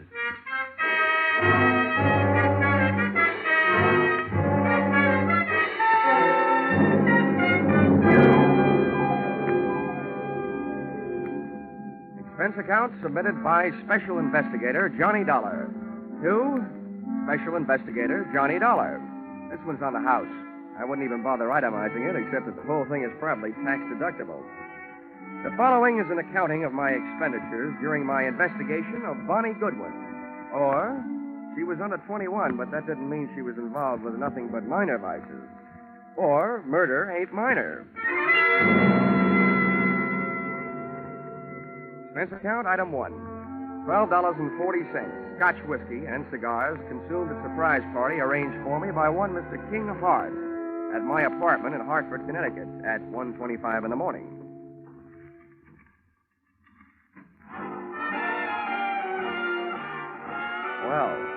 you? And which one of us is in the wrong apartment? Neither one of us. I'm King Hart. I came down from New York to see you. I hope you don't mind my helping myself to a cigar while I was waiting. Well, no, not at all. I'd even join you in a drink of my scotch, only I don't think I could squeeze it out of the cork. I'll send you a case. Send me a copy of your pass key while you're at it. Maybe I can drop in on you sometime. This verges on the illegal. Let's not waste time trying to scare each other, huh? Let's talk business. What is your business? Well, that verges on the legal. That's why I need you. In your racket, you're well enough known to do me some good. In mine, I'm too well known to do it myself. Do what? Find a girl for me. Now, wait a minute. I'm in the insurance business. So's the girl. She's a beneficiary of my insurance policy. This is a very unusual case. I was a sucker. The way that policy is written, I need her signature to do what I want to do. Change the beneficiary? Yeah. I'm all set to marry an honest dame. She's lovely. Well, I'll tell you, Mr. Hart. I make it a habit to work for big insurance companies, not individuals. Sorry. How come? I can't look up your credit rating in Dun & Bradstreet. Look it up in this wallet. Go ahead. Don't be bashful. Mm-hmm. Yeah, well, you're solvent.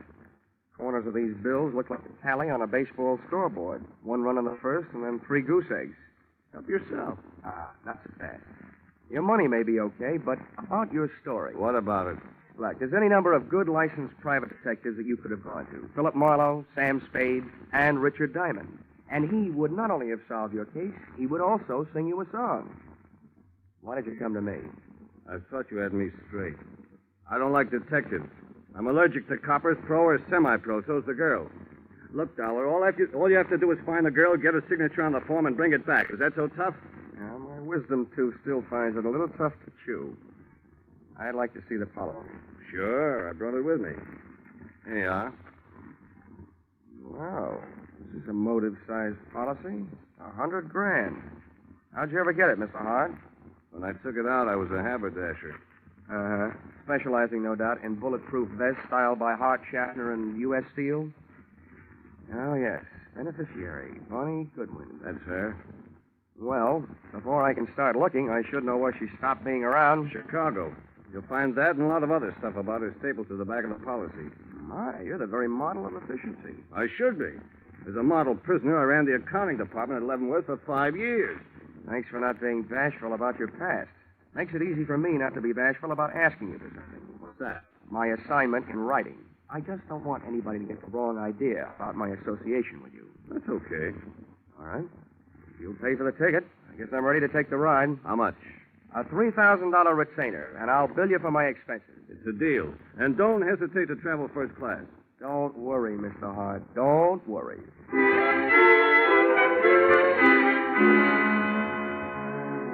Expense account, item 2, $55.32. Plane fare, Hartford to Chicago. Expense account, item 3, $4. Cab fare from airport to downtown. It takes about half as long to get from the Chicago airport to downtown as it does from Hartford to Chicago airport. I checked into the Ambassador, where I intended to live, first class. And expense account, item 4, $1.20. Cab fare to the Muriel Arms, a female hostelry where I didn't expect to live, but which was Bonnie Goodwin's last known address. Even at noon, it looked like a good place to start an investigation by either the police, the fire, or the sanitation department. You ain't gonna sing on me. I stand my constitutional right. Yeah, what did they give you for an answer? 30 days.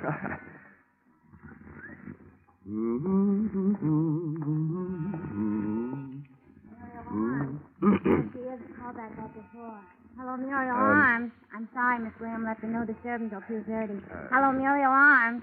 Call back after 2:30, please. Pardon me. Muriel Arms. No, she isn't. She'll be back in 5 days. Hey! Yes, sir. Where can I find the room clerk? That's me. Oh, good. I'm looking for a girl who used to live here. Her name's Goodwin. You remember her? Oh, the little princess? Yeah, I remember. I'm trying to forget her. Well, I'm trying to find her.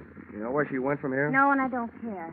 One of the girls said she saw her hanging around Emma's place. That's over on Rush Street. You'll hear it before you see it. I'm sorry, mister. That's all I got time for. These calls are piling up. Hello, Muriel Arms.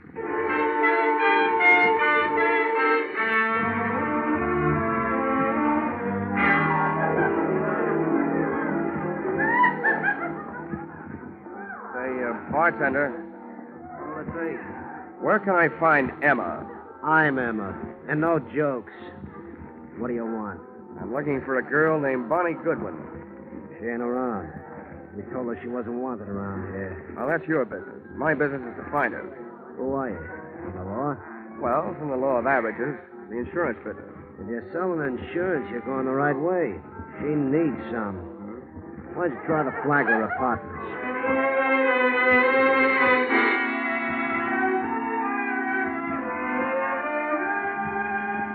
Not only did the Flagler Apartments fail to produce Bonnie Goodwin, but so did about 18 other wayward way stations scattered from the Loop to the far north side.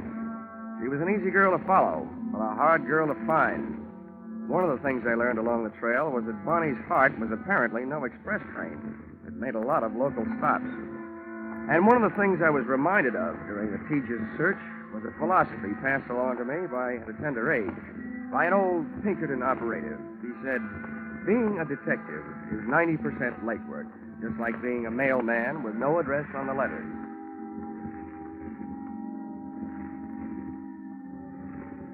Expense account, item 5.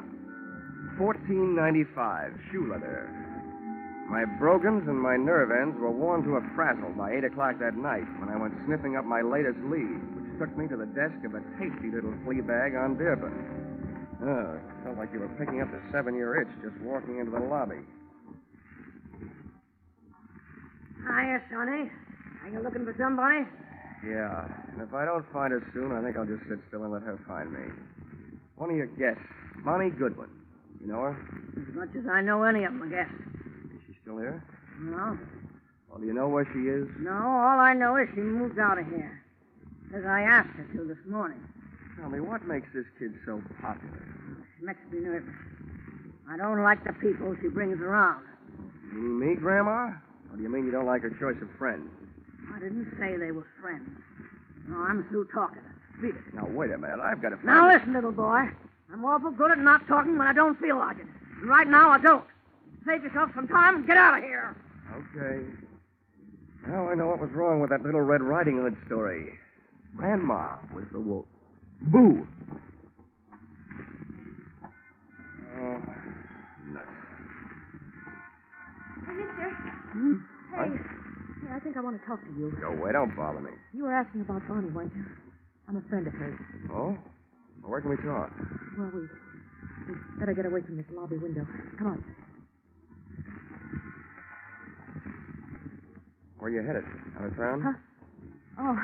Oh, the suitcase? Mm-hmm. No, I just came back for the last of our things. Bonnie and I took an apartment today. Oh, your roommate, huh? Yeah. What do you want with her? Wait a minute. Can you think of any good reason why 2 men should be following you? Where? Don't turn around. Where can I meet you? You're not going to leave me. Just long enough to get where we're going. Where's a good place? The hangover house on North Park. Who do I ask for when I get there? What's your name? Janie Page. Why can't I go with you? I want to find out who's being followed, you or me. Now, there's a hack stand. You take the first cab, Yeah. I'll take the second. Bill and Darby take the third, and then we'll know.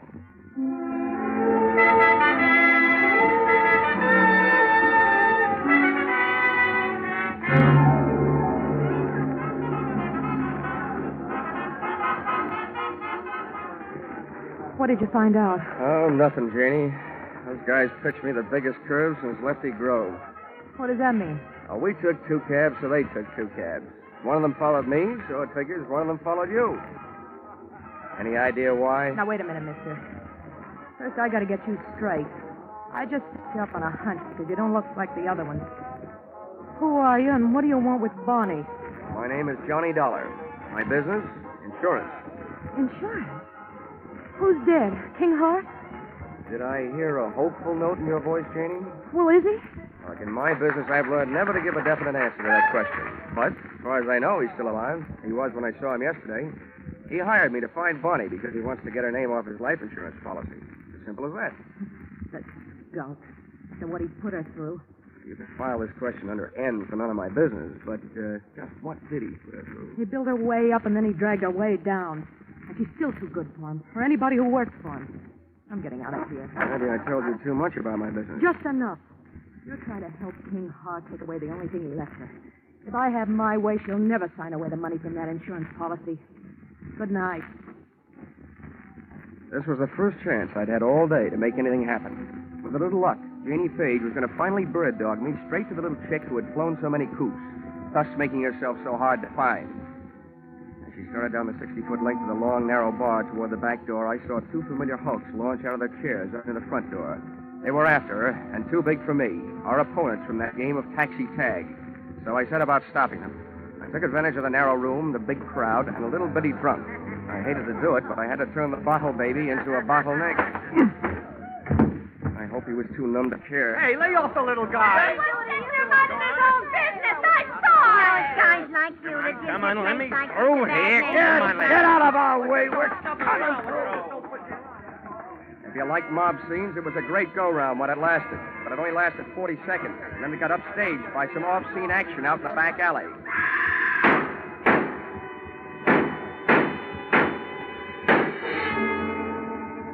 The crowd went out to look. I didn't. Somehow I knew.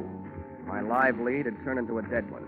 And the morning news flash over my hotel room radio read the funeral services over what little remained of my hopes. Guns roared on Chicago's north side again late last night when 6 slugs tore the life out of a 105-pound brunette in an alley shooting reminiscent of the early 30s. Listed at the city morgue as dead on arrival, the body was identified as that of 19-year-old Bonnie Goodwin, ex-girlfriend of the notorious hoodlum King Hart.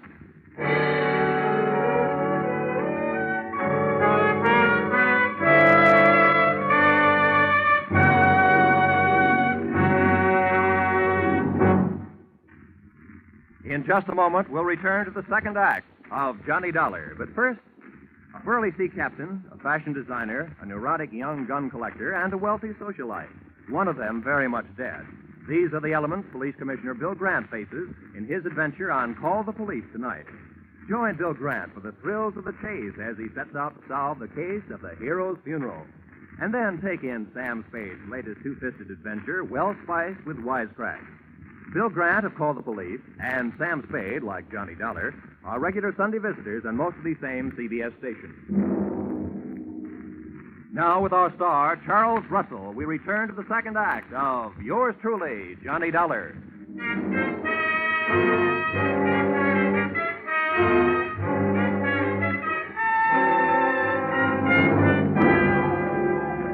In an alley shooting reminiscent of the early 30s, listed as dead on arrival at the city morgue, the body was identified as that of 19-year-old Bonnie Goodwin, ex-girlfriend of the notorious hoodlum King Hart. And now for yesterday's baseball scores in the National... Expense account item 6, $22.50. Replacement of one hotel room radio, which I punched on the dial. After it had told me that the girl I'd been using as a bird dog the night before was really the bird. That I had spent an hour with Bonnie Goodwin, looking for Bonnie Goodwin. I agree that isn't the proper way to turn off a radio, but the fight up to that time had been one-sided. I had to throw one punch even if the fight was all over. But then the bell rang, calling me out of my corner for another round. The bell on my telephone. Hello. Hello, Dollar. Yeah? This is King Hart. I just got in town at the airport. Well, 9 a.m. News travels fast. You got private lines to the major morgues of the country? A friend of mine phoned me last night. Joe Emma. What the devil happened, Dollar? I'm not sure, Hart. It could be that you used me for a leadoff man on a relay team. You hire me to find the girl, then hire some gunmen to follow me. And when I find her, boom. Now, wait a minute, Dollar. From now on, it looks like you don't have to worry about who's going to collect on your insurance. Do you, by any chance, collect on hers? It's out of my line these days, and flying 800 miles just to be at the scene of the crime has never been one of my habits. I'm not so sure you just flew in, but I'm dead sure that I'm not on your payroll any longer. Dollar, listen to me. You listen. I didn't follow through last night because I didn't want to be picked up as a material witness. First, I'm going out to prove a few things that'll keep me from being picked up, and then I'm going to make my report to the police. Aren't you telling the gun, Dollar? You know more about guns than I do, but I learned a lot about Bonnie Goodwin while I was tracking her down yesterday. And one thing I learned, I like her kind better than I do yours. There wasn't anybody around to help her last night when she needed it. But I'll bet she had plenty of help making her first big mistake. Probably from you.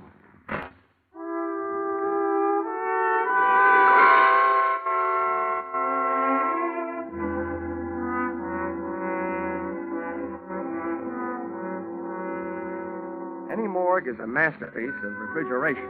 Just thinking of one can give me a real cold chill. When I walk into one, I feel an icicle forming on each separate vertebrae in my spine. And when I start walking out of one, I feel the ice begin to melt. Do yourself any good? Maybe. Thanks for letting me go through a thing. Here, buy us a cigar.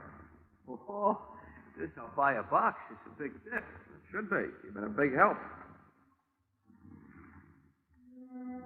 I'd gone to the morgue to find an address, and I'd found it. In the suitcase, monogram BG for Bonnie Goodwin. I also found that the body had been identified by her roommate.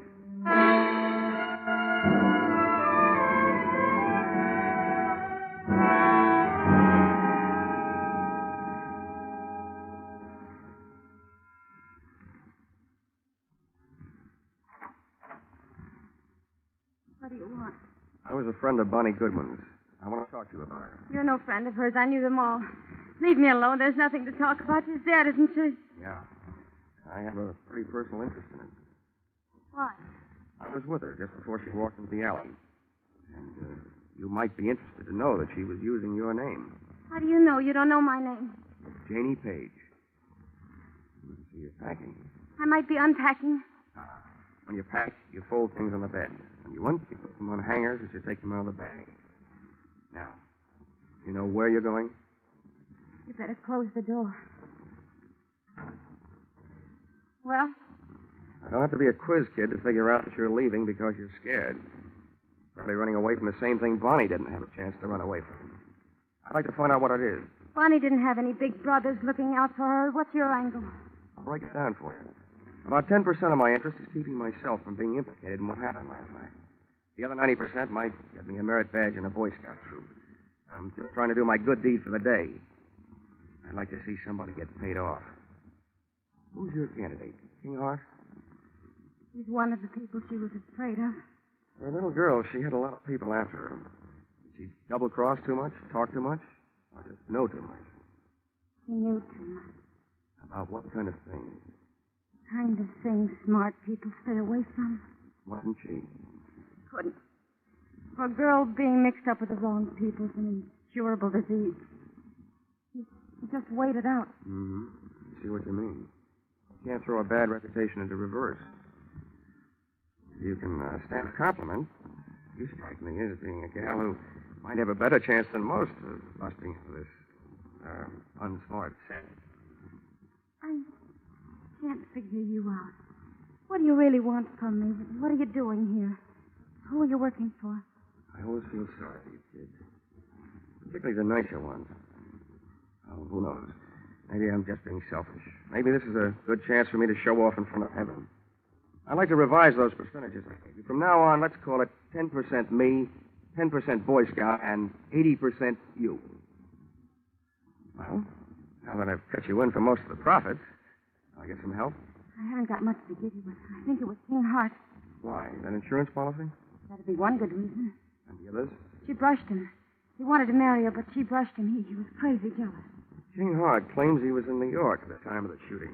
If he can prove it, he's clear. But assuming that he did have some gun work to do in Chicago, who would he hire to do it? A guy named Joe Emma, by any chance? Joe Emma? He'd be more interested in shooting King Hart. They split up over Bonnie Goodwin. Emma wouldn't leave her alone till after Hart got out of town. Is that enough reason for him to kill her? I don't know. I don't know how jealous he gets. There's only one other thing I'd like to know. What? How I'm going to help you. I want to do something more than just help you pack. Hey, how does this sound? You and Bonnie are about the same type, same build, same hair, close enough to confuse anybody in the dark alley. Hey, what have you got going? If I could get a little story published on the first page of the evening paper to the effect that the body in the morgue, originally identified as Bonnie Goodwin, is not Bonnie Goodwin, that it was identified in error and actually is you, Janie Page, I think we could sweat Bonnie's killer out into the open, trying to finish the job. Hey, what are you trying to do to me? I'll get killed. No, you won't, because you won't be waiting here for them. I will.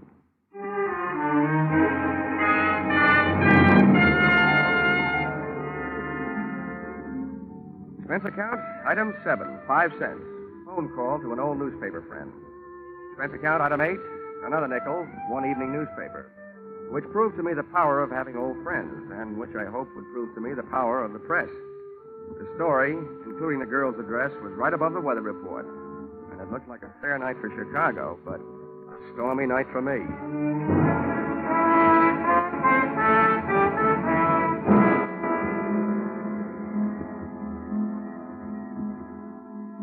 I learned early in my career that when you're waiting in an apartment for the arrival of killers, don't just wait.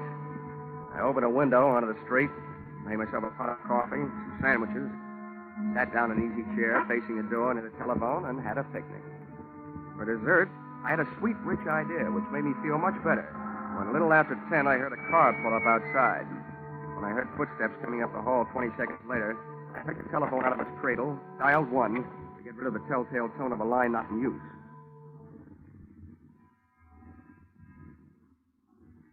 Come on in. It's unlocked.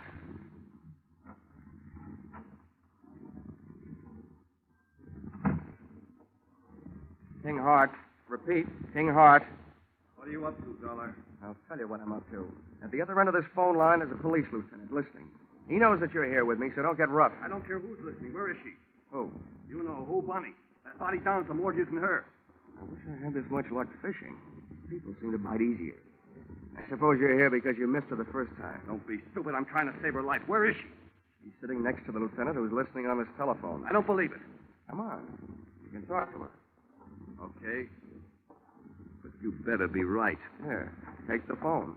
Right over the head. Oh!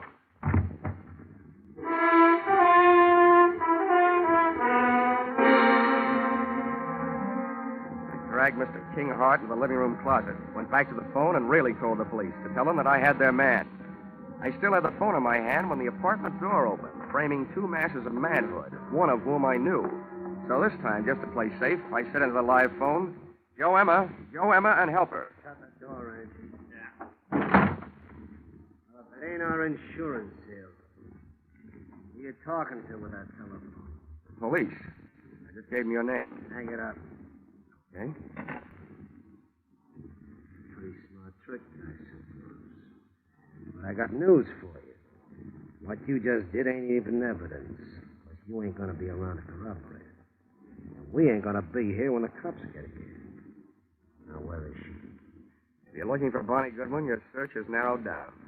You've got the whole rest of the world to look because she ain't here. Too smart. Now, where is she? Hey, Emma. She's hiding in that closet there. The knob just moved. Oh? That's where you got her. Okay, Angie, stay on this guy. I'll take care of Bonnie. On out, sweetheart. I'm coming, Joe! Who are you?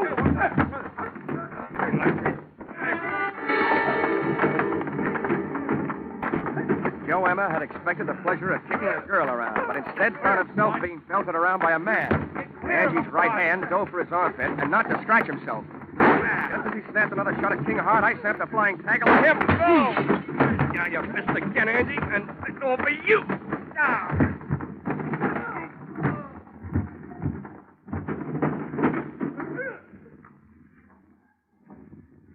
Congratulations, King. It's a delightful right hand you throw. Never mind that. Where's Bonnie? She's dead, Hart. I planted that newspaper story that she's still alive. I didn't read any newspaper story. I just came from the city morgue. The babe they got isn't Bonnie Goodwin. I never saw her before. Isn't Bonnie? Well, then why did... Oh. Emma kills her roommate in the dark alley by mistake. So Bonnie switches identities to make herself officially dead so she can live longer. Where is she? I want her back. I thought all you wanted was to get her name off that insurance policy. That isn't true. If I wanted an insurance investigator to find her, what else could I tell you so you take the case? I want her back. She'll have to make up her own mind about that. For you, I'm not playing Cupid. I'll tell you what I'll do. You tell me all the sweet, pretty things you want to say, and I'll repeat them to her.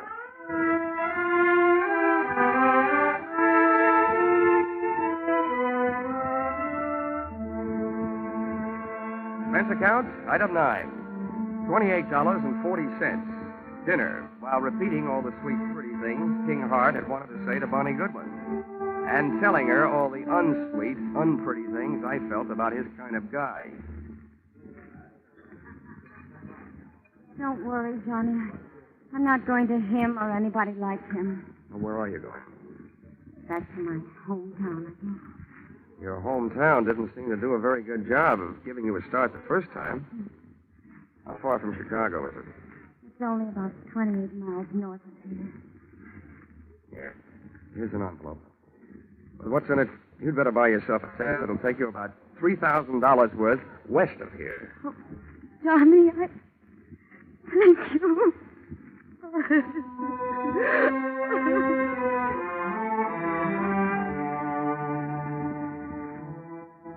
Expense account, item 10, 20 cents. 2 beers, one for me and one for King Hart. I told him that his money was taking Bonnie on a little trip back to happiness. And he told me that if I ever expected to collect any expense money from him, I knew where I could go. Expense account total, $163.55. You'll notice that this is very low, but remember, I'm paying this one myself. Yours, very truly, Johnny Dollar.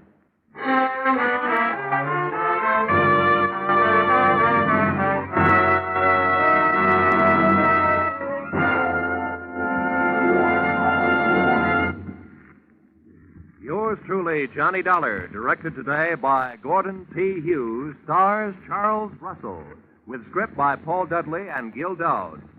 Featured in the cast were Georgia Ellis, Paul Dubov, Martha Wentworth, Lou Krugman, Gene Bates, and Larry Dobkin. The special music is written and conducted by Leith Stevens.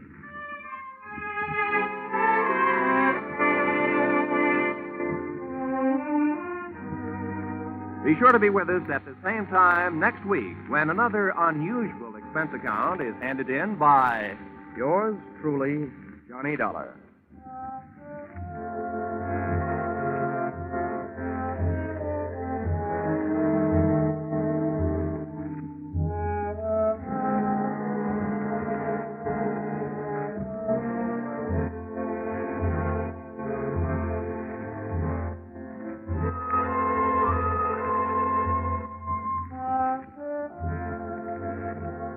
Cheek to cheek, I'm in the mood for love. Isn't it a lovely day? That's what you think. Nope, that isn't just a mixed-up sentence. That's just for the top hits you'll hear on your Hit Parade on Parade tonight. Top hits from 1935. Without a word of warning, I'm on a seesaw. Yes, more hits dressed up in bright new 1949 arrangements and played and sung by the nation's top vocalists and musicians. Be sure to hear your Hit Parade on Parade this evening in Jack Benny's time on all of these same CBS stations. This is Roy Rowan. Your Hit Parade on Parade follows immediately.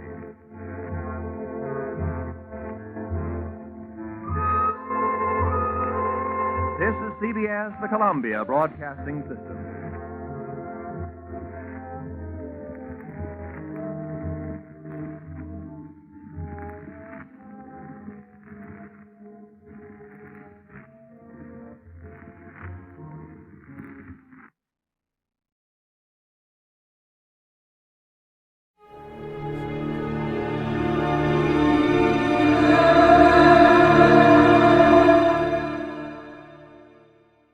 The Adventures of Sam Spade, Detective. Brought to you by Wild Root Cream Oil Hair Tonic, the non-alcoholic hair tonic that contains lanolin. Wild Root Cream Oil. Again and again, the choice of men who put good grooming first.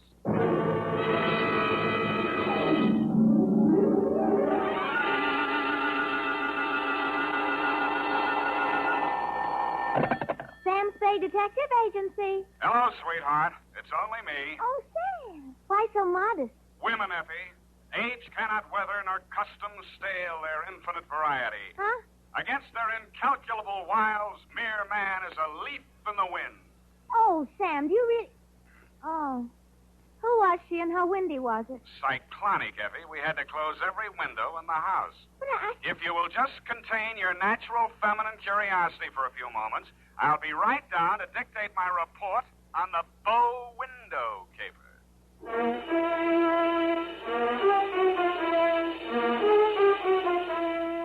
Dashiell Hammett, America's leading detective fiction writer and creator of Sam Spade, the hard-boiled private eye, and William Spear, radio's outstanding producer-director of mystery and crime drama, join their talents to make your hair stand on end with the adventures of Sam Spade. Presented by the makers of Wild Root Cream Oil for the hair. To every man who says, I don't use a hair tonic or I don't believe in a hair tonic, I say this. Decide for yourself. But don't decide until you've tried Wild Root Cream Oil, the entirely different hair tonic. There's not a drop of alcohol in Wild Root Cream Oil, and it contains soothing lanolin. What's more, it grooms your hair the right way, neatly and naturally. So get the big economy-size bottle and the handy new tube at your drug or toilet goods counter. Wild Root Cream Oil Hair Tonic. Again and again, the choice of men who put good grooming first.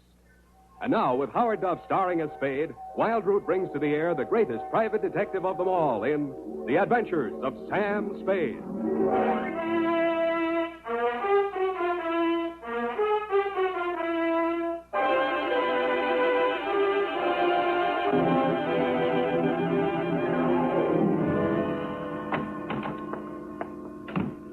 Sam, what's a bow window? A bow window. Bow window is a bay window that you look into instead of out of. Look into instead of out. Oh. Oh, Sam. Get your book, Panther Girl, and slink on in. What was he trying to see through the bow window?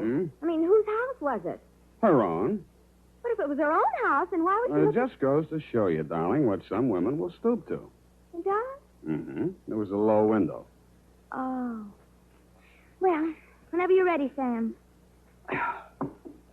Date November 10. 9th. 9th. Correct. 1947. To Dr. Helmut Ries. I was right for once. Yeah. From Samuel Spade, license number 137596. Subject, the bow window caper. Dear Dr. Ries, I know that this report will not make pleasant reading for you, but you paid for it, so here it is. As far as I was concerned, it all started on Thursday morning when you called at my office. From your story, I gathered it had been going on for some time. You will say these are merely the actions of a jealous woman, Mr. Spade. But I assure you there's more to it than that.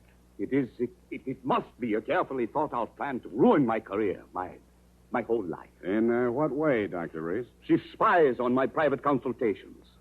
Insults my women patients. I can no longer even keep a nurse for more than a week at a time.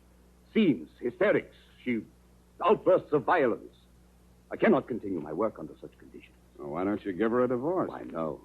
This is not her desire. If it were, it would be simple. No, she wants to bring me to ruin. She wants to see me on my knees in front of the popular. Why? That is what I want to find out. Why? Doctor, I think you ought to take this case to a head doctor. I have consulted a psychiatrist.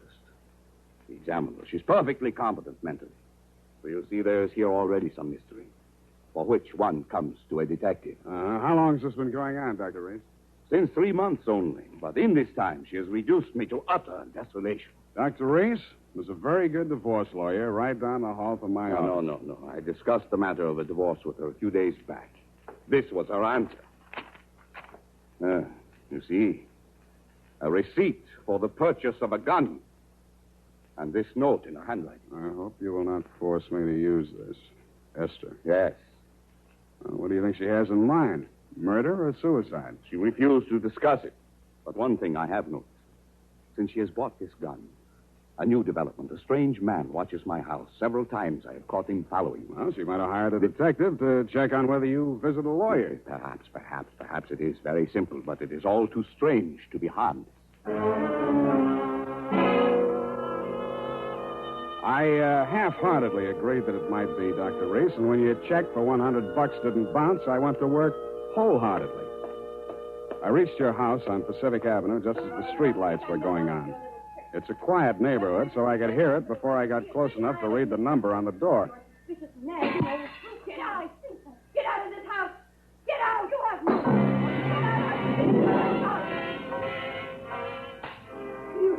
They seemed to be slugging their way toward the back of the house, so I decided to risk an entrance. I found the doorbell, and I was about to punch it when I caught sight of your mystery man. He was crouched in a clump of shrubbery that grew under the bow window at the corner of the house. He was still there with his eyes glued to the window when I walked up behind him. Hey, let go of me. Let go. Come on. You're going inside. Listen, I'm not just a snooper. I didn't say you were. I'm just inviting you inside for a better look. Now, I'm warning you, if you don't let go of me, Stop squirming, will you? Go! The kick he landed on me wasn't according to the Wrestling Association's rules, but I let him get away with it, mainly because I couldn't move for 3 or 4 minutes, and by that time he disappeared down the street. When I recovered my faculties and staggered back to the door, I didn't bother ringing the bell. I just walked in. The hen fight was still going on somewhere in the upper reaches of the house. Then a door burst open on the upper landing, and a girl in a nurse's uniform ran down the stairs toward me, pursued by a pale little woman with a pinched face who was brandishing a pair of brass fire tongs. You brushed past me, Dr. Reese, and headed off the pursuer. Esther, stop this! Stop this at once! Have you gone crazy? Give me those fire tongs. Give them to me. What's the matter, Helmut? Afraid I'll mar your light of love's beauty? What started this? I caught her creeping about the kitchen. She was going to poison my food. Explain to you, Mrs. Reese. The doctor... Oh, don't bother explaining, Miss Robbins. These morbid fancies of hers. Don't think I don't know what goes on in that office. That office where I'm not allowed anymore. That's only because you make the patient so nervous, Esther. I know what goes on. You and those women. That will do, Esther. Go to your room. Very well. But I won't have that woman in this house another day, Helmut. Is that understood? Go to your room, Esther. I'm going. But remember what I said. I've warned you both. I can't. There, Miss Robbins. Now don't. There. I can't stand anymore, Doctor. I tell you, it's making me a nervous wreck. I just... Dr. Reese. Huh? Oh, Mr. Spade. You saw, you heard? Yeah. Come into my office. We'll talk. I think we'd better. Doctor, there's still one more patient waiting to see you, Doctor. Well, have her wait a little longer. Yes. This way, Mr. Spade. Nurse, how much longer? Well, the doctor will see you just as soon as he possibly can. Have you been feeling any better, Mrs. Campbell? Sit down, Mr. Spade. Thanks, but I can say what I have to say standing. Your wife's a very tragic woman, Doctor. I wish I could help her. I wish I could help you, too, but I can't. You heard her threat against Miss Robbins. Was that a joke? There's nothing funny about jealousy. But there is this man who watches the house. And the gun she bought. I collared him outside just now. Oh, well, did you get him to talk? No, but I wouldn't worry about him if I were you.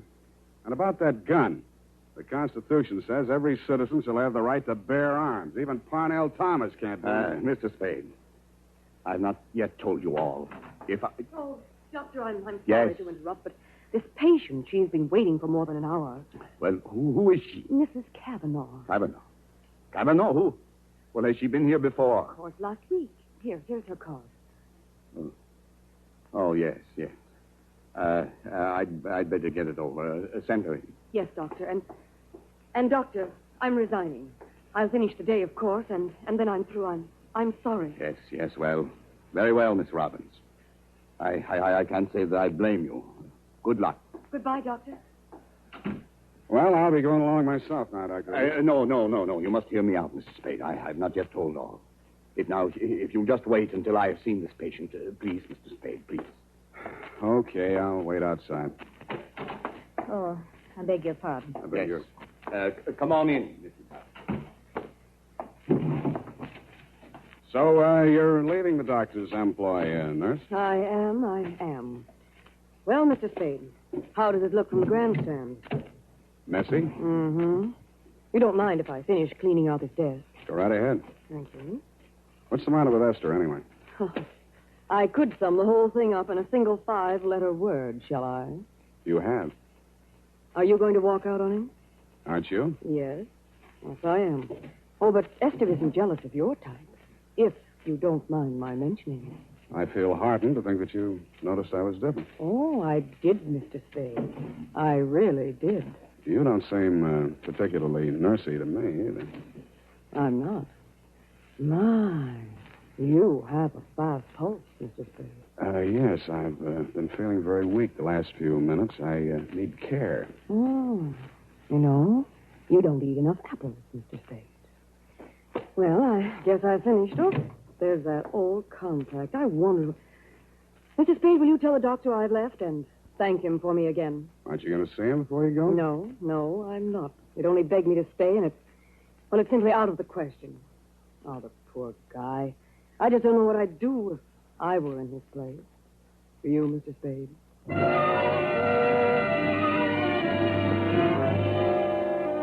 I did, and I told her. She told me I was a victim of hypertension and left me with my mouth open and no thermometer in it. 5 minutes after she'd gone out through the front entrance, your wife came down the stairs, looking knowingly at me and the door to the doctor's office, and left by the same route. 10 minutes after that, I was halfway through a 1937 National Geographic that was the latest edition on the waiting room table, and had reached the third paragraph on the natural beauties of Winona County, Minnesota. But I never finished.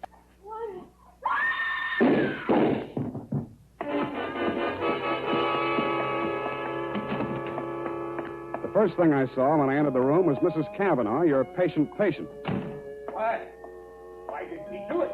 You, Doctor, were standing over her, nervously twitching off the rubber glove from your right hand. You tested her throat for pulse, then listened through a stethoscope. It was purely a formality. One of the .38 caliber slugs had entered the right temple. The other had torn through the base of the skull. How did it happen? I don't know. I had completed the examination and walked over there to put my instruments away. When I turned back, she had a gun in her hand. Before I could stop her, she pulled the trigger. Suicide, of course. Why? Well, I just told her the truth, that there was nothing I or any other doctor could do for her. But she had perhaps a month, perhaps less. She had suffered great pain, of course, for some time. Uh-huh. You saw her shoot herself, you say? Yes. The gun, she took it out of my desk drawer. I'd removed it from my wife's room earlier today. I see. Well, Doctor, this is the neatest suicide I ever saw.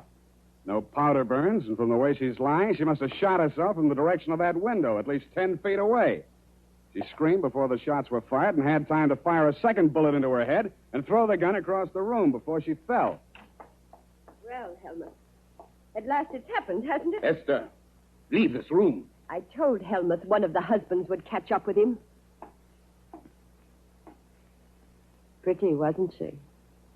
I don't remember this one.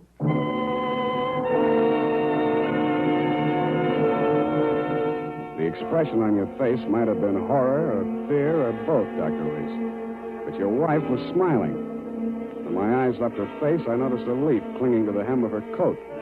It might have come from the shrub that grew up against the house. And her shoes were splotched with mud that could have and probably did come from the cultivated flower bed just outside the bow window.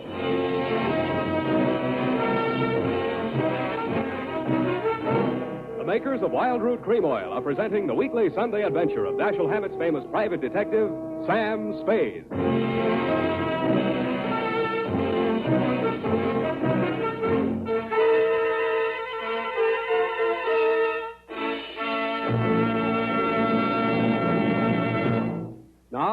Now, here's important news on good grooming. Better than 4 out of 5 users of Wild Root Cream Oil say they prefer Wild Root Cream Oil to all other hair tonics. Here is new and even more conclusive evidence that Wild Root Cream Oil is again and again the choice of men who put good grooming first. So if you want the well-groomed look that helps you get ahead socially and on the job, listen. Recently, thousands of people from coast to coast who bought Wild Root Cream Oil for the first time were asked, how does Wild Root Cream Oil compare with the hair tonic you previously used? The results were amazing. Better than 4 out of 5 who replied said they preferred Wild Root Cream Oil. And no wonder. It gives you the advantages that men consider most important. Wild Root Cream Oil grooms your hair neatly and naturally, relieves annoying dryness, and removes loose dandruff. What's more, non-alcoholic Wild Root Cream Oil is the only leading hair tonic that contains soothing lanolin. That's like the oil of your skin. So ask for Wild Root Cream Oil. Again and again, the choice of men who put good grooming first.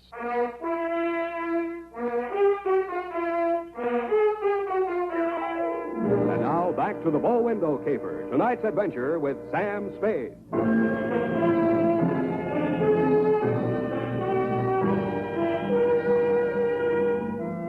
Obviously, there were 2 equally good suspects in the Cavanaugh murder.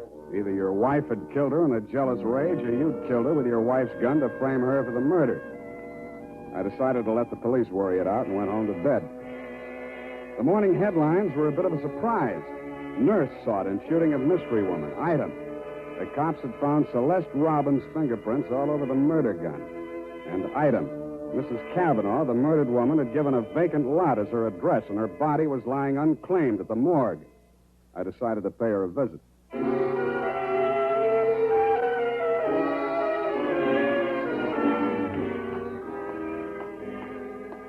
Maxie, hey, Maxie.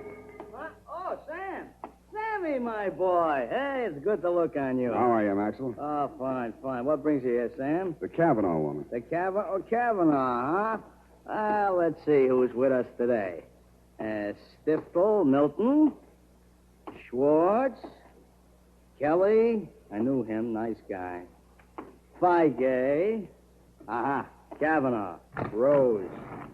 Hello, Rose. Hey, Sam, don't you want to look at Rose? No, I've seen her. Yeah, just checked her back in. Autopsy.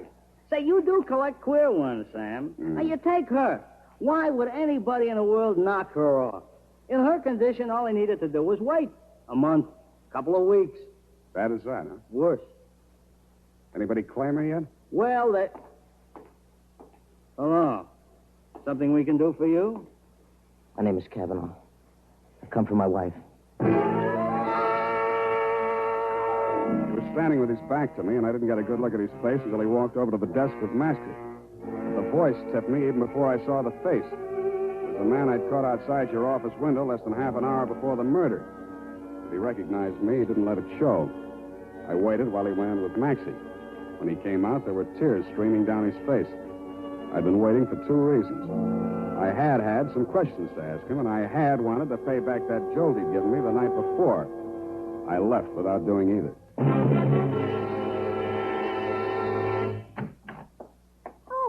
Hello, Sam. Oh, sweetheart, any calls? Lieutenant Dundee of Homicide, Yeah. Dr. Reese, Mm-hmm. and there's a girl waiting inside.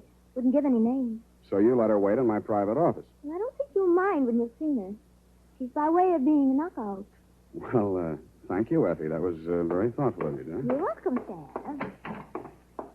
Sam, please don't be angry with me for coming here. I had to talk to somebody. What you need is a good criminal lawyer, Miss Robin. Oh, no. Do you think I killed that woman? How did your prince get on that gun? Now, don't tell me she threatened you with it and you grabbed it out of her hand. No, I didn't. I did nothing at all. Take it easy, nurse. Take it easy. Would you like a drink or something? No, of course. Thank you anyway. I'll be all right. Well, she came in from shopping 3 days ago. Just as nice as pie. And she came creeping around. You know how she is. And she said, I bought something today. It's lovely. And with that, she hauled this gun out of her handbag. And so, to humor her, I took it and I looked at it. That was foolish. It certainly was foolish. Well, nickel-plated, ideal surface for fingerprints. And I remember she was wearing gloves. Struck me as peculiar at the time, but I'm so stupid. I didn't think of it until just now. Everything's a little peculiar about this caper. A woman who was dying anyway gets shot. Nobody even seems to know who she was. Doesn't make sense. No, it doesn't make much sense, does it? What should I do, Sam? Give myself up? I think you should. Yes, I thought you'd say that. All right, phone the police. You got a lot of courage. Sure you don't want a drink? No, thank you. I'll be all right. I'll be all right. Homicide, Dundee. Dundee, Sam Spade. I got the Robbins girl here in my office. She wants to check in. Oh? Well, tell her to forget it, Sam. Reese's wife just made a full confession.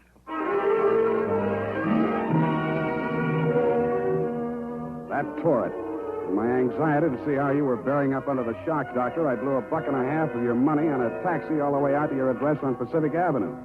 To my astonishment, you were wearing a look of real distress. I don't understand it, Mr. Spade. This confessing, it's not like her.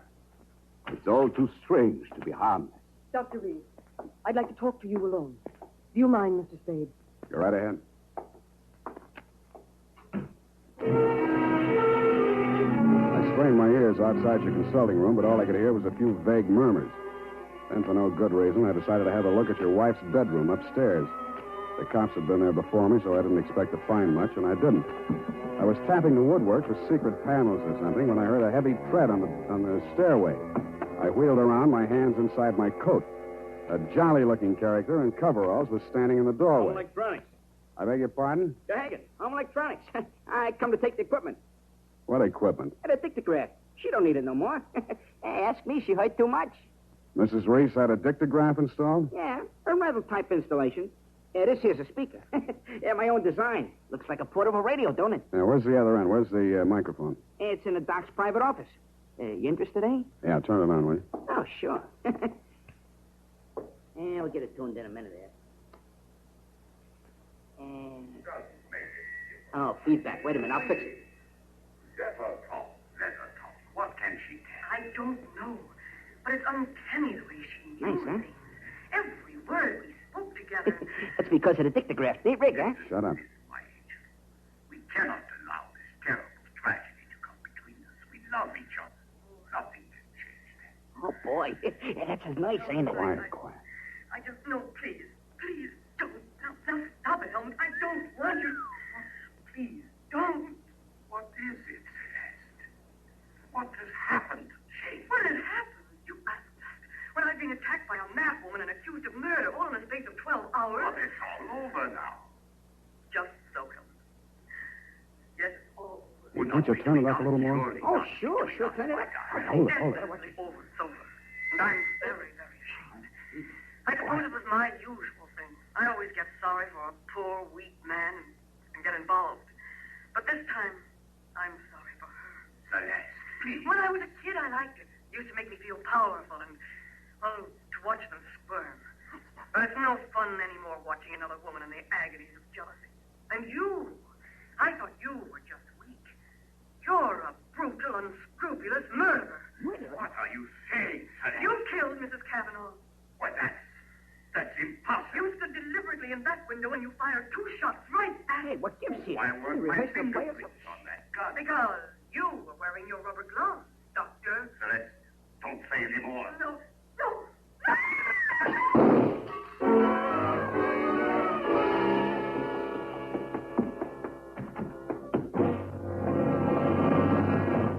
Here, help me. Help me get his shirt off, Mr. Spade. He's been shot. Who shot him, you? Through the window, the same man, the one who watched the house. Hold this tourniquet tight, please. Nothing. A flesh wound. His aim was bad. Yeah, too bad. Cavanaugh, you still out there? You got nothing to worry about. He's still alive. I missed him. Give me a hand. Come on. That's it. I missed him. That was lucky. You're taking the rap for your wife's murder, too, if you're a better shot. He did it. He killed my wife. I was at the window. I saw him. What I don't understand is why his wife confessed. She loves him, Mr. Cavanaugh. You should understand that. I guess that's what happens to love when it gets crossed up. Why didn't you tell the police what you saw? They'd have hung it on me. She was a stranger to everyone else. I'd been quarreling with her, suspicious, acting like a maniac. She never told me. She must have been going to one doctor after another, trying to find one that would give her one ray of hope.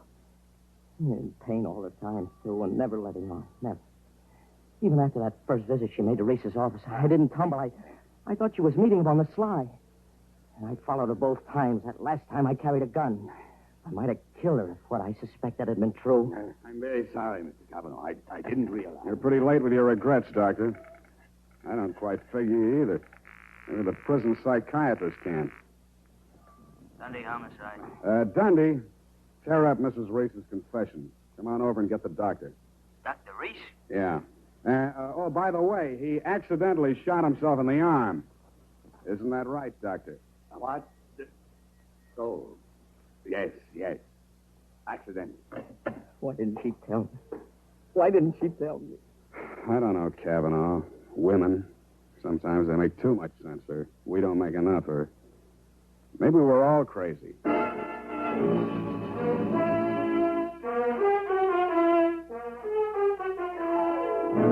And that, Dr. Reese, is the crop. The risk of laboring a point. There's also the mystery of why a nice girl like Celeste Robbins ever fell for a guy like you. You'll have plenty of free time to think it over between now and the trial. If you find the answer, drop me a line. Period. End of report. You know, Sam, that's Celeste. I like her. I wish we could do something for her. Well, I've already thought of that, Evie. Oh? What are you going to do, Sam? Type that up, sweetheart, and I'll write you a happy ending. Here's how you can find out whether the hair tonic you're using today is giving you what you ought to get in good grooming. Ask yourself, does my present hair tonic groom my hair neatly and naturally, or does it leave my hair sticky or greasy? And does it relieve dryness and remove loose dandruff, too, or does it do just a halfway job? Unless you can honestly say that your present hair tonic does all that for your hair, you owe it to yourself to try Wild Root Cream Oil right away. Try Wild Root Cream Oil and see for yourself how it improves your appearance, grooms your hair neatly and naturally, relieves dryness, and removes loose dandruff. It's non-alcoholic and contains soothing lanolin. Get the big economy-size bottle and the handy new tube that's easy to pack when you travel and grand for the bathroom cabinet. Don't delay. Get it today. Wild Root Cream Oil Hair Tonic. Again and again, the choice of men who put good grooming first. Oh, here's the report, Sam. Do you want to read it over? I do not. File it under F for forget. About that poor Celeste, Sam. Oh, yeah. Well, I made a date with Celeste to take her dancing tomorrow night. She needs cheering up, you know. Oh, what for? Well, you said she needed help. Well, that isn't exactly the kind of help I had in mind. Oh. I don't see why it's necessary Effie, to take... we must each of us give a particular kind of help each of us is particularly equipped to give. Very well. She used to make over men just to get the other women jealous. That she did. Aren't other women silly to allow themselves to get jealous when they know just what she's up to? Idiotic. Just idiotic. Sure thing. And go home, Effie. I'm a lousy dancer. Oh, very well. Have fun, Sam. Good night, Sam. Good night, sweetheart.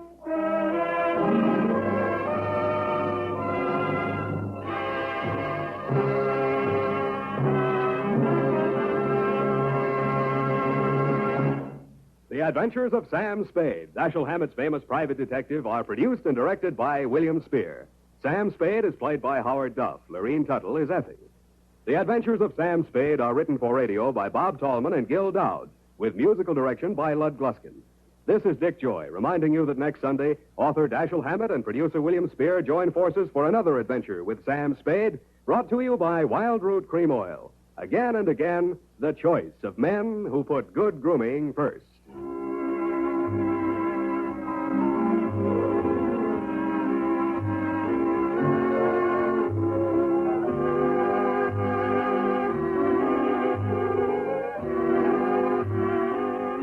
Smart girls use Wild Root Cream Oil, too, for quick, good grooming and to relieve dryness between permanents. Mothers say it's grand for training children's hair. This is CBS, the Columbia Broadcasting System.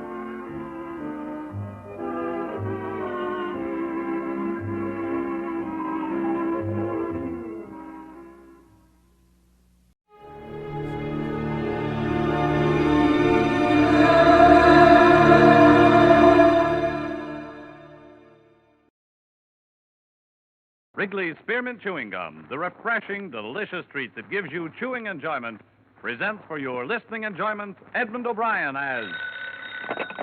Johnny Dollar. Your call to Blood River is ready, sir. 1 moment. Go ahead, please. Hello, Deputy Gray? Yeah, is this Mr. Dollar? Yeah, right. I've been assigned to the Coburn shooting. I got your telegram. When'll you be here? Well, I have to ask you a favor. I got a plane space to Parkinson, and I understand there's a bus to a place called Divide, but I can't find any transportation into Blood River. Well, there isn't any. I'll have to meet you in Parkinson. Oh, good. I'm due to arrive at 4 tomorrow afternoon. Say, what about Coburn? Did he make a statement? No, he hadn't come to yet. If you want one, you better show some speed. The doc says he may not last till tomorrow.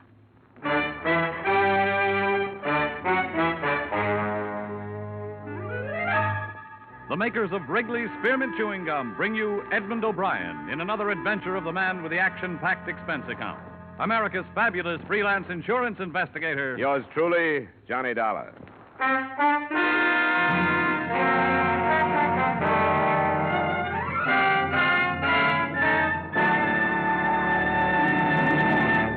To make every day more enjoyable, treat yourself often to refreshing, delicious Wrigley's Spearmint Chewing Gum. Here's a taste treat you can enjoy indoors, outdoors, at work, or at play. The cool, long-lasting mint flavor refreshes you. The smooth, steady chewing helps keep you fresh and alert, adds enjoyment to whatever you're doing. Wrigley's Spearmint Chewing Gum. Healthful, refreshing, delicious.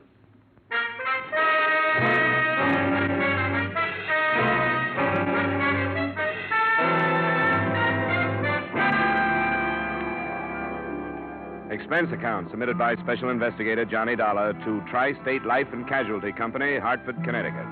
The following is an accounting of my expenditures during investigation of the Blood River matter. Expense account item 1, $240, transportation and incidentals between Hartford and Parkinson. I was paged at the airport and given a note that directed me to St. Paul's Hospital, where I was met by Deputy Sheriff Tom Gray. They brought Coburn in here this morning, trying to pump some blood into him, I guess. Nothing like a hospital out in Blood River. Any improvement? Yeah, I don't think so. Slugs from a 45, 4 of them. If it was me, I'd have left him where he was. Moving him 40 miles didn't do him no good. What did this insurance company send you out for? Just a routine check. When a policyholder gets shot up, they like to know why and by whom. How much insurance do you have? $50,000 worth. Oh, I didn't know that. Who's it go to? Frank Colburn, a son, and Mary Colburn, a daughter. Oh. Do you have any leads, Sheriff? Leads? Oh, I got what the hired girl said. What was that? I didn't hear about it. Oh, she was a witness. She was in the kitchen that night. A man knocked on the door, asked for some grub. Old Colburn walked in, started to shoo him away, and the man shot him down. Have you got him? No, not yet, but a posse's out hunting him. We'll find him. Come on, operating room's down this way.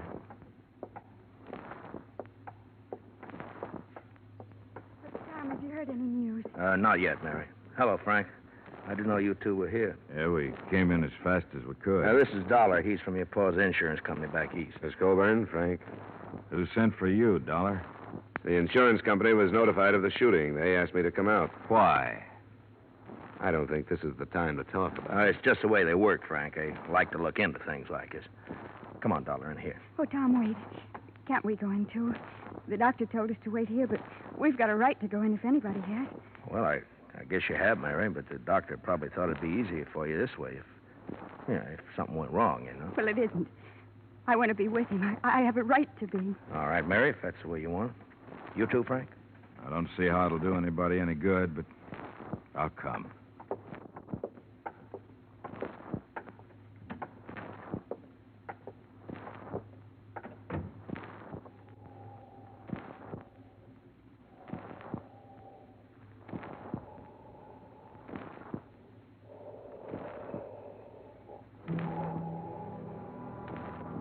The son, Frank, was a huge man, well over 6 feet in his high-heeled boots. But the figure on the operating table must have towered over him during better days.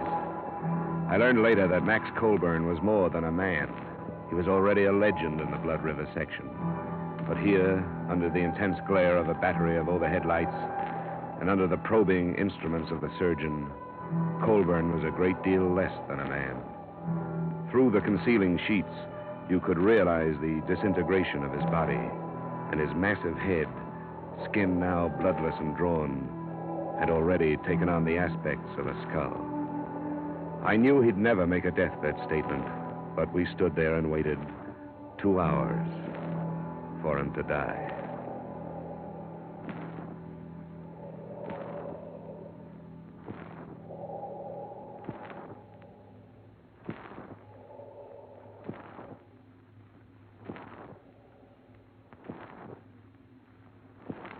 That's all, nurse. Jot down the time, please, and notify the coroner. Yes, sir. 6:15. Oh, now, Mary, don't do that. It won't do no good. Oh, Tom, what'll I do? What'll I do? You'll be all right, Mary. Frank, take her out of here, will you? Come on, Mary. There's nothing anybody can do now. If it had been me, Doc, I'd never brought him in. Old Bull might have made it in Blood River. I'm sorry, Gray. He had to be moved. No facilities at all out there. That's your business, I guess. It was point-blank range, Gray. Multiple punctures of the stomach, single puncture of the right lung. He had to be moved. How do you do? Johnny Dollar, Doctor. Oh, I'm sorry. Dr. Fulton. Mr. Dollar is representing the insurance company. How do you do? I'm sorry I couldn't save him, Dollar. Well, you did everything you could. Yeah. Who was it that shot him, do you know? Not yet. I hope you'll find him. Max Colburn was a fine man. Yeah, the best. Now, what are you going to do now, Dollar? Go to Blood River? I'm still not satisfied about this thing. I'll put you up in my place. There's no hotel. Oh, thanks. I'd appreciate it. Well, nice to meet you, Dollar. Too bad it couldn't have been under better circumstances. You should never have brought him in. Well, he probably knew what he was doing. You think he shouldn't have been brought in? Why'd you let him? You're supposed to be the sheriff out here. There's nothing I could do to stop him, Frank. No, and there didn't seem to be anything you could do before to stop it either. Oh, now, calm down, Frank. The county don't pay you to run around with my sister. If you'd been spending half the time on your job that you do with her, this wouldn't have happened. That's enough, Frank. Now, shut up. And if Mary don't know it's mostly your fault, I'm going to tell her. He's a hot-headed buzzard. Yeah, I noticed. Can we make it to Blood River tonight? Yeah, we can make it all right. Look, Dollar, I want to tell you something. It's a funny little place, only about 300 people in it. aren't going to like you butting in. They don't like strangers. I'm used to that. Okay, as long as I told you. My Jeep is out in the back in the parking lot.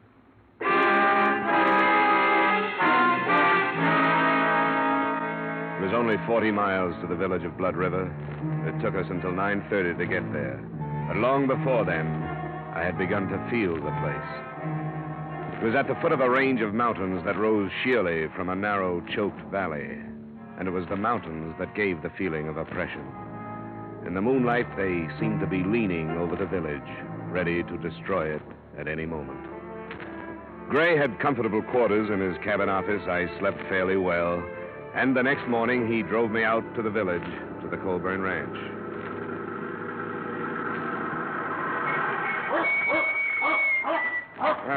Quite a layout. Yeah, only 400 acres now. Colburn used to own the whole valley. There's open range up in the hills there. Well, this is the best fattening range in the whole... Will you get away, Duke? That dog dangerous? Yeah, could be, I guess. He's the old man's dog. He knows something's wrong, but he don't know what. That's right, isn't it, Duke, boy? Yeah. Now, go away, go away. Go on, boy, go. Well, come on, we'll go up to the house. Our girl will be in the kitchen, I suppose. Oh, cut it out, Duke. He's all right. Now, shut up, will you? He don't see many people dressed like you. He's got nothing on me. I don't see many dogs like him. Millie, it's Tom Gray. I don't want to talk about it no more, Tom. I told you what I saw happen. Here's a man from back east. He wants to talk to you. Why? You tell him what I said. I did, Millie, but he wants to hear it from you. I see it all happen again. That's why I don't want to talk about it. But I will if I got to. Well, thanks, Millie. I'll make it short as I can. Go on, Duke. Now, you stay outside, boy. Go on, go on. There. Well, this is where it happened, Dollar. He's lying right there. This way with his head on the table. Two of the slugs hit the wall there. Hey, you see the marks? Yeah. Was he lying face up? That's right. Went over backwards. Shot from about here, I'd say. Is that right, Millie? I don't know. I went in the sitting room when I saw there was going to be trouble. How much did you see? I told Tom. It was after supper and I was cleaning up. A stranger come to the door and said he was hungry. I yelled to Mr. Colburn. I have to ask him about things. And he started right away to run him out. I fed a lot of strangers. I never heard him act that way before. Did it sound like he knew this stranger? I couldn't tell. He started cussing at him, and I run in the sitting room and held my hands over my ears till the shooting. Then I screamed. According to the description you gave Sheriff Gray, the man was short, stocky, with dark hair and heavy eyebrows. Now, can you remember anything else about him? I can remember one thing more. He was wearing some kind of a coat and had a newspaper in one pocket. Mm-hmm. Would you recognize him again if you saw him? Oh, yes. I'll never forget him. Why haven't you caught him, Tom? We'll get him. Did you see him after you heard the shots? No. I run back in here and saw Mr. Colburn. Then I run outside screaming. Randy come out of the bunkhouse, but I didn't see the man. That's Randy Drew. He didn't see this stranger coming or going. Colburn's son and daughter, where were they? They wasn't here. I don't know where Miss Colburn was, but Mr. Colburn wasn't home yet from riding fence. Millie. What? You telling the truth?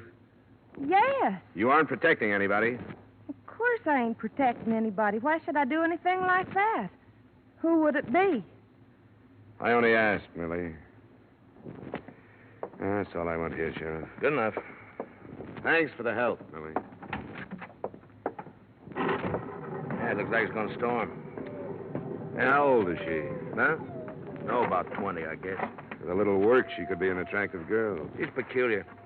She grew up outside, but never quite did inside. How does she and Frankie get along? Pretty good, I guess. What are you driving at? Sometimes that stranger story sounds just a little too pat. Now, hold on. I take it that's the bunkhouse? Yeah, that's it. Now, how could somebody kill Colburn and then get across all this open yard before anyone ran out to check on the shooting? I don't know. I guess shooting out here don't mean what it does where you come from. Folks here do a lot of shooting. Well, Millie said she screamed. Yeah, it's pretty dark here, too. Mountains cut off the sun about 4 o'clock. Well, Maybe so. I told you we found the gun in a ditch near here. She said she had a newspaper in his pocket. The gun was wrapped in one when we found it. Who's this? What? That looks like Charlie Baxter. Oh, yeah, it is. He was in the posse. Wonder what he's steaming that horse about. Hold it. Oh! What's the matter, Baxter? We got him.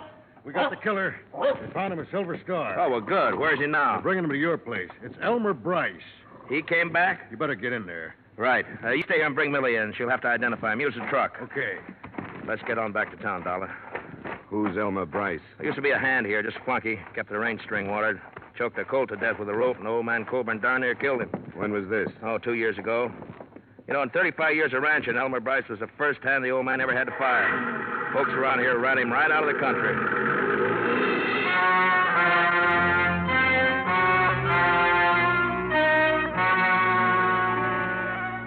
A thunderstorm swept in over the mountains and began to drench the valley during the trip back to the village. A group of maybe a dozen curious were huddled in slickers outside Gray's office waiting for a look at the prisoner.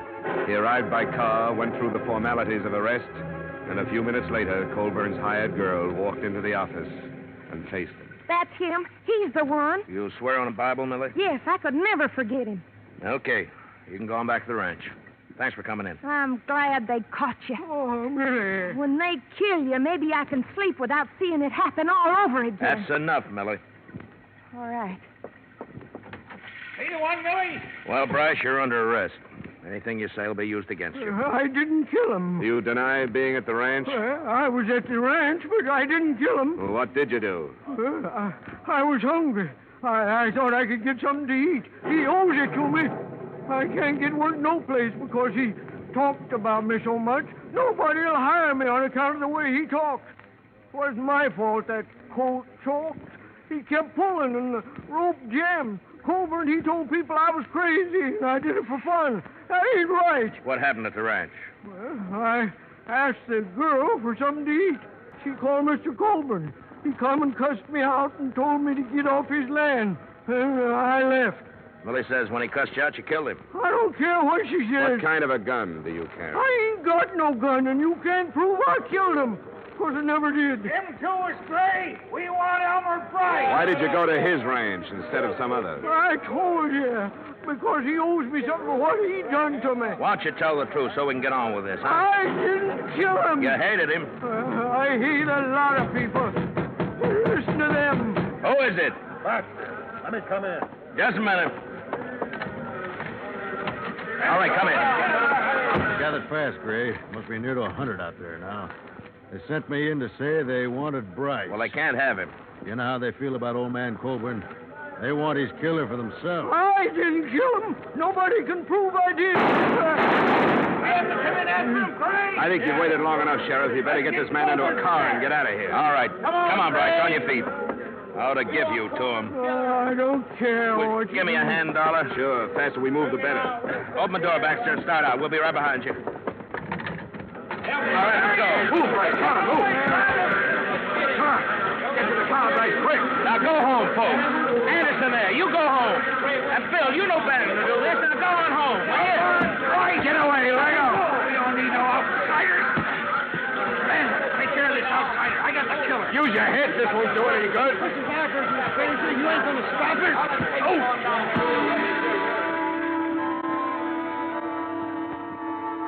There was no stopping them. I caught a last glimpse of Bryce's face as I went down into the mud of the street. Then there was nothing but hundreds of thrashing legs carrying the mob and their victim to a waiting truck. Blood River was in the process of living up to its name.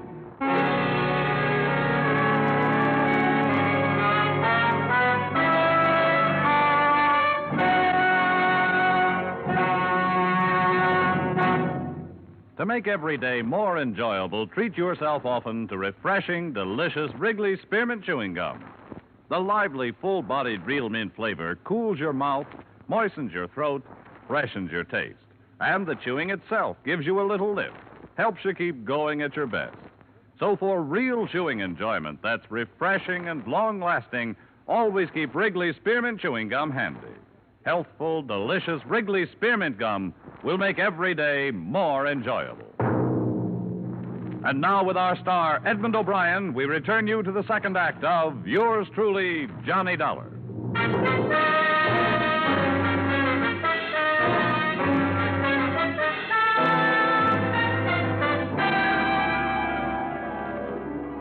Deputy Sheriff Gray had fared worse than I. A boot heel had stunned him. So it was 15 minutes before we got underway in the Jeep. We found Elmer Bryce on the road to the Colburn Ranch, hanging from a bridge. We took his body back to the sheriff's office in the now silent village. You got to understand how they felt about Colburn before you can begin to understand their actions. I'll never understand. I've never been part of a mob. And neither have I. Neither have they. But this is something special. The old man is going to break up the rest of his land and parcel it out. He's done it before. He was loyal to the Blood River folk, and it meant they could have the land of their own. They could never afford it except the way he sold it. You're in a bad spot, aren't you? What are you going to do about this lynching? I'd like to call back the last hour and a half. That's what I'd like to do about it. Should have kept Bryce out of Blood River, but I didn't know. These people are my friends. I'll have to go into Parkinson and name as many of them as I saw. That's what you pay for wearing a badge, I guess. It's a lousy break. Is there anything I can do? I think I better strap on a gun. For the first time since I got this job. See there on the desk the receipt I made out when I took Bryce's personal things? I better have that. Is it there? Yeah, it's here. Sheriff? What? What's this? Who signed this? Charlie Maxwell. He signed because Bryce couldn't write. That's his X just above there. He couldn't write? Well, no, he wasn't much for brains. You saw that. He couldn't write his own name, but he carried a newspaper around with him? Why? Just to have it handy for wrapping guns? Or did he learn to read without learning to write? Well, it's going to be a strange kind of justice, Sheriff. If he was telling the truth and your village killed an innocent man, those that go free will live with that for the rest of their lives. I'll leave the Jeep with you. I'll drive Maxwell's pickup into Parkinson. Yeah, thanks. There's some of my clothes and boots you can wear. Better get out of them wet ones. And just take this advice, will you? Don't go throwing your weight around. It's going to send him crazy. Be careful. It's going to send him crazy. Be careful. I'll be back after supper.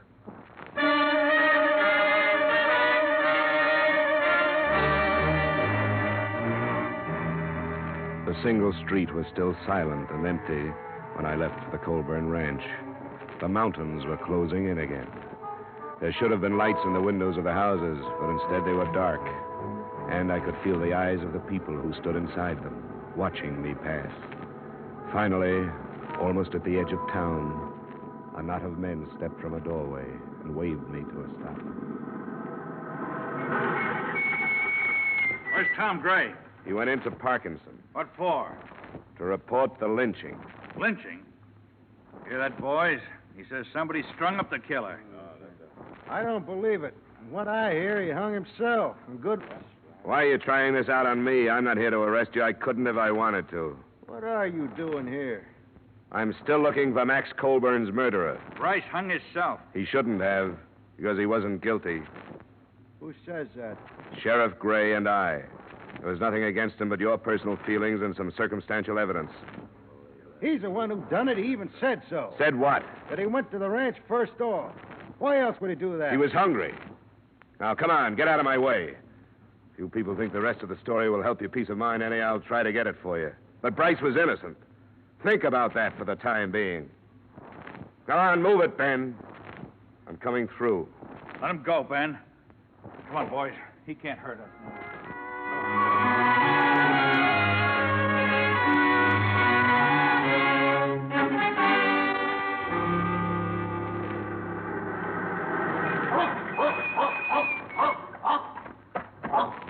All right, boy, all right. It's all right. Come on now. You're a good boy. Sure, it's all right. Yep, these clothes belong to a friend of yours.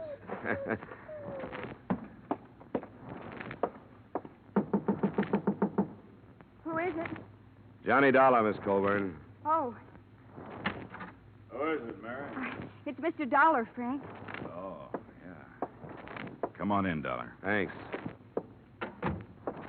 We heard about Bryce.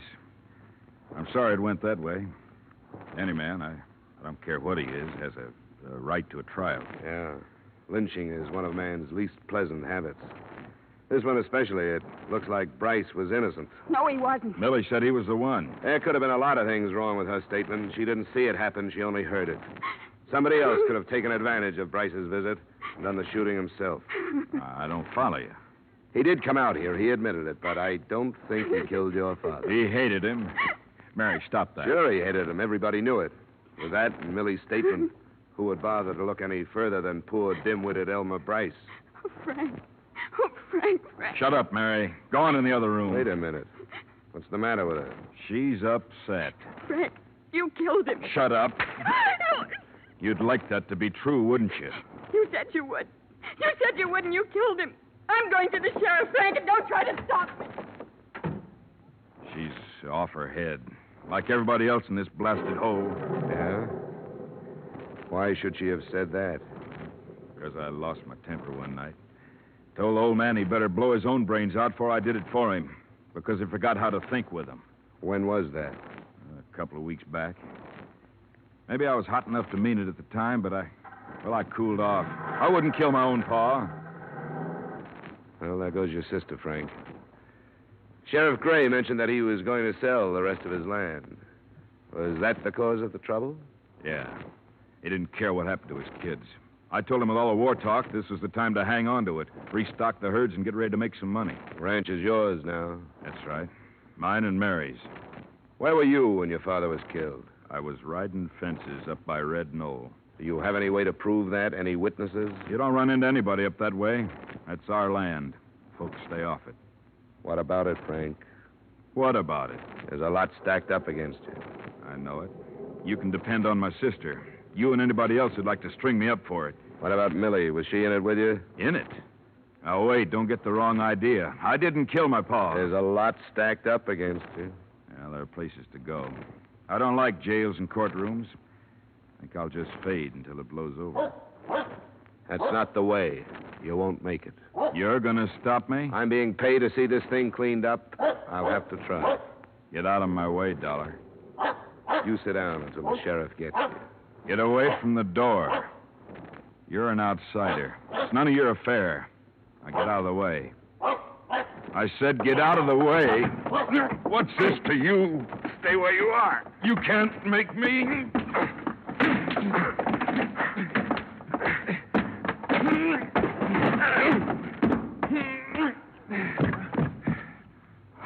No, I don't want to have to kill you. So don't get up.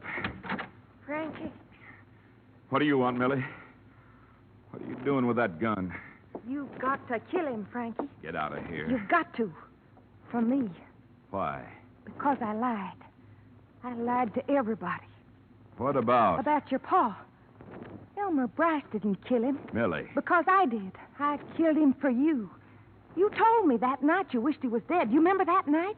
I remember, Millie. And I told you I'd do anything for you. Remember that? Anything. Yeah, I remember. I lied. Elmer Bryce came, but I stayed in the kitchen and heard everything he said. I knew he hated your pa, and after he ran away, I thought about it. You're crazy, Millie. I waited for a while, and when I knew nobody saw that man leave, I yelled to your pa again. And when he come in, I shot him. And that night, I threw away the gun. What's the matter with you, Millie? You know what's the matter. Now, you can't run off and leave me. You've got to help me. I can't help you. You've got to kill this man. I won't do it, Millie. Then you've got to take me away with you. I'm not going away now. I don't have to. I didn't have anything to do with it. This is the end for you and me. All right, Frankie. Hey, get down. Don't do it! Kill her. Drop it. Let go. All right. I did it for him. Now I don't care what happens to me.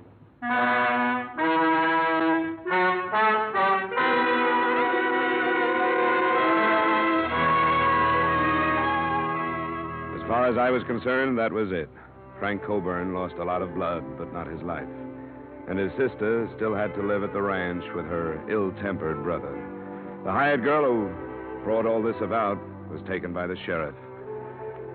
When I left Blood River, the state had moved in to see what it could do about the lynching. But what that is, I don't know. The entire village was guilty of murder, and what could anybody do about that? All I know is that the original murder was not committed with the idea of insurance fraud.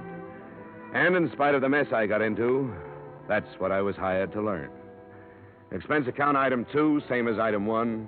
Expense account total, $740. Yours truly, Johnny Dollar.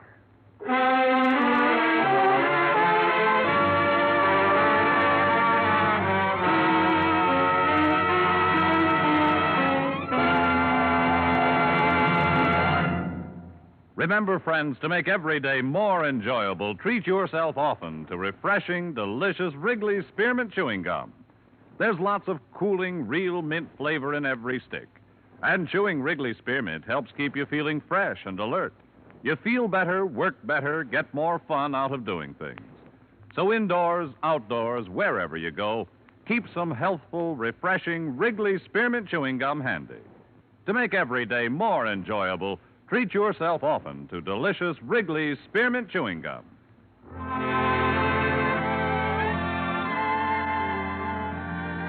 Yours truly, Johnny Dollar, is brought to you by Wrigley's Spearmint Gum and stars Edmund O'Brien in the title role, written by Gil Dowd with music composed and conducted by Leith Stevens. Edmund O'Brien could now be seen starring in the Columbia Pictures production 711 Ocean Drive. Featured in tonight's cast were Virginia Gregg, Bill Conrad, Junius Matthews, Sammy Hill, Clayton Post, Tyler McVeigh, Dave Light, and Howard Culver. Yours truly, Johnny Dollar, is produced and directed by Jaime Del Valle.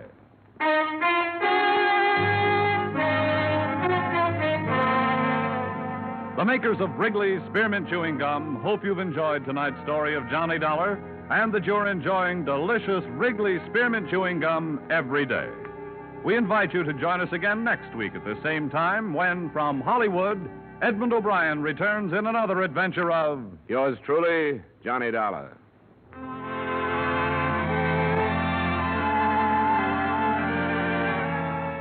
Bob Stevenson speaking. This is CBS, the Columbia Broadcasting System.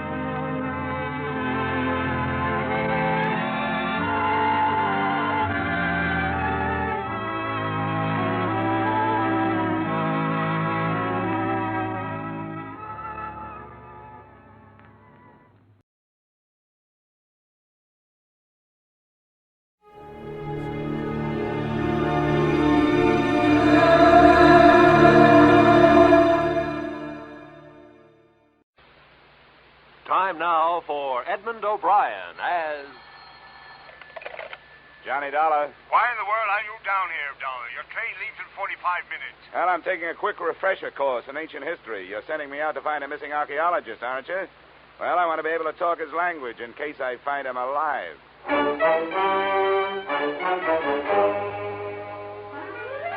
Edmund O'Brien in a transcribed adventure of the man with the action-packed expense account. America's fabulous freelance insurance investigator. Yours truly, Johnny Dollar.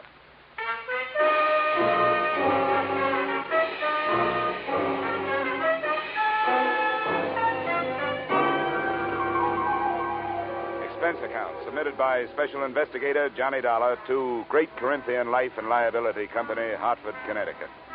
The following is an accounting of my expenditures during my investigation of the disappearance of Bruce Lambert, the archaeologist who never should have left his tomb.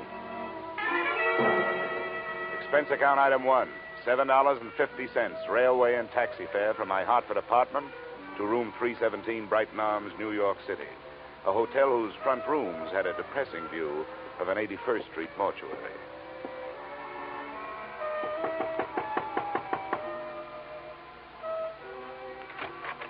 Miss Lambert? Yes, please come in, Mr. Dollar. She was tall without awkwardness, had the physique of an athlete, but still with softness, and a golden tan made her seem out of place, set against the snow heaped on the sill outside the windows. Thank you for coming, Mr. Dollar. I realize that mine was a rather unusual request to make of an insurance company. Not at all, Miss Lambert. The company doesn't want to lose a policyholder any more than you want to lose a brother. But there are a lot of good private detectives in New York. I couldn't afford one. I had thought of notifying the police, but I realized that Bruce's case would be just one of many to them. They're so impersonal. And if there's a chance of any notoriety... Miss Lambert, If you mean that for some reason you'd rather the police didn't find him, you'd better tell me about it. Yes, of course I was going to. I don't see how it could make any difference. Please sit down. Maybe we'd better start way back at the beginning, huh? That would be in Egypt, wouldn't it? Yes. In the desert some 100 miles west of Thebes. My brother's an archaeologist, and he'd uncovered some ruins. It was quite an important discovery, something about the 12th dynasty. I don't know much about it. You were with him? Yes, I didn't spend much time at the excavation site. I stayed in the village. But the reason the police might make it difficult is that Bruce discovered some relics that he didn't declare to the authorities there. You mean he swiped them? Well, if you're in the habit of using extreme bluntness, I suppose you could put it that way. All right, I'm sorry. Please, Mr. Dolar, this is quite unpleasant for me.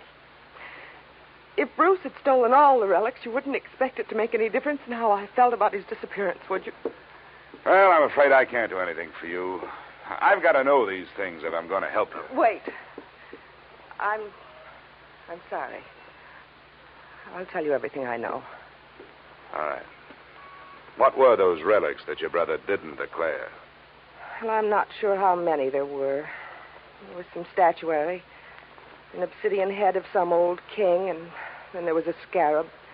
It was supposed to have been the official seal of this king. Do you know how valuable this stuff is? I'm afraid that it might be very valuable in some circles. That's what I was afraid of, that someone harmed Bruce or even... But there's so many things to be afraid of. He isn't strong. Maybe even his mind. He was injured quite severely in a traffic accident in Alexandria just before we left Egypt. I've got to find out what could have happened to him. Oh, come on. We can't find out this way. What does your brother look like? Is he light or dark? Here's a snapshot. Oh. He's blonde. His hair is straight and was quite long when I last saw him. And that was 4 days ago? Yes. The day our ship docked, I was arranging for my luggage. He just disappeared. What else? What's his bill? Slight, medium, heavy? Slight, I'd say. What about his clothes? Well, he was wearing a dark blue suit and a gray overcoat. The right sleeve of both would be empty because his right arm and shoulder are in a cast. Uh-huh. A traffic accident. Huh? Yes, both were fractured. I wish I were able to be more help. But I've told you everything I know. He just vanished. Did he have any enemies that you know of? No, there's not even that. I can't let myself lose hope. But what can we do? How do you start looking for somebody with so little to go on? Before I answer her question, we started at the beginning again. The second run-through was pretty much like the first. But disappearance from a foreign ship in the port of New York is not as easy as the telling of it. I left the troubled Marcia, checked into an 8th-floor room in the Brighton Arms, where a phone call told me the North Fleet had already sailed. No hope of information there. So I headed for the U.S. Customs Office. Good afternoon. Mr. Nixon? Yes? Well, my name is Dolar. I'm an insurance investigator. The girl outside said you could help me. I'd like to get some information on a passenger who arrived from Alexandria on the North Fleet. North Fleet. Well, I'd have to know the day of arrival and the name of the line. It was 4 days ago. They'd made it... that would make it the 20th. It's a British ship. North Fleet. Well, no. What was the passenger's name? Lambert, Bruce Lambert. Did he clear any luggage through customs? Bruce Lambert. Yeah. Witnessed the examination of one piece of luggage, a suitcase, personal effects, one piece of statuary purchased in Alexandria, no duty. What address did he give you? Bruce Lambert. No street number. No hotel. The Brighton Arms. Oh, the Brighton Arms. Well, don't count on that.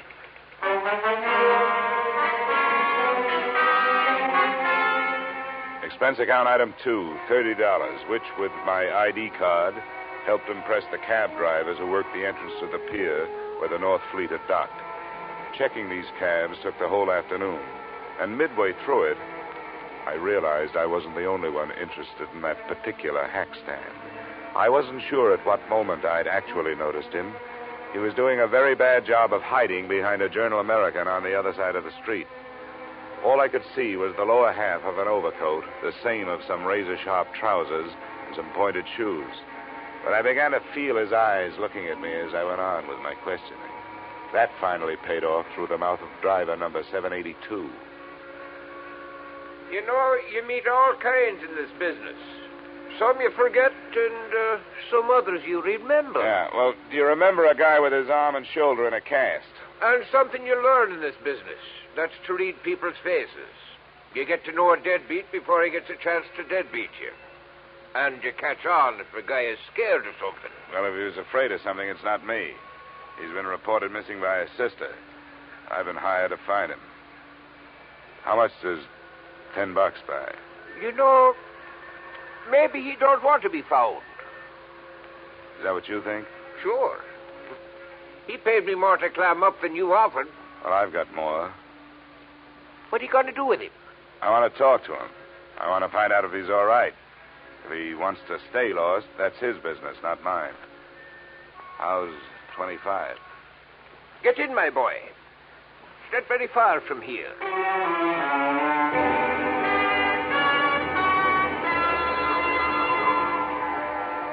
Our destination turned out to be an old red brick hotel near 39th Street between 10th and 11th Avenue. And it occurred to me that as an archaeologist, Lambert was running true to form. He'd even used some ruins to hold up in. One $5 bill brought the information from the room clerk that Lambert was out of his room, and another brought a pass key that let me in.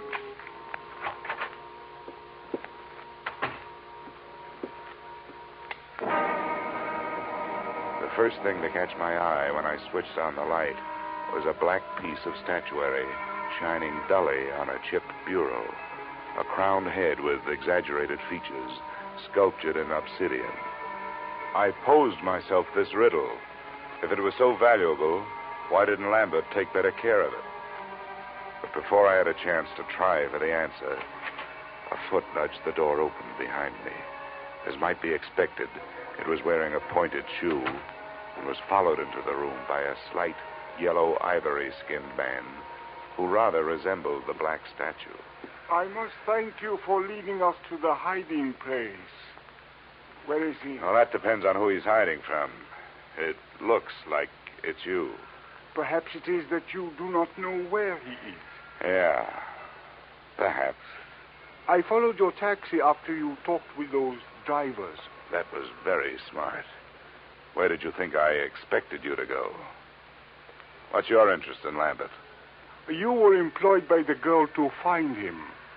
How much does she pay you? I never talk money with a stranger. Perhaps we will not be strangers for long. The point of importance is that you have not yet found him. Mr. Drummond will pay you $2,000 to do so. Mr. Drummond is generous, but what makes you so sure I haven't found Lambert? Because he is not here. But that only means he's someplace else. Please, I have no wish for violence. Well, then put that thing away. In the first place, gunfire, even in this neighborhood, is going to bring the law. In the second place, that's a lady's gun. One of those handbag jobs. You know, you ought to be ashamed of yourself for carrying it. Please, I have no wish to use it. Then get rid of it.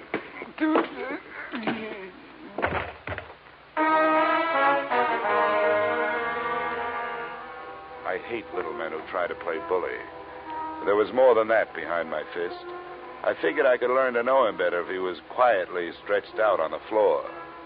I was half right. An Egyptian passport told me that his name was Ammon Hyksos. Hometown, Alexandria. There was nothing else. I could turn Hyksos over to the police on an assault charge, or I could wait until he woke up and try knocking some information out of him. But I didn't do either. I left him there in the lobby. I gave a message to the room clerk for Lambert, telling him to stay out of his room when he came back and to phone me at the Brighton Arms.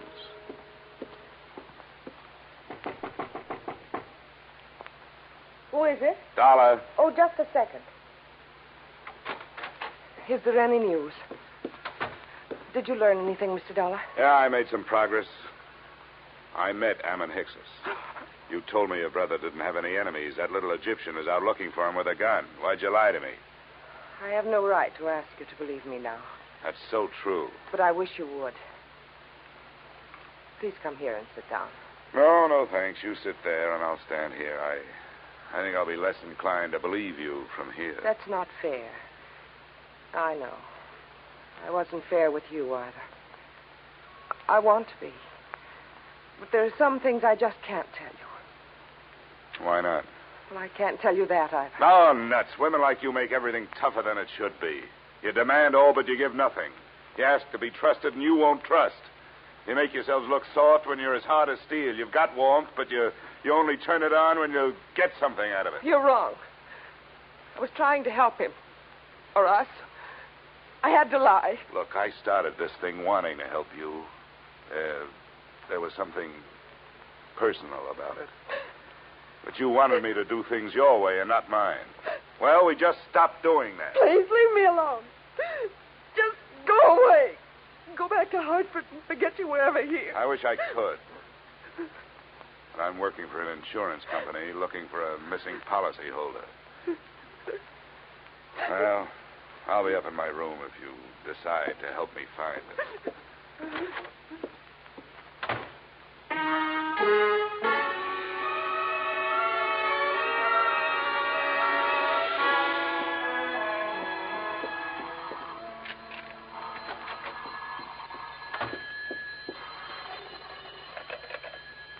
Yeah? Is this Mr. Dolar? That's right. This is Bruce Lambert. I got your message to call. Where are you now? Not so fast. There were 2 attempts on my life while I was on my way here from Alexandria. I'm not anxious to tell anybody where I am. How did you get into this? Marcia called your insurance company when you took the run out. They hired me. Good for Marcia. Is she all right? Well, that depends on your point of view. I suppose she's being the helpful sister to you, but for me, she's done nothing but act mysterious. I don't get it. She won't tell the truth about you. I hope you do better. She told you she was my sister? Well, sure she did. Why shouldn't she? Well, I can't see why she'd do that. She isn't your sister? No, I don't understand it. She's my fiancée. I don't understand it at all. Where is she? I better talk to her. That's a good idea. Room 317, Brighton Arms. I'll be there with her, waiting for you.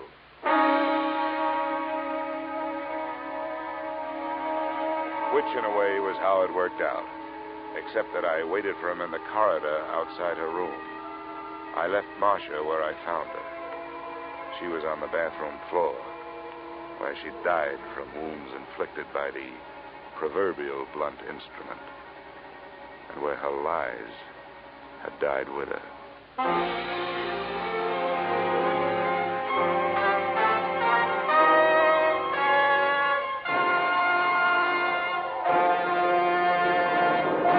In just a moment, we will return to the second act of yours truly, Johnny Dollar. But first...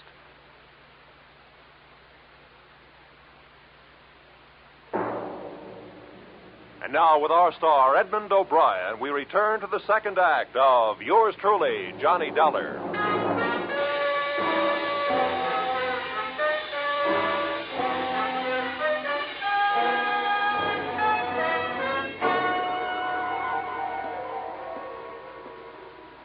Bruce Lambert? Yes? It's all right, I'm Dollar. Didn't take you long to get here. Where'd you phone from? Just around the corner, a bar. Why do you ask? Where's Marcia? Marcia's dead. I don't believe you. I want to go in there. She isn't dead. Let me in there. Come on, use your head, will you? There's nothing. Oh, your arm. I'm sorry. Look, you don't want to go in there. Believe me, you don't. There's nothing you can do for her. She can't be dead. She can't be. Come on. Where? Why? I want you to come up to my room with me. You've got to do 2 things. First, give me every reason you can think of why this should have happened. And then, before the police get here, you'd better start rehearsing a story of your own.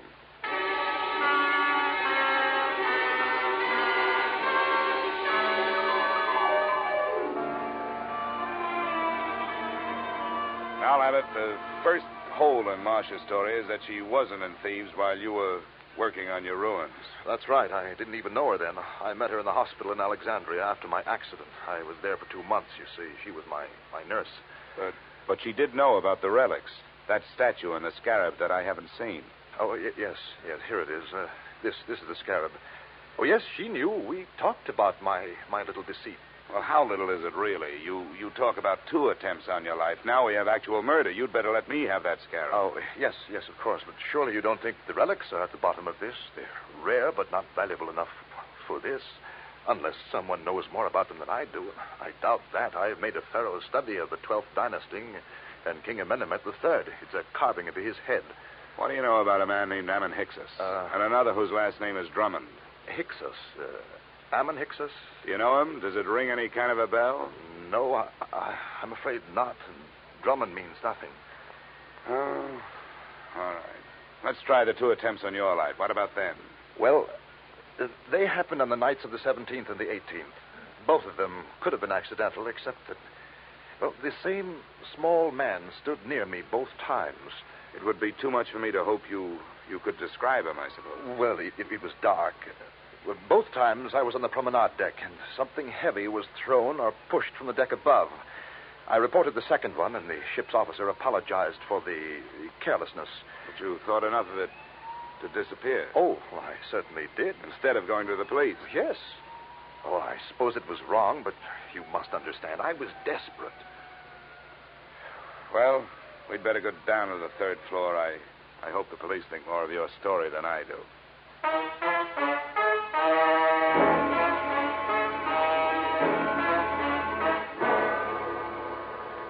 In 20 minutes, room 317 really looked like a murder scene.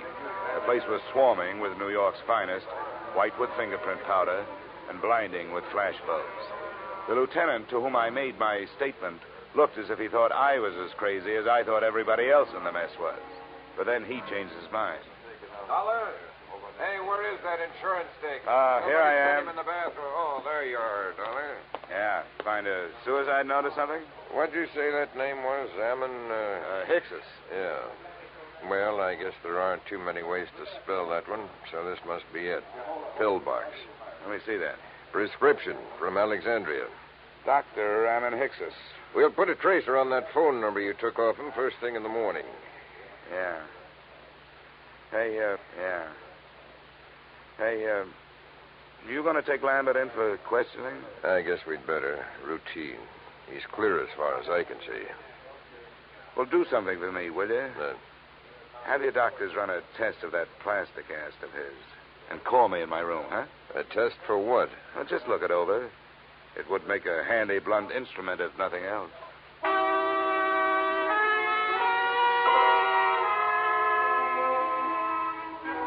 Expense account item 3, $7.50. A few late cocktails, a rare steak, and coffee in the Brighton Arms dining room. After which I picked up an armful of extra editions so I could catch up on what I'd been doing. I self-operated my way to the 8th floor and started toward my room. I was looking forward to a hot shower, but I didn't get it. I was still looking forward, but into a familiar gun muzzle. This is the one, Garrett. Ah, yes, Mr. Dollar. May I introduce myself, sir? Garrett Drummond at your service. Our meeting has been postponed too long. Well, there's a difference of opinion on that. You will please open your door. How can I refuse that pint-sized invitation you're still carrying? After you, sir. And I needn't remind you that my friend here is prepared for any rash move upon your part. Look, I'm tired. I don't have a rash move left in me. Close the door, Ammon. I suggest that you sit there, Mr. Dollar, in that unsightly straight-back chair. Thanks a lot. Now, sir, I shall plunge right to the point. Where is that scoundrel, Bruce Lambert? Well? I think I just decided that I don't know. Please, we have no wish for violence. You always say that with a gun in your hand. Well, let's get started. You make your pitch, I'll make my refusal, and we'll see where we go from there. I have already made what I consider to be a generous offer for so unimportant a bit of information as merely the whereabouts of Lambert, $2,000. But if it will expedite matters, I am prepared to expand my offer by another $1,000 on the spot, sir. The higher you bid, the greedier I get. What makes Lambert so important to you? A problem which is entirely out of your province, my boy. How much do you know of Egyptian legends, sir? Oh, no more than $1's worth. Ah, pity. A fascinating subject. Well, sir, Bruce Lambert has in his possession a certain object of great importance, both culturally and economically. Certain landowners in Egypt hold it in such high esteem, sir, that as a reward for its return to them, they would throw open to exploitation untapped oil fields, the richness of which would shake the very foundations of world economy. Are they shaky enough as it is? My boy, think what it would mean to a civilization fast approaching the depletion of its petroleum sources. New horizons, sir, a brave new world. Lambert owes to us all relinquishment of this object so that it may serve humanity. You're right. And it may be easier than you think. Splendid, sir. Where is he? Which relic is it? The black statue your playmate could have picked up for free? It is King Amenemhet Scarab that I would discuss with Lambert. I demand to know where he is. Why waste time on him? I've got the scarab. I find that most difficult to believe, Mr. Dollar. Well, I'll show it. No. Keep your hands away from your pockets. Ammon will save you the trouble. Ammon. Please remain still, Mr. Dollar. My wish is for peacefulness. Sure. Right coat pocket. He speaks truly, Garrett. Here it is. What's the matter, Garrett? You don't have that brave new world look anymore. I should be the first to admit, sir, that the lie has been put to the tale I created upon this useless gewgaw. But, Mr. Dollar, now that we are forced to fall back upon the truth, I remind you that it sometimes hurts. Your position has nothing... The desk knows I'm up here. Answered, Mr. Dollar. But be cautious. Unfortunately, I do not share Ammon's aversion to violence. Yeah? Dollar? That's right. This is Lieutenant Black. Say, was that a hunch you had about that cast of Lambert's? Why do you ask? Well, if it was a good one. The doctors won't let us take it off, but we cut into it. It was put on in 3 layers. The middle one was wrapped in narcotics. Yeah? Don't be so modest, Dollar. There must be $300,000 worth. No, sometimes it's a whole month before we get that much. Looks like the work of your friend, Dr. Ammon Hickses. Yeah. Oh, wake up, Dollar. I want to check Lambert's statement with yours. I'll have you there in 10 minutes. Goodbye. Okay. I commend you, sir, upon your show of intelligence. Who was it? The police. They're looking for Lambert. Oh, and what did they give as their reason? Narcotics. The story of a man bound for America who cracked up in a car, and while he was unconscious and being patched, said narcotics were put in his cast by a Dr. Ammon Hickses, probably assisted by a nurse named Marcia. But there's no proof. Ammon, we'll waste no time on evasion. Yes, we used the boy. A courageous scheme, but for that silly goose of a girl. She was the true conspirator and the traitor as well. She happened to fall in love with the guy. The romantic Atlantic crossing. An empty proposal of marriage suddenly becomes more important than actual coin of the realm. But enough of that. The police are looking for him, and odds teeth, so am I. Where is he? I don't know. Ammon, call his hotel in 39th Street. No, wait, my friend. The police must be watching that. Are they, Mr. Dollar? Well, that's where his personal things are. If I were the police, I'd be watching. Yes, we seem to find ourselves in such a position that we must at least pretend to see eye to eye, sir. Very well. We shall wait here. The chips are down, so to speak.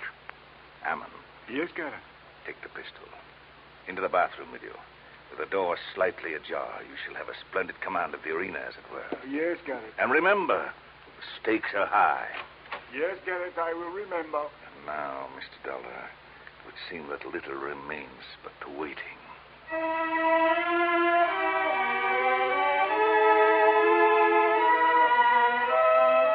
The waiting was more than enough. Drummond settled himself on the bed, facing the door, his pudgy hands folded over his bulging waist. I was still in the desk chair, facing him. As usual, the police were late. 20 minutes passed before we heard the knock on the door. Your guest, Mr. Dollar. Come, we shall go to the door together. Now, keep your back to me and open it. It's your party, Drummond. Come in, Lambert. Not Lambert, the police. Hammond, shoot! Hammond, my friend.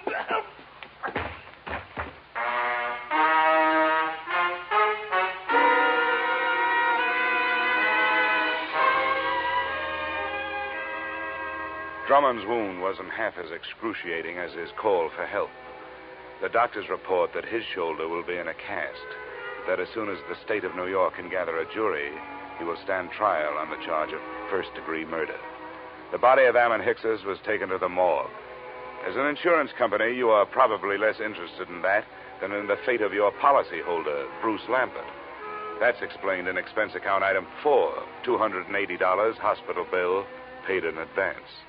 In view of the possibility that there may be others interested in that $300,000 cache of narcotics he has to carry around with him until his arm is okay, I thought it would be safer to keep him under wraps. Oh, by the way, while he was lying there helpless, I sold him a policy for you covering the scarab and that carved head. Expense account total, $456.90. Yours truly, Johnny Dollar.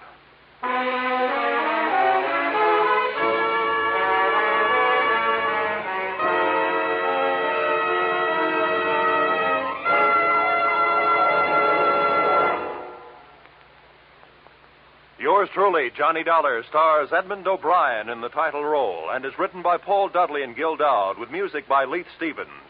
Edmund O'Brien can currently be seen starring in Harry M. Popkins' United Artists production, DOA. Featured in our cast were Virginia Gregg, Jay Novello, Ed Begley, John Daner, and Pat McGeehan. Yours truly, Johnny Dollar, is produced and directed by Jaime Del Valle.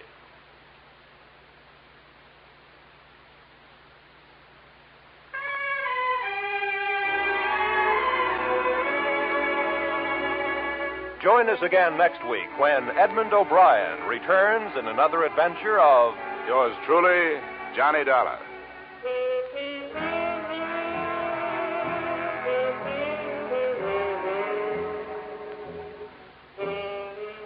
$54,000 is burning a little old hole in that little old jackpot of Sing It Again this week, just waiting for somebody to light up the right answer and drop the cash and prizes in his lap or her lap. Dan Seymour gives the gals the same chance he gives the fellas when he starts putting in those calls from coast to coast. So be listening this Saturday when Sing It Again and the $54,000 Phantom Voice come your way on most of these same CBS stations. This program was transcribed in Hollywood. Roy Rowan speaking. This is CBS, where yours truly, Johnny Dollar, meets adventure every Friday night, the Columbia Broadcasting System.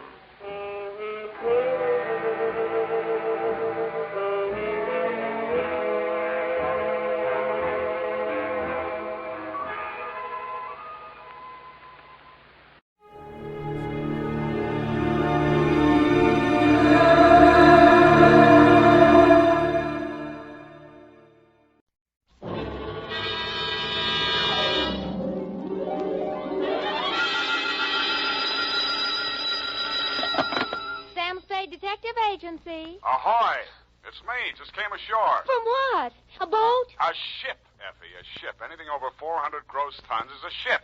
Anybody knows that. Well, may I inquire what was your port of call? Calcutta. My, that was a quick trip. Well, Effie, I'll tell you, I got so homesick for you I couldn't stand it, so I assembled my gear and jumped ship. Why, Sam, how sweet. A fast there, gal. I'll be right down to dictate my report.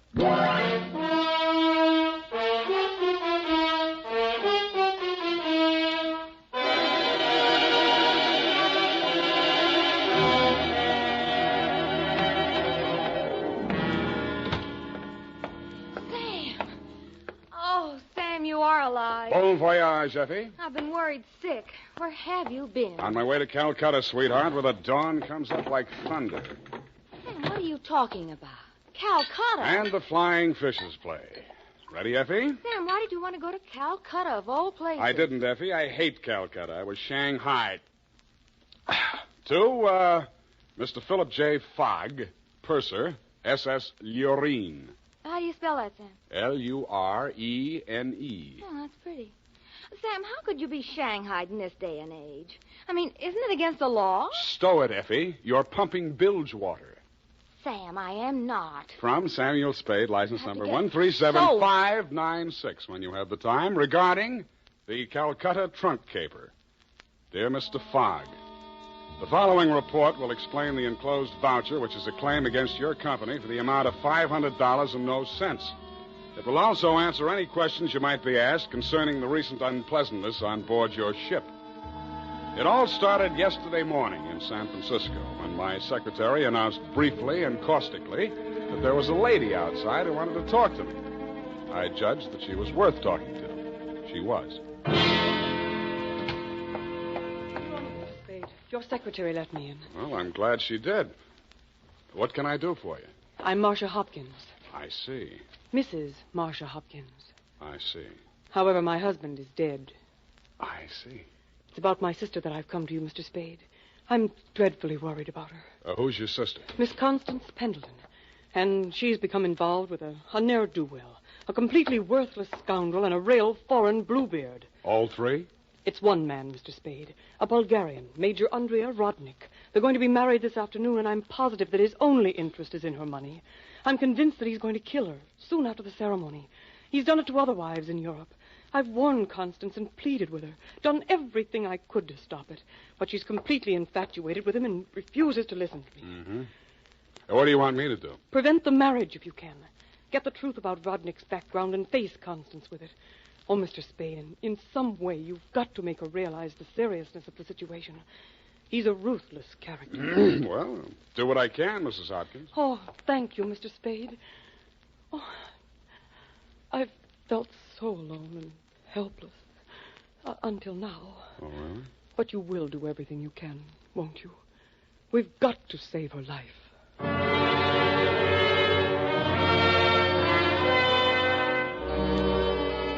She daubed at her eyes with a stamp-sized handkerchief, patted the red gold hair at her temples nervously, smiled at me bravely, and swayed out. By telephone, I learned that the Rodnik-Pendleton marriage license had been issued 4 days before, and that on the same day, Constance Pendleton had withdrawn a savings account to the tune of $45,000. I'd always wanted to, so I did it. I called at the Bulgarian consulate. What can I do on you? What do you know about Major Andrea Rodnik? Ha! Andrea Rodnik! On him we have hate, great sadness, with shame for the ground that walked under him. Oh? Ha! Andrea Rodnik! Why is he so popular? On the devil he is driven without horns. 6 women he has killed. 6 times he has insulted the police of Europe by refusing to confess. We have proof of the murders, but never can we prove the proof on him. Yeah, sometimes it goes that way. Ha! Never do we find the bodies of the 6 women. Only their money in the name of Andrea Rodnik. My pardon. Well, think nothing of it. You're just upset on you. You're interested on him. Why? You go to Europe? No, Rodnik comes here. Ah, here on San Francisco. He marries again. So I'm told. Ah! Oh, by all the means, you must prevent it. Go to him, brave man. You do the world a service. Make violence on him. Even do you hang for it. Your name will live.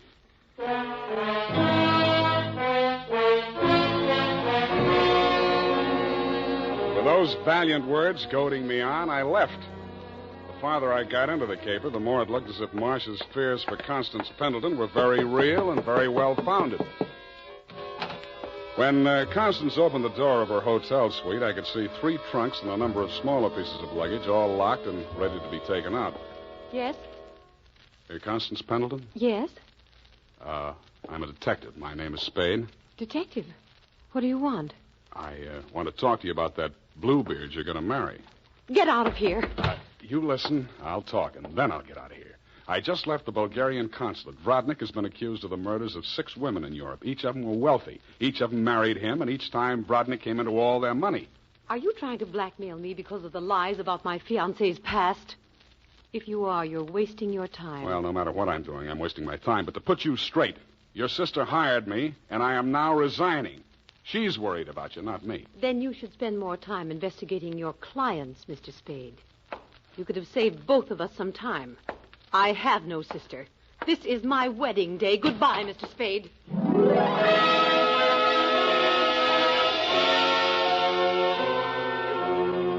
As I left the room, I maintained the stern facial expression I reserved for moments of great shock. But once outside the door, I allowed myself to be carried on the wave of rage and embarrassment for just a minute, and I kicked over 2 potted palms.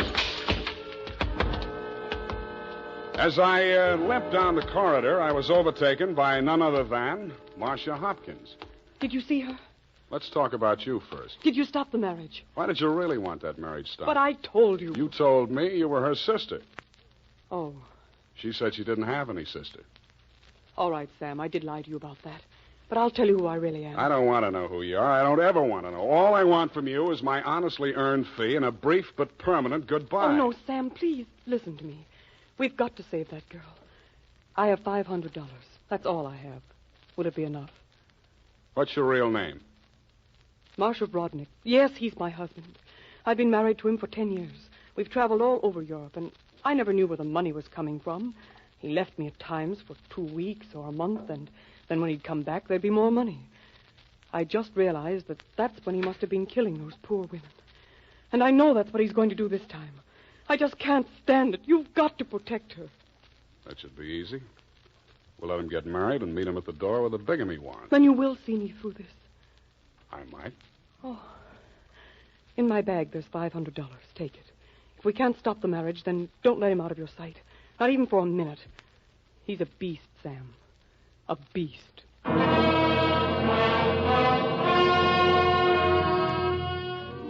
Marcia dropped me in front of the Beast's Hotel, and I climbed some fake marble steps to the second floor and knocked at his door.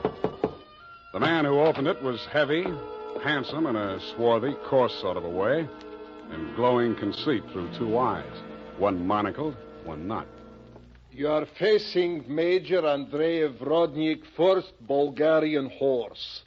What want you? You were facing Saul Fox of the law firm of Fox, Smedley, Van Dusen, and Grip. You overwhelmed yourself. I came here to warn you. If you go through with the marriage to Constance Pendleton, you're going to find yourself tangled with civil law. Warn Andrei Rodnik, who has personally led more saber charges than you have teeth in your skull. Yes. Who has personally split, slashed, and impaled on his own blade more men than you have fingers and toes. You warn me? What is this talk? You're going to have a bigamy charge slapped on you 5 minutes after you slip her the ring. The warrant signed by Mrs. Marcia Rodnik. Bigamy? Ha! I laugh. This is not bigamy. Marcia's your wife, isn't she? That bigamy was committed when I married her. I had another wife then. You call yourself a lawyer, then you know that only the second marriage is bigamy. The ones following that are nothing but interludes. Okay, Major, go ahead and have your interlude. I'm just warning you. Oh, speaks. We are being married on Redwood City from a justice of the peace 1 hour previous. Then we are sailing through the SS Lurene at midnight with our honeymoon. Already a droshky waits for the baggage and luggage. Go now before I'm losing my temper. If you're ever in Calcutta, look me up. Da!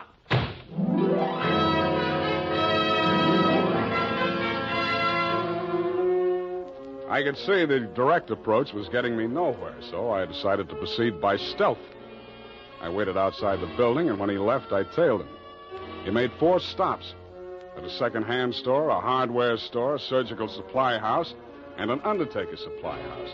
At these places, he purchased the following items: an oversized steamer trunk, black with brass fittings, a large ball of rope twine, 2 large lead sash weights, a set of surgical instruments, and at the 4th and final stop, the undertaking supply, he bought 2 items: a 20-foot length of rubber tubing and a pump.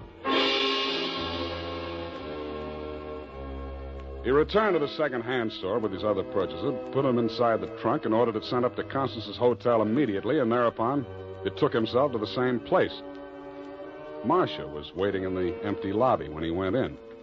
I crouched behind a pillar, turned up my hearing aid, and listened. Did you get the thing? Yeah. Now listen, my darling. We must work fast. As soon as the trunk arrives, before she has a chance to get to the telephone. Yes, Andre, but please, no cutting in the apartment.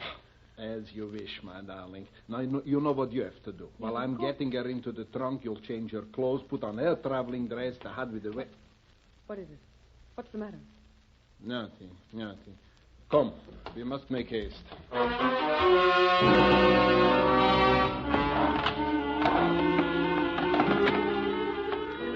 They made haste to the elevators, and I made haste to the row of house telephone booths around the corner and called Constance's room. Hello? Mrs. Rodnick? Speaking. Listen, get out of that room right away. Don't take the elevator. Go down the stairs. Who is this? What are you talking about? I haven't got time to explain, and you haven't got time to listen. All those stories about your husband are true. He's going... Hello?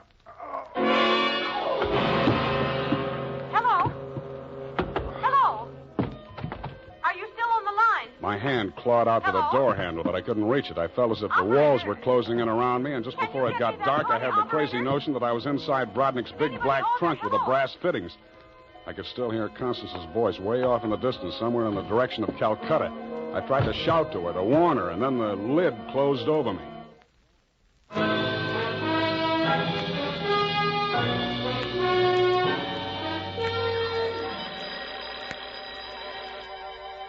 I shook my head trying to get the bells out of it. Then I remembered where I was and what had happened. I was still wedged into the bottom of a phone booth where I'd slumped when Brodnick sapped me.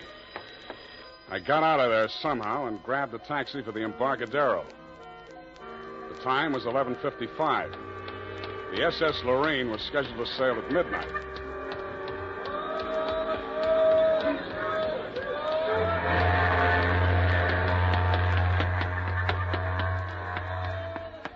I was no sooner across it than they hauled up the gangplank and the ship started moving out of the berth. I didn't know where she was bound for, and I didn't much care. I checked the passenger list and found that Major and Mrs. Andreev Brodnick were in stateroom 12, A deck.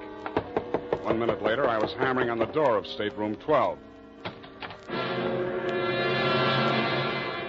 The woman in Brodnick's stateroom was Constance, and she was not in a trunk. I thought I told you to stop interfering in our affairs. Yeah, your husband told me to, but I didn't like the way he did it. Get out from here. Get out. I see you got your trunk in here where it's handy. Doesn't it make the stateroom kind of crowded? Why don't you give up, Mr. Spade? 2 times already. You are twice a fool. Marcia has no money to pay you. Neither have I, even if she had the case. And believe me, she has not. Oh, why do you even bother talking to him, Andre? Mr. Spade, will you go now, or will I have to call the steward and make a complaint against you? I went. I still thought Marcia Hopkins was somewhere on that ship. I still didn't like the look of that trunk. I found the purser's office and went in. You looked at me as if you thought I was a stowaway, Mr. Fogg, and you were right. I'll have to make arrangements for you to ride back with a pilot, Mr. Spade. You realize, of course, that you're subject to a fine. Look, I don't want to do anything illegal. You know, it was just an impulsive thing. Couldn't I book a passage? Oh, there's the matter of your passport. We could arrange a visa and so on in San Pedro. We'll put in there in the morning. Well, that's good enough. How much is the fare? Oh, let me see. That's $483.87, exclusive of tax. Oh, hey, now, wait, I wasn't thinking of taking quite such an extensive voyage, you know. I just wanted to get a little sea air and... how much to Pedro? Well, I'm afraid you don't understand, Mr. Spade. This is not a coastwise steamer. Our first official port of call is Calcutta. Yeah, I know, but... Calcutta? That's in India. Well, don't you have something a little less expensive, like steerage or... There is only one stateroom available, number 14A deck. Take it or leave it. Okay, Calcutta.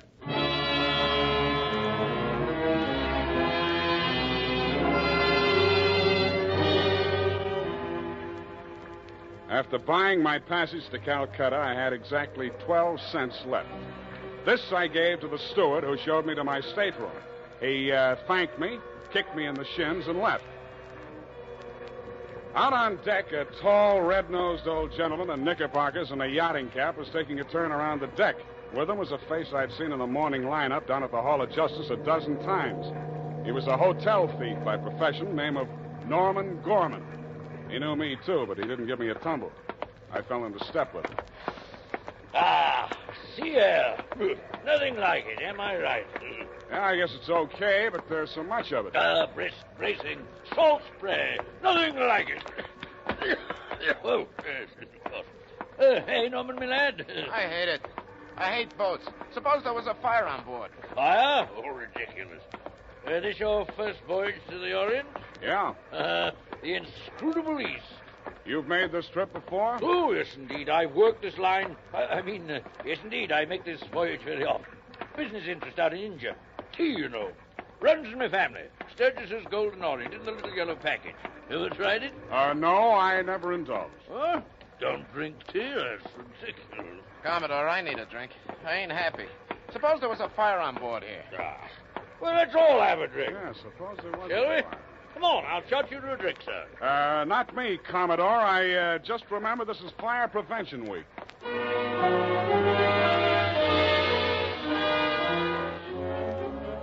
The nearest fire alarm to Brodnick's stateroom was on the companionway leading to the A-deck corridor. It was a glass-enclosed box with a small hammer hanging on a chain.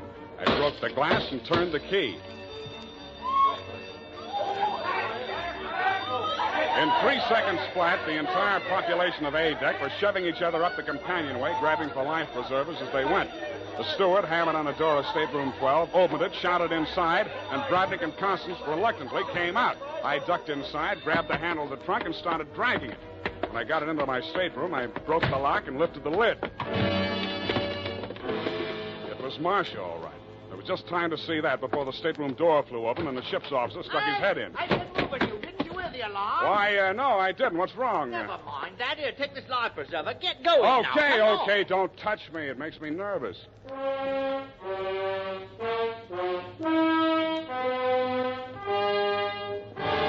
20 minutes later, the captain announced to the mob up on the deck that it was a false alarm, and the passengers drifted back to their cabins. I tried to look casual as I unlocked my stateroom door and walked in.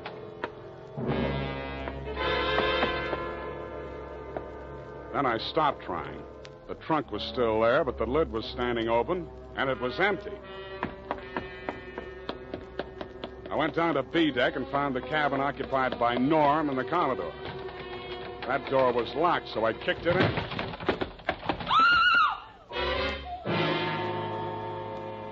You could still see the marks on her wrists and ankles where the cord had been. It was the girl I had seen in the trunk. It was Marcia Hopkins, and she was very much alive. Oh, I'm sorry. I thought it was... Oh, what am I going to do? What am I going to do? You've got to help me, Sam. Why should I help you? He's crazy. They're both crazy. It all depends on who's in the trunk, doesn't it, Marcia? When it was Constance, you didn't think he was so crazy. Oh, don't you understand? I had to pretend that I'd help him. He was going to kill her right there in the hotel room. I told him it was too dangerous. If anybody looked in the trunk, it would be safer if she was in there alive.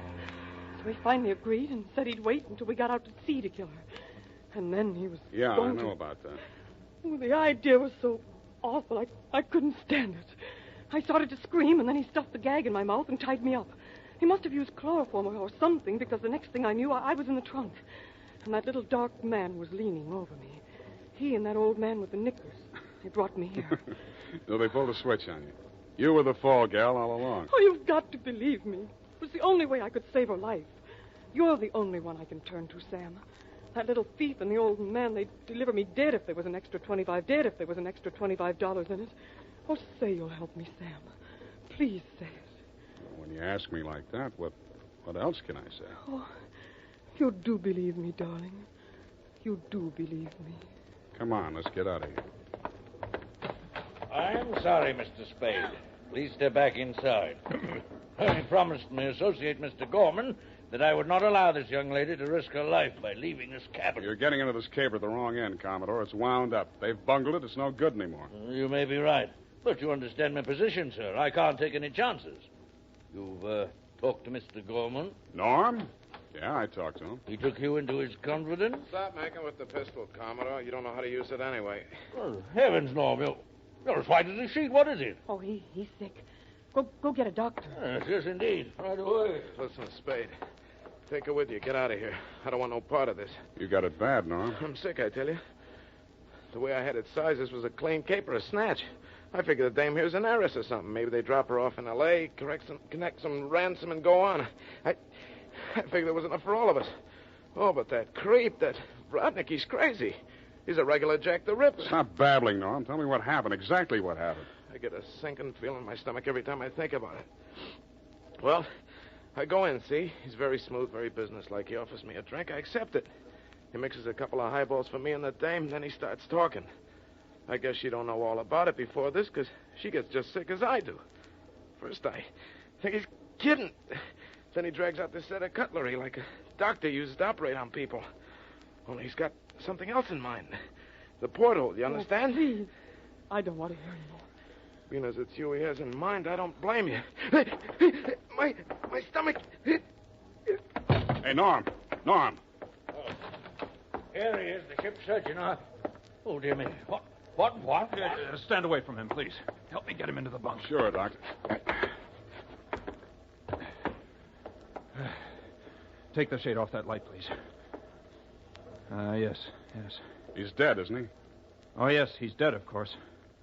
Who poisoned him? I didn't waste any time answering him. I grabbed him by the arm. Before he could object, I was pushing him up the companionway to A deck. It was probably too late to save Constance's life. She'd drunk the same poison, and I was pretty sure she had, but if I was going to nail him for the murder of Constance, I had to get there before the evidence vanished. We got there just in time. I don't need to tell you what we saw, and I'd rather not. Dragnet rose slowly to his feet, clicked his heels military fashion, and bowed very low. The ship's surgeon. How opportune. Perhaps you could advise me, Doctor. After all, I am, in all honesty, even still, a mere amateur at this sort of thing.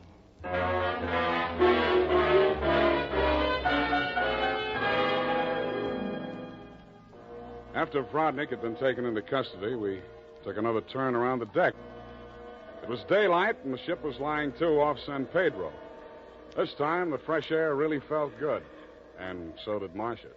It's all over, Sam. Yes, sweetheart, it's all over. But not between us. Say it, Sam.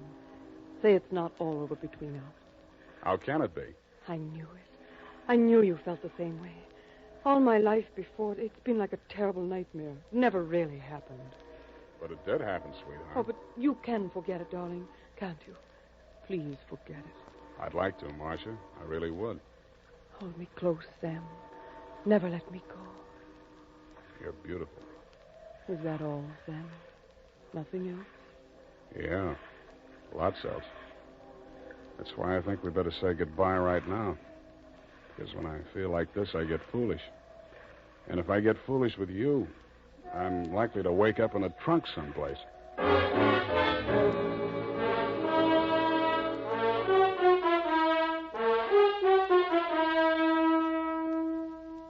And that, Mr. Fogg, is the true account of the Calcutta trunk caper. As my voyage was interrupted through no fault of my own, I trust you will advise your company to refund my passage minus the one-way trip to San Pedro. Period, and a report.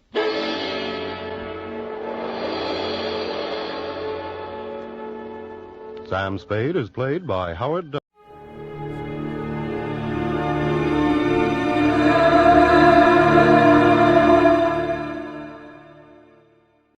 Mrs. Perkins won the prize, but I got in the biggest pickle at the county fair.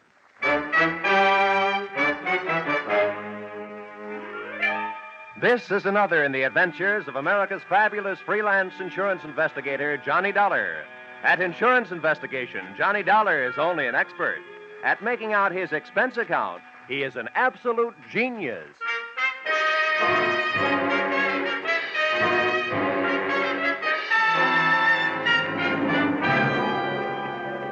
Expense account submitted by Special Investigator Johnny Dollar. To Home Office, Corinthian Liability and Bonding Company, Terminal Building, Hartford, Connecticut.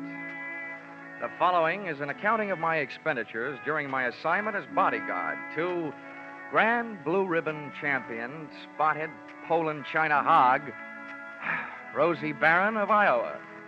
Or How You Cast My Pearls of Wisdom Before Swine.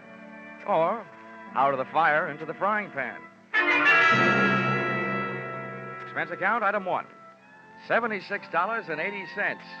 Train and bus fare, Hartford to the town of Carver, county seat of Carver County, Iowa. Expense account, item 2. $2.50. 1 Coke, 3 handkerchiefs, a bottle of salt tablets, and sunglasses, with which to combat the Corn Belt heat. Item 3, 6 bits, jitney ride to the Carver County Fairgrounds. Undoubtedly named that because the band I found in the midst of playing its afternoon concert was only fair. Hey, friend. How's that? I'm looking for a pig named Rosie Barron of Iowa. Can you tell me where I'll find his cage? Cage? They don't keep Rollo in no cage. Rollo? Who's he? Well, that's short for Rosie Barron of Iowa. Oh, yeah. Any fool would know that. Uh-huh. Can you tell me where he is? See that building over there, the livestock building? Yeah. You'll find Rollo in the swine wing. Swine wing? Well, that conjures up a dainty picture. A flying pig. Afraid Rollo won't ever do much flying. Weighs 980. Oh, well, thanks a lot. Neighbor. Yeah? Why don't you try slipping out of that there coat? You won't find it near as sweaty. Oh, yeah. Thanks, Hiram. Oh, he didn't even wait to be my best friend. Hey! Wait, I'll come with you, neighbor. It was 96 in the shade, but things were getting hotter. Shots and screams from the livestock building were the only things that could bring me on the run, with Hiram on my heels. Hey, what do you suppose that was? First, I ran into a stranger just outside the entrance. Get out of the way. Let me out of here. There's loose in there. Then I ran in through the door. Somebody do something. Don't just stand there. Where's the sheriff? Hey, Hiram, what happened? Well, didn't you see? Didn't you hear? That there woman's Mrs. Tiller. Somebody must have stole her diamond brooch. Oh, good. I was afraid somebody might have put the snatch on Rollo. Her husband owns Rollo.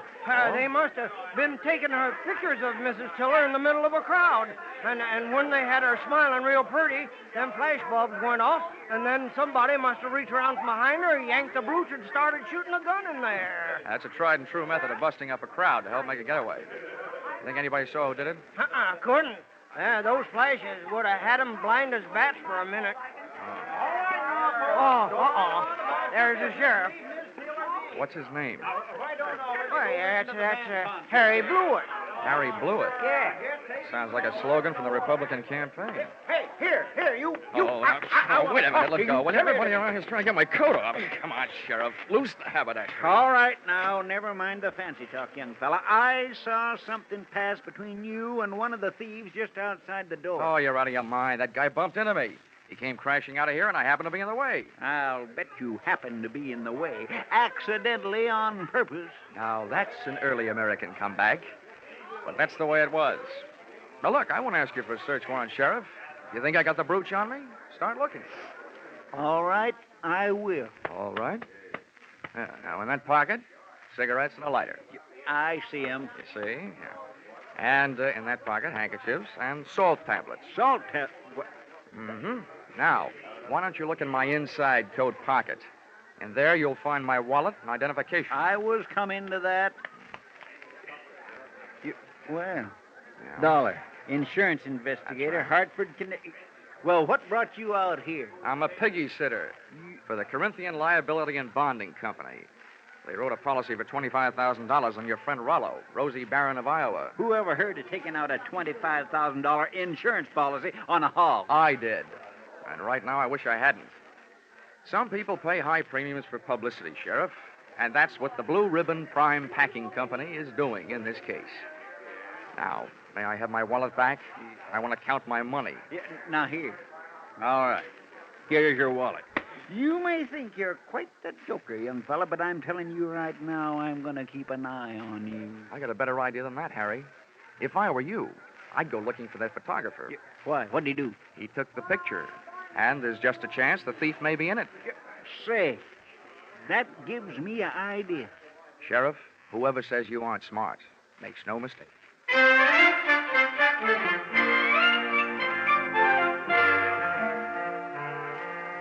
Rollo, the prize porker, wasn't hard to find. First, I followed a few signs. Then it was a matter of closing in on a contented series of juicy, slurping grunts that came blurping up out of a succulent mound of Louisiana yams. Rollo was all fat and a yard wide. His table manners weren't much. He didn't look very smart, but he sure looked healthy. 980 pounds on the hoof. A fine figure of a pig. Pardon me, miss. Could you tell me who's in charge around here? Well, just for the moment, I am. Well, I'm trying to find a Mr. Worthington Tiller, who I take it owns this monster. Monster? What? What's the matter? Have I said something wrong? You certainly have. And you've also said it to the wrong person. In case you don't know it, my name is Alva Anderson. Oh, my name is Johnny Dollar. How do you do? What's all this got to do with Rollo? Nothing. I just raised Rosie Barron of Iowa from a suckling, that's all. Kind of got away from you, didn't it? I'm sorry, Miss Anderson. I apologize. To you, too, Rollo. Sorry about the interruption, Miss Anderson. Some fool made off with my wife's diamond brooch. How's this excitement affecting Rollo? I hope he hasn't lost any weight. Well, he took it very well, Mr. Tiller. Oh, good. This gentleman wants to see you, Mr. Dollar. Yes. Oh, from the insurance company. That's Good, right. Good. Well, I'm glad you're here. We'll have your picture taken right away with my wife and Rollo. Oh, it'll make grand publicity for Blue Ribbon Prime Packers. Oh, I don't mind having my picture taken. Just so long as your wife doesn't mind having people pinch her diamond brooches. Oh, well, now, don't worry about that. It was fully insured. Oh, that kind. The thing I want you to worry about is Rollo here. As president of Blue Ribbon, I paid Miss Anderson $10,000 for this magnificent swine, and I don't want anything to happen to it. You bought him for $10,000, insured him for $25,000, and you don't want anything to happen to him? Well, I don't mind paying those exorbitant premiums when I get back the kind of publicity this will bring in. I can see it in the papers now. America's fabulous insurance investigator, Johnny Dollar, sent from Hartford, Connecticut to guard the life of that fabulous prize swine, Rosie Barron of Iowa. Well, Mr. Tiller, I don't mind getting my name in the paper for a pig, just so long as it is not in the obituary column. I just couldn't stand having my tombstone read, Johnny Dollar no longer am. He gave up his life for a great big hand.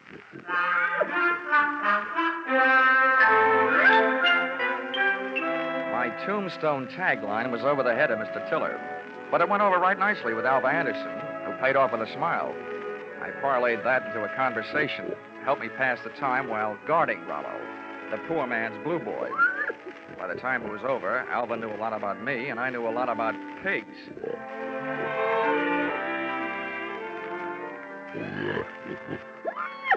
You know, you have beautiful eyes, Alva.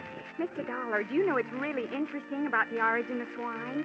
Why, it's estimated that the Chinese people domesticated swine about 2900 B.C.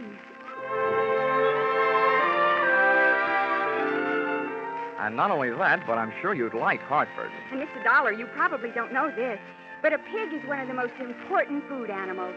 It's an economical converter of grain and other feeds into body tissue, as the products of which furnish meat and fat for human consumption. Alva, darling, I'll only be in town for a little while. And not only that, but people who say that pigs are dirty don't know what they're talking about. Why, sanitation is essential to good health, rapid growth and development, and profitable production. Oh, Rollo, what have you got that I haven't got?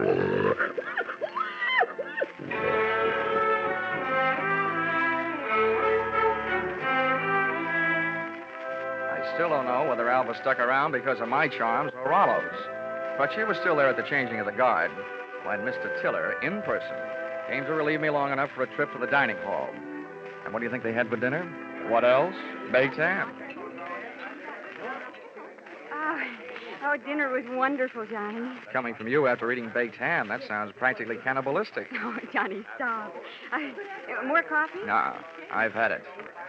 Alva, you know, there's something I've been trying to say to you for the past 5 hours. Yes, Johnny? Well, it's just that, well, I want... What? Oh, it's the sheriff. Oh, why doesn't he blow his siren? Well, I have to be going. It's time to get Rollo ready for the winner's parade past the grandstand. I'll just run along. I'll just go with you. Hey, Dollar, I want to talk to you. Well, I'll see you later, Johnny. Yeah. Well, Sheriff. Hey, you being a sort of investigator, Dollar, I knew you'd be interested in my methods. Well, you're sure interfering with mine. Huh? Yeah. Oh, well, do you know what I did? What? I found that photographer, had that picture developed, and rushed it up to the state capitol. And they just called me. Dollar, there's a known criminal in that photo. He's got that brooch, and he's on the loose. Do you know what that means? Yeah. It means that you shouldn't be sitting here talking to me. Who is this villain? They say he's the... Ooch over here, Little. Yeah. What? They say he's known as Little Rocky.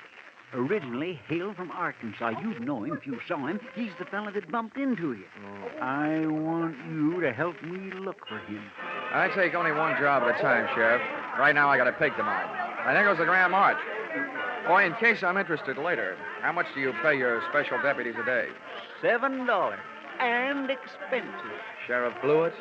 I'm afraid that blows it.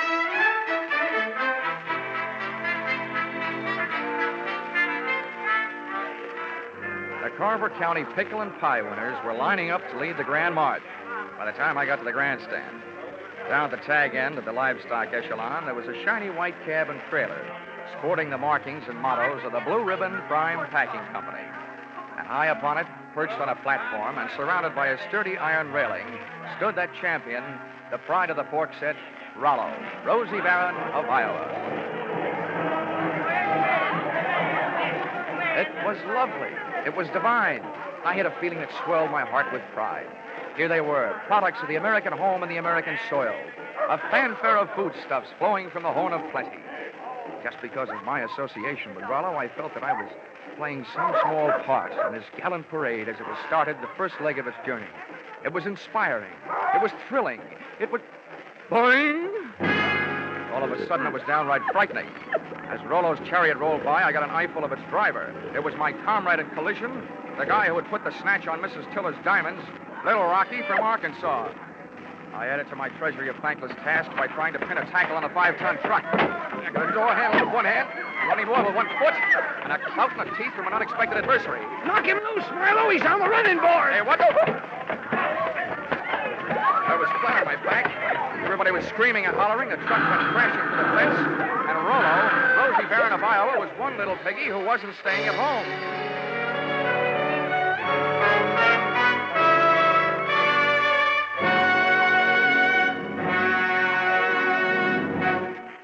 In just a moment, the second act of Johnny Dollar. But first, taking in the action from Johnny Dollar, are you? All right, that's good, because staying with CBS is the way you'll head straight for the big return from vacation 8 days from now, Monday the 29th, of Lux Radio Theater and all the other big Monday night CBS favorites.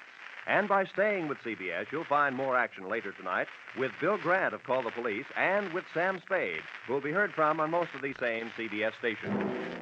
Now, with our star, Charles Russell, we return to the second act of yours truly, Johnny Dollar.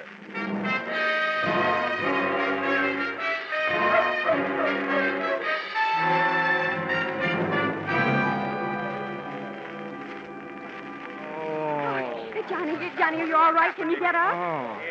Oh, the spirit's willing. I'm not sure about my spine. Here, let me help. I'm the guy who goes around telling kiddies never to hitch rides on trucks. Well, nobody can say I didn't make a dent in Iowa. It was wonderful the way you tried. But what are you going to do now? Right now, I don't know. The only place I can think of at the moment where I might find a hot pig is a barbecue stand. Oh, this is no time to be funny. Well, look, up until now, all the laughs are on me, kid, so let me be the judge, huh? Well, what are you going to do? Well, first I'm going to practice my arithmetic and see what adds up. You can't unload a stolen pig in a pawn shop. So, question number one is, where do you unload it? Where would you go? Well, where would I... Well, I'd never thought of it. Well, here's what I figured. The Rollo on the hoof is too well known to peddle for anything like the dough he's really worth. I mean, he's not like a big diamond that you can cut up in little... Or is he? What is the going price on pork? The market this morning was at $23.50. Well, that kind of money hardly sounds like Little Rocky's kind of project. But maybe things are tough. By the way, Alva, have you ever been in Arkansas by any chance? Why do you ask? Just wondered. Hey, Dollar, just a minute. I want to talk to you. Barnyard bloodhound himself. Yeah, Sheriff? Would you mind, Alfred? I was just leaving. How could she be that cold on such a hot night? Huh? What's bothering you, Sheriff? I saw your little performance, Dollar, when you leapt at that truck. Just how hard was you really trying? How hard was I... I ought to punch you in the nose, badge or no badge. Now, don't you go getting huffy. I just want you to know that I don't fool easy. When I'm on a case, I'm suspicious of everybody. Yeah, that must be rough on your wife. How often do you have her in handcuffs? Huh? Well, Now, look, Sheriff, all I need from you is the use of a car so I can go looking for old Lardhead. No, you don't. There's enough missing around here as it is. Rollo, Miss Tiller's jewelry, and I ain't about to add a county vehicle to the mess. And besides, I want to keep an eye on you. Good. You might learn something. Come on. Here, wait a minute. Where are you going? Over to the Ferris wheel. That truck hasn't been off the fairgrounds more than a couple of minutes. I want to get a look at the countryside. Ferris wheel. Say, that gives me an idea. I hoped it would. Come on. Say, Sheriff, I don't know very much about this farm-side ferreting racket. Well, there's more to it than meets the eyes, I can tell you that. Oh, yeah, I bet there is. Tell me, didn't I see a feed trough on Rollo's truck with a lot of mash in it? Well, now, let's see. If he ate yams this afternoon, he'd eat mash tonight, all right. Does mash kick up any kind of a smell? Oh, sour as swill. But the pig seems to like it. Uh-huh. How does this sound to you, Sheriff?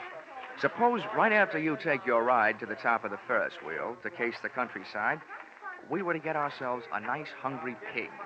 Say, that gives me an idea. We could take that pig and he could smell that mash in the air and sniff out the trail of that truck. Sheriff, if you aren't a genius, I wouldn't be surprised. Oh, Shaw. It was planting time in Iowa that night, at least for ideas. 2 of which I had planted in the not-too-fertile mind of Sheriff Harry Blewett. And as long as it took us to walk from the trotting track to the Ferris wheel, it came harvest time for notion number 1.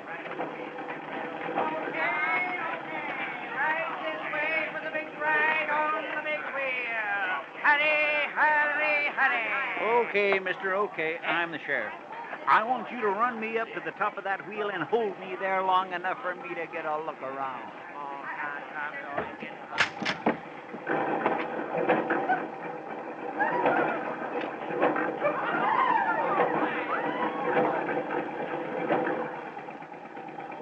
When the wheel came to a stop with Harry Blewett sitting in his little cage at the top, I pulled a low trick on a high sheriff. I bought a pink lemonade from the juice stand next to the Ferris wheel, walked over to the motor that rolled the big heap, unscrewed the cap on the gas tank, and gave it a big, long drink.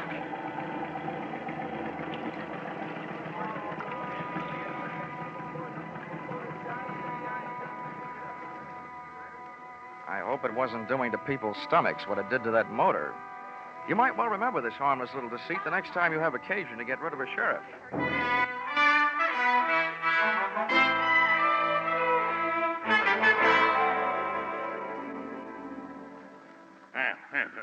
This kind of publicity is a little too expensive, Dollar.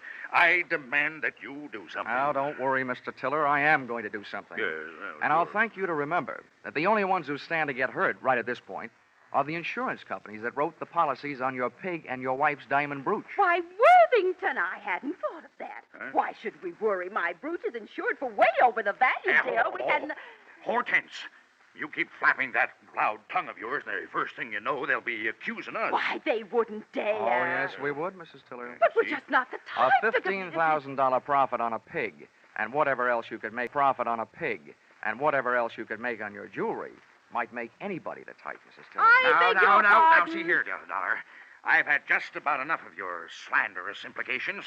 I have a few thoughts you might profit by. Go ahead, Worthington. I'm always interested in profit, Tiller.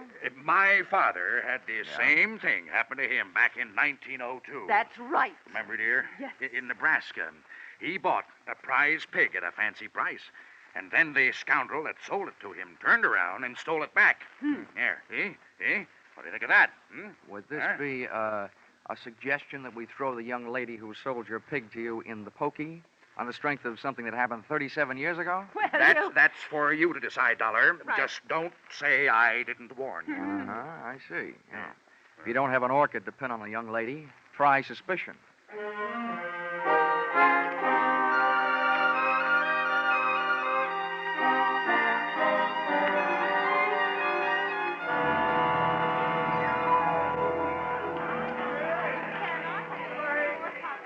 Most of the crowd packed in the grandstand watching the free attractions, I had a good chance to scout the fairground for Alva Anderson, from whom I wanted to learn a little bit more about the habits of not only pigs, but their ex-owners. Our trail led me past the home-baked cakes, hybrid corn, the watermelon pickle, tractor and harrow exhibits, and all the way back to where I'd first met her, Rollo's pen in the swine wing of the livestock building. But when I got there, Rollo's cupboard was bare. Alva was leaving for the rear door in the company of a small, tough-looking gent carrying a sack over his shoulder. Name of Little Rocky from Arkansas. I could hardly believe it, but they piled into a car and hauled off up the road. At the risk of adding one last insult to the most recent injury I'd inflicted upon Sheriff Blewett, I stole his car and went dusting up the highway in hot pursuit. There's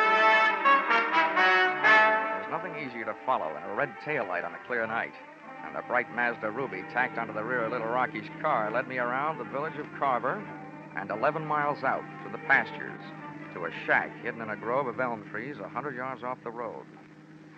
I parked the car and legged it in. From 25 feet away from the house, I could call the roll through an open window. They were all there. Little Rocky, the strong-arm man who would knock me off the running board, Alva Anderson, and last but not least, there was Rollo, all 980 pounds of him, and most important to me, still alive. Here you are, Milo, you stupid clown. Oh, stop. This is all the sweet potatoes that was left. First we go through them, and then we'll be ready for you, Alva. Oh, but I told you I don't have it. We'll see about that later. Hey, Milo, don't get the porker excited. I didn't do Here, put the sack on the table. Then when we look at him, we throw him out the window and away from him. Now, hurry up. All right. Well, it ain't in this one. Ain't in this one either. Nope. Ain't in this one. Shut up, just look. Well, I just... And from now on, from you, no thinking. Anybody dumb enough to stash a $30,000 hunk of jewelry and pig food ought to go see a head doctor. Oh. Come on. Through the open window, I was being bombarded by sweet potatoes and facts. While making a getaway after ripping the brooch from Mrs. Tiller's throat, Little Rocky's accomplice had suffered a sudden attack of panic and had hidden the brooch in one of Rollo's lunchtime yams. Whether that yam was inside the piggy or out, they and I were apparently just on the verge of learning. That does it, I guess. Ain't here. Then that means... That means your little friend here had a $30,000 snack today, which right now is giving me a great big bellyache. You know all about pigs. What do we do about it? Well, Rocky was yellow. He wouldn't rub him out. Look who's talking. Here, take my 38 if you're so tough.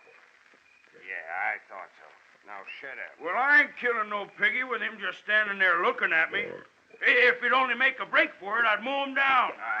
You. Now, look, baby, we'll kill him if we got her. We want that chunk of ice, and we want it fast. Milo, tease him into the corner with a sweet potato. We're throwing them all out the window. Oh, please, Mr. Rocky, You don't. shut up, too, and sit down. Close your eyes if you want to. Oh, please, Mr. Rocky. In the manner of Sheriff Blewett, I had an idea. Given to me, of course, by Rocky. Alva was sitting in the corner, Rollo was scratching his side by rubbing it against the opposite, and Rocky and Milo were standing shoulder to shoulder in the middle of the room, ready to advance on him. I groped around in the dark until I found one of the yams, and taking the sweet potato delicately in my hand, I tossed it through the window so that it would roll to a point just behind Rocky and his pal Milo. Oh, look out! He's shooting balls! Oh, Johnny, help! Rollo took my bait and, getting to it, knocked his two would-be executioners in a heap on the floor. I took over from there, jumping to the window and applying a kitchen chair dutifully to the prescribed areas, reducing enemies to a state of unconscious surrender. They gave out, Alva gave up, and Rollo gave me a dirty look.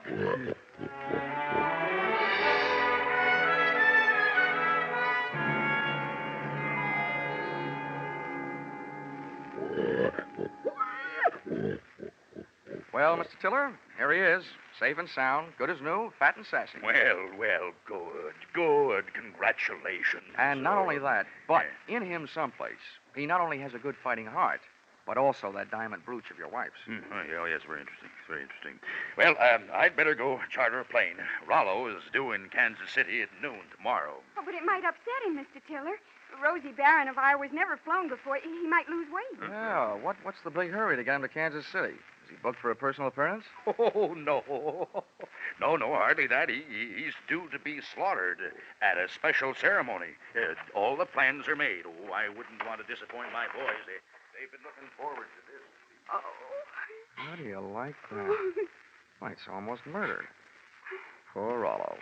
Oh, Johnny. Come on, let's get out of here, Alva. Gosh, who would have ever thought I, Johnny Dollar, would ever gotten so attached to a pig?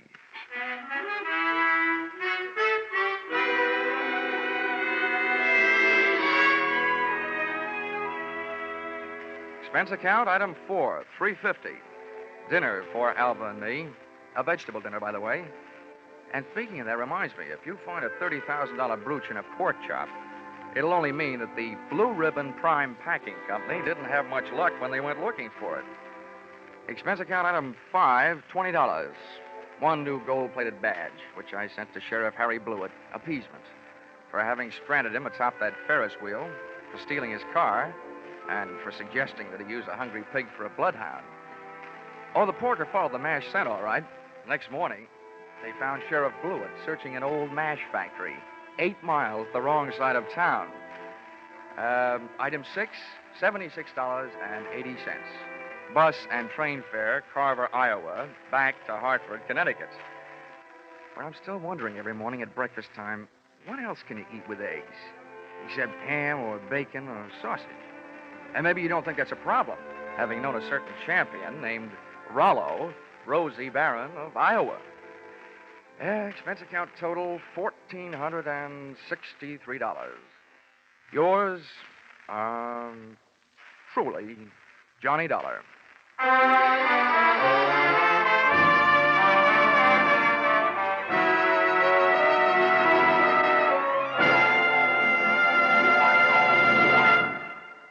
Yours truly, Johnny Dollar, is produced and directed by Norman MacDonald and stars Charles Russell with script by Paul Dudley and Gil Dowd. Featured in the cast were Parley Bear, Sammy Hill, and John Daner, with Junius Matthews, Ann Morrison, Jack Crucian, and Paul Dubov. Pinto Colvig was Rollo. The special music is written and conducted by Leith Stevens.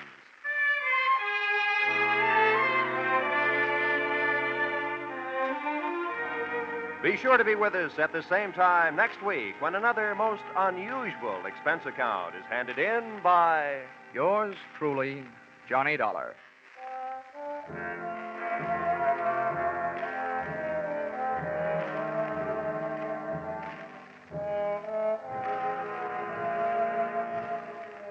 Your hit parade on parade will be back tonight in the familiar CBS Jack Benny time with the great tunes of August 12 years ago. Sweet Leilani and Where or When. Many another still green in your memory will be among the hits you will hear. Speaking of hits, put down August 29th this year in your little book.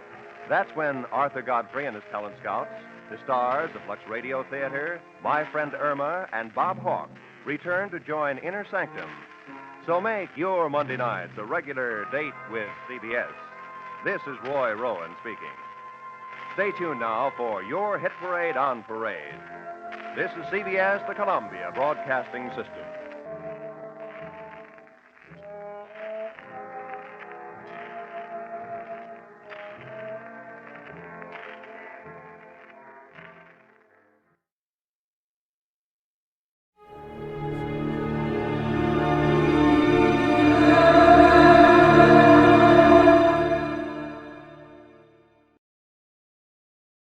Dragnet.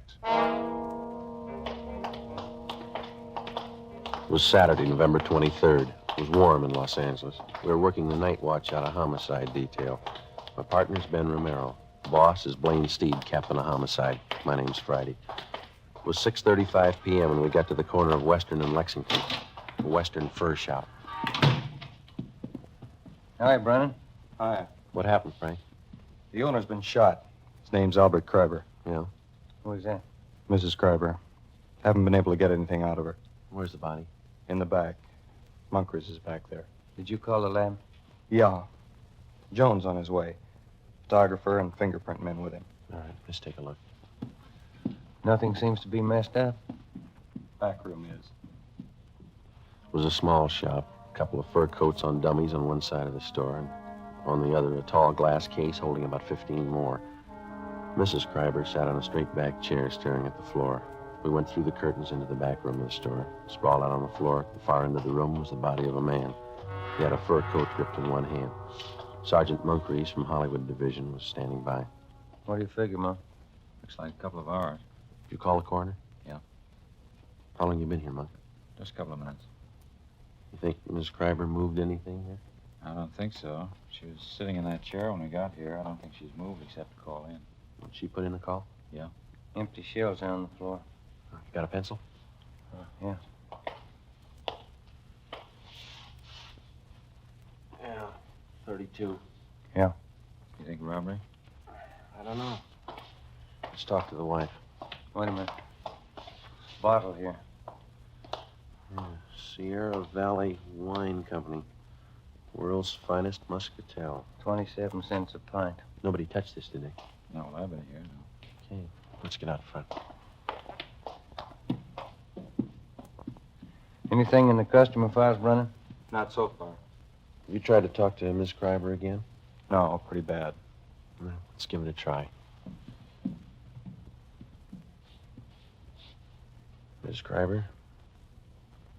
I'm Sergeant Friday. This is Sergeant Romero. We'd like to talk to you if we could. We know how you must feel, but there are a few questions that we have to ask you. Did you telephone the police? We have to know how it happened, Miss Kreiber. Miss Kreiber? Mm-hmm. Can you tell us what happened? Who is it? What do you want? We're police officers. Oh. Albert. Albert's dead. Albert! Albert! Someone call the police? Miss Kreiber, we are the police. My husband's been murdered. He's dead. Albert. We better leave her.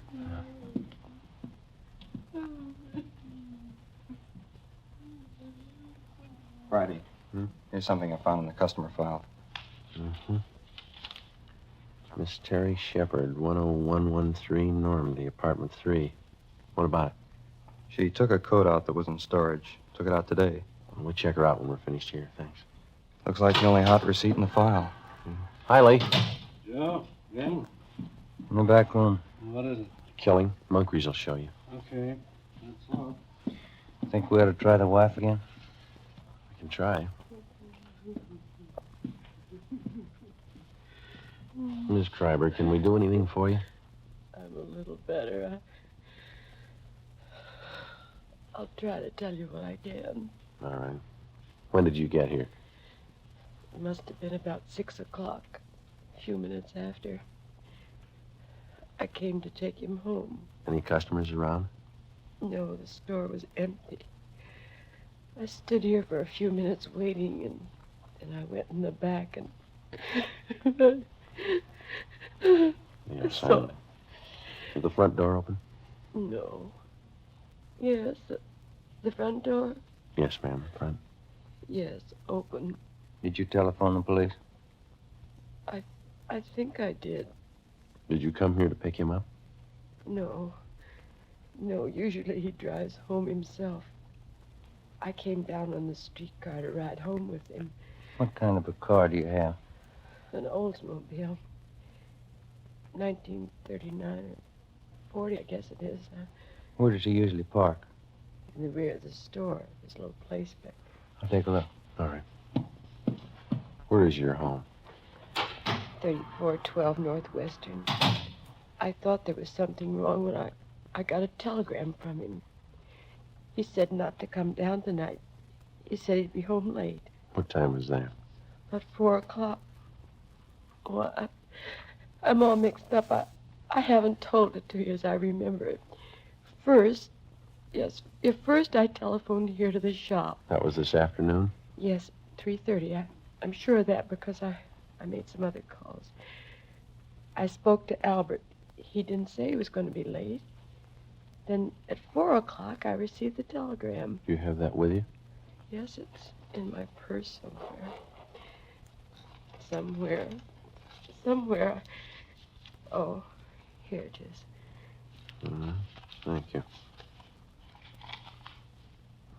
Don't come down. I won't be home until late after see a customer, Albert. Can I keep this? We'll return it to you. Yes. What'd you do after you got this wire, Miss Kreiber? Well, nothing. I thought it was strange, but I didn't think too much about it. Then I started wondering why he didn't say anything over the telephone about being late, so well, I came down here on the streetcar. Did you phone the store just before you left your house? Yes, but there was no answer. Parking lot's empty. Better get out an APB on the car, huh? Miss Crabber, you said your car was a 1939 or 40 Oldsmobile, didn't you? 1940. I remember now. What model is that? Oh, it's sedan, light blue. Do you remember the license number? Well, I have it on this chain with the extra keys. Here it is, on this little tag. The veterans make these. Thank you. Joe, can I see him now? Sure. Excuse me, Miss Kramer. Do you want me to wait? I'd like to go home. We'd like you to wait for a little while, yes. Do you have any relatives living here? A niece and a nephew in Beverly Hills. Jerome Reed. They live on Cannon Drive. All right, we'll call them for you. Thank you. Lee, is this phone out here all right to handle? Yeah, it's been dusted. Okay. Joe, you coming in? Yeah, right away. Pretty clear, easy to trace. Mm-hmm. I'd say he was standing over here by the curtains when he was shot. That's where the stains begin. Mm-hmm. And he must have stumbled along this glass case. You can see the smears here in the glass where he tried to grab hold of something. Yeah. And I guess he caught hold of that fur coat and pulled it down with him. Mm-hmm. Then he stumbled and bumped up against this coat bag, fell through that and up against the safe. How many times was he hit? 6 empty casings on the floor. Looks like 4 through-and-through wounds. 32, huh? That's right. The wife know if anything's missing? Yeah, she's in pretty bad shape. It looks to me like somebody took his wristwatch and a ring from his left hand. If he had a billfold, that's gone. No coat. All the trouser pockets are turned inside out. What about that wine bottle? It's smeared. Can't lift a thing. Okay, thanks. Ben? Still on the phone. Okay. No. License 15 Boston. 6707. No, 707. Yeah. Driver might be armed. Hang on a minute, Wallace. What? Now, give that DMV, will you? Save another call. Miss Kreiber, did your husband have a wallet? Yes, brown alligator. Did he keep his identification in it? Yes. Did he carry much cash? No, just a few dollars. He was always afraid of holdups. Thank you. You want to give that to him, Ben? Yeah, okay. Hey, Wallace, suspect might have a brown alligator wallet with identification cards of Albert Kreiber. Yeah, that's C-R-I-B, Boston, B, Boston, E-R. 3412 Northwestern Avenue. Yeah. Yeah, okay. Yeah, bye. Joe? Might be something here. Yeah, Monk? Invoice from a Far North Fur Company. 3 mink coats delivered here today. I looked all around. I only found 2, 1 missing. Did you find a sales slip for the other one? No. Miss Kreiber, would you come over here, please? Yes. Where are they, Monk? Over here. All right. Over this way. Well, these are mink coats here, aren't they? Yes. It's wild mink. Albert told me he ordered them. Yes, ma'am. We found the invoice. He ordered 3. There are only 2 here. Do you know anything about any of his customers? No, I don't. I never met any of them. Oh, I remember now. Just the night before last, he called someone from home. Told her he'd have some minks in today and she could come in and look them over. Do you know who that was? I didn't hear any name. Miss Kreiber, do you have any idea who might have wanted to shoot your husband? No, none at all. He was friendly with everyone. Everybody liked Albert. He didn't run around. He was either working or at home. Did he drink? Not at all. No, I mean beer, a little wine, maybe? No, he never touched anything. All right, thank you. Brennan, will you see that Miss Kreiber gets to her nephews? Right away. Thank you. Might as well go, Ben. Yeah. We can talk to some of the neighbors. 6 shots fired. Wonder why nobody heard him. Pretty heavy traffic outside, huh? Somebody wanted a mink coat pretty bad. Coat like that costs quite a bit, doesn't it? This one's going to come a little high, yeah.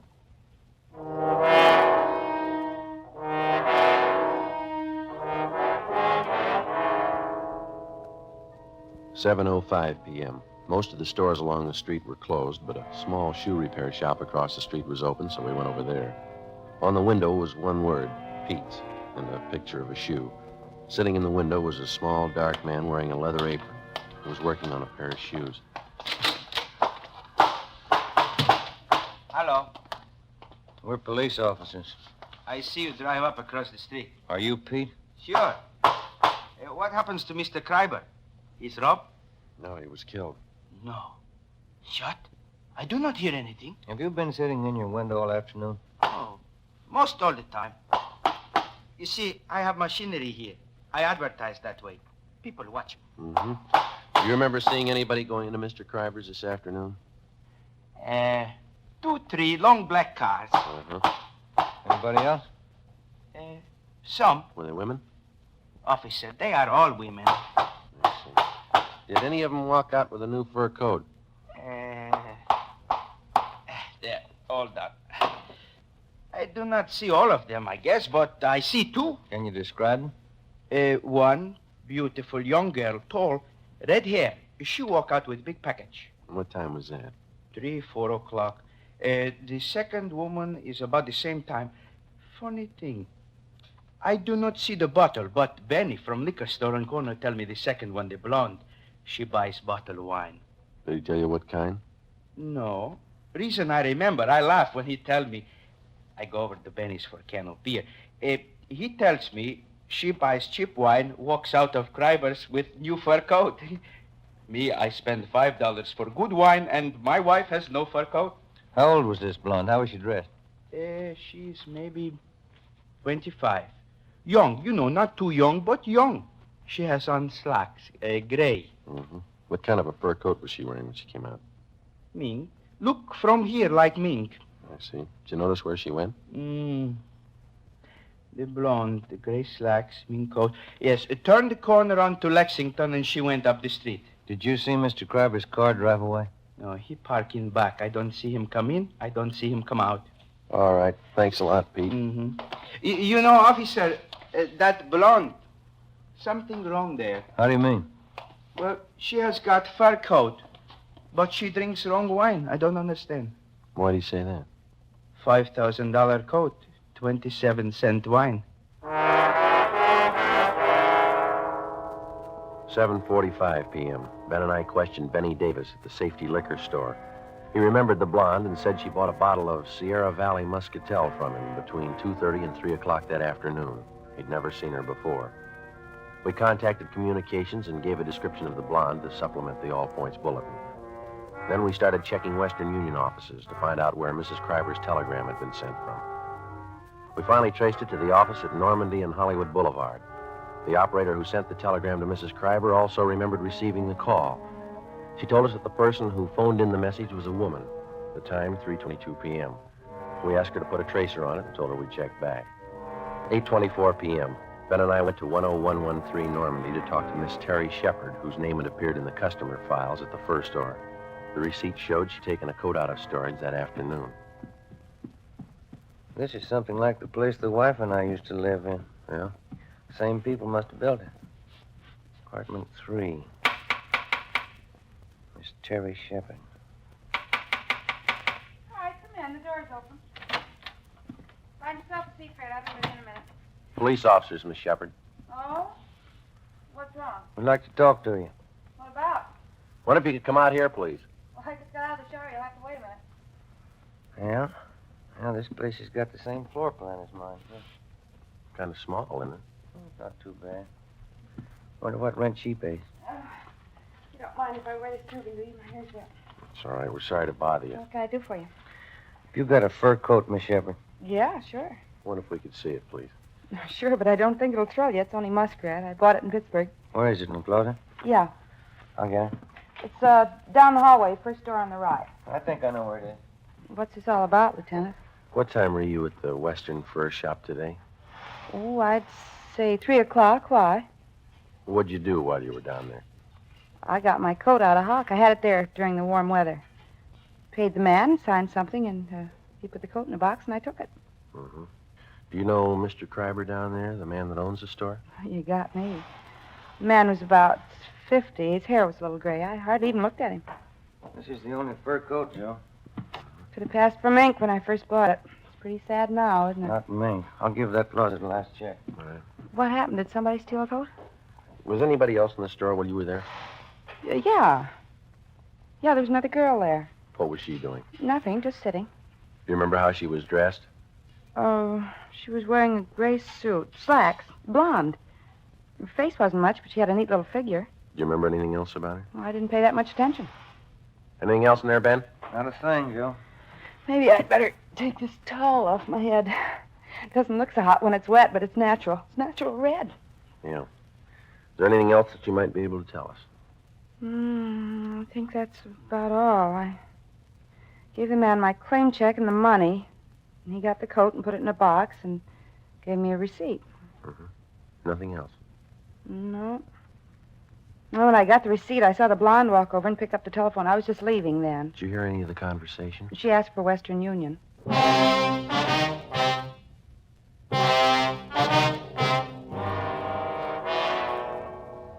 Sunday, November 24th, 9 a.m. Ben and I contacted the owners of all the shops in the vicinity, but none of them saw or heard anything at the time of the shooting. Officers Brennan and Munkrees interviewed all the regular customers of Albert Kreiber's fur shop. Only 3 had been in the store on Saturday, but none of them had noticed anything wrong. 11:35 a.m.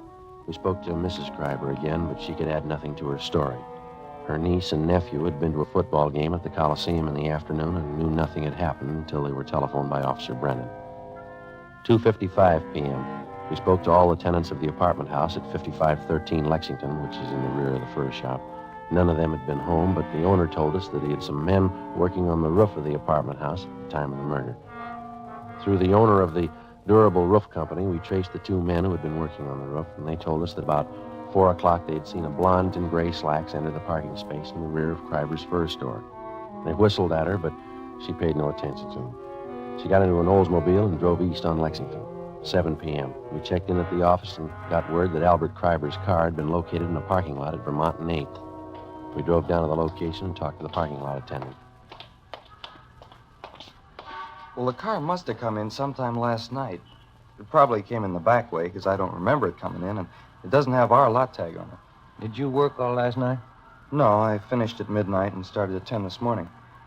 I kept waiting for somebody to claim this thing, and after supper, I figured it might be stolen, so I phoned the police.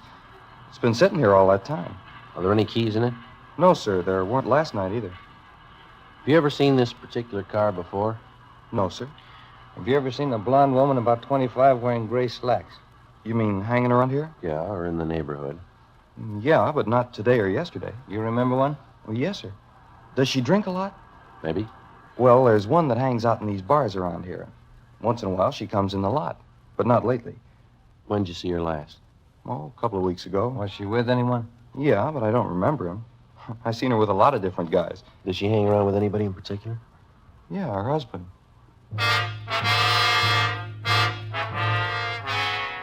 Before leaving the parking lot, we pulled the rotor out of the distributor so that nobody could drive the car away. 8:12 p.m. We called homicide and asked for more men to canvass the bars in the neighborhood. Ben and I staked out on the car. We sat in our car across the bars in the neighborhood. Ben and I staked out on the car. We sat in our car across the street from the parking lot until midnight. Nobody showed up to claim the car. The streets were almost empty. Our only chance was that the blonde lived in the neighborhood or was in a bar and would sooner or later try to claim the car. 1:53 a.m. What rent do you suppose that Shepherd girl pays? You got me. 75? I don't know. I bet I pay more than she does. Is that Munkrees? Yeah. Hi, Monk. Hi. Let's take a look up the street. See that couple? Where? Coming this way. Blonde, gray slacks, fur coat. She's pretty drunk. Where'd you spot her? Turned the corner from Olympic. They've been looking in parking lots. Monk, there's a rear entrance to this lot off the alley. Do you want to cover that? Yeah. Thank you. You see him all right? That's it. Where'd they walk under that light? Yeah. Pretty drunk. Looks like the same kind of coat, isn't it? Yeah.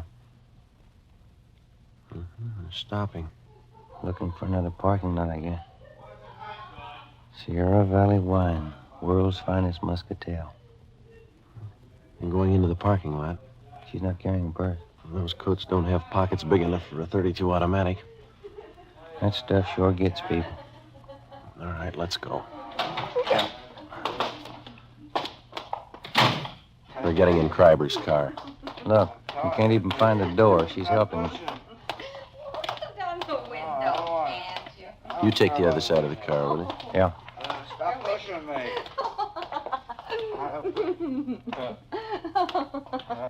Who are you? Police officers. Can I see your driver's license, please? I ain't got his driver's license. What's going on? What's your name? Betty Moore. What's it to you? The registration slip on the steering column says Albert Kreiber. What's the matter with this car, anyway?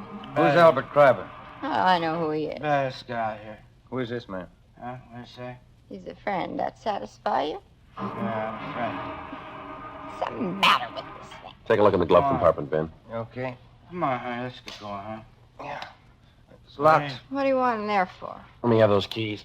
Hey, Here you are, Ben. How about going home? there's nothing in there. Let's go. Here's a purse. Give me that. You keep your hands in the wheel. Some gun, 32. It's his. It's empty anyway.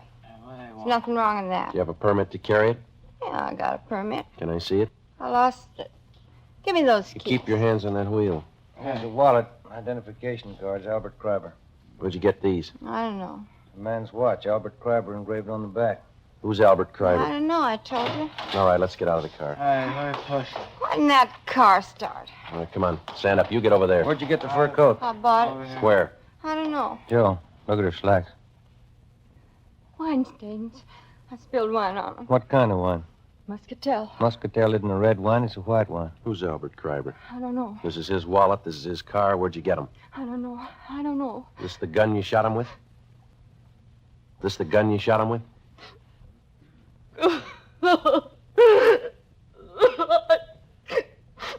I was going out with him. He said he'd give me a fur coat.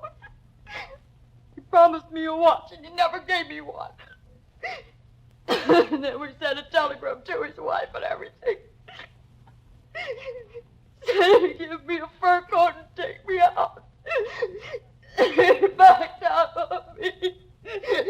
So you shot him. Sure I did. He promised me the coat. He said I could have any coat in the shop. He promised me. What are you crying for? You got the coat. This is the United States Armed Forces Radio Service, the voice of information and education.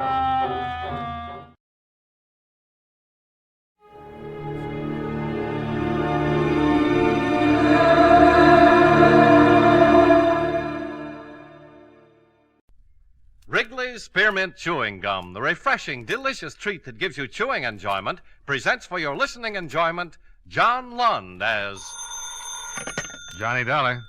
Philip Shaw, Johnny. Oh, fine. What have you got for me? Mr. Dale Martin is insured with National. He owns a gym, one of those bodybuilding places. Man was killed there. When did it happen? This morning, about an hour ago. Now, we don't know if it's an accident or not. The police are over there now. Anything to work on? Nothing. That's why I called you. Better get over there right away. I'll do it, but I don't take off my shirt.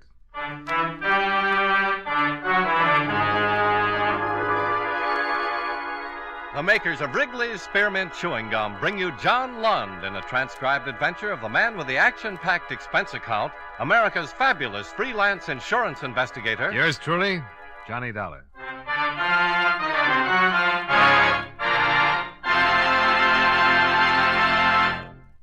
Wrigley's Spearmint Chewing Gum refreshes you. Wrigley's Spearmint Chewing Gum gives you real chewing enjoyment. Yes, for chewing enjoyment plus refreshment, it's Wrigley's Spearmint Chewing Gum. The lively, delicious flavor of Wrigley's Spearmint cools your mouth, helps keep your throat moist, and gives you a nice little lift. The good, smooth chewing of Wrigley's Spearmint helps keep you feeling fresh and alert, adds enjoyment to whatever you're doing. So for chewing enjoyment plus refreshment, treat yourself often to Wrigley's Spearmint Chewing Gum. Healthful, refreshing, delicious.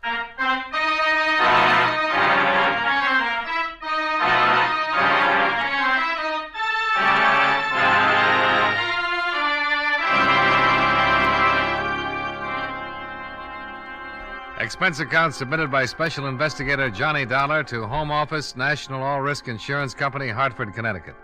The following is an accounting of expenditures during my investigation of the Blackmail matter.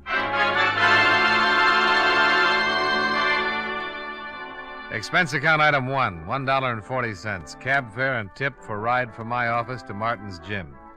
After receiving what little information there was from you by phone, I arrived at 12:15 at 1084 6th Avenue in the heart of downtown.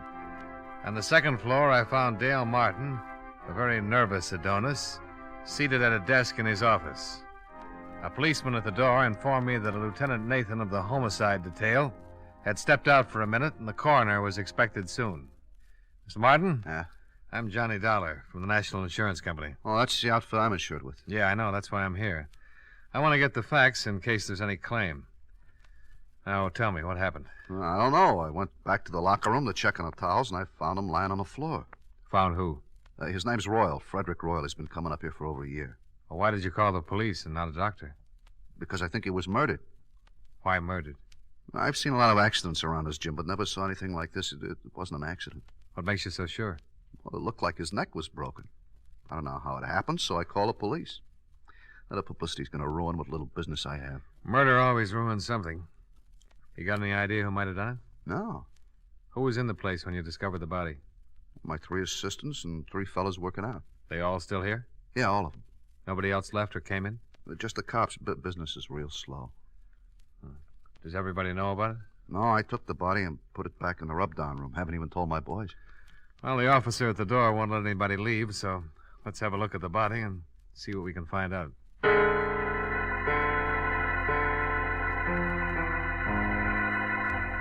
Martin left one of his boys to answer the phone, and everyone else was keeping busy wrestling with weights as he led me through the locker room.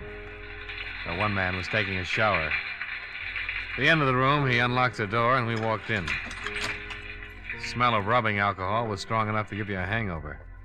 There were white curtains separating 2 rubbing tables. The first one was empty.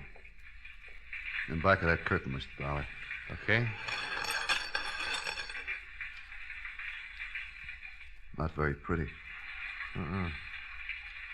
Circus rubber man would need vulcanizing if he turned his head that far.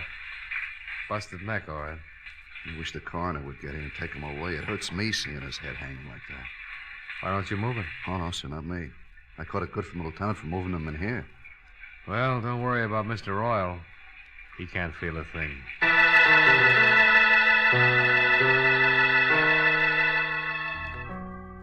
Lieutenant Nathan arrived with the coroner, and the latter confirmed our diagnosis. Nathan had Martin keep his clients and assistant muscle men busy. They started comparing biceps and forgot anybody else was there. Nathan was an old friend, so I didn't have to convince him that I was there on business. You saw the corpse, huh, Dollar? Yeah, it took a pair of pretty strong hands to do a job like that. Yeah, that makes everybody around here a suspect. Got any ideas? You'd have to know a man pretty well to let him get that close to you without starting something. Yeah, somebody could have been rubbing a kink out of his neck and got carried away with his work. Yeah. Why don't we start asking some questions? Yeah, I'll go out and round up everybody. Might as well start at the beginning.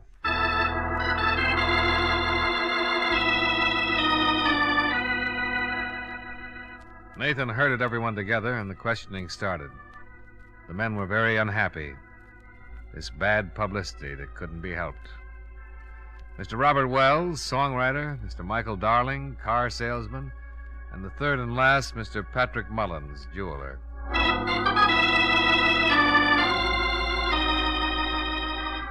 3 prosperous men, 3 prosperous denials.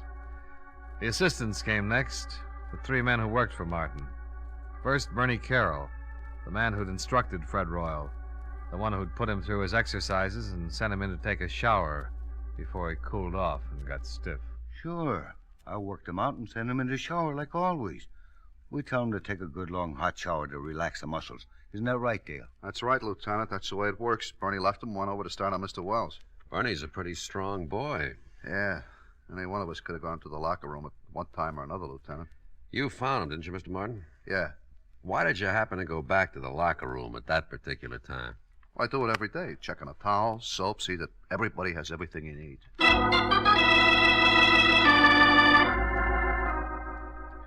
Question after question, trying to nail down alibis, trying to make them stick or tear them apart. According to everybody so far, it was a big mystery. Next man, Jack Olson. Yeah, I went back by the locker room several times. Why? Well, there's an electric coffee maker on a table against the wall back there. I wanted to get some coffee. Mm-hmm. The other times? Well, once to look at the appointment board to see what's coming in, later to get some chalk for my hands. Chalk for your hands? Yeah. Keeps your hands from perspiring and making blisters, when you're working with heavy weights. You're fairly new here, aren't you, Jack? 3 weeks. How'd you know that, Dolar? Well, the other boys all have heavy calluses. They don't use chalk. You know quite a bit about this weightlifting stuff, huh? Oh, sure. I used to lift candy bars when I was a kid. All right. Call in the last one. The last man, Johnny Morgan, and his story was no different than the others. Yes, he'd walked back past the locker room. No, he had not slipped in and popped Mr. Royal's neck while he was preparing to take his shower. The coroner removed the body, and all the rest went down to the precinct to sign formal statements. They were all released and sent home, pending further investigation. I hailed a cab and rode home with Dale Martin. Would you like some apple or carrot juice? Well, I'll try anything once. Good for you. Yeah, I figured that. You didn't kill him, did you, Martin? Don't be silly. He was the best customer I had. I wouldn't kill off my business. Here. Thanks. You have any ideas, Dollar? Nope. How long did you say Fred Royal had been coming to your gym? Over a year. What do you know about him? Not much. He was a wolf, like the girls. Always talking about the gal he was out with the night before. I got tired of his gab. I put him straight. You know what business he was in? Whatever it was, he had a lot of money. Wore a new suit every time he came around. Oh, excuse me. Hello? Oh, just a minute. For you, Dollar. Oh, thanks. Hello? I got something on the dead man. Got a record. Blackmail. You know where he lived? We're checking. Oh, wait a minute. Martin, you wouldn't by any chance know where Fred Royal lived, would you? Well, I send a bill to him every month. I got my books here in the apartment. I'll get the address. Oh, Nathan, Martin's got his address. I found something else in his personal effects. Key to a safety deposit box. Boys are checking to see which bank. Here's the address, Dollar. Fred Royal, 673 East Weeping Willow Circle. I told Nathan I'd meet him at Royal's place. I downed my liquefied carrots, said goodbye to Martin. Half an hour later, the lieutenant and yours truly, Johnny Dollar, were tearing Mr. Fred Royal's apartment to pieces. Nothing. Yeah, I came up empty, too. Hey, What's the matter? here's a date book. Good. Maybe we've been working on a holiday. See, here's a name. Barbara Carroll. Carroll. That's the name of one of Martin's muscle trainers, Bernie Carroll. Same name on some of the other pages. The 5th, Barbara, 6 o'clock. Again on the 2nd, Barbara, 8 o'clock. Again on the 28th and the 22nd. Wonder if there's any connection. Oh, might be his sister. Let's give it a try. Bernie and Barbara Carroll. Sounds like something they'd play at the Palace. Well, let's go see their act.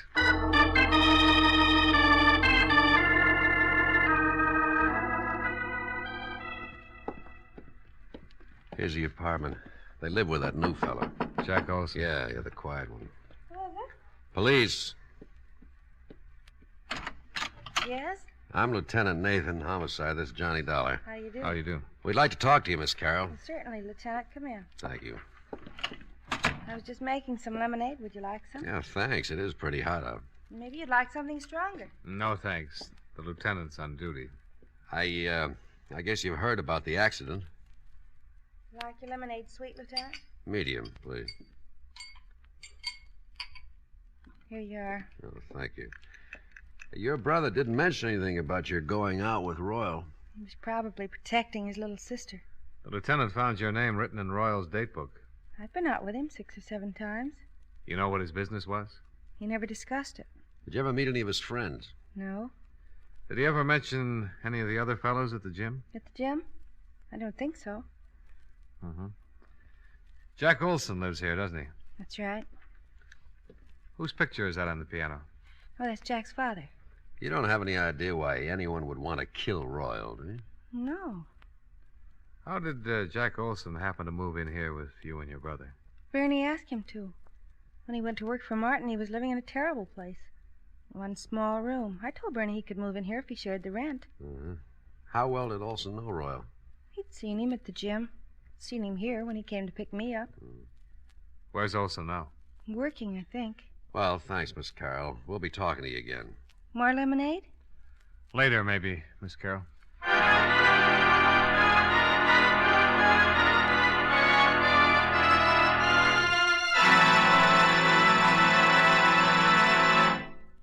Friends, wherever you are, whatever you're doing, you'll enjoy chewing Wrigley's Spearmint Gum.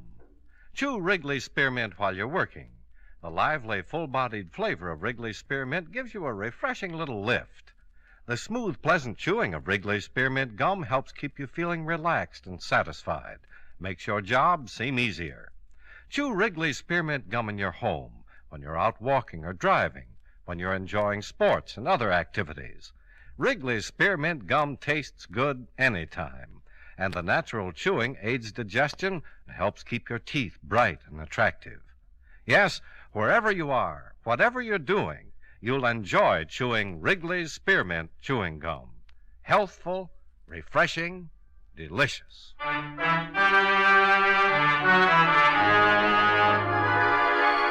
now, with our star, John Lund, we bring you the second act of Yours truly, Johnny Dollar.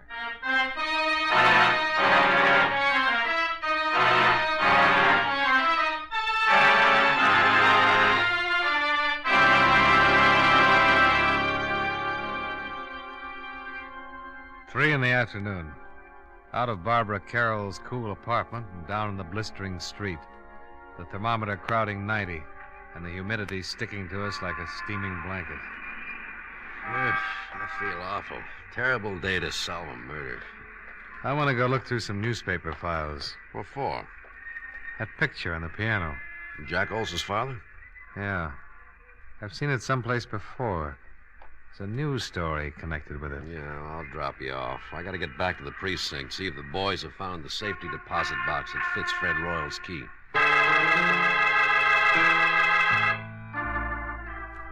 Nathan dropped me off at the newspaper, and I went down to the morgue to do some hunting.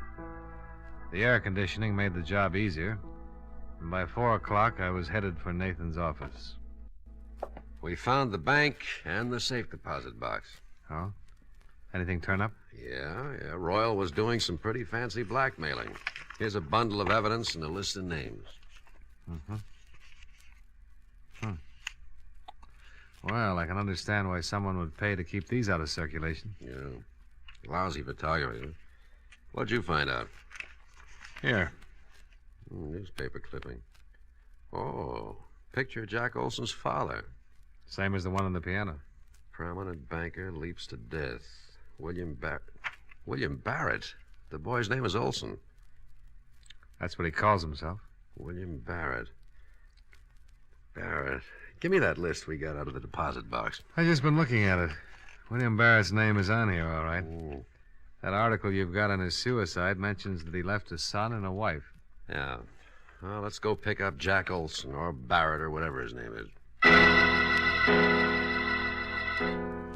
Well, it might not have meant a thing, but at least we had found one person who had a strong connection with Frederick Royal other than socially.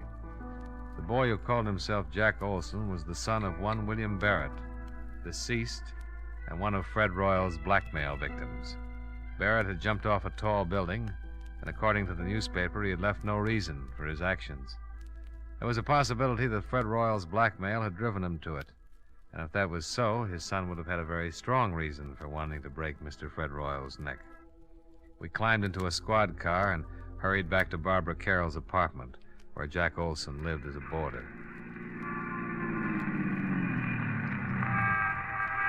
Now, let's go. Hey, wait a minute. Oh, what's wrong? Jack Olson, coming out of the building. All right, we pick him up on the street. He's hailing a cab. Come on, let's see where he's going.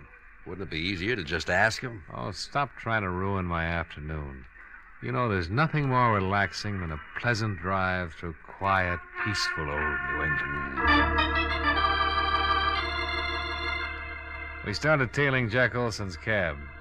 across town, along the Merrick Parkway, across a bridge. He's headed for Long Island. Well, your Connecticut badge won't be much good over there. We kept going across the Sound, past the outskirts of a couple of waterfront towns and onto a long highway. Pretty expensive cab ride. Pretty expensive. Pretty important. Yeah. Well, they're turning off on that road. Hope we don't lose them.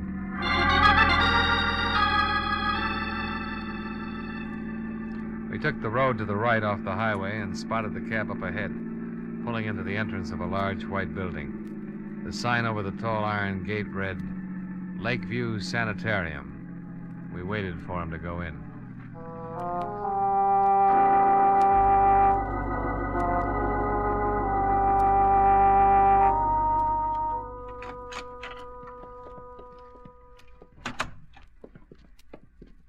Yes?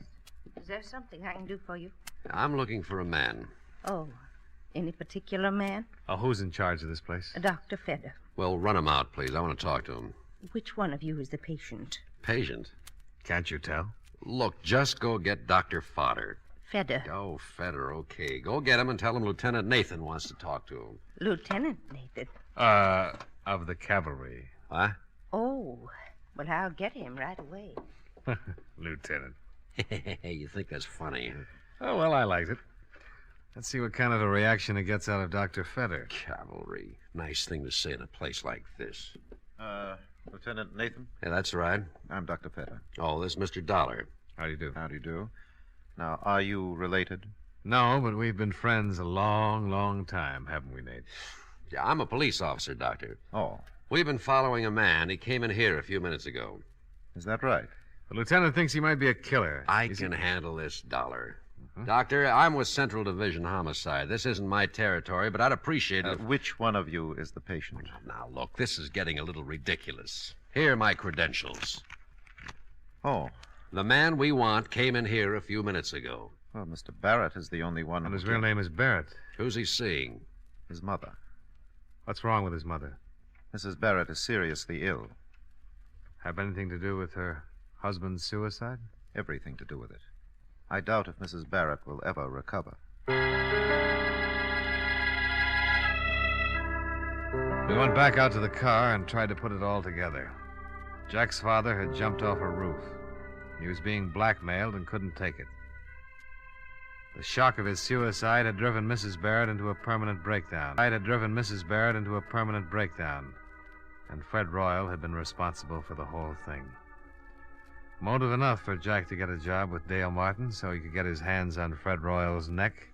Cavalry. Oh, stop groaning. Tell me what you think of my theory. We still need a confession. We'll get it. Mind if I make a pest of myself and ask how? Let's ride back to town and see Dale Martin.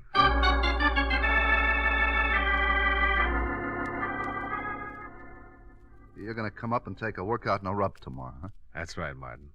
And I want you to make sure that Olson takes care of me. Did he do it, Dollar? I think so. But why? He seems like such a nice kid. He had a pretty good reason.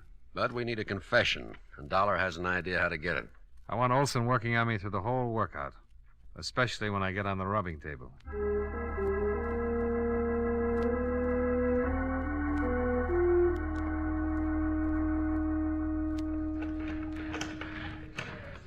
You're in pretty good shape, Mr. Dollar.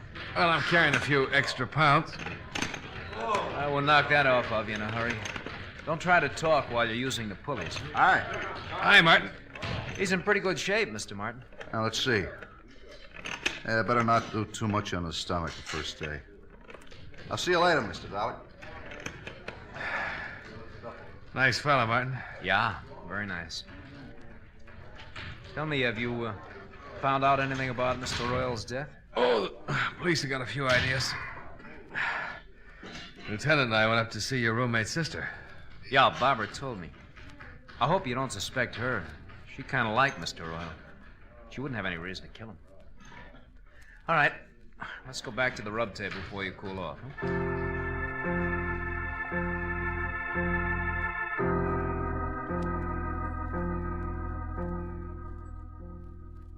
You don't mind going in there, do you? No. Why should I? Oh, some people are funny about rooms where there's been a dead person, you know? Well, it doesn't bother me, Mr. Dollar. Martin's got all his towels piled on the other table. I can move them if you like. Oh, no, it doesn't make any difference. Royal wasn't killed in here anyway. All right. Up on your back. Yeah. Give me a good brisk rub and let me relax for about 10 minutes. All right, slide down a little. Yeah.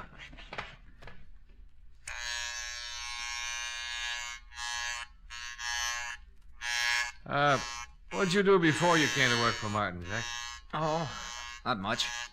Went to school, finally decided to look for a job. Found this one. You ever study this sort of thing? No, there's really not much to it. Martin shows us how to use the machines, help the clients, and rub the neck and back.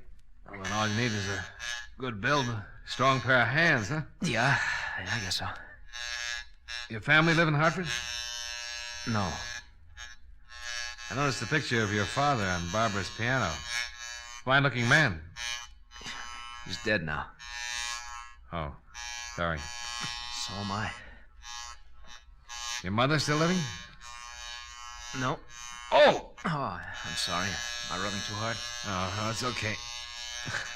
Well, you certainly got the strength for the job. Yeah, I'll turn off the vibrator and just use my hands.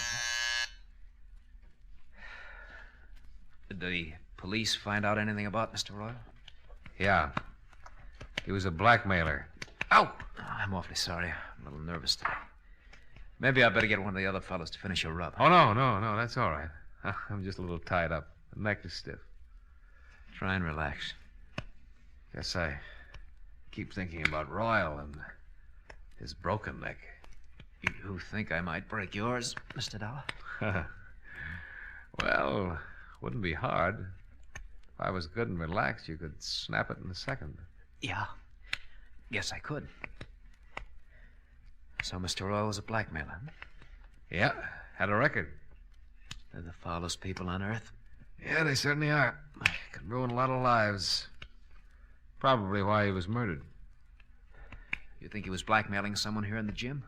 Oh, not necessarily. Well, if he wasn't, then no one in the shop would have a motive for killing him. Well, I've got a theory about that.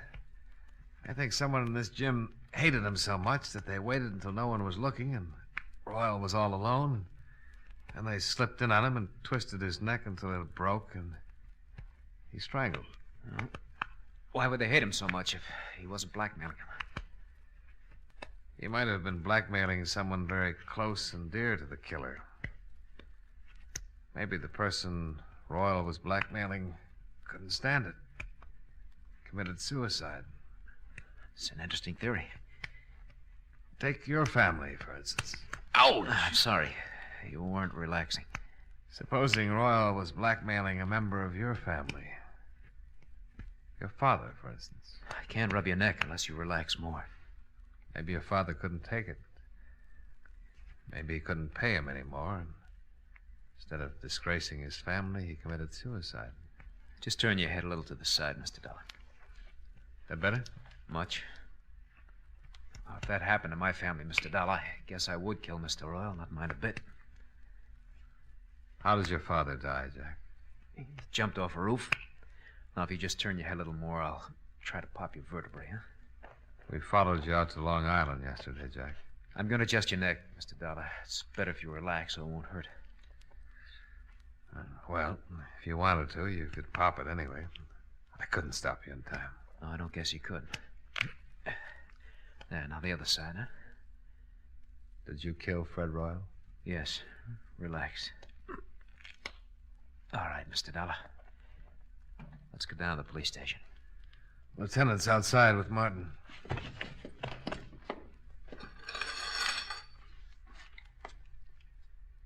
After you, Mr. Barrett.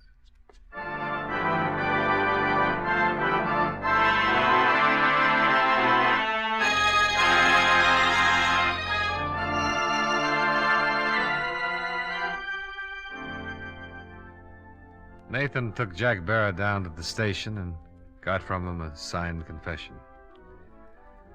I went with Martin, and with every drink I saw another Barrett. So finally I gave it up and came up here to my office. Expense account. Item 2, $4.53. 1/5 of very dry gin. Martin forgot his health and hygiene for a couple of hours and finished what I didn't drink. Item 3, $16.75. Cab fare for a ride up through the country, all by myself. Expense account total, $22.68.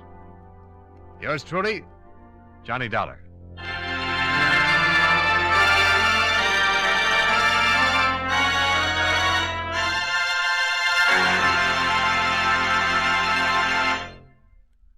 Remember, friends, Wrigley's Spearmint Chewing Gum refreshes you. Wrigley's Spearmint Chewing Gum gives you real chewing enjoyment. The lively, full-bodied flavor of Wrigley's Spearmint cools your mouth, freshens your taste, sweetens your breath. The smooth, pleasant chewing of Wrigley's Spearmint helps keep you feeling relaxed and satisfied, makes whatever you're doing more enjoyable. Yes, for refreshment plus chewing enjoyment, treat yourself often to Wrigley's Spearmint Chewing Gum. Millions enjoy it daily. Get a few packages and always keep some handy. That's Wrigley's Spearmint Chewing Gum. Healthful, refreshing, delicious.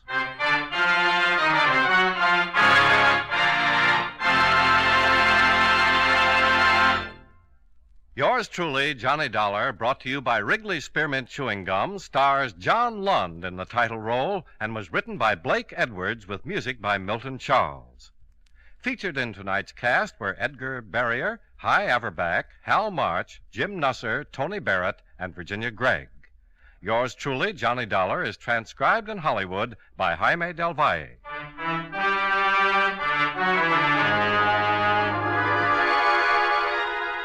The makers of Wrigley's Spearmint Chewing Gum hope you enjoyed tonight's story of Johnny Dollar and that you're enjoying delicious Wrigley's Spearmint Gum every day.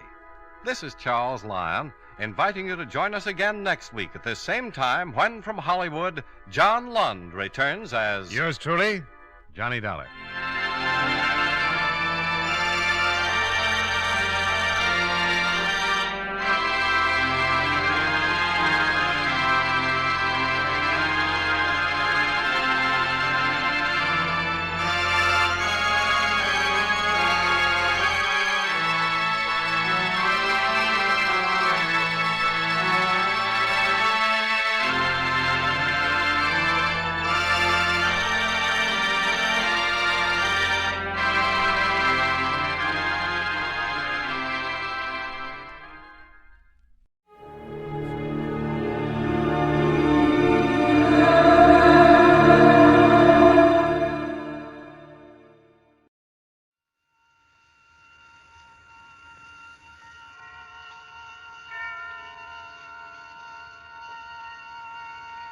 The Columbia Network takes pleasure in bringing you Suspense.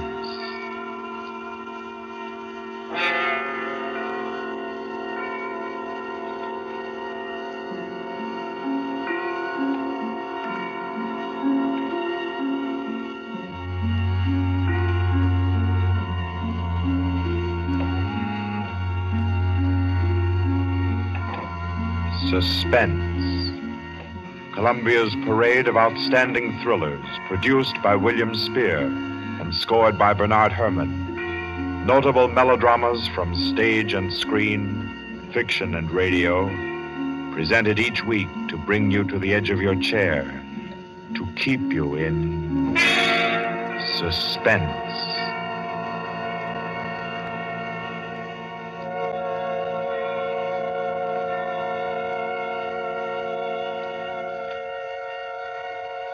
Tonight's story, by the noted American author T.S. Stribling, deals with the crime of murder on an exotic and atmospheric island, with ragged beggars who slept in a Hindu temple and awoke with gold in their pockets and a dead girl lying near them, and with a strange and mystical entrance into the life of hereafter, which was the experience of an American psychologist. For your suspenseful listening, we invite you to join us for A Passage to Benares.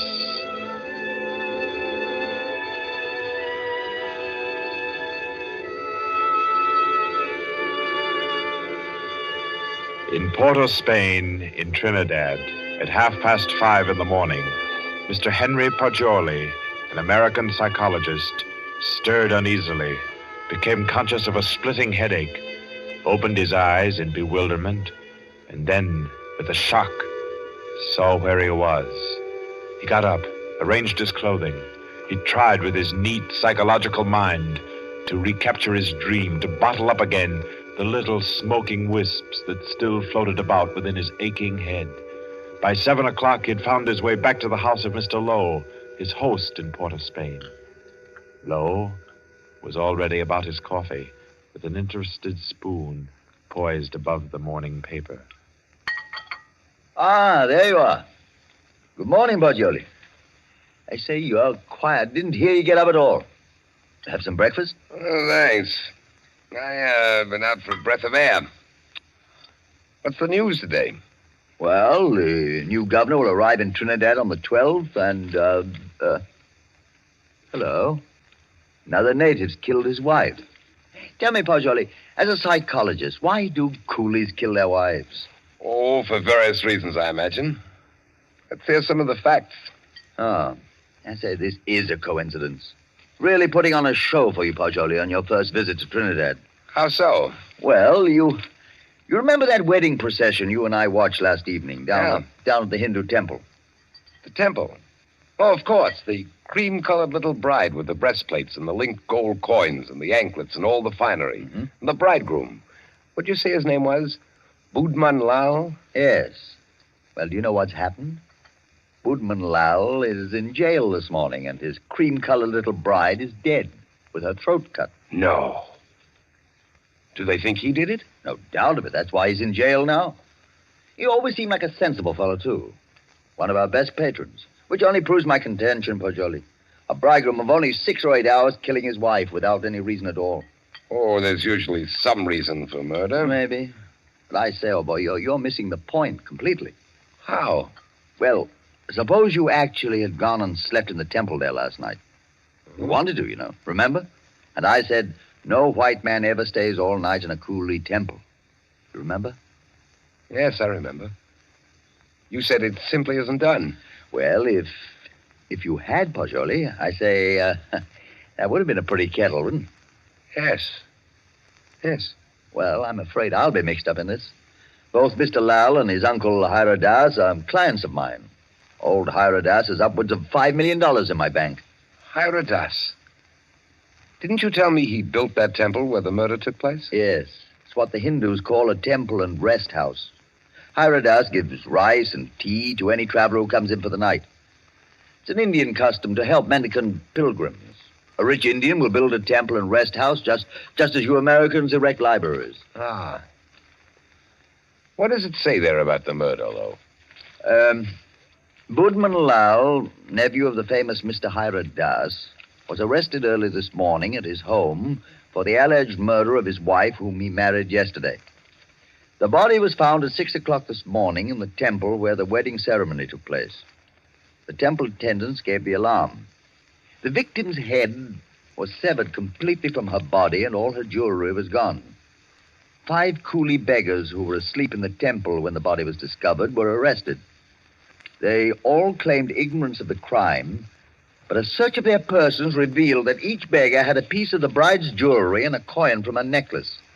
Mr. Budman Lal and his wife were seen to enter the temple at about 11 last night for the Hindu rite of purification. Mr. Lal, who is a prominent curio dealer, declines to say anything further. Doesn't tell you very much, does it? Ah, not much. What do you make of those beggars? Oh, that's simple enough. Those devils laid in wait inside the temple until the husband went out and left his wife. Then they murdered her and divided the spoil. Ah, but she had enough bangles and geegaws to give a dozen to each man. Yes, you're quite right, Poggioli. That's a fact. Why should they continue sleeping in the temple after they'd killed her, if they did murder her? Well, why shouldn't they? They knew they'd be suspected, and they couldn't get off the island without capture, so they thought might as well lie down again and go back to sleep. You may be right, Lowe, but that doesn't look like the solution to me. Well, I'm satisfied that's how it occurred. You mean the beggars killed her? Mm-hmm. Well, I don't think so. I rather fancy that the actual murderer took the girl's jewelry and went about the temple thrusting a bangle and a coin in the pockets of each of the sleeping beggars to lay a false scent. Oh, come now. That's laying it on a bit too thick, Butcher. My dear Lowe, that's the only possible explanation for the coins in the beggars' pockets. I say, oh, boy, you've had lots of experience in these things. Come along with me, and we'll go up and see Mr. Hayward does and see if we can't help his nephew. I'll be glad to. But we'll go to the temple first. Then we'll call on Mr. Hiradas.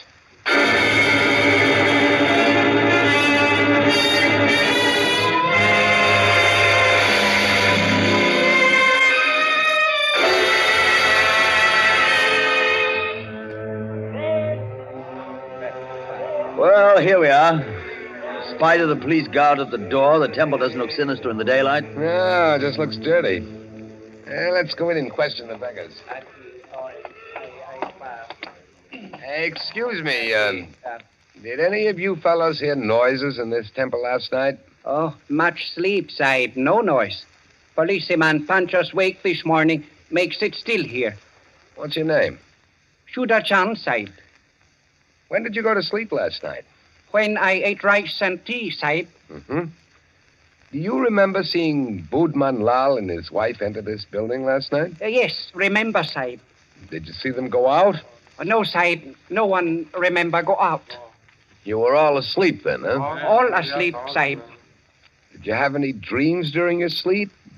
Hear any noises? I dream bad dreams, Sahib. Huh? When policeman punched me awake this morning, I think dream has come true. And me, Sahib. Me, too. Me. Did you all have bad dreams? Yes, all have bad dreams. Look here, Pajoli. I don't see where this is getting us. I do think we ought to be getting on to old Haradas's house. No, I think we can now entirely discard the theory that the beggars murdered the girls. On what grounds? They told you nothing except that they all had bad dreams. That's the reason. They all had wild, fantastic dreams. That suggests that they were given some sort of opiate in their rice or tea last night. It's quite improbable that 5 ignorant coolies would have wit enough to concoct such a piece of evidence as that. That's a fact, but I don't believe a Trinidad court would admit such evidence. We're not looking for legal evidence. We're after some indication of the real criminal. Now I suggest that we get onto the house of Hiradas.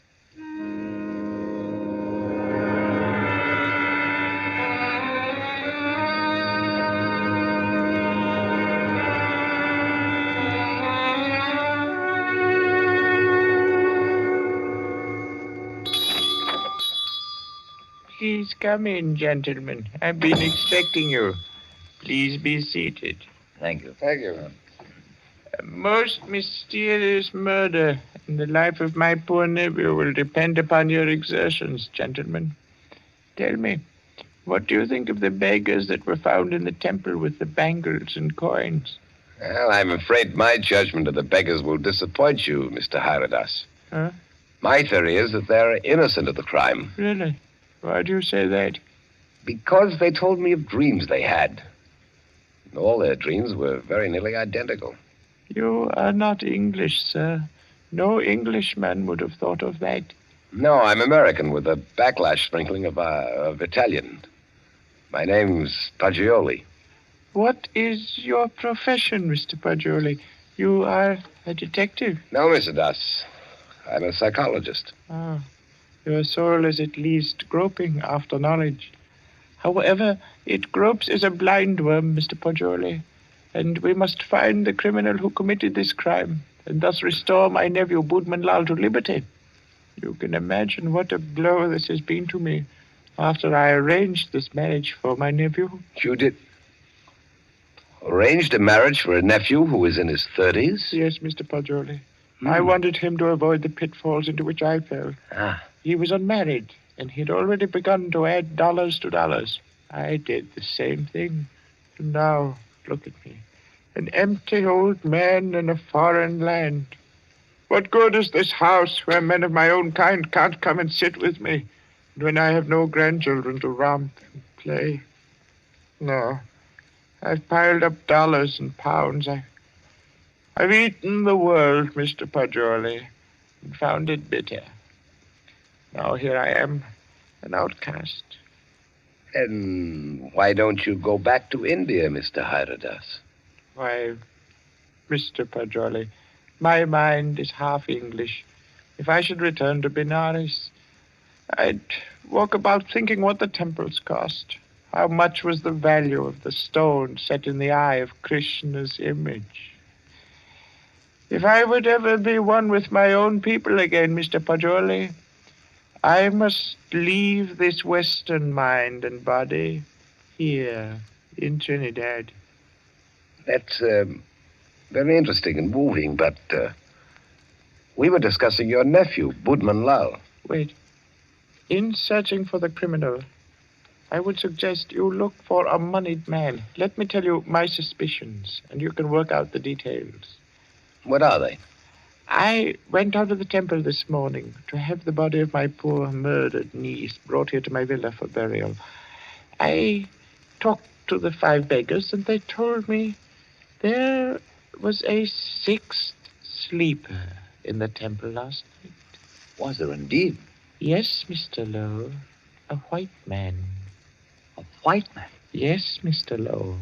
All 5 of the coolies and my man, Gupta, told me it was true. But, Mr. Hyradas, decapitation is not an American mode of murder. American? I was speaking generally. I mean a white man's method of murder. That is indicative in itself. I meant to call your attention to that point. It shows the white man was a highly educated man who had studied the mental habits of other peoples than his own. So he was enabled to give the crime an extraordinary resemblance to a Hindu crime. But what motive could a white man have? Possibly robbery, Mr. Pajoli. Or if he were a very intellectual man, he might have murdered the poor child by way of experiment. A murder for experiment? Yes, Mr. Lowe.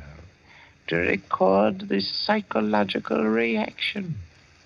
Why, I can't entertain such a theory as that, Mr. Hyradas. Oh, no. It is too far-fetched. However, it is worth investigating, is it not? Yes, but I'll begin my investigations with the man Gukha. By all means, Mr. Pajoli. And in your investigations, gentlemen, hire any assistance you may need. Draw on me for any amount.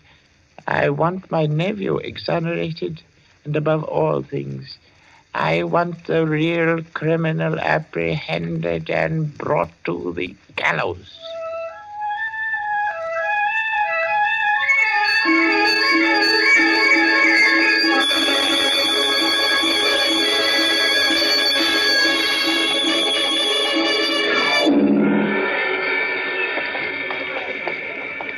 What do you think of that, Pajoli? White man in that temple. Sounds like pure fiction to me, to shield Budman Lal. You know, these fellows hang together like thieves. Say, it's a jolly good thing we didn't decide to sleep in the temple last night, isn't it? You know, in my opinion, Lowe, the actual criminal is Budman Lal. Same here. I've thought so ever since I first saw the account in the paper. Somehow these fellows will chop their wives to pieces for no reason at all. Lowe, what do you know about Budman Lal? Well, he was born here and has always been a figure because of his rich uncle. Lived here all his life? Uh-huh. Except when he was in Oxford for 6 years. Oh, he was an Oxford man, huh? Yes. There you are. That's the trouble. I don't understand.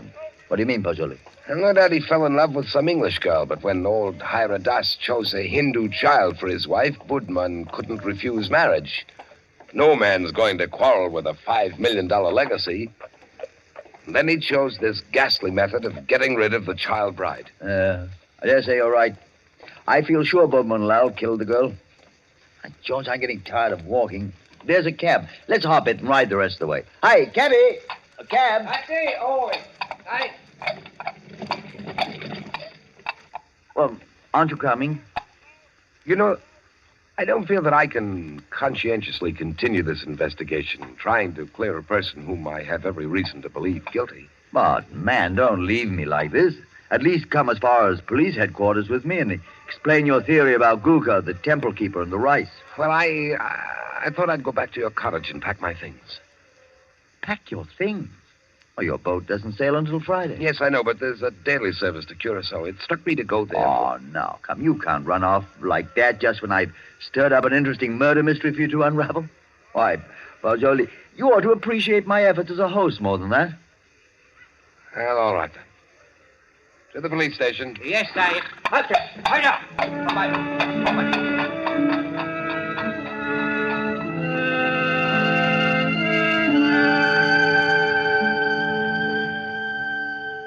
Chief Vickers, this is my friend, Mr. Pajoli.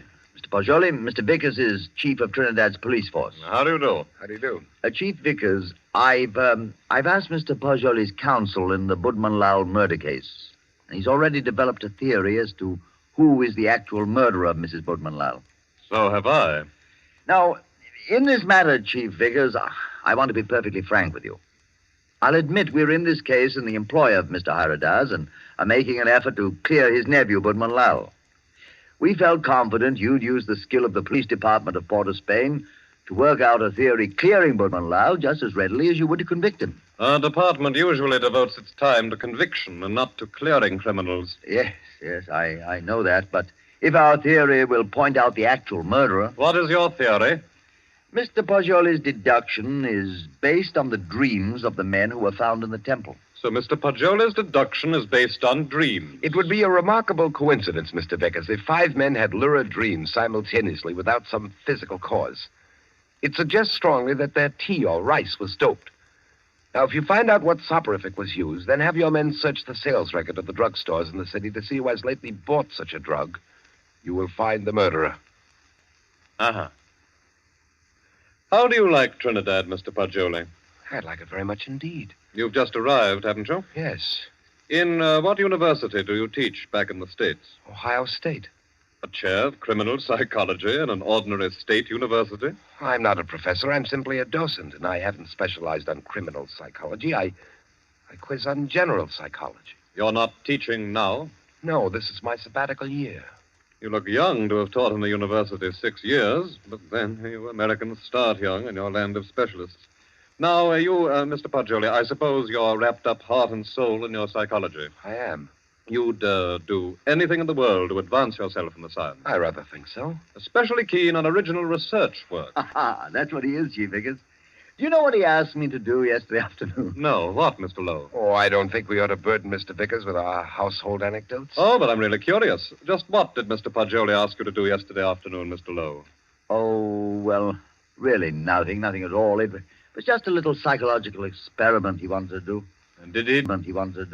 And did he do it? Oh, no. I wouldn't hear of it. Oh, as unconventional as that? Oh, it was really nothing at all. I think I could guess your anecdote if I tried, gentlemen.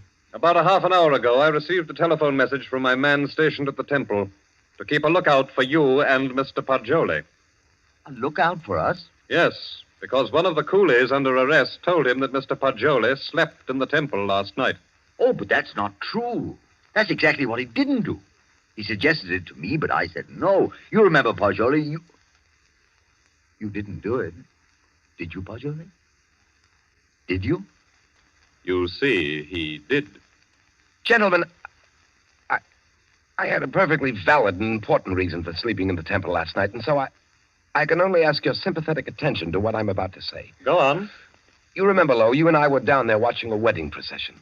Well, just as the music stopped and the procession entered the building, suddenly it seemed to me as if they'd vanished. Naturally, they'd gone into the building. No, I don't mean that. I'm afraid you won't understand what I do mean. That the whole procession had ceased to exist, melted into nothingness. You see, that's really the idea in which the Hindus base their notion of heaven. Oblivion, nothing. Yes, I've heard that before. Well, our medieval Gothic architecture was the conception of our Western heaven, and I thought perhaps the Indian architecture had somehow caught the motif of the Indian religion, suggested nirvana. That's what amazed and intrigued me. That's why I wanted to sleep in the place. I wanted to see if I could further my shred of impression. Does that make any sense to you, Mr. Vickers? We are not interested why you went, Mr. Pajoli. We know a murder took place in the temple. You can't think that I committed a horrible murder as an experiment. You intellectual chaps do some pretty weird things, Mr. Paggioli. Why, only the other day I was reading about two young intellectuals. What? Yes, these fellows I read about also tried to turn an honest penny by their murder. I don't suppose you happened to notice yesterday that the little bride, Maila Ran, was almost covered with gold bangles and coins? Of course I noticed it. But I had nothing whatever to do with her. I did sleep in the temple. By the way, you say you slept on a rug just as the coolies did. Yes, I did. And you didn't wake up either, Mr. Paggioli? No. Then did the child's murderer happen to put a coin and a bangle in your pockets, just as he did the other sleepers in the temple? I don't know. I haven't looked in my pocket since then. Then please do so now, Mr. Paggioli. Oh, yes. Here they are, Mr. Vickers. You don't happen to have any more, do you? No. I've already been through all my pockets, and I haven't any more. Well, that's something. Of course, you might have expected just such a questioning as this and provided yourself with these 2 pieces of gold, but I doubt it. Somehow, I don't believe that you're an experienced enough man to think of such a thing. However, we shall see. I suppose you have no objection, Mr. Paggioli, to my accompanying you over to have a little search of your baggage in Mr. Lowe's cottage?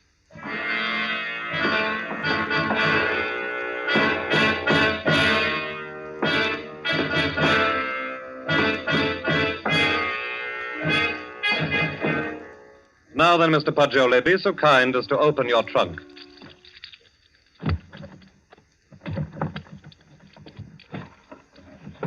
Good heavens.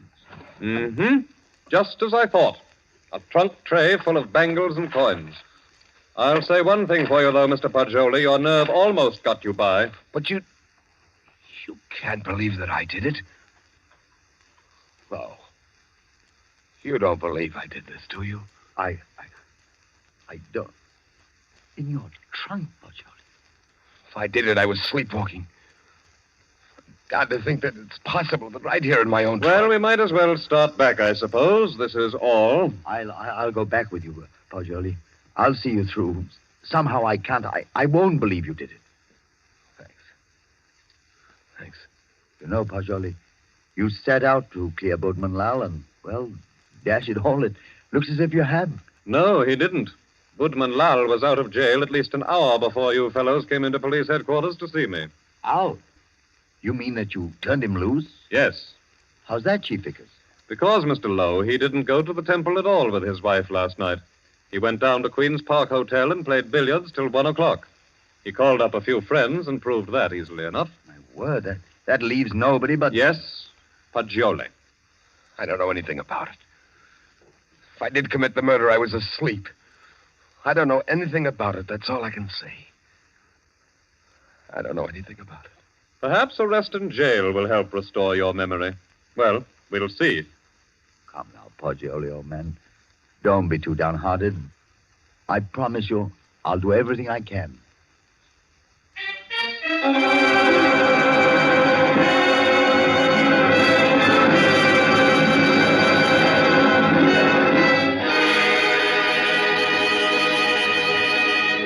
In the case against Henry Paggioli, having been duly tried by a jury of your peers who have been found guilty and by the powers invested in me, I herewith sentence you to be hanged by the neck until you are dead.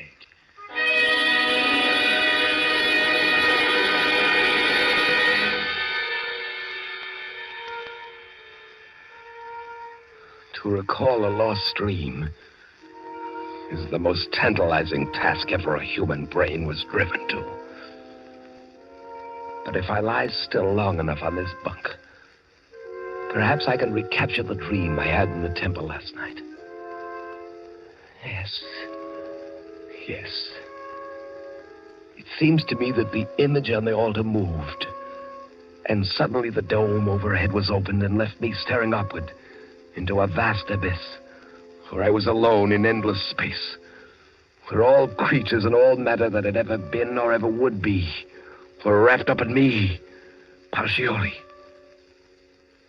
That was my dream. That's an odd thing. 6 men dreaming the same dream in different turns. There must be a physical cause for such a phenomenon.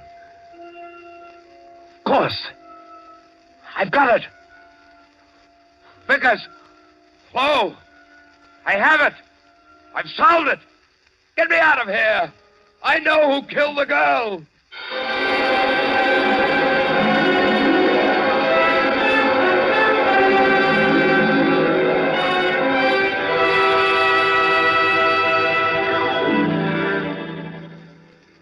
What is it, my friend?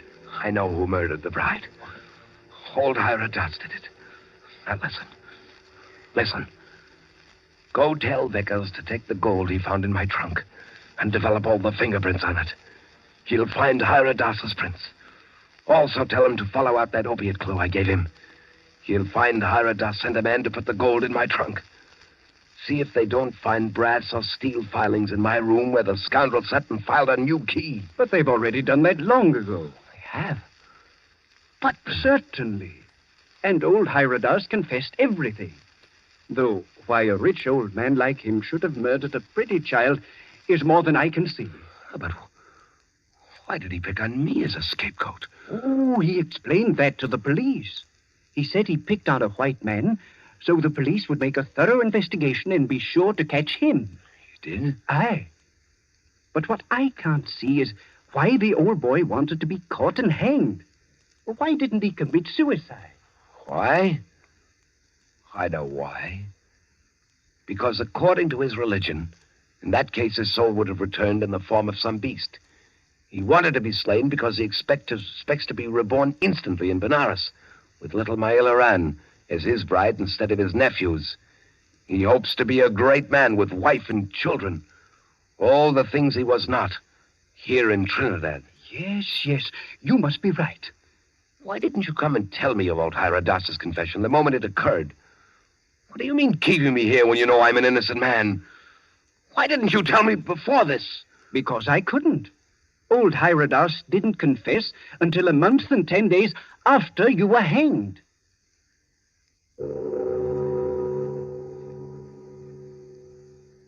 So ends A Passage to Benares, T.S. Stribling's tale of mysterious death and death mysterious. This was tonight's story of Suspense. Suspense is produced by William Spear. John Dietz was our guest director this evening. Tonight's radio drama was written by Carol Case and scored by Bernard Herrmann. Paul Stewart was Poggioli, Barry Kroger was Mr. Hira Das, and Horace Brem played Mr. Lowe. Others in the cast were Alan Hewitt and Guy Rep. Next week at this time, Columbia will bring you another selected story from the world's great literature of thrills, another study in suspense. This is Barry Kroger, and this is the Columbia Broadcasting System.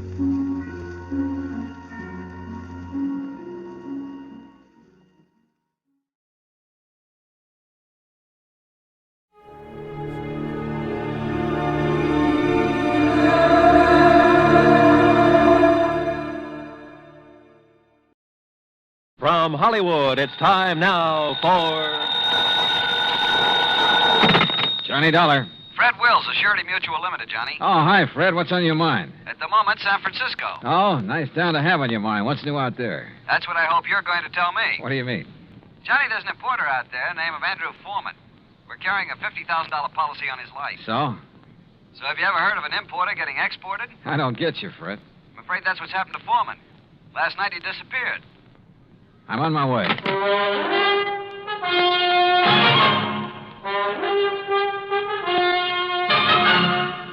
Bob Bailey in the exciting adventures of the man with the action-packed expense account, America's fabulous freelance insurance investigator. Yours truly, Johnny Dollar.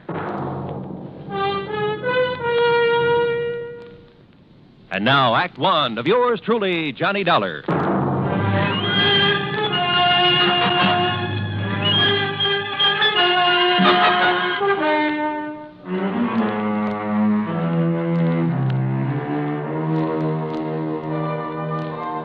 Expense account submitted by Special Investigator Johnny Dollar to the Home Office, Surety Mutual Limited, Hartford, Connecticut. Following is an account of expenses incurred during my investigation of the Blinker matter.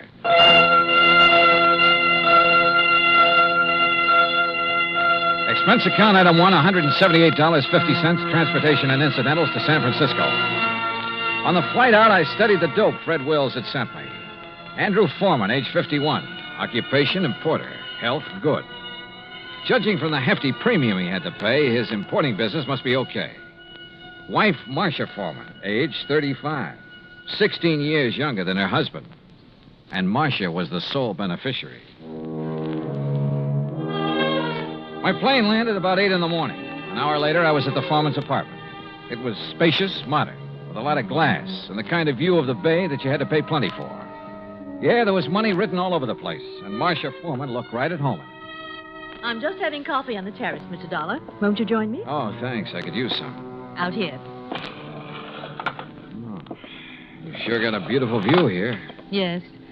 I never get tired of watching the bay, the ships. There's always something going on. Oh, here you are. Thanks. What is it, Mr. Dolar? Oh, I'm just looking up the bay. Alcatraz? Yeah. Such a grim-looking place.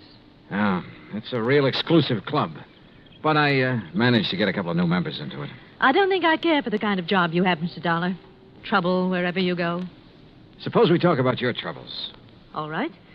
I told the police all I know when I filled out the missing persons report. But I'll go over it again for you. If you don't mind. Your husband disappeared the night before last. Yes, that's right. What time? I'm not sure. Oh? Around 9 o'clock that night, somebody came to see him. A strange sort of man. How do you mean strange? Well, he was dressed in rough clothes, a seaman's jacket. He said he was an old friend of my husband's. Did he give you his name, Mrs. Foreman? Only Blinker. Blinker? Yes, he said that's what everybody called him. I guess because he kept blinking his eyes very rapidly. I see. Well, I showed this Blinker person into the den where my husband was and left the two of them together. Uh-huh. A few minutes later, my husband came out and told me he was going to drive Blinker downtown and find him a hotel room. So I went to bed. I was tired and went right to sleep. And? Well, my husband and I have adjoining bedrooms. When I went in to call him yesterday morning, he was gone. The bed, it hadn't been slept in. I called his office, thinking he might have decided to work late, but they hadn't seen him. Then you called the police. Yes. Mrs. Foreman, had your husband ever mentioned this man Blinker before? No, I'm quite certain he hadn't. Can you describe him? Well, he wasn't above medium height. Age, maybe in the 40s. A scar on his right cheek, a thin nose, and dark, rather beady eyes. I'm afraid that's the best I can do. Well, considering that you only got a brief look at him, I'd say that was a pretty complete description. Mr. Dolar, do you think this person Blinker could have done anything to my husband? I don't know, but I'm sure the police are looking for him. Just one more question, Mrs. Foreman. Suppose Blinker had nothing to do with your husband's disappearance.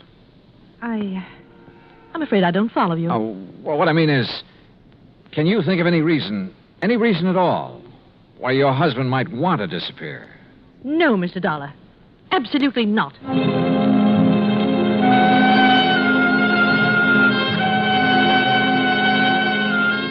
Marcia Foreman sounded pretty certain of that last answer. Maybe just a little bit too certain. Expense account item 2, $1.80 cab fare to the office of an old friend of mine, Detective Lieutenant Scapella. Jono, if Foreman took this character Blinker to a hotel, it's no hotel we ever heard of. We've covered them all. You think Blinker could have killed Foreman? It's a possibility. What's another? Maybe there is no Blinker. Yeah, Scapella, I thought about that, too. Jono, didn't it hit you there was something strange about Mrs. Foreman's story? She said she let Blinker in the apartment. She showed him to the den. Now, she could have only seen him a couple of minutes. Yet she rattled off a complete description of him. Yep. Sure is me, Scapella, right between the eyes. And the way she described it. Yeah, I know. Seaman's jacket, beady, blinking eyes, scar on the right cheek. Oh, he sounds real distinctive. Real distinctive. Or real faked. Well, the trouble is, smelling a fake's one thing. Proving it's another.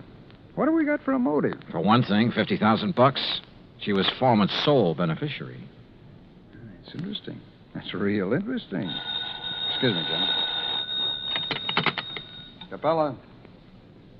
Oh? Oh, yes. What? I see. Yes, okay. Yes. All right, thanks, Mr. Arnold. John, it looks like we better back up and start all over. What do you mean? That was Wayne Arnold. That's Foreman's attorney. He had a telephone call this morning. From Foreman? No, but from somebody just as interesting. Blinker. Yeah, Blinker.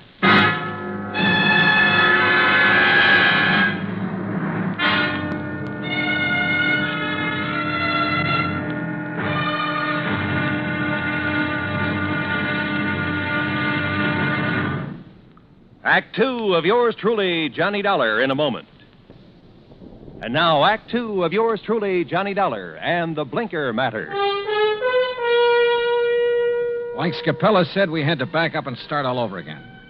Just when we talked ourselves into thinking Marcia Foreman's story about Blinker was phony, her missing husband's lawyer phoned and told us he'd just heard from Blinker. Item 3, $1.70, cab fare to the office of Wayne Arnold, Foreman's attorney. I met him just coming out his door. Did you wish to see me? Mr. Arnold? Yes. I'm Johnny Dollar. Oh, yes, the insurance investigator.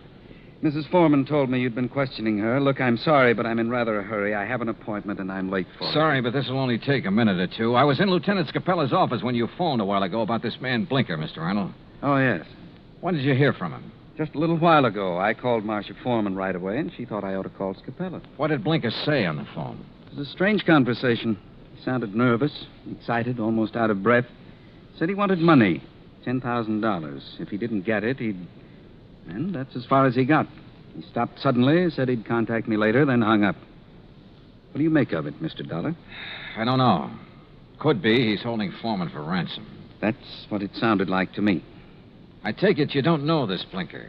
I never heard of him until Marcia told me about him showing up night before last. Okay. Just one more thing, Mr. Arnold. How long have you been Foreman's attorney? 3, 4 years. Why? Any reason you know of why he might want to disappear? None that I can think of. Another woman, maybe? I doubt it very much. How about his importing business? As far as I know, it's in excellent shape. Okay. Thanks, Mr. Arnold. Mr. Dollar. Yeah? This man Blinker, why would he have it in for Andrew Foreman? Good question, Arnold. Sorry I don't have an answer to it. I went down the elevator and outside. I stopped at the corner to get some cigarettes, and that was my first lucky break. Because just as I was leaving the counter, I saw Arnold come outside. And the way he looked up and down the street made it plain he wanted to see if anybody was watching him. He got into his car and drove off. I grabbed a taxi, that's item 4, and trailed him. He drove into Golden Gate Park and stopped. I got out down the road and worked my way toward him behind some bushes. Pretty soon, a woman came over and got into his car. I couldn't hear what they were saying, but I didn't need to. Because when I saw the kiss, I got the message. The woman was Marcia Foreman. I went back into town and waited for Marcia outside her apartment door. She showed up about half an hour later. What? Why, Mr. Dollar. What is it? Is something wrong? Yeah, something's real wrong, Mrs. Foreman. I want to talk to you. All right. Come in. But I've already told you all I know. The story you told me about this man, Blinker, there's no such person, is there? What? You and Arnold made it up. No, that's not true. What about you and Arnold, Mrs. Foreman?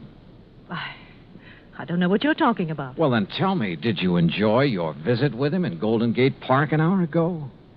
Oh, that. Yeah. Well, all right, Mr. Dollar. Wayne Arnold and I have... Well, we've been in love for some time. Did your husband know? I'm not sure. We were trying to find the right time to tell him. I don't think he'd really have cared very much. Oh. My husband and I haven't gotten along very well the last year or two. I guess I really didn't know him when I married him. Mr. Dollar, this has nothing to do with my husband's disappearance. You must believe that. That's so. I didn't make up the story about Blinker. I didn't kill my husband, if that's what you're thinking. Has he been killed? I don't know. You've got me confused. If you didn't do it, how about Arnold? No. He'd have no reason. Besides, he wasn't even in town the night before last. I can check that. I know you can. Mrs. Foreman, maybe you're telling me the truth and maybe you're not. Sooner or later, I'm going to find out which. I am telling you the truth. Then can you give me any reason at all why your husband has disappeared? There's one possibility, Mr. Dollar. It might have something to do with his importing business. What's that mean? My husband, well, he seems to have made a lot of money out of his importing business. More than the kind of thing he usually imports would warrant. What does he import? Oh, trinkets, curios, From the Orient, mostly. Have you a key to your husband's office? Yes. Let me have it. I want to take a look around. I went over the papers in Foreman's office and found out his last shipment had come in 3 days ago on the Indian Princess. Mrs. Foreman had said Blinker was wearing a seaman's jacket. I headed for the waterfront, but the ship was gone. Near the pier was a beat-up eating place called Gus's Cafe. A woman with an apron came over. She was about 6 feet tall and almost that wide. What can I do for you, buddy? I want to talk to the owner, Gus. That's me. You're Gus? Short for Gussie. What's on your mind, buddy? Johnny Dollar. I want some information. You a cop, buddy? No, I'm not a cop. You look like a cop. Now listen, that freighter that shoved off from this pier, the Indian Princess. Docks there regular. You know any of the sailors from her? Just about all of them. They all come in here. Hey, look, Gussie. Gus. Okay, Gus. You ever happen to hear of a sailor named Blinker? Sure. You know him? Sure. About medium height, scar on the right cheek, blinks his eyes all the time? I said I know him. What do you want, an affidavit? Oh, Gussie, you're the most beautiful thing that's happened to me all day. That's what they all tell me, buddy. But flattery don't get 'em a thing. Might help you, though. You're kind of cute. Yeah. Look, did Blinker sail on the Indian Princess? Nope. Then where is he? Fact is, I don't know. Blinker's disappeared. Act 3 of yours truly, Johnny Dollar, in a moment. And now, Act 3 of yours truly, Johnny Dollar, and the Blinker Matter. Then you don't have any idea where Blinker is now, Gus? Not the slightest, buddy. Oh, great. Then I'm right back where I started from. Blinker was mixed up in something, all right. What do you mean? The Indian Princess docked the other night. Blinker come in here for a cup of coffee. That's one thing the sailors around here all miss when they're out to sea. My coffee. There's no one makes coffee like me. Why, there's nobody on the whole coast. Yeah, I know. About Blinker now. Well, he seemed pretty pleased with himself. Said he was onto something good. Did he say what he meant by that? No. Just sat there looking pleased with himself. Oh, yeah. He showed me the elephant. Said it was going to make him a lot of money. What elephant? He had a carved elephant about 6 inches high. Must have picked it up somewhere. Maybe he was going to sell it. I don't know. Foreman imported curios from the Orient. His last shipment came in on the Indian Princess. That elephant could have been part of it. Foreman? Who's he? Never mind. Well, I wonder where I go from here. I wonder what I'm going to do with all Blinker's stuff if he don't show up for it. Maybe I'm... What did you say about Blinker's stuff? What stuff? I got a back room where I let the boys keep their gear when they're ashore. You've got Blinker's things there now? Sure have. Why didn't you tell me? You never asked me. In the back room, I went through Blinker's sea bag. Near the bottom, I found the carved elephant. An ordinary-looking elephant, until I twisted one of the legs loose. It was hollow, and inside a little paper packet full of white powder. Suddenly, the whole deal slid into place, and just as suddenly, the whole deal made me slightly sick. Now I wanted to see the rest of those elephants real bad. According to the records in Foreman's office, the shipment was in a warehouse. I went outside and over to the pier. Johnny. What? Oh, Gus. Come here a minute, Johnny. Look, I'm in a hurry. Thanks for everything. I'll see you later. You got time to see this? Over here, near the pier.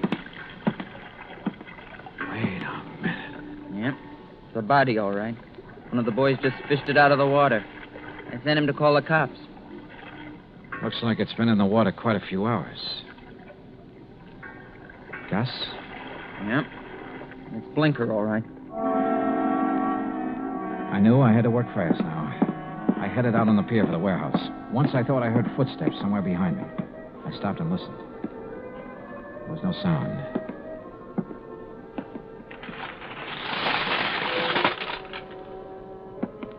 It was dark inside the warehouse, but with the help of matches, I located Foreman's shipment. I took a crowbar and opened one of the crates.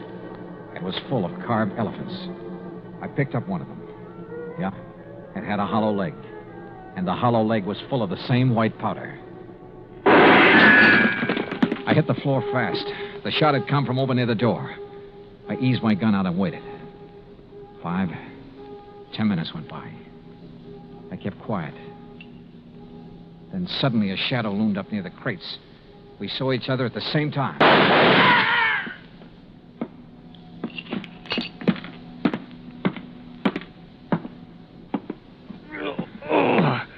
my shoulder. Well.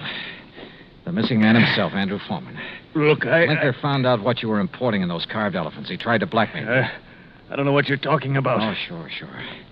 You probably told him you'd pay off. That's when you drove him downtown night before last. Then you tried to kill him, but he must have got away. I tell you you... called your lawyer, tried to put the squeeze on through him. But he had to hang up in a hurry. You were probably getting close. You finally caught up with him, didn't you, Foreman? Look, you've got no proof of anything. Why should Blinker try to blackmail me? Like I say, he found out about the narcotics in those hollow elephants. It was put there without my knowledge. You have no proof I was involved. You know, Foreman, it doesn't much matter. You've got even bigger troubles than that staring you in the face. I don't understand. Blinker's body has been recovered from the bay. I wouldn't know anything about that. You've got no proof of that either. No. There were 2 bullet holes in Blinker. 5 will get you 10. The slugs in him came from this gun of yours. The gun? Yeah. This is something that can be proved. Well? All right. I just didn't have any choice.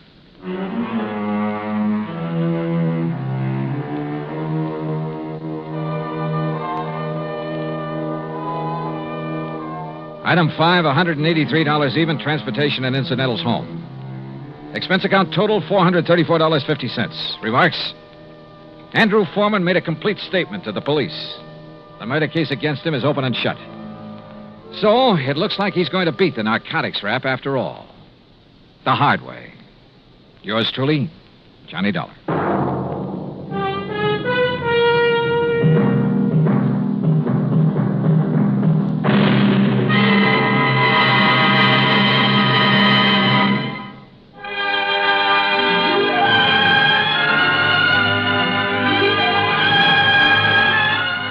Truly, Johnny Dollar, starring Bob Bailey, originates in Hollywood and is produced and directed by Jack Johnstone. Today's story was written by Robert Stanley. Heard in our cast were Paula Winslow, D.J. Thompson, Harry Bartell, Stacey Harris, Vic Perrin, and Bob Bruce. Be sure to join us next week, same time and station, for another exciting story of yours truly, Johnny Dollar. This is Roy Rowan speaking.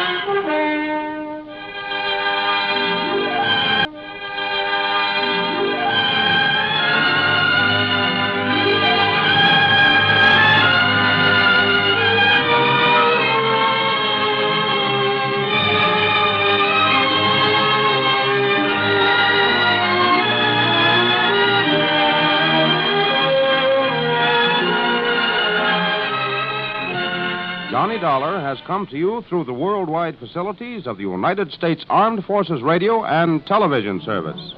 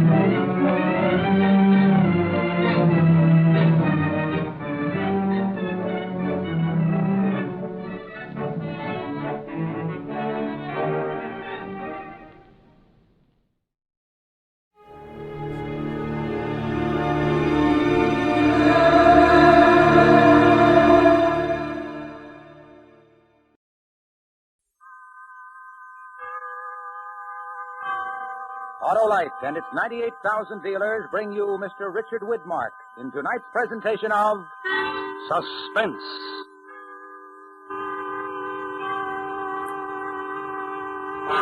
Tonight, as Suspense begins its 11th year on the air, Autolite presents the dramatic recreation of an exciting historical event, A Message to Garcia. Our star, Mr. Richard Widmark.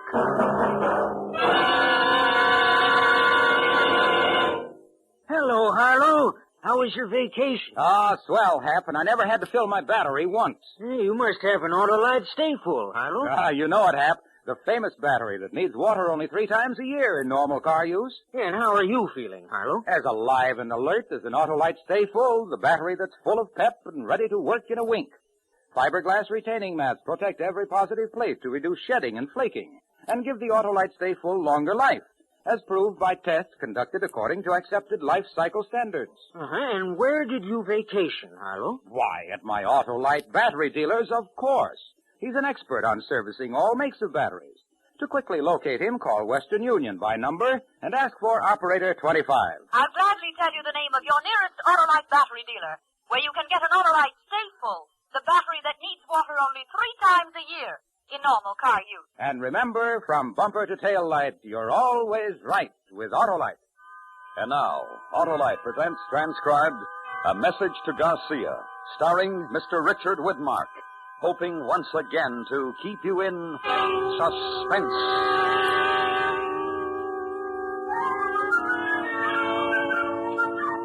In 1898, down Havana way, the battleship Maine in the harbor did lay. One February night there was a terrible boom. 260 sailor boys met their doom. The Spaniards said, we are not to blame. The Americans cried, remember the Maine. The insults flew very thick and fast, till obviously the peace couldn't last. On the island of Jamaica were some brave Cuban men, so Lieutenant Andrew Rowan was sent to see them. Once upon a time, long ago, Lieutenant Andrew Rowan went to see them.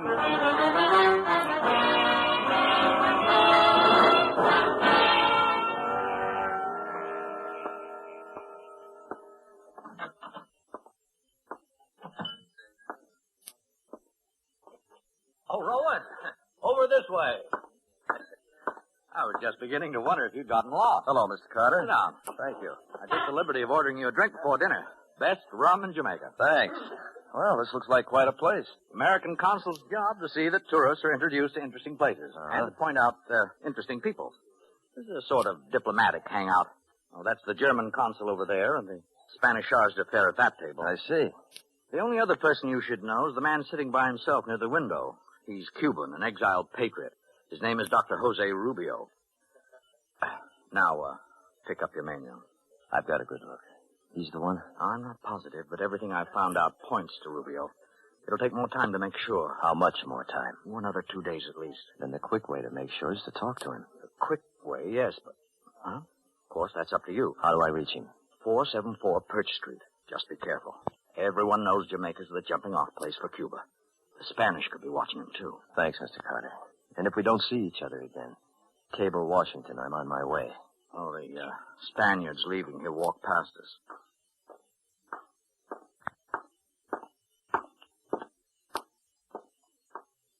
I guess he liked his dinner. He looked quite satisfied. Maybe he's had good news. He's usually a poker face. Anyway, I hope he gets heartburn.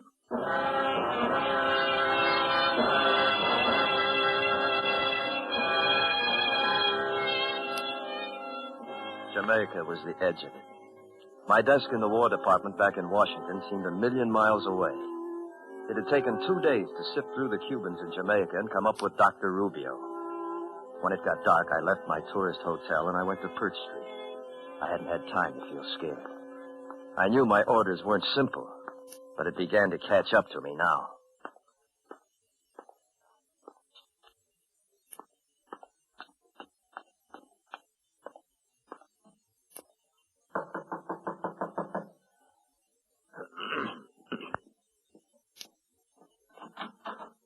Yes? Dr. Jose Rubio? Yes? My name is Rowan, sir. American? Yes, sir. May I, speak to you? Privately? Won't you come in? I hope you will pardon this clutter of papers about the room. My work habits are not the tidiest. You're alone? Can we be overheard? Overheard? No. Good. These are my credentials. Andrew Rowan, Lieutenant, United States Infantry. I've been sent here to contact you. I have information that you work for the freedom of Cuba, that you maintain certain relations with the Cuban guerrilla forces fighting the Spanish. General Garcia's forces. Lieutenant Rowan, I am a doctor of philosophy. Jamaica is a British possession. The British frown on such activities. Yes, I understand, sir, but this is urgent. Is there a way a man could be sent to Cuba? To General Garcia? If such a thing were possible, why would it be so urgent? Well, I'll say it plainly, Doctor. We've got to know the strength of the Spanish, what supplies General Garcia needs, and if he'll cooperate with an American army of invasion. Invasion? Yes, sir. A declaration of war between the United States and Spain is very close. When? A week, 10 days. The information General Garcia has will govern the whole strategy of our Army and Navy.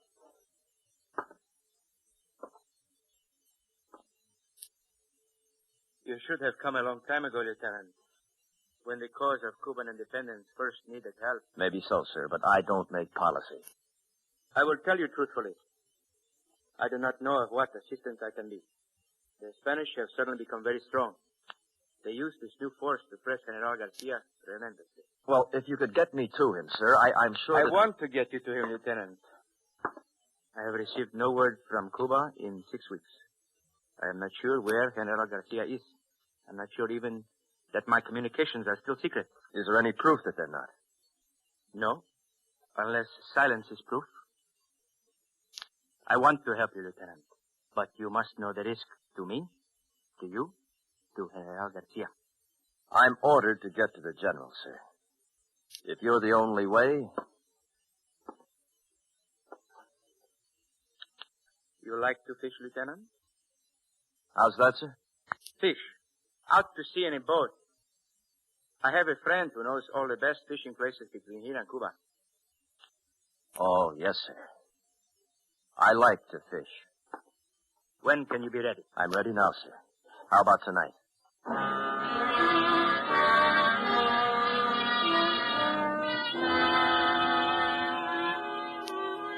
It takes 36 hours for a fishing boat to cross to Cuba.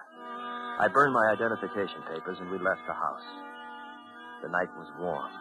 There was a moon and the streets were empty. We walked toward the waterfront and Dr. Rubio told me all he could. The place you will land is called Gran Rincon. Just into the jungle is a house. Perhaps I make difficulties in my own mind, but since I have no word... The Spanish know this place? That is the reasonable assumption, I'm afraid. Well, back in Washington, they told me it wouldn't be easy. 6 weeks ago, it would have been a simple matter.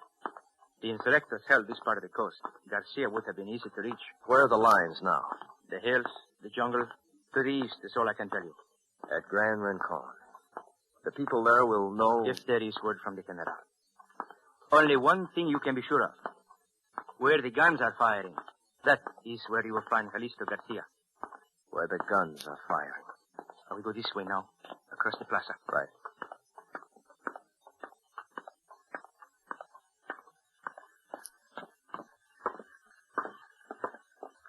The third fishing boat. That is my friend. Even if you couldn't see it, you could smell it. Servacio! Servacio! I'm here. Wait. Dr. Rubio, Servacio. The dogs are busy tonight. Can you stay? As long as there is wind. Dragnet. To Gran Rincon. Rincon? I will take him then. But, sure. It is urgent. It must be done. He is American. His country sends him to Garcia for Cuba Libre. Americano, come aboard.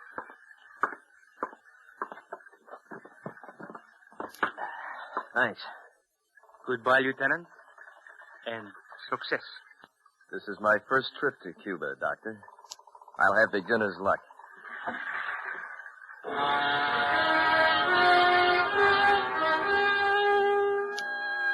Servacio hoisted the big shingle sail.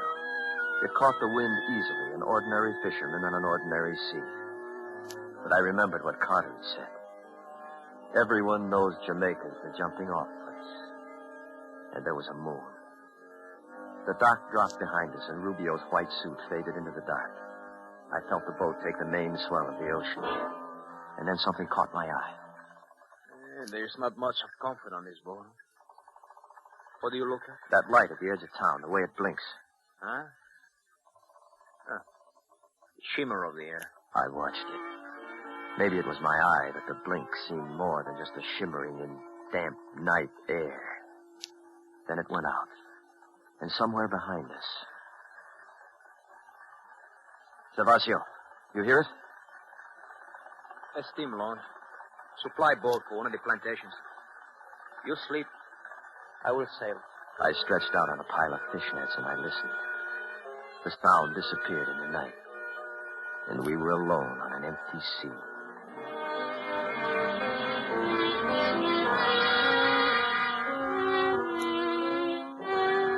The morning of the second day, Cuba began to grow on the horizon.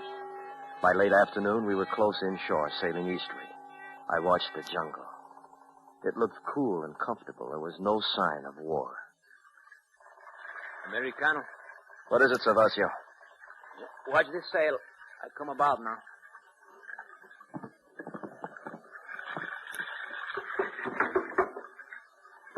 You're in Cuba, Americano. Thanks, Servacio. Aha, it feels good. There's a path that leads into the jungle. I see it. Then I leave you quickly. Spanish patrol boats hide in the coast. Thanks. It is all for one, Americano. Cuba Libre.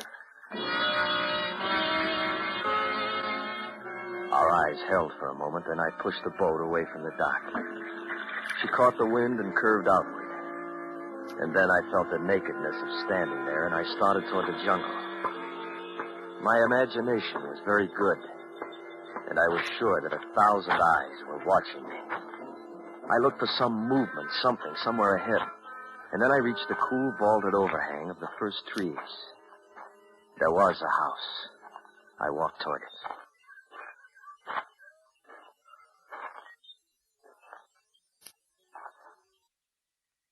Hello?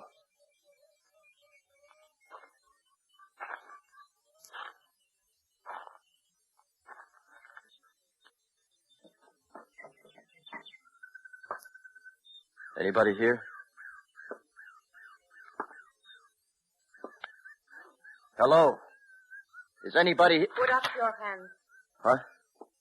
Put up your hands. Look, I'm not armed. You don't need that gun. For 3 years I carry a gun.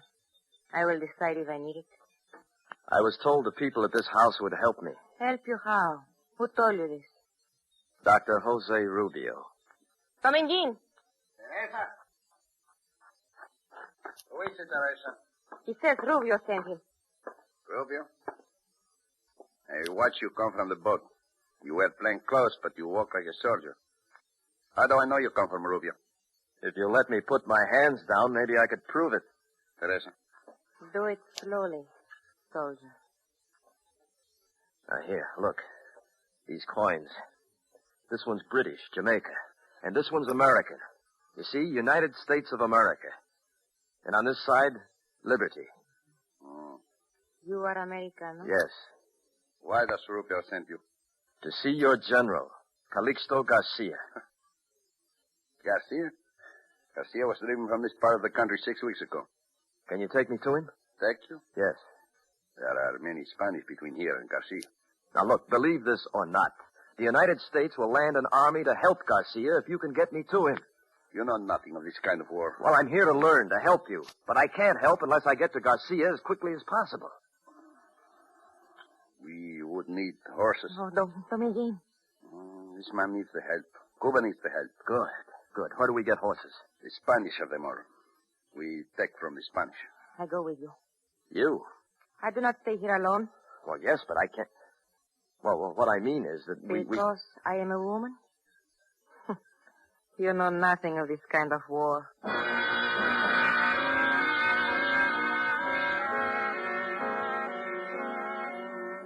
The sun was almost down when we left, and the jungle had filled with shadows. I walked between them. Dominguez in front, Teresa behind. Dominguez carried a machete. He hacked at the jungle in front of us expertly. If we were going in any definite direction, I couldn't tell. Americano, do you have a name? My name is Rowan. And like Garcia, you are the general of this army of yours? No, the general sent me. I'm a lieutenant. Teniente, I was a capitan. Oh. Where'll we find these horses? The jungle ends soon. There is a valley. The Spanish have a remote of cavalry mounts. Wait. Look, this guy behind us. Fire. They're burning the house. Who is it? Spanish. You are not so secret, Americano. I know you are here.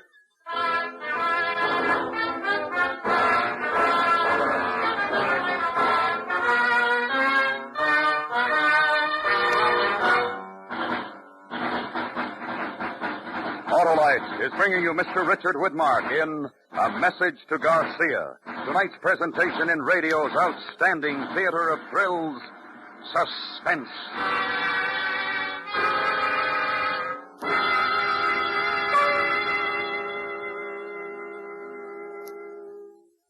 Well, Harlow, I guess everybody needs a vacation. Not the Autolite Stay Full battery, Hap. That energetic instigator gives quick, dependable starts day in and day out in heat and cold, and needs water only 3 times a year in normal car use. And the Autolite Stay Full leads a long life and a happy one, eh, Harlow? Yes, sir, Hap. Fiberglass retaining mats protect every positive plate to reduce shedding and flaking, and give that Autolite Stay Full longer life, as proved by tests conducted according to accepted life cycle standards. Best battery money can buy, right, Harlow? Right, Hap. So, friends, visit your nearest Autolite battery dealer and have him test your battery. If you need a new battery, be sure you get an Autolite Stay Full. The battery that says right on the case, needs water only 3 times a year in normal car use. You can quickly locate your nearest Autolite battery dealer, phone Western Union by number, and ask for Operator 25. And I'll gladly tell you the name of your nearest Autolite battery dealer. And remember, from bumper to tail light, you're always right with Autolite. And now, Autolite brings back to our Hollywood soundstage Mr. Richard Widmark in Elliot Lewis's production of A Message to Garcia, a dramatic recreation well calculated to keep you in suspense.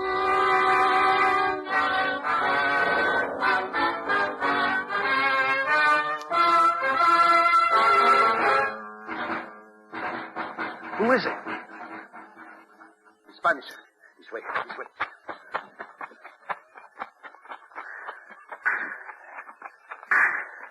Here.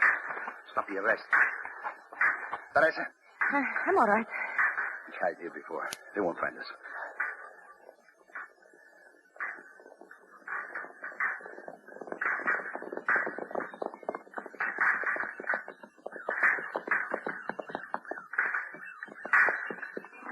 No están aquí.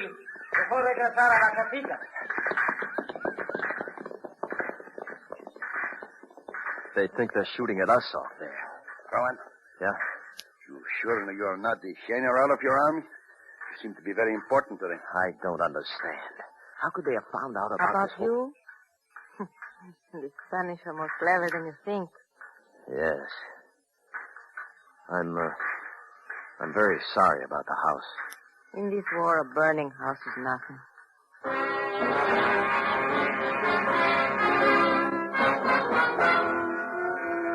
We waited there as the sun set. It was the first contact with Spanish war. They knew I was in Cuba. They were looking for me, and they were strong. What safety there was would be in the night. Finally, the shadows combined into a velvet black curtain. Dominguez listened to the sounds in the jungle and said it was safe to go. We left the jungle in another mile and came out in the valley. Then we walked along a dirt road until Dominguez stopped. There was the smell of horses in the damp night air. I knew this just through those trees. Teresa, wait for us here. Sí. Give me the gun, Teresa. No gun. There are only a few guns. It is necessary I use the machete. She'll be all right? Teresa? She can take care of herself. 4 horses. Saddled and ready to go. Presents from the King of Spain. You take yours. I will lead Teresa's. Oh, boy. Delinquent. What? A soldier.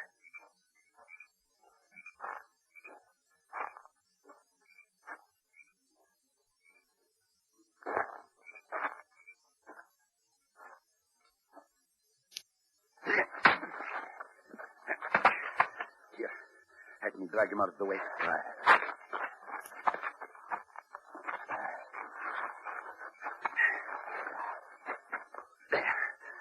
Why do you wait? Get the horses. Yes. You learn about the war? Yes, I learned. Easy, boy. Easy.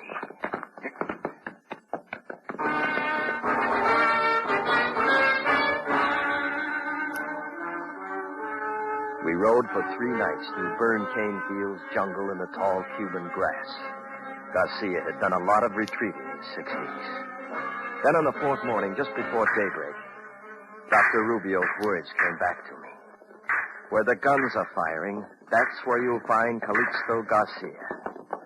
I cannot see where they are shooting. Just so long as it isn't in this direction. To enter Vayamo, we must cross the field.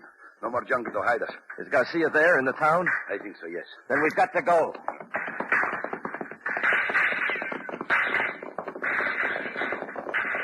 We bent low and raced for the town. And as soon as we rode into the open, the Spaniards saw us. Little puffs of dirt picked up all around us. I felt as if the town would never get close. And then finally... Ha-ha! We make it. Welcome to Vayamo. You people! Hello. You crazy? You never should have made it across that field. Well, we didn't have much choice. I want to see General Garcia. You want to fight, I will give you guns. This man is Americano. He is sent by his generals to see ours. Americano. All right, Americano. Now come with me.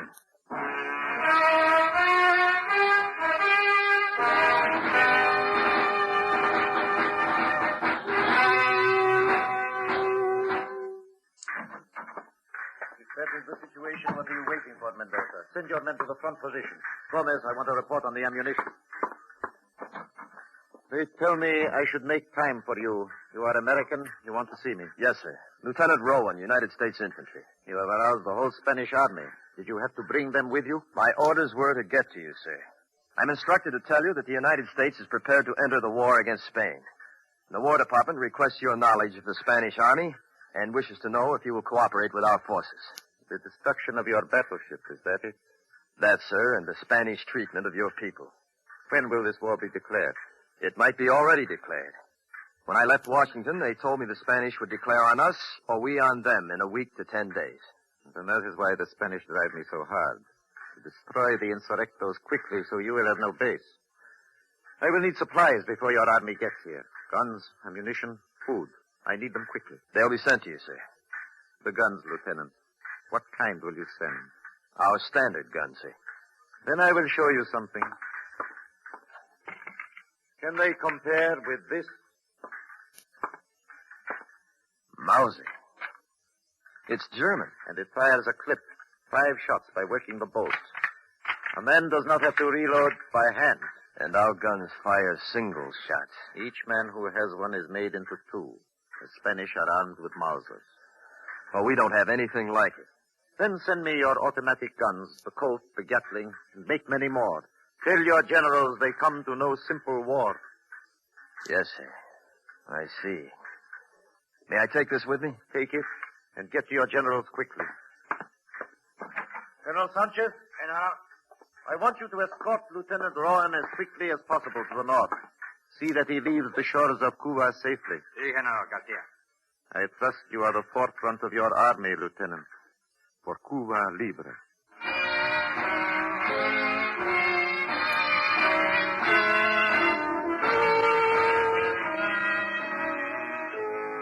Colonel Sanchez took me to food. And again there was the waiting for the night. I watched the Mauser in action, and the Spanish knew how to use them. It was no simple war. As the shadows began to lengthen, the fighting died down. Sanchez picked 3 men, and we started north. There was luck, and we reached the ocean in 2 days. The boat is not much, but at least it does not leak. Thanks, Sanchez. With the good wind, you should make the British island of Inawa tomorrow. We will be waiting for your army. It'll be here. Cuba Libre.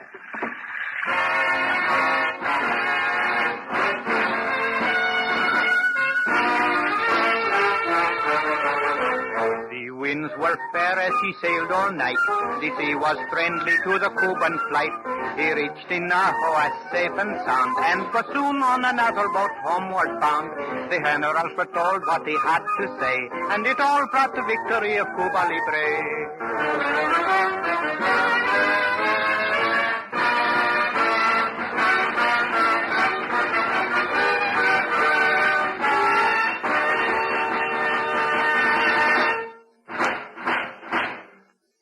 Suspense.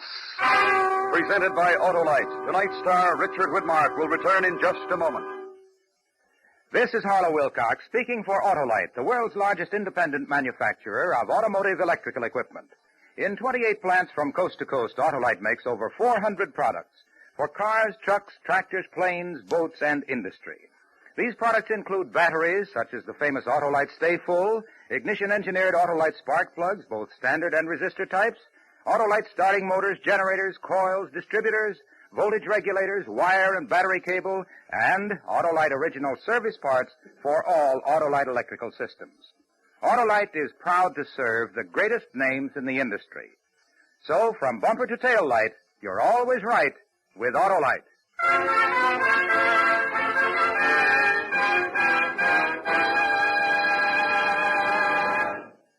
And now I'd like to present Richard Widmark and our producer-director, Elliot Lewis. Thank you, Harlow. Dick, I'm happy to inform you that for the second consecutive year, you've been voted Autolite's Golden Mike Award for the best male performance of the year on Suspense. Congratulations, and here, this is for you. Thanks very much, Elliot. That's a very handsome trophy. And now, if I may, I'd like to tell your audience that next week, the First Lady of Suspense, Agnes Moorehead, will star in a very special show called The Empty Chair. It salutes the American Automobile Association and its wonderful traffic safety program. I highly recommend that all of you listen next week to Suspense.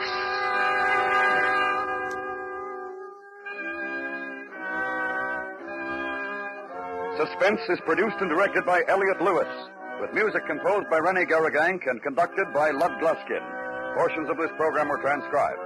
A Message to Garcia was adapted for Suspense by Richard Chandley. Featured in tonight's cast were Anthony Barrett, Joseph Kearns, Lillian Baeff, Jack Crucian, Ted DeCosia, and Edgar Barrier. Our singer was Ernest Newton. Richard Widmark appeared through the courtesy of 20th Century Fox, producers of the Technicolor production The Robe in CinemaScope. No special glasses needed. World premiere in New York, September 16th, in Los Angeles on the 24th. And remember, next week, Miss Agnes Moorehead in The Empty Chair. This is the CBS Radio Network.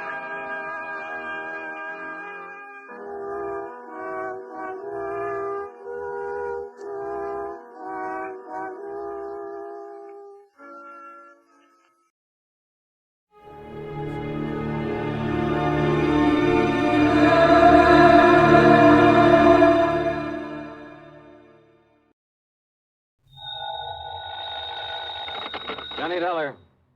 Yeah. What? I said, yeah. Oh, what's that supposed to mean, and who are you? Oh, Johnny, this is Pat McCracken at Universal Adjustment Bureau. Well, hi, Pat, but what's with the crazy dialogue? Oh, that word, that yeah, was most of the conversation I got from some crazy character who just called in. I'm afraid I don't dig you. Oh, he called about 5 minutes ago. Said he'd been trying to reach you, but he got no answer. I was out picking up a morning paper. Who was he, Pat? He wouldn't say. He just gave his phone number. Wait a minute. There's only one man in the world talks like that. Yeah. Yeah. Was the call from San Francisco? No. Oh. Los Angeles. Well, then maybe I was, Well, because the man I was thinking of... Now, wait a minute. Yes, I'm waiting, Johnny. Tell me just one thing, Pat. Well? Have any of your insurance companies been having to pay off on any big fires lately? I mean, out in Los Angeles? On any fires? You'd better start checking with those companies out there. No, wait a minute. Do it, Pat. And I'll lay odds that you get a handful of arson reports. Arson? Yes. Johnny, just because some silly guy calls up and all he says is, yeah. Hey, let me have that phone number he gave you. Now, Johnny. Come on, Pat. What is it? Hollywood 8, 3142. Okay, now you go ahead and check with your West Coast insurance company. And get ready to pay my expense account to Los Angeles. Are you kidding? Are you trying to tell me that the way some jerk says yeah means arson on the West Coast? Now, don't be silly. You, want to bet? Oh, Johnny. Pat, I'll call you back.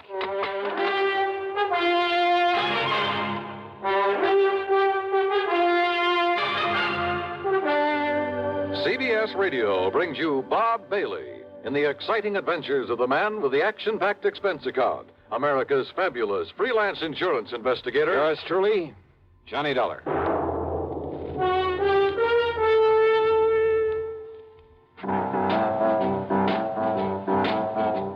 Talk about best-selling records. Here's a familiar tune about America's best-selling filter cigarette, Winston.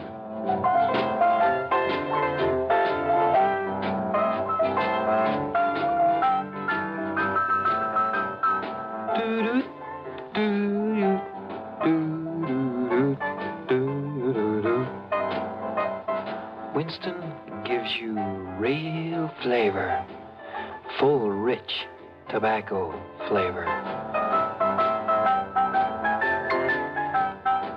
And you know, that's because only Winston has filter blend up front. Choice, flavorful tobaccos, specially selected and specially processed for filter smoking. No wonder Winston tastes good, like a cigarette should. Smoke Winston. And now, Act One of yours truly, Johnny Dollar.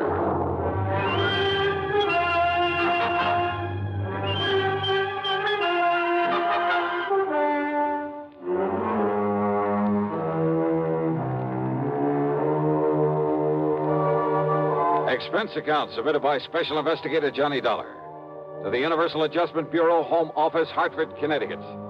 Following is an account of expenses incurred during my investigation of the Burning Desire matter.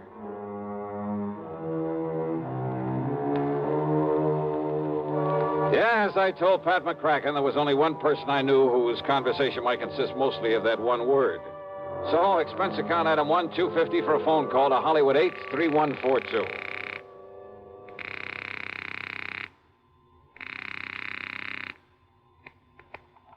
Hello? Hello? Yeah? Yeah, I thought so. Yeah? Smokey Sullivan. Well? Smokey, this is Johnny Dollar. Yeah? Hey, you tried to call me here in Hartford. I was out. You called Universal Adjustment Bureau. I got the message. Here I am. Yeah, Johnny. Only what are you doing in L.A.? Last time I saw you was in San Francisco. Got a job here, Johnny. Legit. Hey, that's the stuff. Pays off, too, doesn't it? Yeah. You're my friend, Johnny. You've done a lot for me. So, when I got a chance to help you... Well, is something doing out there, Smokey, that I ought to know about? A bunch of fires, Johnny. Arson, huh? Yeah. Is there insurance involved? Why else anybody use a torch? Yeah, you got a point there. But do you have any lead on whoever is behind the fires? Yeah. So you better come out here, Johnny. Okay. The first plane I can get. Where'll I find you? 322 South Equity Avenue. South Equity. Okay, Smokey, I'll be there. Yeah. Uh-huh. Now I'll call to Pat McCracken, pack my bag, and... Johnny Dollar. Oh, Johnny, thank goodness. Pat? Yes. I was just about to pack up and call don't you ever get off that phone of yours? I was talking to the guy who Listen to me. Johnny, you were right. Only reason that nobody smelled a rat is because a different insurance company was stuck with each of those fires out there. So until I called them to give me a report... Oh, and listen. I'm listening, Pat. According to the L.A. police, every one of them could have been arson. Okay, I'll grab the first 7 one. of them in a row, Johnny, that we know about so far. I mean, I haven't got the reports in yet from all the companies, and I'm also waiting for another report from the police. Now, Johnny, your best contact out there... That I've already got. What? Yeah. Oh, you mean that character who called us up? Yeah. Look, will you please tell me, Who is he? What does he know about this? Universal Adjustment putting the old expense account on this? Yes, of course. Then I'll give it all to you in the usual report. See ya. Oh, now, Johnny, listen. Sorry, Pat, I gotta catch a plane. Expense account item 2, $162.85 plane ticket from Hartford to Los Angeles. Thanks to the time differential, it was only shortly after dark when the big mainliner set down at the L.A. International Airport. Item 3, $750 for a cab to Smokey's address. It was hardly Beverly Hills or Bel Air, believe me. 322 South Equity was in a beat-up part of a downtown industrial section. A weather-beaten 3-story house with a sign out front that said Boarders by the week a month.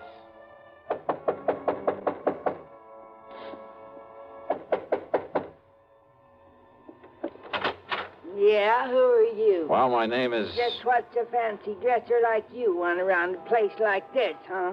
Well...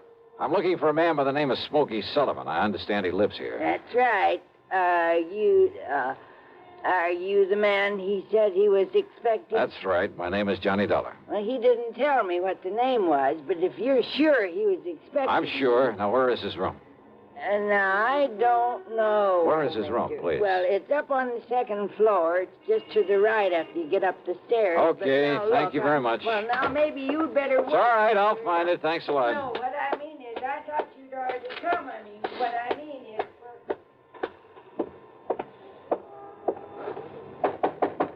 Smokey? Hey, Smokey, it's Johnny Dollar. Huh, what was that? Smokey! Now, what's all the... Oh, no. Hey, Smokey, can you hear me? Who did this? Are you... Good Lord.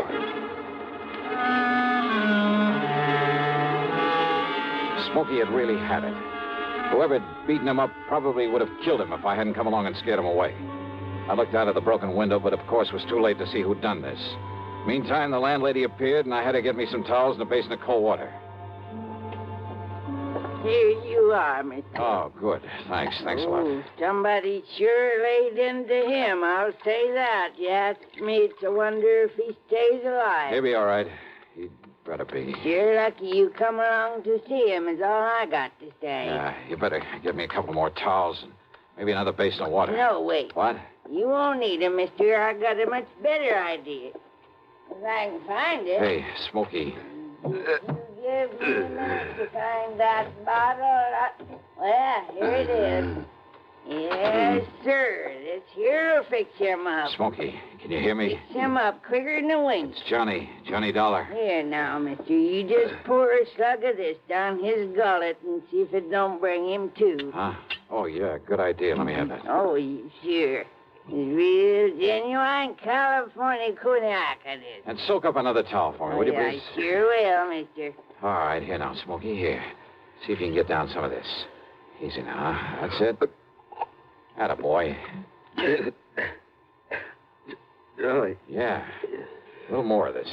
Here. You know, before you come up here, mister, I tried to tell you. Easy now, Smokey. Yeah, I tried to tell you. I thought that other man that come up here to see him was the one he was expecting.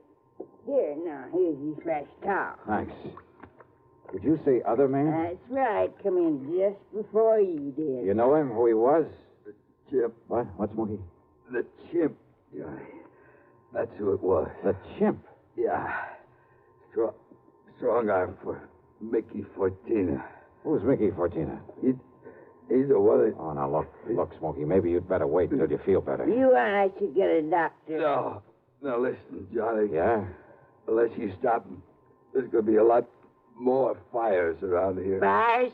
That's what he said. Just don't worry about it, Mrs. Miss Fletcher. Bertha Fletcher. That's my name. Johnny, listen. Oh, okay, Mrs. Fletcher. You go along. I'll take care of him. Oh, well, now, I don't know. You sure I hadn't better get a doctor? No. I'll take him to a hotel. In his condition, I'll look after him. Now, you go downstairs and get me a cab. Well, I don't know. Here's a 10 spot for your trouble and this bottle of brandy.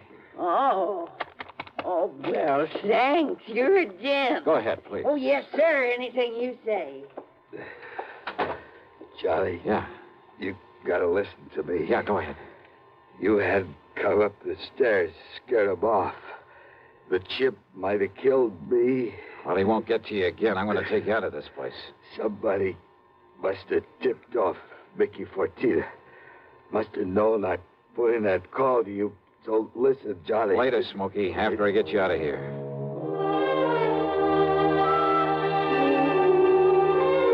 Item 4, the $10 to Miss Fletcher. Item 5, $1.50 for a cab to the Statler Hotel, where I had to show my credentials to the room clerk to get a bed for the somewhat mangled Smokey Sullivan.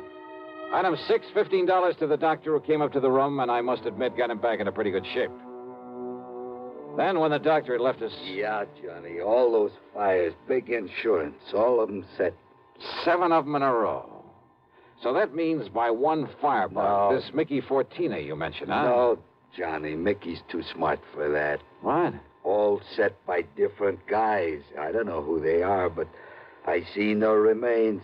And the police ain't sure, but I know there was arson. Who's Mickey Fortina? He's a go-between. I seen this happen before. Yeah? Frisco, Seattle, and Denver, a lot of places. He brings in a lot of boys of his own. Everyone got a different way of setting a blaze. So the cops can't tie it up with any local boy whose methods they know? Yeah. Fortina's a go-between? He makes the deal with whoever wants a fire. And the police aren't on to him? What for? He never set a fire himself. Well, I know, but he's the guy that... By the time the arson squad is in, the guy who done it is far away.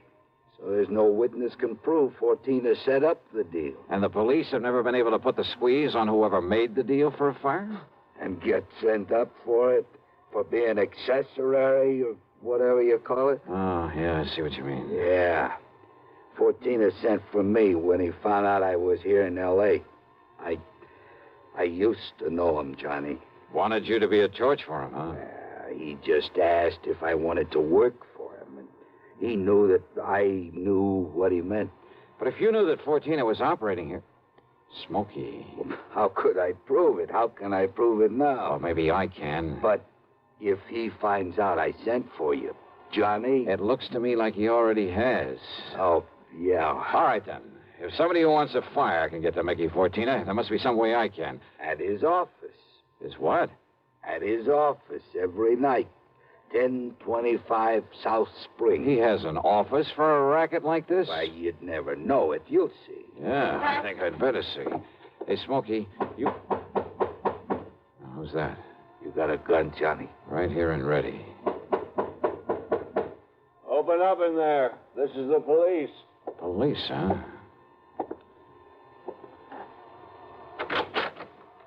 Well, surprise. It is the police. The room clerk reported a man was brought in here who... Johnny! Yeah, Pat Nichols. Sergeant Nichols now, Johnny. Good. How are you, boy? Now, wait a minute. Is this the man you brought in here? Smokey Sullivan? Listen, officer, Johnny, you think maybe Smokey is tied in with this string of fires out here? No, tell him, Johnny. No. You tell him, Smokey, anything you want. Well, now, look. You know I'm no good at talking to a cop, Yeah, well, Johnny. give it a try. And, Pat, be sure you stick around to keep an eye on him. What? Smokey may need a bodyguard. You. Huh? Yeah.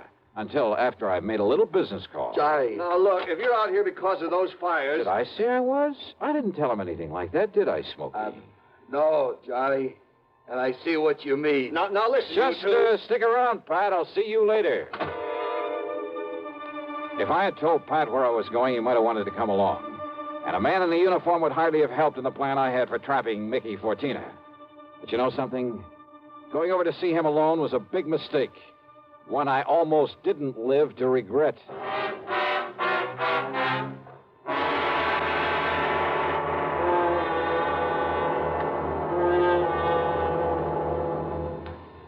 We'll bring you Act Two of yours truly, Johnny Dollar, in exactly 1 minute. Here's Hollywood star Mona Freeman. Who feels like acting with a miserable cold? I relieve cold distress the fast way with 4-way cold tablets. Yes, tests of all the leading cold tablets proved 4-way fastest acting. Amazing 4-way starts in minutes to relieve muscular pains and headache, reduce fever, calm upset stomach, also overcomes irregularity. When a cold strikes, do what I do. Take 4-way cold tablets. It's the fast way to relieve nasty cold distress and feel better quickly. 4-way, only 29 cents. Now, here's a word about another fine product of Grove Laboratories. Had dandruff for years? Now get rid of it in 3 minutes with Fitch Dandruff Remover Shampoo. 3 minutes with Fitch regularly is guaranteed to keep unsightly dandruff away forever. Apply Fitch before wetting hair, rub in 1 minute. Add water, lather 1 minute, then rinse 1 minute. Every trace of dandruff goes down the drain. 3 minutes with Fitch, embarrassing dandruff's gone. Fitch can also leave hair up to 35% brighter. Get Fitch Dandruff Remover Shampoo today. And now, Act 2 of yours truly, Johnny Dollar and the Burning Desire Matter.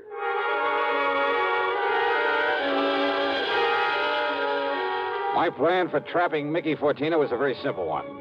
I'd make like a property owner who was anxious to collect some fire insurance, who was willing to pay in advance to make sure my property went up in flames. Easy, or so I thought. Item 7, 85 cents per cab to the office building at 1025 South Spring. The only lights on were in Suite B on the second floor. According to the directory in the lobby, that was the office of the Fortina Friendly Loan Company. Loan office, huh? Yes, sir. Can I help you? Yeah, I'd like to see Mr. Fortina. You got an appointment? No, but I'd like to make a little deal with him. Oh, can I have your name, mister? It's Morris, Theodore Morris. Just a minute, huh? Excuse me. Yeah, sure. Man says his name is Morris, wants to see you, Mick. Oh? Hey, listen, has the chimp come back yet? No. And he said he was going to send Husky over there. Husky? Why? Well, Chimp said he was afraid if he showed up at that hotel... Careful what you say. Close the door. Sure. The chimp. And somebody was going over to the hotel. That can mean only for one thing, to get Smokey Sullivan. I carefully edged over closer to the door of Mickey's office, hoping I could hear more. But it was too thick. And it suddenly dawned on me. If they knew I was the one who put Smokey in that hotel, they probably also knew why I'd come here. There was only one way to make sure. I'd have to go through, or at least try to go through, with a bluff I planned. Oh, sorry to keep you waiting, Mr. Morris, is it? Yeah, that's right, Mr. Fortina. Ted Morris. Oh, Mary, when he gets here, send him in. Sure, Mick. Come in, please. Sit down. Yeah, surely. Thanks a lot. All right, I'll get right to the point, Mr. Fortina. Oh, by all means do, Mr. Morris. Well, I own a big shoe store over on North La Brea. Yes? Well, business has been pretty bad lately. I've been losing a lot of money. Too much stock on hand, big inventory, and how it is. Well, if it's good merchandise, I see no reason why we can't arrange a loan for you. Yeah, well, a loan? Of course. What else? Well, listen, I carry a lot of insurance on not only the stock, but the building, too. Oh? How much, Mr. Morris? Well, it adds up to over $185,000. I see. It's very commendable. But why do you tell me about this insurance? Well, I said I'd get to the point. Now, listen. If that place was to burn up some night, the whole works, I'd collect a lot of money on it, all the insurance. And, of course, be in a position to repay whatever loan I advance to you. All right. Stop beating around the bush, 14. I want that place burned out. Can you fix it? Mr. Morris, if you want a loan, possibly even a sizable... Well, you know what I want. Come on. How about it? As I said, possibly we can advance it to you. Now, look, I didn't come up here to... However, as evidence of your good faith, your, shall we say, good intentions, are you prepared to make a down payment on such a loan, say, $10,000 cash in advance? What are you talking about? Set the fire, burn the place up so I can collect the insurance, and I'll give you $15,000. Now, just a minute. Who said anything about setting a fire? I did. Well? Who sent you here? If you said it was a former client, I won't believe Oh, it. look, does it make any difference? Do you by any chance know a man by the name of Smokey Sullivan? Sullivan? He knows him all right, Mick. Well, the chimp? Shut up. Sure, Mick, this is the guy I told you about. I come to see Smokey at his rooming house. What I left of him. Very interesting. After I ducked out, I hung around there. I seen him take Smokey in a cab. I followed him to that hotel. Did you send Husky over to take care of him? Sure. And listen. Yeah? I don't know what name this guy gives you, but when he knocks on Smokey's door, he says it's Johnny Dollar. Dollar? Insurance ticket? Yeah, that's right, Mickey. All right. So maybe I do arrange another fire with you in it, Dollar. Mickey! Go ahead, Jim. Yeah, I'll kill this dirty All right, now, 14er, your turn. Don't move, Dollar. Reach for a gun and I pull this trigger. I see. Yeah. How are your eyes, Mickey? Can you see in the dark? What? Without this lamp in here? All right, you.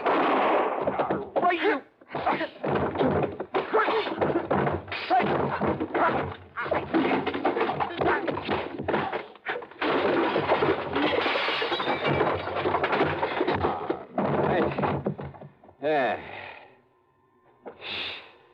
Well, I guess Smokey was right at that, Johnny. Hi, Pat.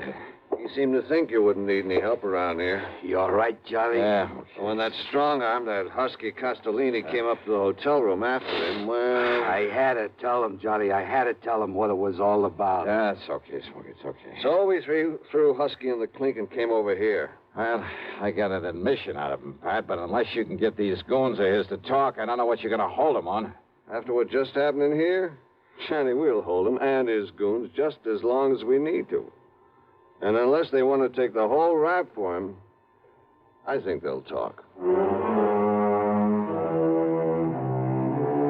Yeah, they talked all right. And as a result, the police in a couple of nearby states should have no trouble at all in picking up some of the other of Fortina's boys, his hired torches. Funny, isn't it? These stupid jerks just never seem to learn. Expense account total, including hotel bill, plane ticket back to Hartford, and the sizable bit of folding money for Smokey Sullivan. $874.20. Yours truly, Johnny Dollar.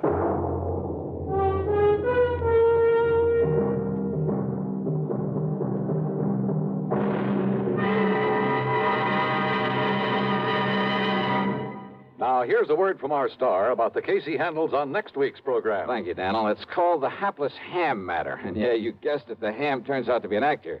A really bad one with one of the cleverest methods of committing murder I've ever known. There's a lot of action, suspense in the story, and I think you'll like it. Who knows? Maybe if you listen closely, you'll be able to figure out his method even before I do. So join us, won't you?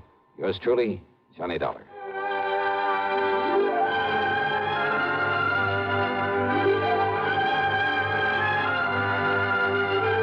Yours truly, Johnny Dollar, starring Bob Bailey, originates in Hollywood and is written, produced, and directed by Jack Johnstone.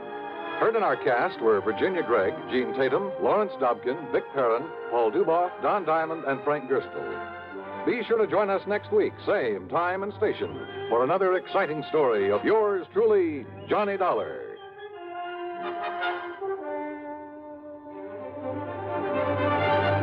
This is Dan Cubberly speaking. Intrigue breeds terror as Suspense brings a shady moonlight sail next on the CBS Radio Network. If I should ever become totally disabled, it would be a mighty comfortable feeling to have a check coming in every month regularly. Yes, it's a good feeling to know you have a financial cushion against trouble like that. Well, if you're a veteran with World War II or Korean GI insurance, you can protect yourself. You do it by adding a disability income rider to your present policy. The cost of the extra premium is just a few cents a day. For example, a 40-year-old veteran with a $10,000 term policy would pay only $1.60 a month for the added protection. If you sign up for the disability income provision, it works this way. After you have been totally disabled for 6 consecutive months, VA will pay you every month as long as this condition persists. $10 for each $1,000 of your GI insurance policy. That adds up to $100 a month if you hold a $10,000 policy. Full details about total disability income at any VA office. Radio 59 WROW, first on the dial in Albany, Schenectady, and Troy.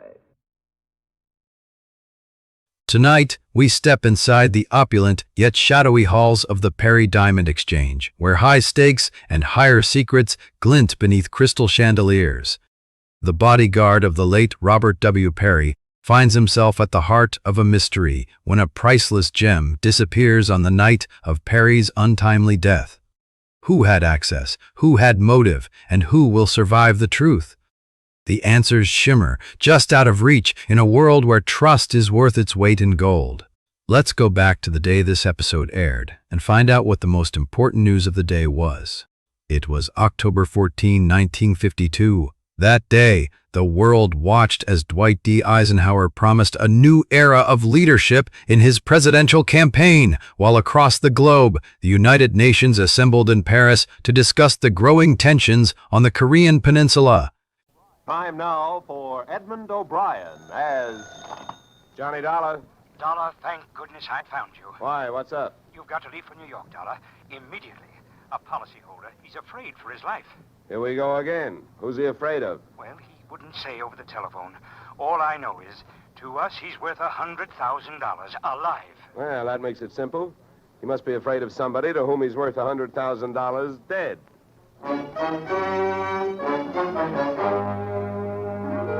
Edmund O'Brien in a transcribed adventure of the man with the action-packed expense account. America's fabulous freelance insurance investigator. Yours truly, Johnny Dollar.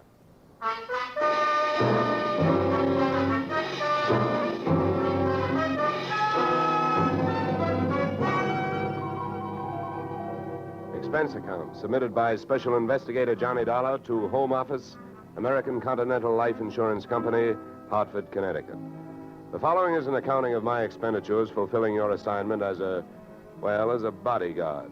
The body being that of your late policyholder, Robert W. Perry.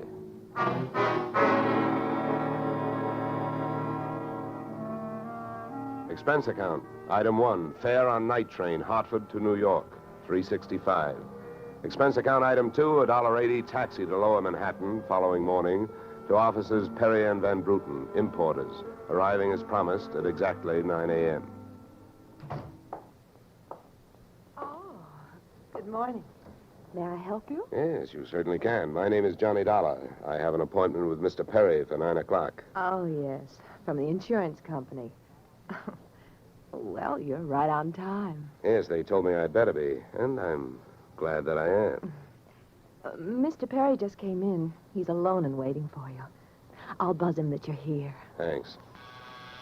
Come on!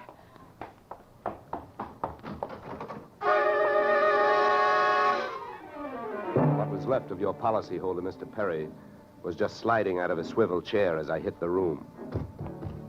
The top of his desk had erupted, and splinters of mahogany pointed their sharp fingers upward through lazy circles of smoke swirling toward the ceiling. The buzzer from his secretary's desk had been rigged to a booby trap. Oh, no. Mr. Perry. Stay away from him. Come on, there's nothing you can do. He's dead. Oh. What happened? What happened? Whatever happened? Let's go. Let's get back out of here. Here you are. Sit down. I'll get you a drink of water.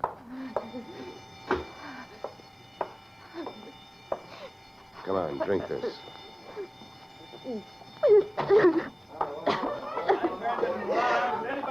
There's a doctor on the 3rd floor. Shall I call him? Never mind the doctor. Go call the police. Nobody gets in here till they arrive. Now, the rest of you, go on, run along, beat it, will you? And have the building superintendent turn off that alarm.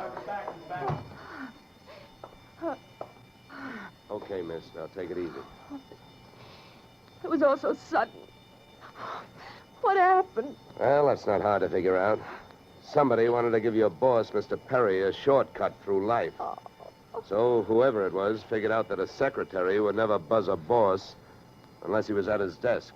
They rigged up a bomb somewhere in his desk that would go off when you buzzed him. Oh, then I killed him. Now, wait a minute, will you? Wait a minute. Don't go hysterical on me. There's excitement enough, and there'll be more when the police get here, so you keep cool. But I did it. You saw me do it. Look, honey, the way you put it, I killed him by coming in here and giving you my name so you would buzz him. And I was here to protect him. So drop it, will you? I'm sorry. Now tell me, what about yesterday? Was Perry here? Yes, all day. What time was it when you last used the buzzer? Right up to the last minute, about 5:30. Who left the office first? Oh, Mr. Perry, he always leaves first. I lock up. From the looks of things, you should have used more locks last night. Somebody got in here to do some wiring. Oh, I forgot that fire alarm. Look, before the police arrived, do you know why I was sent here? Oh, yes. Mr. Perry felt that his life was in danger. He thought that, with a $100,000 policy, Insurance company would do everything they could to help keep him alive. Well, we didn't have much of a chance, did we? What was he afraid of? I don't know. Okay. Tell me, what were his other appointments for today? Well, he only had two. His partner, Mr. Van Bruten, at 11, and later he No, had one at a time, please. Van Bruten. Anything special about their meeting? Oh, yes, Mr. Van Bruten arrived just yesterday from Holland. Oh, you mean there was a branch of this firm in Holland? Oh, huh? yes. Mr. Perry was buying out Van Bruten's interest. They had a final meeting at Van Bruten's hotel last night. I see. Van Bruten was coming by this morning to pick up his money. Cash? No, a cashier's check. The bank is to deliver it here at 10:30. Well, Perry's other appointment, who is that? Christine, his wife. Now she tells me. Christine, the beneficiary. Yes, she wouldn't have been the beneficiary in about another 2 weeks. They were getting a divorce. Thanks for the motive. You don't like her. Well, I didn't mean it that way. Well, how about Perry? Did you like him? Okay, here's an easy one. What's your name? Susan Gates. Now, isn't that about enough? Okay, Susan, you better save your voice. During the next few hours, you're going to have to do a lot of talking. I've been everywhere else. Is the fire in here? Well, you'll have to stick around. When the cops get here, somebody will get burned.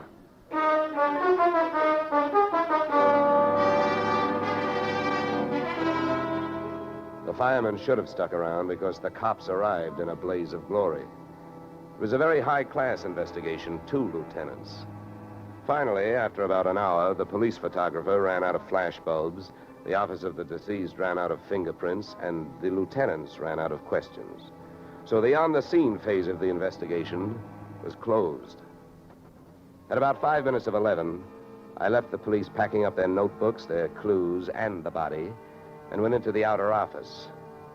Susan looked like she could use a big, broad shoulder to weep on, but unfortunately, I was wearing my light gray suit. About then, a dark blue suit and a deep green voice entered the room from the corridor. There. There's a fellow out here says he belongs here. His name is Van Bruten. Well, what do you think? His name is on the door you just opened. Oh. Well, now, my name happens to be Murphy, and it's on bids all over the country. But that don't mean I'm stuffed with feathers, does it? Well, never cross tongues with an Irishman. All right, send him in, officer. All right, you can go in. There's a policeman out there. There's trouble here? I am Brian Van Bruten. Where is Mr. Perry? What? He is waiting for me, no? No. But my appointment... He's not keeping any. He's dead. Dead? Oh, this is not possible. Last night I saw him. He was well. What happened? He was hit by a buzz bomb. A buzz bomb? Oh, please. You mean there was foul play? Yes, it was very foul. Oh, please. I may sit down. My first visit in all these years since before the war. It was to be so happy. But now tragedy like this. He was a good man, a good partner. I understand that as of last night, you were no longer partners. Yeah. I am glad you mentioned that. I realize, of course, that it is indelicate to speak of such things as money at a time like this, but that is why I am here, to receive my payment. Just because Perry got his, there's no reason for you not getting yours, huh? Oh, but you misunderstand me. I am deeply grieved, but, well, since the transaction was consummated, what is there to do? A delay would be a needless waste of money. I have already paid for passage back to Antwerp tomorrow. Your check is here, Mr. Van Bruten. Oh. Here you are. Thank you. In all of my years of business, this is indeed the saddest moment. Yeah. Well, if I didn't have some work to do, I'd sit down with you, and we'd all have a good cry.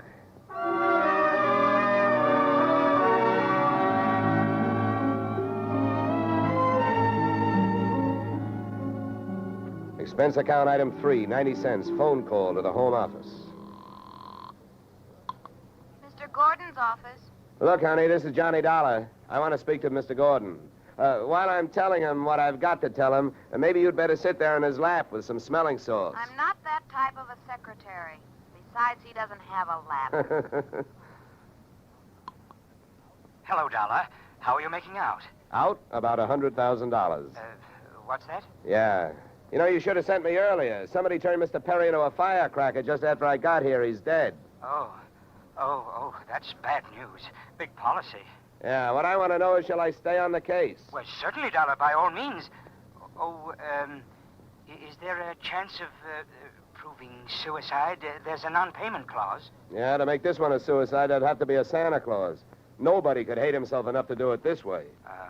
What are the fraud possibilities? Fair, there's an estranged wife. She's the beneficiary, but she wouldn't have been in a couple of weeks. Divorce coming up.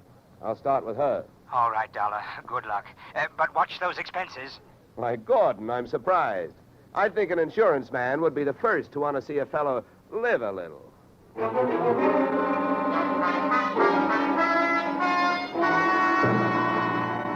Christine Perry's apartment was on Sutton Place overlooking the East River.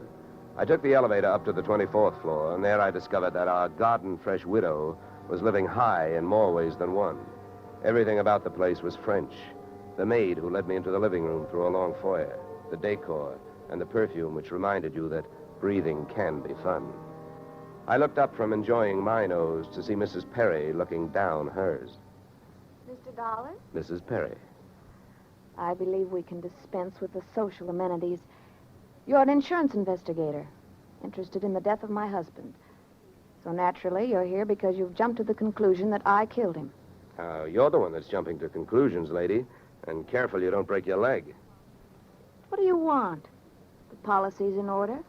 Premiums are fully paid. You know, I'm not quite sure what I want. I know that you've got a great motive. So far, the only motive I've found. You haven't had much time to look, have you? Check. This is my first stop. Maybe you can help me. Do you know anyone who would be happier with your husband out of the way? I know very little about my husband's friends. For that matter, his activities for the past 6 months. That's when I left him. Well, that's not much help for either of us. You know, without someone else to suspect, I may just have to concentrate on you.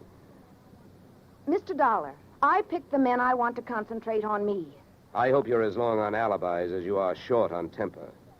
Where were you last night? With a friend, Al Donovan.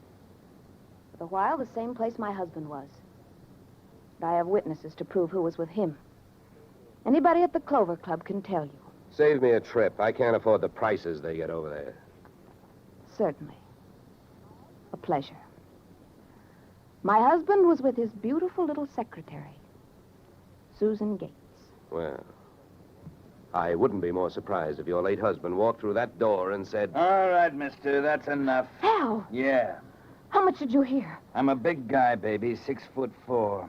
I've got big ears to match. Al, please. Would this be Mr. Donovan, your companion of last evening? I'm getting you out of here, Christine. Al, you don't know what you're saying. You lie to me. How can I help you if you lie to me? You call me stupid. The way you're playing this, you'll alibi yourself right into a cell. Now, I'm getting you out of here. What are you doing to me, Al? You're crazy. Come on. She's right. You are stupid, Donovan. She was doing just fine till you dropped in. Mister, you've been asking a lot of questions. Now I'm going to give you one answer. All right, Christine. So much for the wise guy.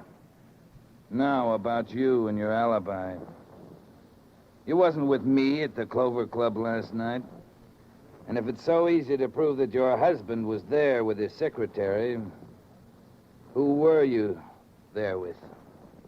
Remember, baby, you told me you were going to be with your husband. When Al measured me for that swing, I measured my chances with him. To me, he looked like one of those corporate assets of Murder Incorporated. So I rolled with the punch and kept my eyes closed and ears open. What I heard was Christine's alibi flying out the window, Mr. Donovan giving her a few loving cuffs, and finally, the pair of them flying out the door. Just then, the noon whistle blew somewhere in New York, and I decided to allow myself the luxury of 1 full minute for lunch. In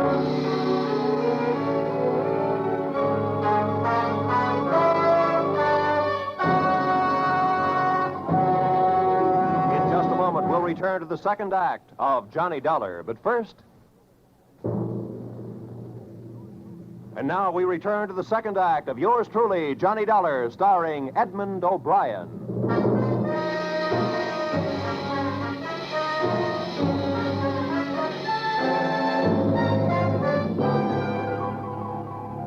I spent the minute I took out for lunch eating a handful of Mrs. Perry's bonbons on the run. I hit the street just in time to see Donovan pushing Christine Perry into a cream-colored convertible. When they got rolling, I piled into an even yellower vehicle with a meter on it and started off crosstown playing tag through traffic. At 57th and Broadway, things got complicated. My cab was 3 cars behind them when a red light flashed them to a stop. Then the door of their car flew open, Christine dashed out across the street and melted into the river of humanity flowing down into the subway. Since Al Donovan didn't follow her, I followed him. When he finally pulled to a stop, he took 2 chances. He parked in a no-parking zone and walked straight into the building beside it, a police station.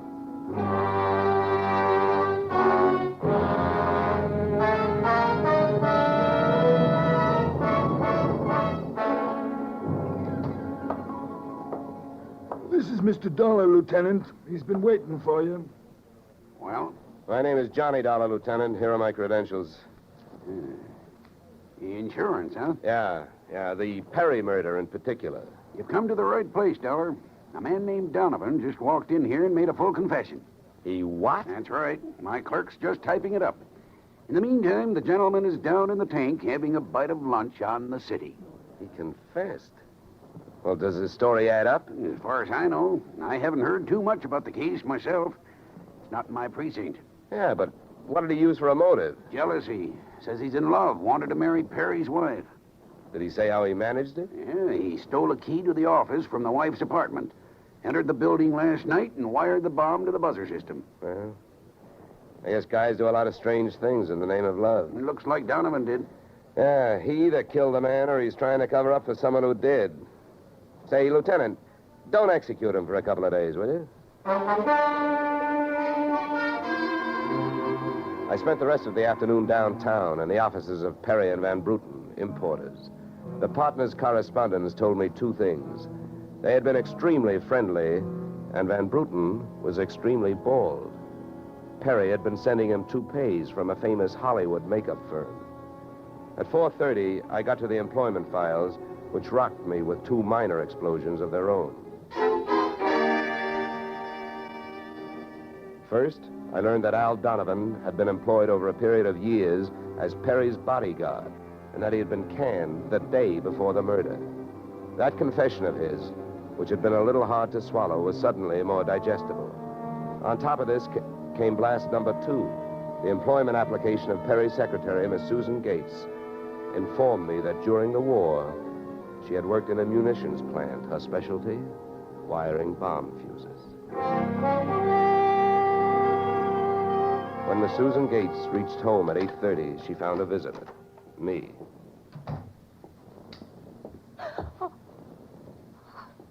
How did you get in here? Professional secret. Oh, you scared me. What do you want? Why did you come here this way? I wanted to bring you the good news. I heard on the radio that Al Donovan confessed to Perry's murder. Al? I can't believe it. Why not? Who do you like for the spot? Why, Christine. Al is covering up for her. Well, I'd like to agree with you. If it turns out that Christine wound up her husband's life with a bang, the company that hired me saves $100,000. But I don't know. She claims she has all kinds of alibis. One of them is you. Me? Yeah. Did you see her at the Clover Club last night? Well, yes, Yeah. I know who you were with. Your boss. There's nothing wrong with that. No. I'm not preaching a sermon. I want to know who she was with. I don't know. A man I'd never seen before. Mr. Perry knew him, but he wouldn't tell me who he was. Why not? I don't know. He said I might get the wrong idea. About what? I don't know. We didn't sit there and talk about it all night, so why should we sit here and talk about it all night? All right, all right. Good heavens, when a census taker shows up and asks a lot of questions, people answer them. When an investigator tries to do his job, they make the proverbial clam look like a blabbermouth. Look, Mr. Dollar, believe me. This has been a greater shock to me than to anyone else. Yes, excepting, of course, your late employer, Mr. Perry. How long did you work for him? 4 years. Where'd you work before then? Well, I worked... Let me help you. Bombs, huh? Wiring fuses. Remember? All right. I remember. Good. Maybe you'll remember a little more. Let's go back to last night. The guy with Christine Perry, who was he? I tell you, I don't know. Was it Van Bruten? I don't know. You don't know? No. I'll get that. No, I'll go. Just make sure you don't keep going. Susan! When Susan snapped the spring lock to open the door, the gun outside opened up. The first slug caught her in the left shoulder, spinning her out of the way of the rest of them. It was getting monotonous. Every time a buzzer went off, things started booming. Susan was sprawled out on the floor in front of the door, and to open it, I had to move her. By the time I did, the hallway outside was empty. Okay, now take it easy. Come on. Don't start hurting for a couple of minutes. We'll have a doctor here by then. He'll give you something. Please, try to keep calm. Yeah, what? I'll throw my coat over here. Now, try not to move. You're going to ruin this rug. Never mind the rug. What we want to worry about is who tried to ruin you. What'll they do to me? What'll who do to you? They'll arrest me. They don't arrest people for getting shot. You have any idea who it was? That man in the office this morning. The one who picked up the check. Van Bruten? No, he wasn't Van Bruten. He was a phony? Yeah. And you still gave him that check? Yes. Well, I won't ask you why. You gave him that check and then tried to blackmail him. Is that right? They'll arrest me. I wouldn't be surprised. Who is this guy? Where can I find him? Come on, don't pass out on me now. His name, quick, come on. Ben Sands. Where's he live? Marsden Hotel. Under his own name? No, I don't... I don't blame you. I could use a few moments of unconsciousness myself. The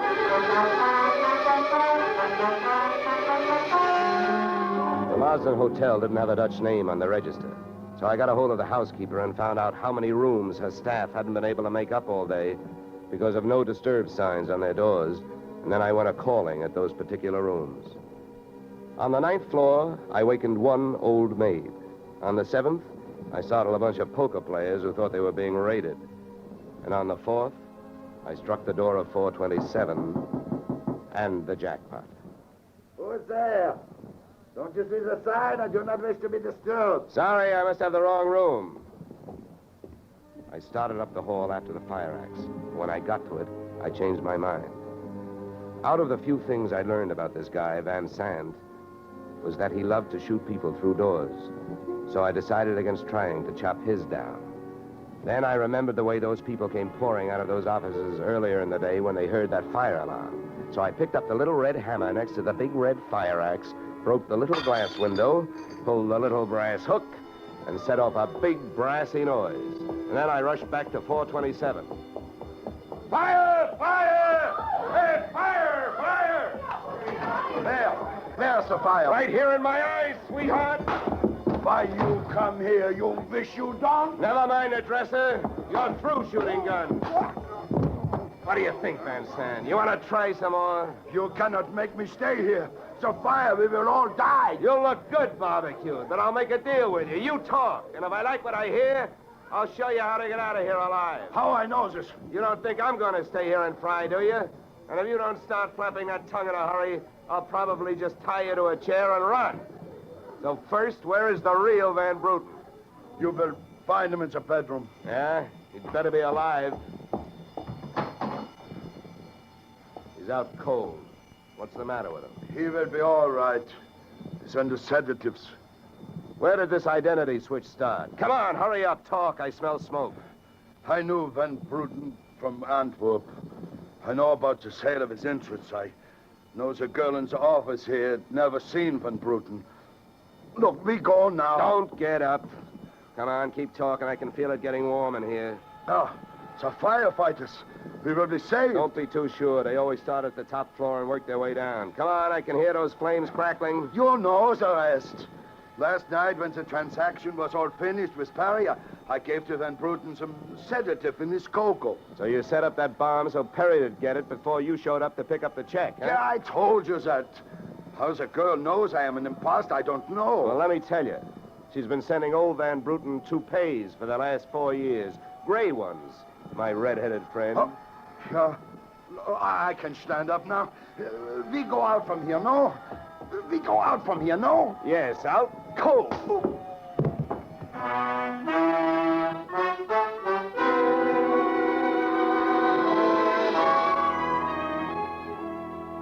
Expense account, item 4, $1.40. Night letter informing you that American Continental would have to meet payment of claim to Mrs. Christine Perry, innocent widow of the insured.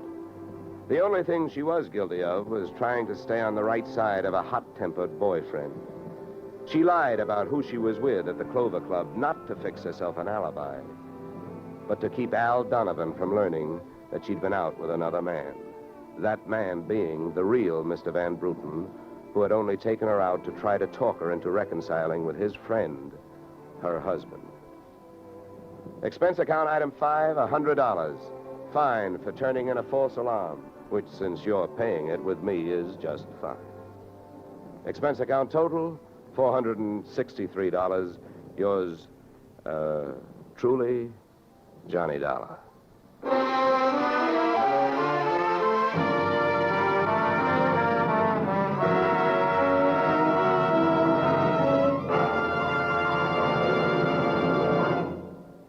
Yours truly, Johnny Dollar, stars Edmund O'Brien in the title role and is written by Paul Dudley and Gil Dowd, with music composed and conducted by Leith Stevens.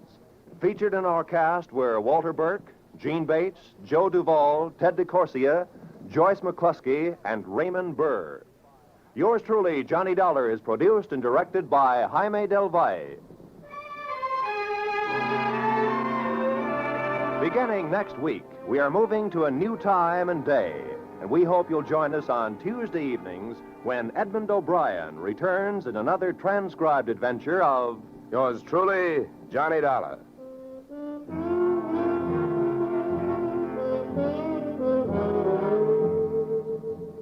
You, Mrs. Bloom, Molly Goldberg's famous invitation to fun in the Bronx now echoes across the country each Saturday night on CBS. It's the same fine brand of comedy mixed with a tear now and then that's made Molly and her whole family, Jake, Sammy, Rosalie, and the others, favorites for many years. CBS invites you to hear the Goldbergs on most of these same CBS stations this Saturday and every Saturday. This is Roy Rowan speaking.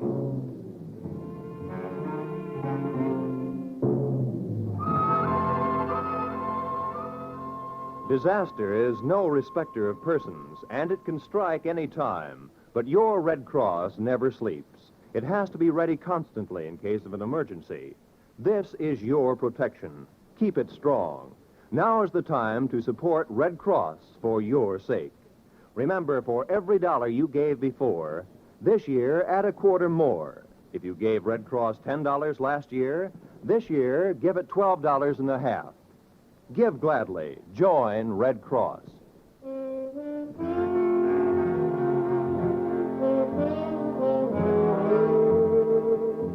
This is CBS, where yours truly, Johnny Dollar, meets adventure next Tuesday night, the Columbia Broadcasting System.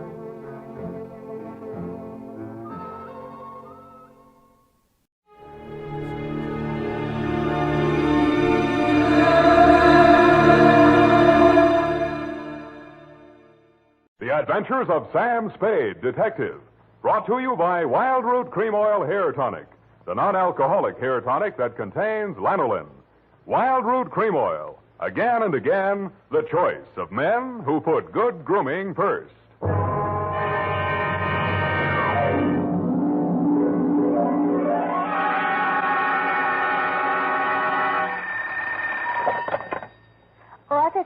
Samuel Spade, Private Investigations. Good morning. Evening. Effie? Miss Perrine is on a vacation. Perhaps I may be of assistance, no doubt. I don't know. To whom am I speaking to? I am sorry. I cannot divulge that information to an entire stranger. May I take a message? Look, Miss whoever you are, I don't want to discommode you, but I am sorry, but I will have to ask you in no certain terms to resist from this line you are handing me. I am not the type secretary. Forget it. I'll just call Miss Perrine long distance and dictate my report over the phone. Oh, my servant daughter. How utterly gouch of me, Mr. Spade. Oh, I'm Bernadine, Effie's relief. I mean yours. I could use some. Oh, shall I send out for some medicine? Yeah. The phone number's on the wall behind the water cooler. Tell them the 100 proof, bonded, and hang the expense. I'll be right down to dictate my report on the bail bond caper.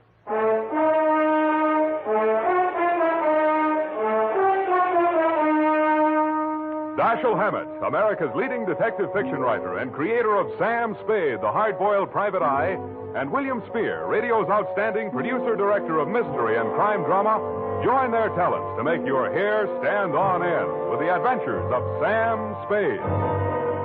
Presented by the makers of Wild Root Cream Oil for the hair. Only 3 days left, gals, and June, the month of weddings, will be over. But don't worry, there are still 187 days left in leap year, still time to snag the man of your dreams. You know, the one who uses Wild Root Cream Oil on his hair. He and millions of other men use Wild Root Cream Oil daily because Wild Root Cream Oil grooms the hair so neatly and naturally, relieves dryness, and removes loose dandruff. Any smart man who wants to look smart always insists on Wild Root Cream Oil Hair Tonic. Again and again, the choice of men who put good grooming first.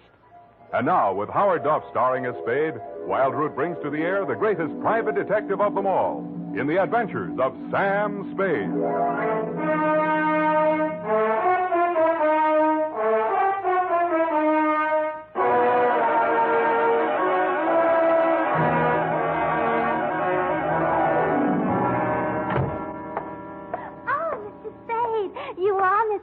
You just gotta be. Yes, but why? It was fate. I knew it was going to be like this. I had my qualms, too, Bernadine. Oh, that's good. I sent the other back. The other what?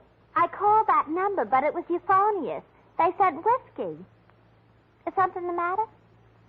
No, nothing at all. I'm perfectly calm. Well, I'm glad. My previous employer was very nervous, which is why I just happened to be tentatively at large when Effie reproached me about being a relief to her. Figures. Bernadine, now I'm not being fresh. Honestly, I'm not. But do you take shorthand? Yeah, but I don't speak it. What is that you speak? Don't answer. Ready? Rodney. I mean Roger. Date. I'll have to ask my mother. Down, Bernadine. Date, June 27, 1948, to Miss Effie Perrine, care of Perry's Lodge, Kanab, the Pearl of the West, Utah. What? Oh, wrong letter. I'll get to that later. Date, June 27, 1948, to Leo M. Scarlett, care of Leaf Branch, Root, Knox and Wood, attorneys at law, 333 Pine Street, San Francisco, from Samuel Spade, license number 137596. Subject, the bail bond caper. Dear Leo, I'm sorry things turned out the way they did, Leo, and I'd like you to know how I got into it. It wasn't for the reward. I don't take rewards. I'm not in love with your wife, no matter what she says, and I wasn't sore at you about anything. I was just sitting in my office, minding my own business, when the door opened, and Vivian walked in. She looked every bit as beautiful as she did when she lived under me in Ma Tuttle's boarding house in 41. In fact, I didn't recognize her until she slithered out of her mink. Hello, Sam. Surprised to see me? Yeah, but I'm trying not to show it. What's on your mind? Is that all you've got to say to me, Sam? Well, you're here on business, aren't you? All right, I don't blame you. It all happened pretty sudden, Leo and me. I should have written or phoned you, I suppose, but somehow... Forget it, Vivian. Now, what do you need a detective for? You, thinking of divorce already? Oh, please don't, Sam. If it was a mistake, I'm the one who has to live with it. And I made up my mind when I married Leo, this time it's for keeps. No matter what. Mm-hmm. What's the what? He's in trouble, Sam. Well, that's nothing new. Well, this time I don't think it's his fault. When Leo went legit, he meant it. What's he say he's doing now? He's a bail bond broker.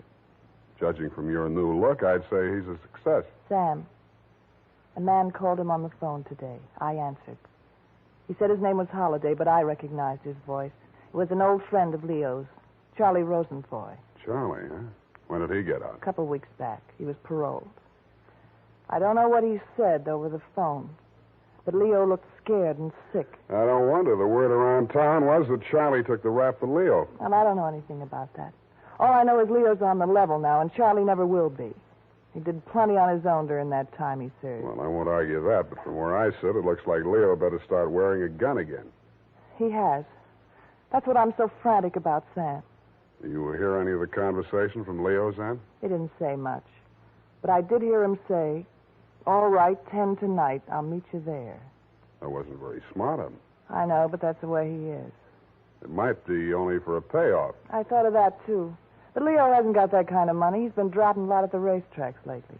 And even if he had it, he's not the type to pay blackmail. I don't like it. Why should I stick my neck out?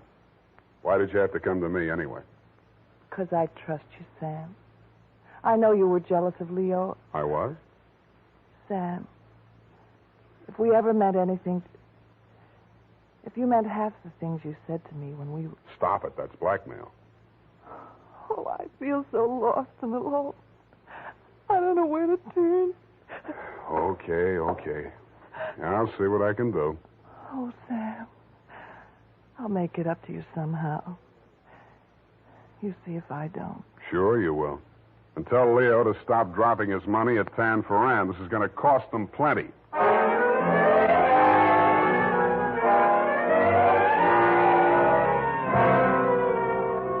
Vivian had said that your rendezvous with Charlie was scheduled for 10 in the p.m. and that you were too upset to go to work that day, so you'd be at home, 1246 Dunbar. I took a plant in your apartment building from a Sleepy Lagoon-type cocktail bar across the street called, you guessed it, the Sweet Leilani. Your wife joined me, and after a while, we got around to talking. At least she did. I bet you can't guess what I'm thinking about. Huh? Listen, Sam. You remember that night we drove to Half Moon? Bay. Oh, you do remember. Oh, we used to do the craziest things. I should have married you, Sam. Please, not while I'm drinking. You know what?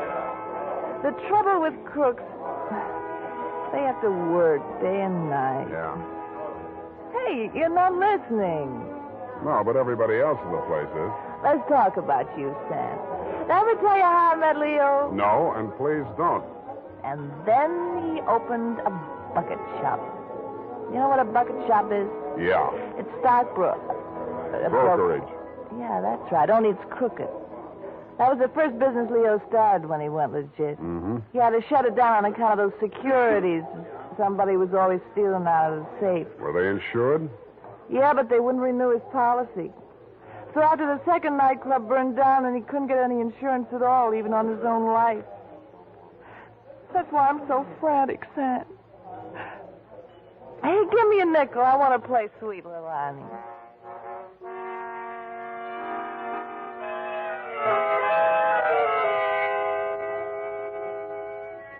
$50 nickels, and 2 hours later, Sweet Leilani broke under the strain, so we had Princess Papuli to leave a knot gave out, and we were starting on the Hawaiian war chant when she disappeared through a door marked Wahine, Hawaiian for powder room, and never came back. Around 9:45, I mumbled something to the bartender about the lady will pay, put on my smoke glasses, and strolled out and across the street. You came out of the building a couple of minutes later. You led me a zigzag course up Merchant Street to Salon, across Salon to Commercial, down Commercial to Drum, and made a lateral pass over Drum back to Dunbar. Your destination, I'd never have guessed it, was the Sweet Leilani. Happily, they were not playing Sweet Leilani. It was very, very quiet. The regular customers had taken a powder, and I didn't blame them. In the new crop at the bar, I counted 10 broken noses, at least 5 broken paroles, assorted knife scars, and 4 pairs of cauliflower ears, and 1 maverick. You slid into a booth at the end of the bar, took the gun out of your shoulder holster, and laid it down on the table in front of you. I walked over, turned it around so it was pointing at the jukebox instead of me, and sat down. Some other time, Spade. Some other time I drink with you. I'm waiting for a friend. Why the gun? You selling it to him? Maybe I give it to him. Go on, you drink at the bar. It's kind of crowded. Looks like Charlie Rosenfoy's old mob. Who are they gunning for? You or Charlie? Why don't you ask them? What are you drinking, Leo? I was with that bottle all day. Got a bad taste. Do me a favor, Spade. There's a bar 2 doors down the street.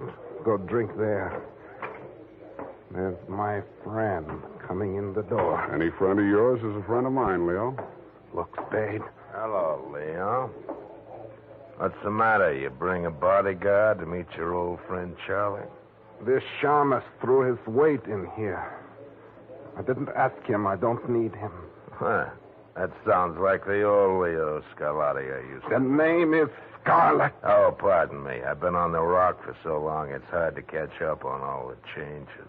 There's been a war, Charlie. Anyone tipped you to it yet? You got a smart bodyguard, Leo. Let's talk. Let's go somewhere else and talk. I like it here. Okay, we start. How come you tipped the mob we were coming here? You promised you wouldn't. Like the shamus, they got to drink somewhere. All right. Say what's in your mind, and I'll go. Yeah, and if you don't mind, I think I'll do my drinking at the bar.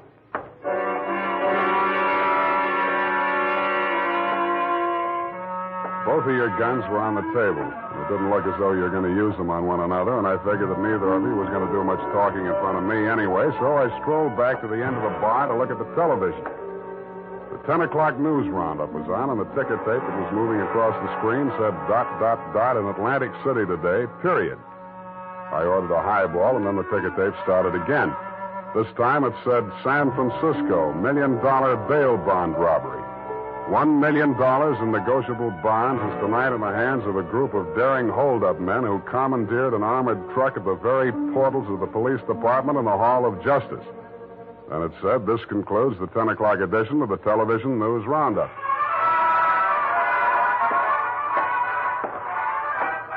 I had a slight hunch that if the television boys had had their cameras on the big bail bond robbery, that at least some of the characters would have been played by at least some of the bad actors that were foregathered in the Sweet Leilani. In fact, what you and Charlie were saying and doing when I walked back to your booth was almost too much to the point. You let me see the bulky portfolio Charlie shoved across the table at you. It looked like a carrying case for bonds, bank messenger type. But it was sealed with wax blobs bearing the imprint of the Great Seal of the state of California. I was impressed. Where'd you get this? You can read about it in the papers, and if I was you, I'd get this out of sight before them papers hit the street. One thing more. Don't try to clip none of them coupons. And one thing more in addition. Don't open it at all. Sure. Spade? Yeah, Leon? I think I hire you after all.